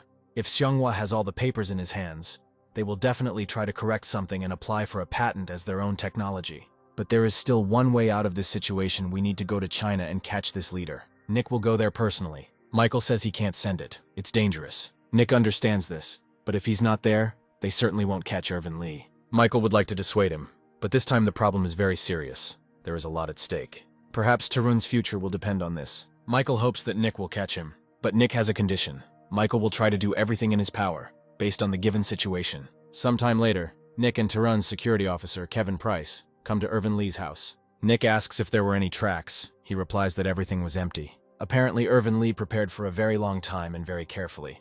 Nick enters the house. He figures there must be something left. Kevin Price says the police have already searched everything. Nick notices a portable radio, surprising that anyone still uses one. He says he has different methods. Nick hasn't used psychometry for a long time. It seems he sees Irvin Lee's past. He worked constantly and never even got married, all for the sake of achieving success. He wanted to get married when he was older, but it was difficult to find a partner because of his complexes about his appearance. How stupid it was to take out your anger on the company. Nick tries to figure out where Irvin Lee ran off to. Now he knows approximately. He knows where Irwin is headed. Nick was told that he boarded a ship and sailed to China, and the police confirmed this. Nick says that he is not in China. Irwin is not a criminal. There is no point for him to sail to China. When a person wants to escape quickly, he would prefer a plane to a ship. Indeed, there was no need for him to board the ship. The ship is too strict about checking a person's identity, so China was just a cover to avoid prosecution. He pretended to go to China and most likely went to Japan, which is a little closer, so both the police and Tarun concentrated all their attention on China. They were so sure of this that it was simply unrealistic to assume that Irwin was heading to Japan. Kevin Price asks where he is hiding in Japan then. Nick knows that if he reveals his location, it will be very suspicious. Nick says they'll find out as they go along, but he's sure Irwin is in Japan. Kevin asks why. He talked to the people who surrounded Irwin, and they said that he was in love with one of the Japanese actresses. Irwin walked around and bragged that he downloaded all the TV series, movies, and shows with her participation, as much as 10 terabytes. Kevin says they were so focused on China that they didn't even think about other options. In general, we need to prepare for a trip to Japan, because that is where Irvin Lee is hiding. Soon Nick and Kevin arrive in Japan. Kevin doubts that Irwin is really here.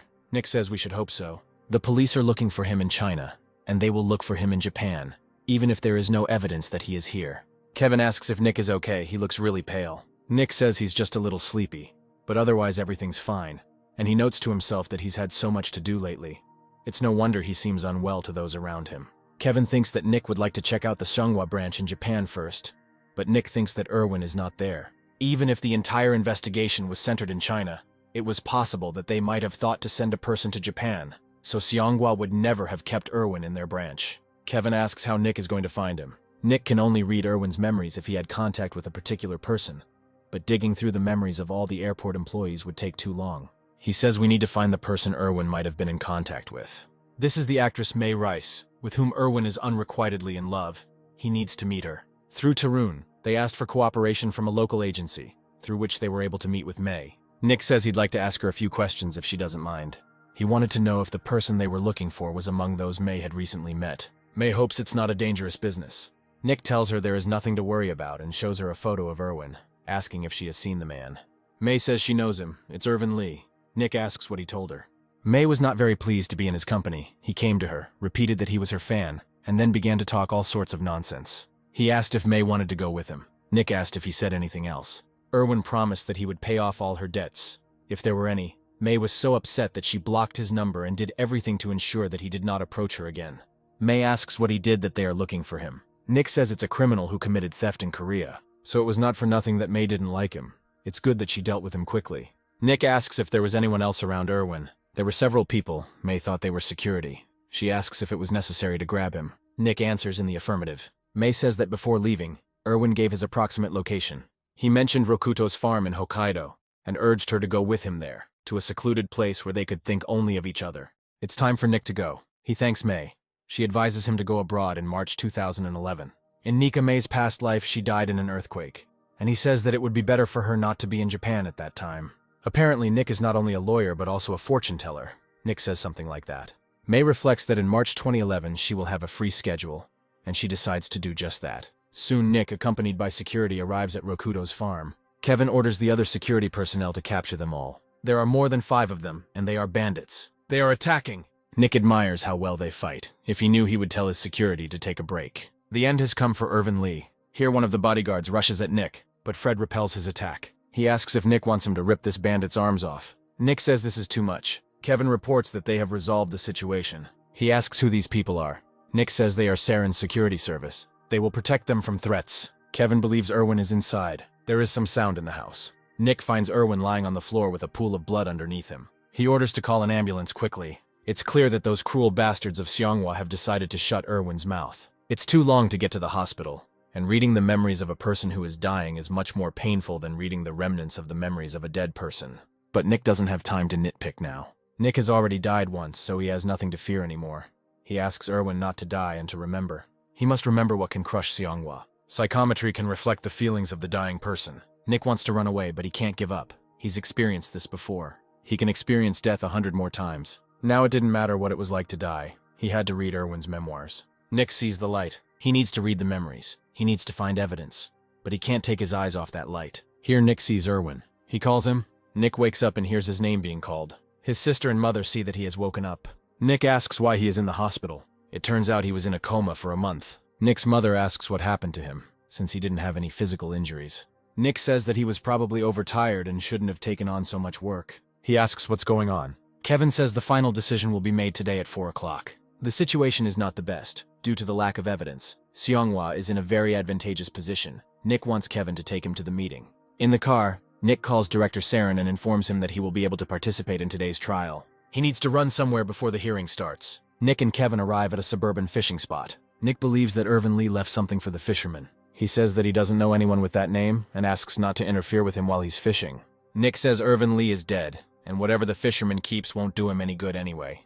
Irwin is dead and his accomplice will be the next target. The court is preparing to deliver a verdict. Based on the evidence that Seonghwa provided regarding this case, the development of the technology began from the same point as in Taeryun. Since the works are almost identical, it can be said that the defendant copied the plaintiff's work without his permission. This could cause serious financial damage to the company that first developed this technology, so their request for a temporary injunction will be granted. Here Nick appears and asks the judge to delay making a decision. He brought them new evidence. They want to detain Nick. He says that he is a lawyer and was late because he had to bring evidence. He's from the Saren law firm, and this is a power of attorney. The judge orders him released and checks the power of attorney, which confirms that Nick is the defendant's attorney. The judge asks what evidence he has brought. If he is just stalling, he will be arrested for contempt of court. Nick says that this won't happen. He brought enough compelling evidence. He turns on the recording, and a voice comes in asking a certain John Weiss if he really promises to deal with the consequences. John Weiss replies that there is no point in them deceiving him.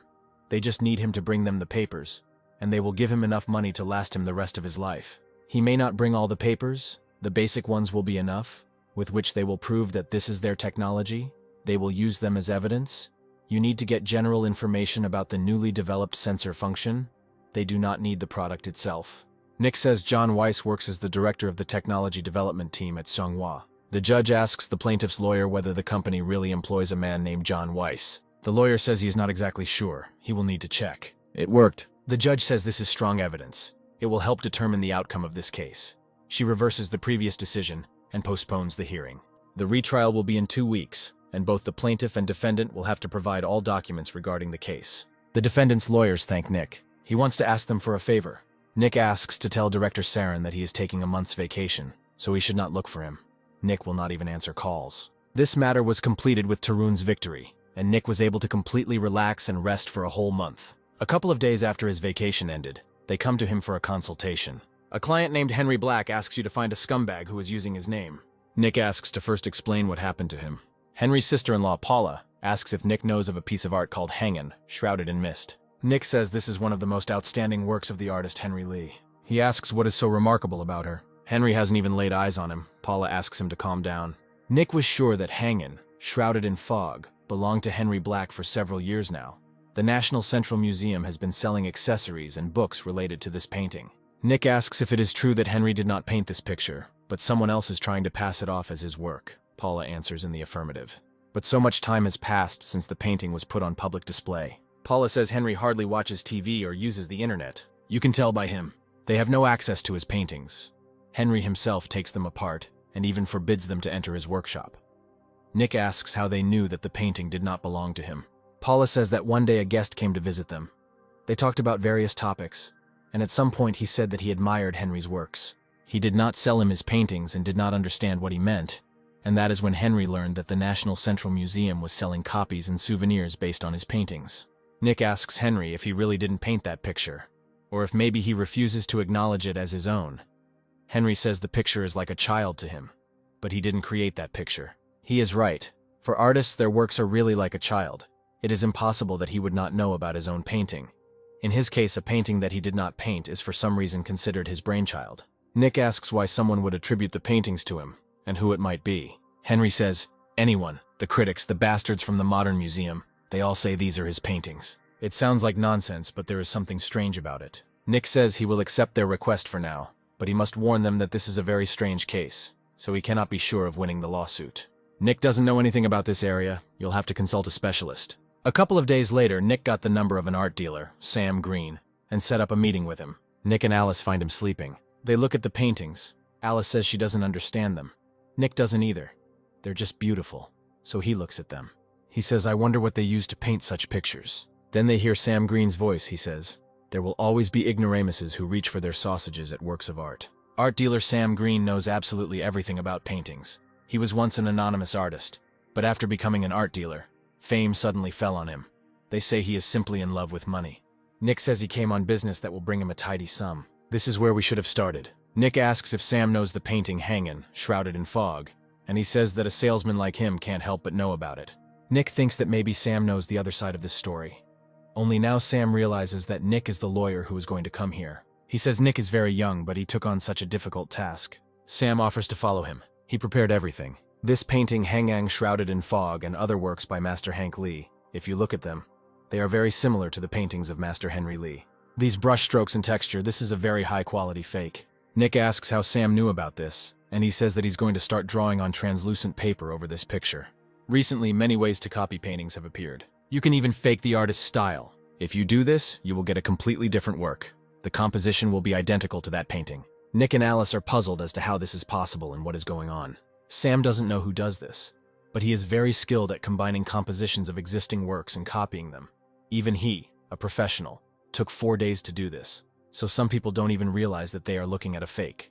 For this, Sam should receive at least 50,000 won. Nick asks if they can prove it's not fake. Sam thinks it's unlikely. Critics are such proud people that they'd rather bet everything than admit they were wrong. And this is a matter of money. One such painting costs 80,000 won, and most likely they sold about 10,000 pieces. If it turns out to be a fake, the museum will have to pay more than 2 billion won in compensation to the artist and buyers, plus production costs. Eventually it will all go to court. Alice says it's a very complicated case. First, you need to try to resolve it through conversation. Then Nick gets a call from Paula Lee. She says they have problems, they just received a notice from the court. They demand that Henry acknowledge his work. This has finally driven him crazy, so he is ready to go there right now and make a scandal there. In court, Nick never tires of repeating that Henry Lee says that these paintings do not belong to him. He is asked to provide evidence that he did not draw them. Nick says they have to provide proof that the paintings belong to him.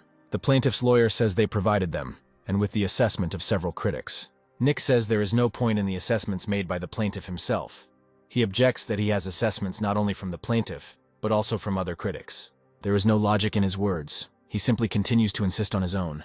You still have to manage to meet such opponents. But there is a more serious problem. This is the judge who oversees the course of the trial. The plaintiff's lawyer says that if Nick admits that these are the works of Henry Lee, then this will all be over very quickly. Henry is indignant. Why should he admit this? Accept someone else's work as his brainchild. The judge warns that if he makes noise, he will be taken out of the courtroom for contempt of the court.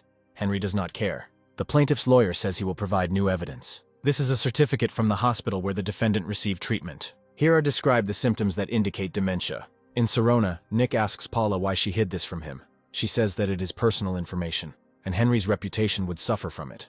The court didn't care about his reputation and pride. That was very important. Henry Lee's dementia records are very serious documents. They have no way to protect themselves. But the doctor said that it was not such a late stage that he would forget his own works. That is why the plaintiff's lawyer was so confident in himself it was up to the court to decide, not them. Nick asks Paula if there is anything else she might be hiding from him, and she replies that she doesn't yet. She already said that she cannot interfere in her father-in-law's affairs. Alice, it's clear that all this happened because the client lied to them. They don't know whether he hid it intentionally or not, so it's better to always be careful and not trust the client's words. Paula asks if there is a way. Nick says no. In this case, only psychometry remains. Everything will work out if the nickname can touch the painting and read the memories of the fake artist. At the next hearing, the judge tells Nick that the original is in the possession of the National Museum, so they cannot grant access to it. Nick says that the original is what determines whether it is a fake or a copy, but the judge still refuses to grant access. The plaintiff's lawyer wants to provide second evidence that the painting is the defendant's creation. This is an analysis of the components of the oil paints used in this painting, and in other works, they were all made with oil paints of the same composition. In Korea, at the moment, 140 types of oil paints are widespread, so the probability that a fake can also be of the same composition as the defendant's paintings is unlikely to be high. Nick says there's a catch. Out of the 140 types of such paints, only 13 are used by students and are intended for professional use. So if you take that into account, the possibility of a coincidence is not so unlikely. The plaintiff's lawyer says Nick is right, but a combination of these 13 colors could have been used. The result of careful analysis showed that the paint used in the painting Hangang Shrouded in Mist was a mixture of shades from 3 brands that the artist often used. As Nick said, A coincidence can happen if one paint was used, but if it was a combination of 3 paints, it is unlikely. Nick knows that Paula never went anywhere near the workshop. He asks what Henry is saying. Paula replies that she insists he didn't draw it. The only person who was able to solve this case has dementia, and the only person who can be more or less talked to knows nothing. Alice thinks there is no way out.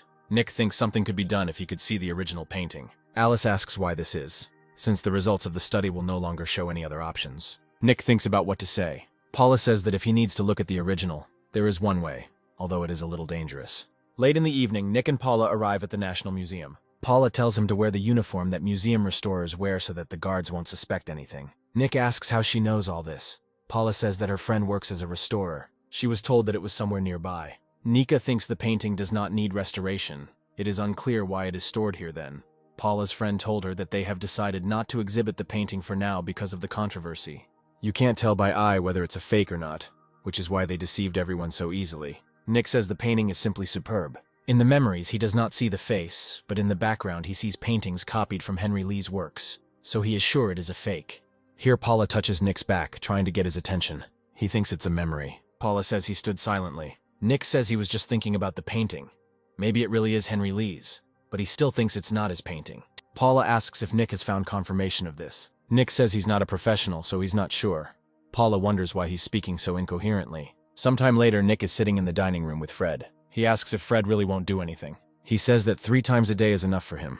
If he overeats, it will prevent him from fulfilling his duties. Nick is on his 5th serving of bulgogi today because of the man he saw in his memories. He thinks about having lunch at the Gyeongsan cafeteria. Because the fake artist thought about the taste of bulgogi in the cafeteria, even Nick felt the taste. There are 98 cafeterias named Gyeongsan throughout the country. Nick wonders how much more he needs to eat, since there is no portal inside him to the starving children of Africa. Here he feels something. Fred asks what happened. Nick realizes that he has finally found what he was looking for. He asks the canteen worker if she has seen a man painting pictures among the customers. The woman turns to one of the customers, who is clearly eating bulgogi, and says he paints pictures. Nick realizes that they have found Hank Lee. He runs away. Nick and Fred chase after him. Nick wants Hank to listen to him. He sees that Fred is about to attack and shouts that he shouldn't run like that. It's dangerous. Then Fred pounces on Hank from above. Nick says he did a great job. They arrive at Hank's workshop. Nick asks him if he copied Henry Lee's drawing method and drew Hangang shrouded in fog. Hank says he doesn't understand what they're talking about. Just because he has a criminal record doesn't mean they can suspect him of everything. Fred says he'll try it himself. He has always been helpful when it comes to negotiations, but it is not clear whether he will be able to gain recognition. Fred walks up to Hank and looks at him. He's not going to say anything. But Fred doesn't need Hank to talk. He takes the hammer and grabs his hand. Fred drives the hammer into the table next to Hank's finger. He screams that Fred almost broke his arm. Fred says he must have gotten too excited about what was happening and missed. Hank still used these hands to copy other people's paintings, and he's still alive, so one hand should be enough as punishment. Fred gives him one last chance and asks if he copied the paintings. He can't stand to see Nick go through this because of Hank anymore. Fred won't miss this time, so Hank better clench his jaw.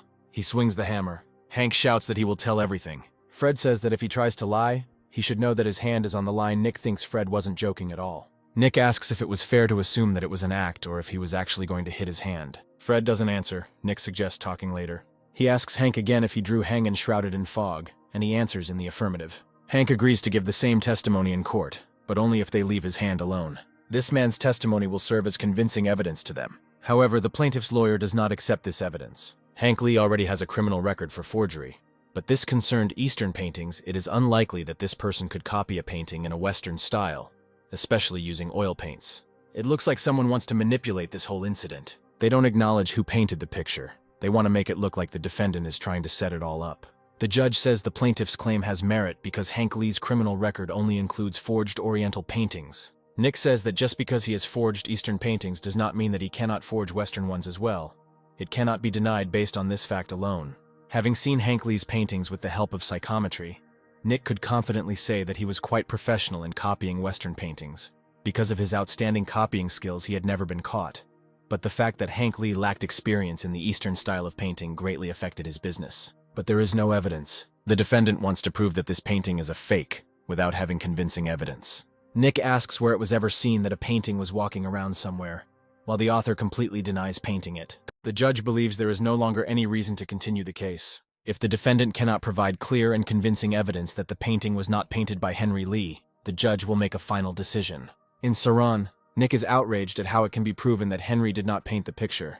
It seems the judge was given a lot of money. ManhwaCapped says a judge recently bought the painting. Nick asks if this is the original. They say so. The judge would definitely not buy a cheap copy of the original. He spent at least hundreds of millions.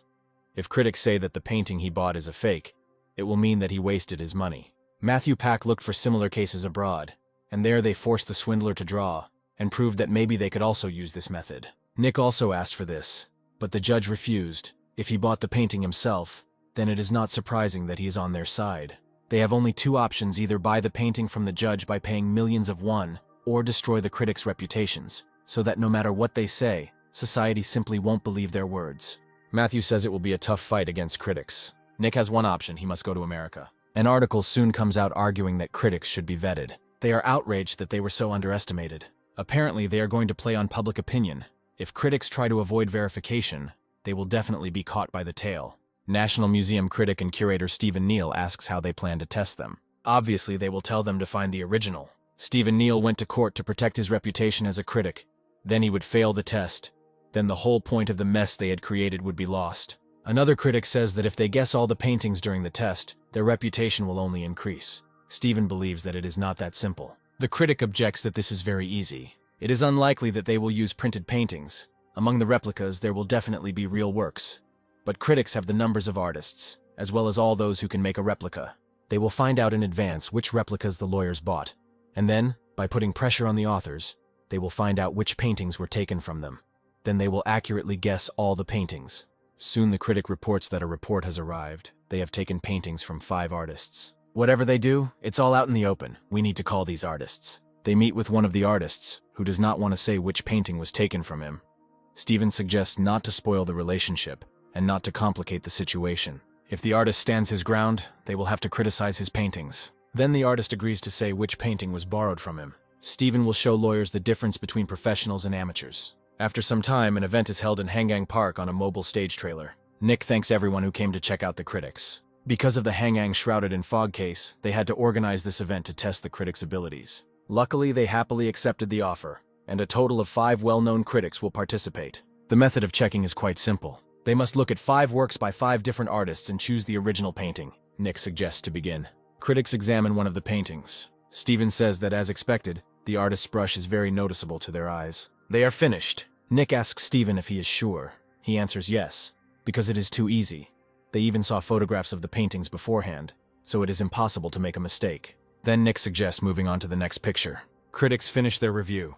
Nick is asked if they claim that all the paintings are original, and they answer in the affirmative. Then he asks if there is a chance that it is fake. Stephen says not 1%, and absolutely all critics agree with him. Now that the testing of the critics is over, Nick announces the results. Unfortunately, among the paintings they chose, there was not a single real one. Stephen says this can't be. There is no need for Niku to lie. All the paintings they chose are fake. They don't believe him. Stephen says they checked with the artists beforehand, so they can't be wrong. Here he realizes that he misspoke. Now it is clear to those present that he knew everything in advance. Nick knew that the critics knew which paintings would be exhibited. Now Nick will tell you how they found out everything in advance, he suggests, looking at the screen located in the trailer. These are recordings from video cameras installed near the artist's house, to which they went. Then they asked to borrow 1 painting of each artist. And this is a recording from the next day. Apparently other people came to see the artist. If you look closely, their faces are very familiar. Those present see that these are the same critics. People are outraged at how they can do this and call them scammers. They probably couldn't even imagine that all 5 paintings would turn out to be fake. It was all set up so that they would get in touch with the artists. Stephen states that if Nick is right, then the paintings they chose must have been real and not fake. But Nick never said that there were real ones among these paintings. The paintings they thought were real were created by one person, and now Nick will introduce him to them. This is John Miles, a programmer. Stephen thinks Nick is playing a joke on them. He shows the original painting. Stephen doesn't understand how a programmer can draw a fake painting. Now they will see it with their own eyes. Nick asks John if everything is ready, and he answers in the affirmative. He starts typing, and a special printer prints the picture. Those present are surprised how this is possible. They are identical. This painting was created using a special program and an improved printer, and so-called professionals in their field cannot distinguish the original from printed fakes. One of those present says that he too is a critic. Another declares that even his 10-year-old daughter could tell the difference between a printed image and a drawn one. The crowd surrounds the critics, demanding that they leave and never call themselves professionals again. This is a new equipment recently made in America. It can convey the shade and brushstrokes in the smallest detail by analyzing the painting. If the critics were real professionals, they would definitely have noticed this. It was worth spending money for. As those present themselves saw, this is the level of Korean critics who claimed that Hangang, shrouded in fog, is an original work. They have proof that this painting is a fake, and now Nick is going to show it to them. It's not hard to find out what kind of paint an artist uses. Almost all artists use industrial paint. Nick just went and searched the trash can next to the artist's house. It was very simple. This video was banned from being shown in court, but no one will stop Nick from showing it here. A couple of days later in Sirona, Alice asks if the critics have withdrawn their lawsuit. Nick answers in the affirmative. Apparently, they were still ashamed to continue. And until society calms down, they will remain quiet as water, lower than grass. In other words, a people's trial has taken place. How nice it is to see all this. Alice asks if they'll start judging again. Nick says it's unlikely. They've been staying afloat all this time thanks to power. They don't have an ounce of skill. They were originally the ones who evaluate the value and potential of a painting on the market, not its true authenticity in Korea. This distinction is blurred, so they acted as experts. They are unlikely to stick their necks out since they were exposed. Nick said he didn't know anything about paintings, but look how he handled this case. Nick says he just acted as he should, because people's feelings are above the law. The law is a weapon, but almost all people who want to use it feel the same way. So you need to be able to distinguish between these, and only then look at everything from a legal point of view. It's difficult for Alice now, but in the future she will understand everything. Overall, they did well. Nick hopes that the next cases will be less difficult. After some time, Steve Stone comes to Nick. He asks for revenge for him. Nick asks what he means. Steve asks if Nick remembers Matthew Kim, the man who kept Sam enslaved. Of course Nick remembers. He was sentenced to death and is now in prison. This bastard has settled in very well there. He treated everyone like slaves, and even killed a person. He has no right to walk with his head held high in prison and enjoy life. Nick told Steve this would happen. He put so much pressure on him and got him executed. He knew what it would lead to. Nowadays, you can't even call a prison a prison. There is a reason why criminals are not particularly afraid of ending up there. So there was no point in the death penalty verdict. It's almost like giving an indulgence and absolute freedom in everything.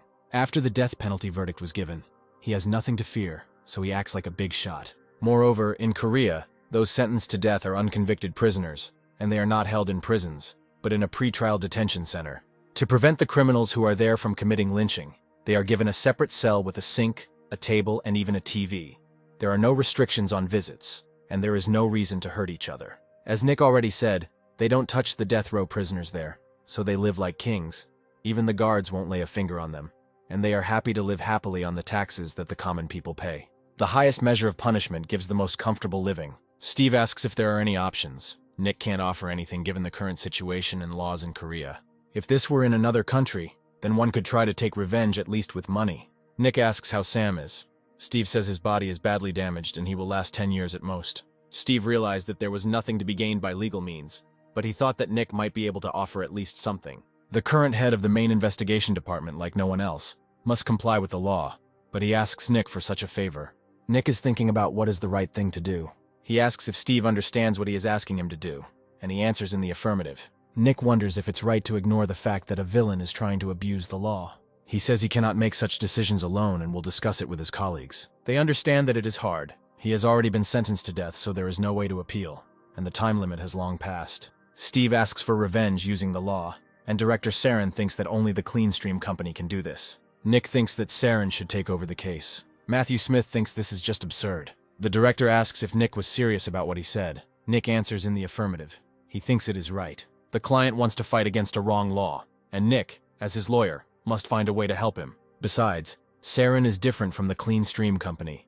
They are ready to conspire for the sake of money and power, and they will act in such a way that the criminal receives the appropriate punishment, because the structure of laws in Korea is wrong. But they say that even a law that causes harm is still a law. This is a wrong judgment. Socrates thought that taking notes was a hindrance to learning, but it is unlikely that such a person would have said such words. A bad law is also a law. This phrase was invented by Japanese analysts to hide their machinations.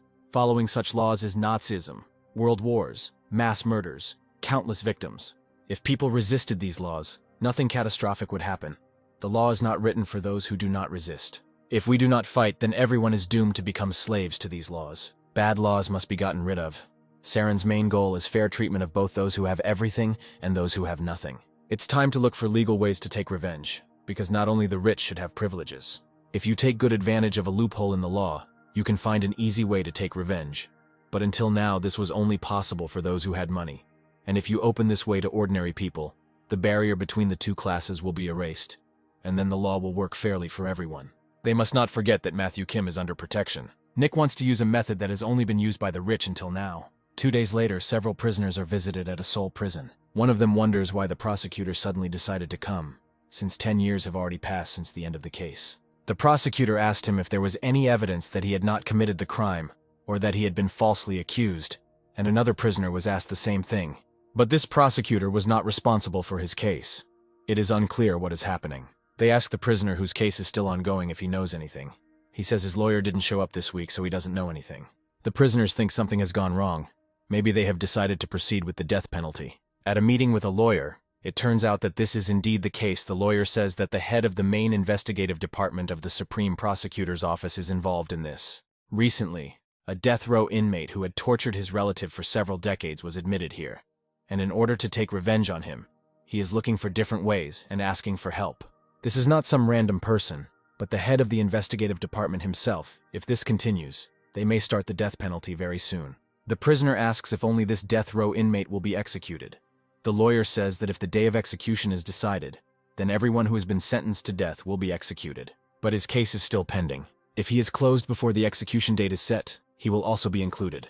But there are still 2 months left before the verdict is announced. If the death penalty is considered, then all the cases of prisoners who are likely to be sentenced to death will be processed more quickly in order to reach a verdict. The death penalty is a very burdensome event, so it will be more profitable for them to execute everyone at once. The prisoner does not want to die. He tells others what he has learned. They ask what kind of creature touched the chief prosecutor's relative. They say he kidnapped this relative and abused him for decades. Judging by the fact that the new prisoner has been here for a short time, there is a high probability that this is him. The prisoners are enraged. Because of him, they could all die soon, and he sits and enjoys life, but it is unclear why they need to send prosecutors and reopen their cases. Perhaps this is to check one last time whether there are any unjustly accused people among the prisoners, and to find out whether to include them on the final death row list or not. I wonder if you've ever seen a single bastard who really pissed off those in power and managed to end up with a beautiful death. The prisoners approach Matthew Kim. One of them asks if he touched the relative of the head of the main investigation department.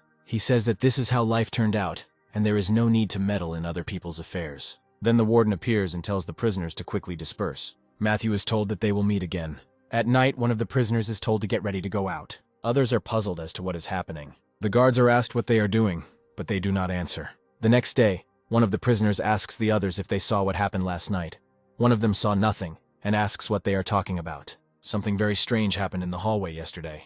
Some new prisoner was tied up and led back and forth along the corridor. They were recently shown a film called Light Mile. It showed that when guards prepare for an execution, they rehearse it with another prisoner. They don't want to die. Then maybe they can get rid of the real reason for all this. A couple of days later, Matthew Kim is enjoying the great weather. It's a shame there is no freedom, but he doesn't mind this kind of life. Then someone calls out to him. Matthew wants to say something, but his mouth is covered. Apparently, he decided to drag the prisoners to hell with him. It was in vain that he touched that man's relative. Since they are going to die anyway, then let him die first. Matthew is under attack. In Saran, Steve asks Nick if he knew things would turn out this way. The anticipation of death is the most terrible feeling for prisoners, and Nick simply made them feel this fear. But he could not even think that they would go to such a serious act. 30 stab wounds were found, and although Matthew was taken to hospital, they say he is not a survivor. Steve asks if Nick has a guilty conscience. He is surprised, but absolutely not. Matthew fully deserves it. As Steve had requested, Nick had set everything up, and Steve had been going to people all this time and spreading the idea of carrying out the death penalty. Rumors were deliberately spread among the prisoners, and a scene was played out with a rehearsal of the death penalty. But the prisoners were not only afraid of the execution of the punishment, but also decided to deal with the cause of all this, which was extremely unexpected. Murders in American prisons are not uncommon. If such cases are going to affect them, then they should not be working in this field at all. After all, they didn't order them to do this, so it's just an accident. Nick asks Steve how he feels. Steve feels a little guilty, but in reality he feels very lighthearted. That's enough. Steve invites Nick to contact him if he needs help. He will try to help in any case. After some time, Director Sarona asks Nick if he wants to go on television. If they appear there, they will become more popular, and there will be more work.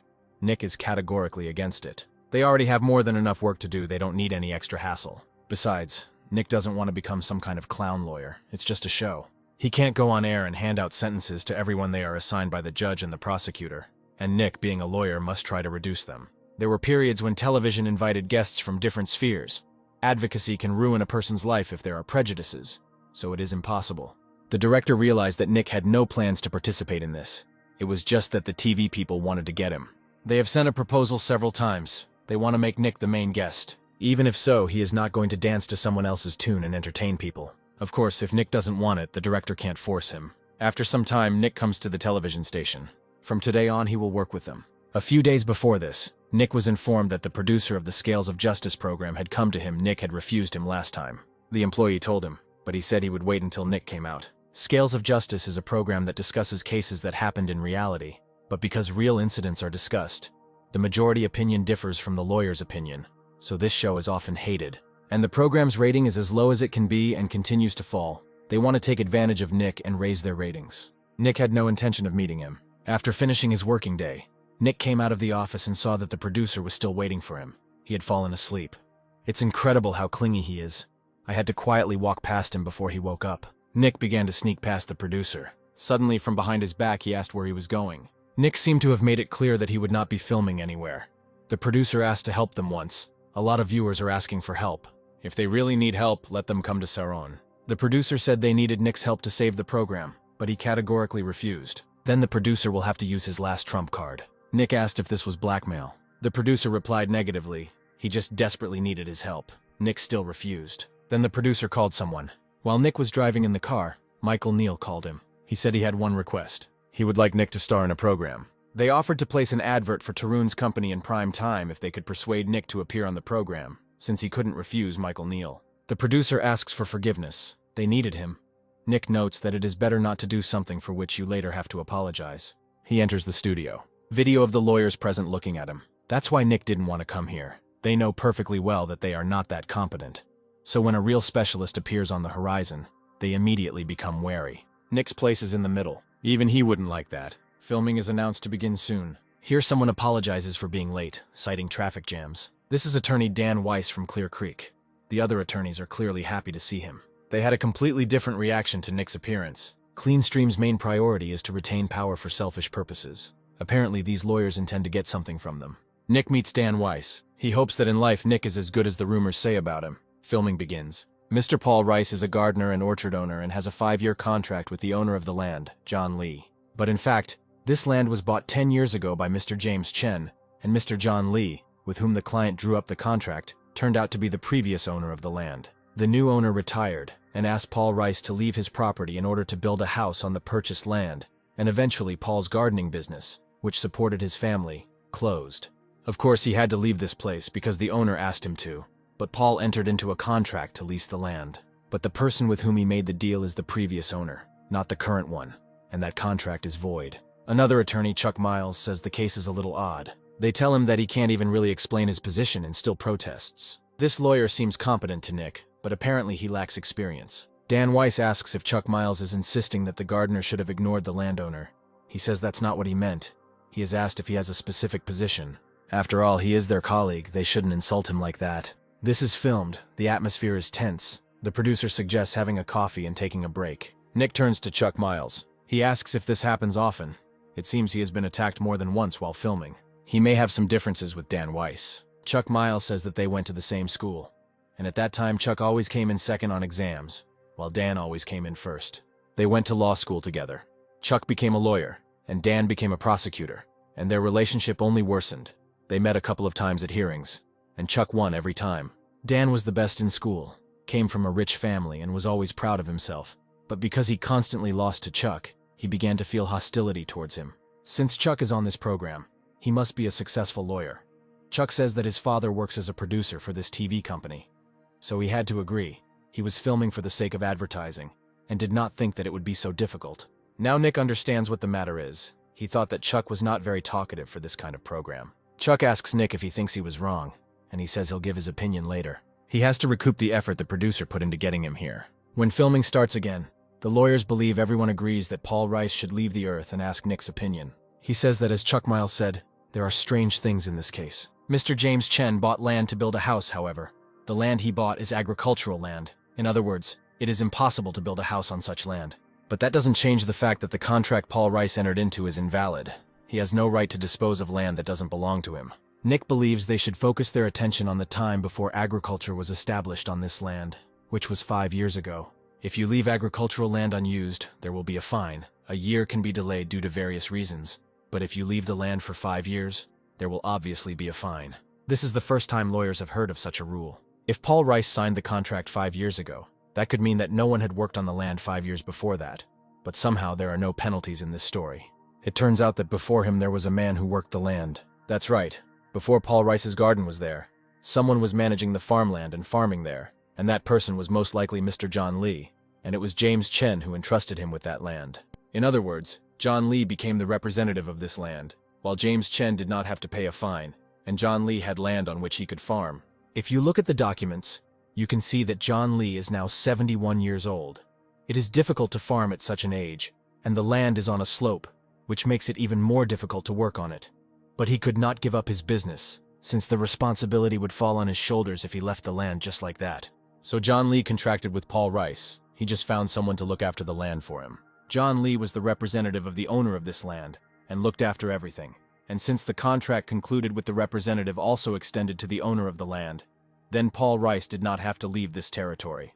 Dan Weiss asks why James Chen then asked Paul to move off his property, since he doesn't want the land if he can't build anything on it. The reason for this is greed. It takes from 5 to 20 years for the fruit trees planted there to grow and begin to bear fruit. After this period, the old trees of the orchard are replaced with new ones. But in this area, all the plants are 5 years old, so such land is much more expensive. So it's a scam. It's strange how Nick was able to find out with such a small amount of paperwork. At Clean Creek, Dan Weiss regrets that this particular case was considered during filming. He tried to take this orchard away for many years. Nick has already tried to stop their plans on several occasions. Here Dan is informed that the director asked him to come to him. He comes to the meeting room. Upon entering, Dan finds that all 7 seats on Clear Creek's board of directors are filled. The director says that Dan was made a laughing stock of in that program. He asks for forgiveness. He didn't think that this case would end up in the scales of justice. Well, they are all human and make mistakes. But Dan understands that there will be no second chance. Dan says he can destroy Nick at any moment. The director was just thinking about putting him in his place. Even though Nick was speaking in front of reporters, it seemed like it was his first time on television. He managed to beat them, but now they found another reason to crush him like a bug. Now that Nick is known only to a small circle of people, the director asks what Dan thinks will happen if Nick's reputation is tarnished in front of a large audience. Dan doesn't understand what he's talking about. The director was told that this program only discusses real court cases. He needs to take one and provoke Nick. If he starts defending himself, it will certainly cause a public outcry, and then at the court, hearing Dan will finally destroy him. The director asks if he is sure he will beat Nick. Judging from the outside, Dan clearly has less knowledge and skills. If he decides to go against Nick in the courtroom, he will definitely lose. Dan knows this, but he will give it his all. No need to complicate things. They will set it up and create a case that Nick will never win. Dan doubts that Nick will fall for him. He underestimates Clean Creek. They stage a crime by any means necessary. And then everything will depend on how beautifully Dan can defeat him. We must not forget that depending on the result, his whole life will change. This is his chance. If Dan succeeds, his life will sparkle with completely different colors. He will do everything in his power. A few days later, Nick is back on the set. It turns out that this is very tiring. He wonders what's wrong with Dan, who seems to have a grudge against Nick. Maybe this is a peculiar way of self-promotion. Although it loses every time, it is unlikely to be effective. We have to endure this for 3 months, and then it will finally end. In Saran, Nick is met by Tom. He asks if something is wrong. Maybe Nick is not feeling well. He says everything is fine. Tom thought there was something wrong with him, because Nick often mixes up words in the program. That's what happened in yesterday's episode. He filmed a week ago, Nick didn't make any mistakes, and everything was fine before that. Tom asks if Nick watches the program. He says that he was forced to film it. The last thing he needs is to watch it. Then maybe he should take a look at least now. They watched the episode that aired yesterday. Nick says that he answered that question incorrectly. It turns out that the episode was edited that way on purpose, and at that time people had already started abusing editing. The filming of this program lasts 5 hours, but only 40 minutes come out, and they cut off many moments and connect them together. And they quietly edited all his statements, as if he was constantly defending himself and saying incorrect things. There's not even a moment where Nick makes his conclusion. They cut it all out. The first episode was absolutely normal, Nick saw it. It's strange why it turned out this way now. He will need to check all the episodes. Either they want to bully someone or single them out from the crowd. This needs to be analyzed. After watching everything will become clear. Nick comes to the conclusion that the purpose of the program is to distinguish the Chisti Ruchi company from others. They cut out things that could negatively affect their reputation. Matthew Smith suggests leaving the program. Nick wouldn't mind either, but the media will make it look like he was afraid of the fight with Clear Creek and ran away. Based on the episode, they set him up as rivals with Dan Weiss, and Nick doesn't mind. But the problem is that they make it sound like Dan is constantly beating him. They had a reason to ruin Nick's reputation. Apparently, Clean Creek used his connections. If you evaluate the skills of their lawyers, they are not outstanding. The success of the firm Chisti Ruchi is due to its strategy of consulting on crime issues. They provide advice on their clients' cases. It may seem that they are doing it for the benefit of the client, but in reality, they are exploiting his weaknesses. And by the time people begin to realize this, it is already too late. They are already at their mercy. If the producer of this channel rose to his position with the help of Chisti Ruchi, then this explains everything that is happening. Perhaps at the beginning they asked Nick to film without any intention, but now they have changed their strategy. Director Serona would not like to get involved with the Clean Creek company again. Even if Nick's reputation is criticized by the media, he would still be better off giving up this business. A couple of days later, Tom walks into Nick's office. He is shocked that Nick decided to join the battle against Clear Creek, but Nick didn't even know about it. He discovers news of his rivalry with Dan Weiss. Tom asks what's going on. Nick himself doesn't know. The timing is too perfect to be a coincidence, and Dan knows he's no match for Nick in court. Then the director comes in and says that Nick should have given up on the idea of fighting Clear Creek. Nick says he just saw it himself. Then there is nothing to discuss. This time Nick will have to give in. Now is not the best time. Nick himself knows this very well. But if we do that, Chisti Ruchi will publish an article where they will make it look like he ran away with his tail between his legs. Even if it is a popular show, the articles could not have come out suddenly, and all at once the people from Chisti Ruchi clearly had a hand in this. The director asks what to do in such a situation. First, you need to find out what kind of case is being considered. Nick will definitely find out what Clear Creek is up to so he can stop them from blackening his name.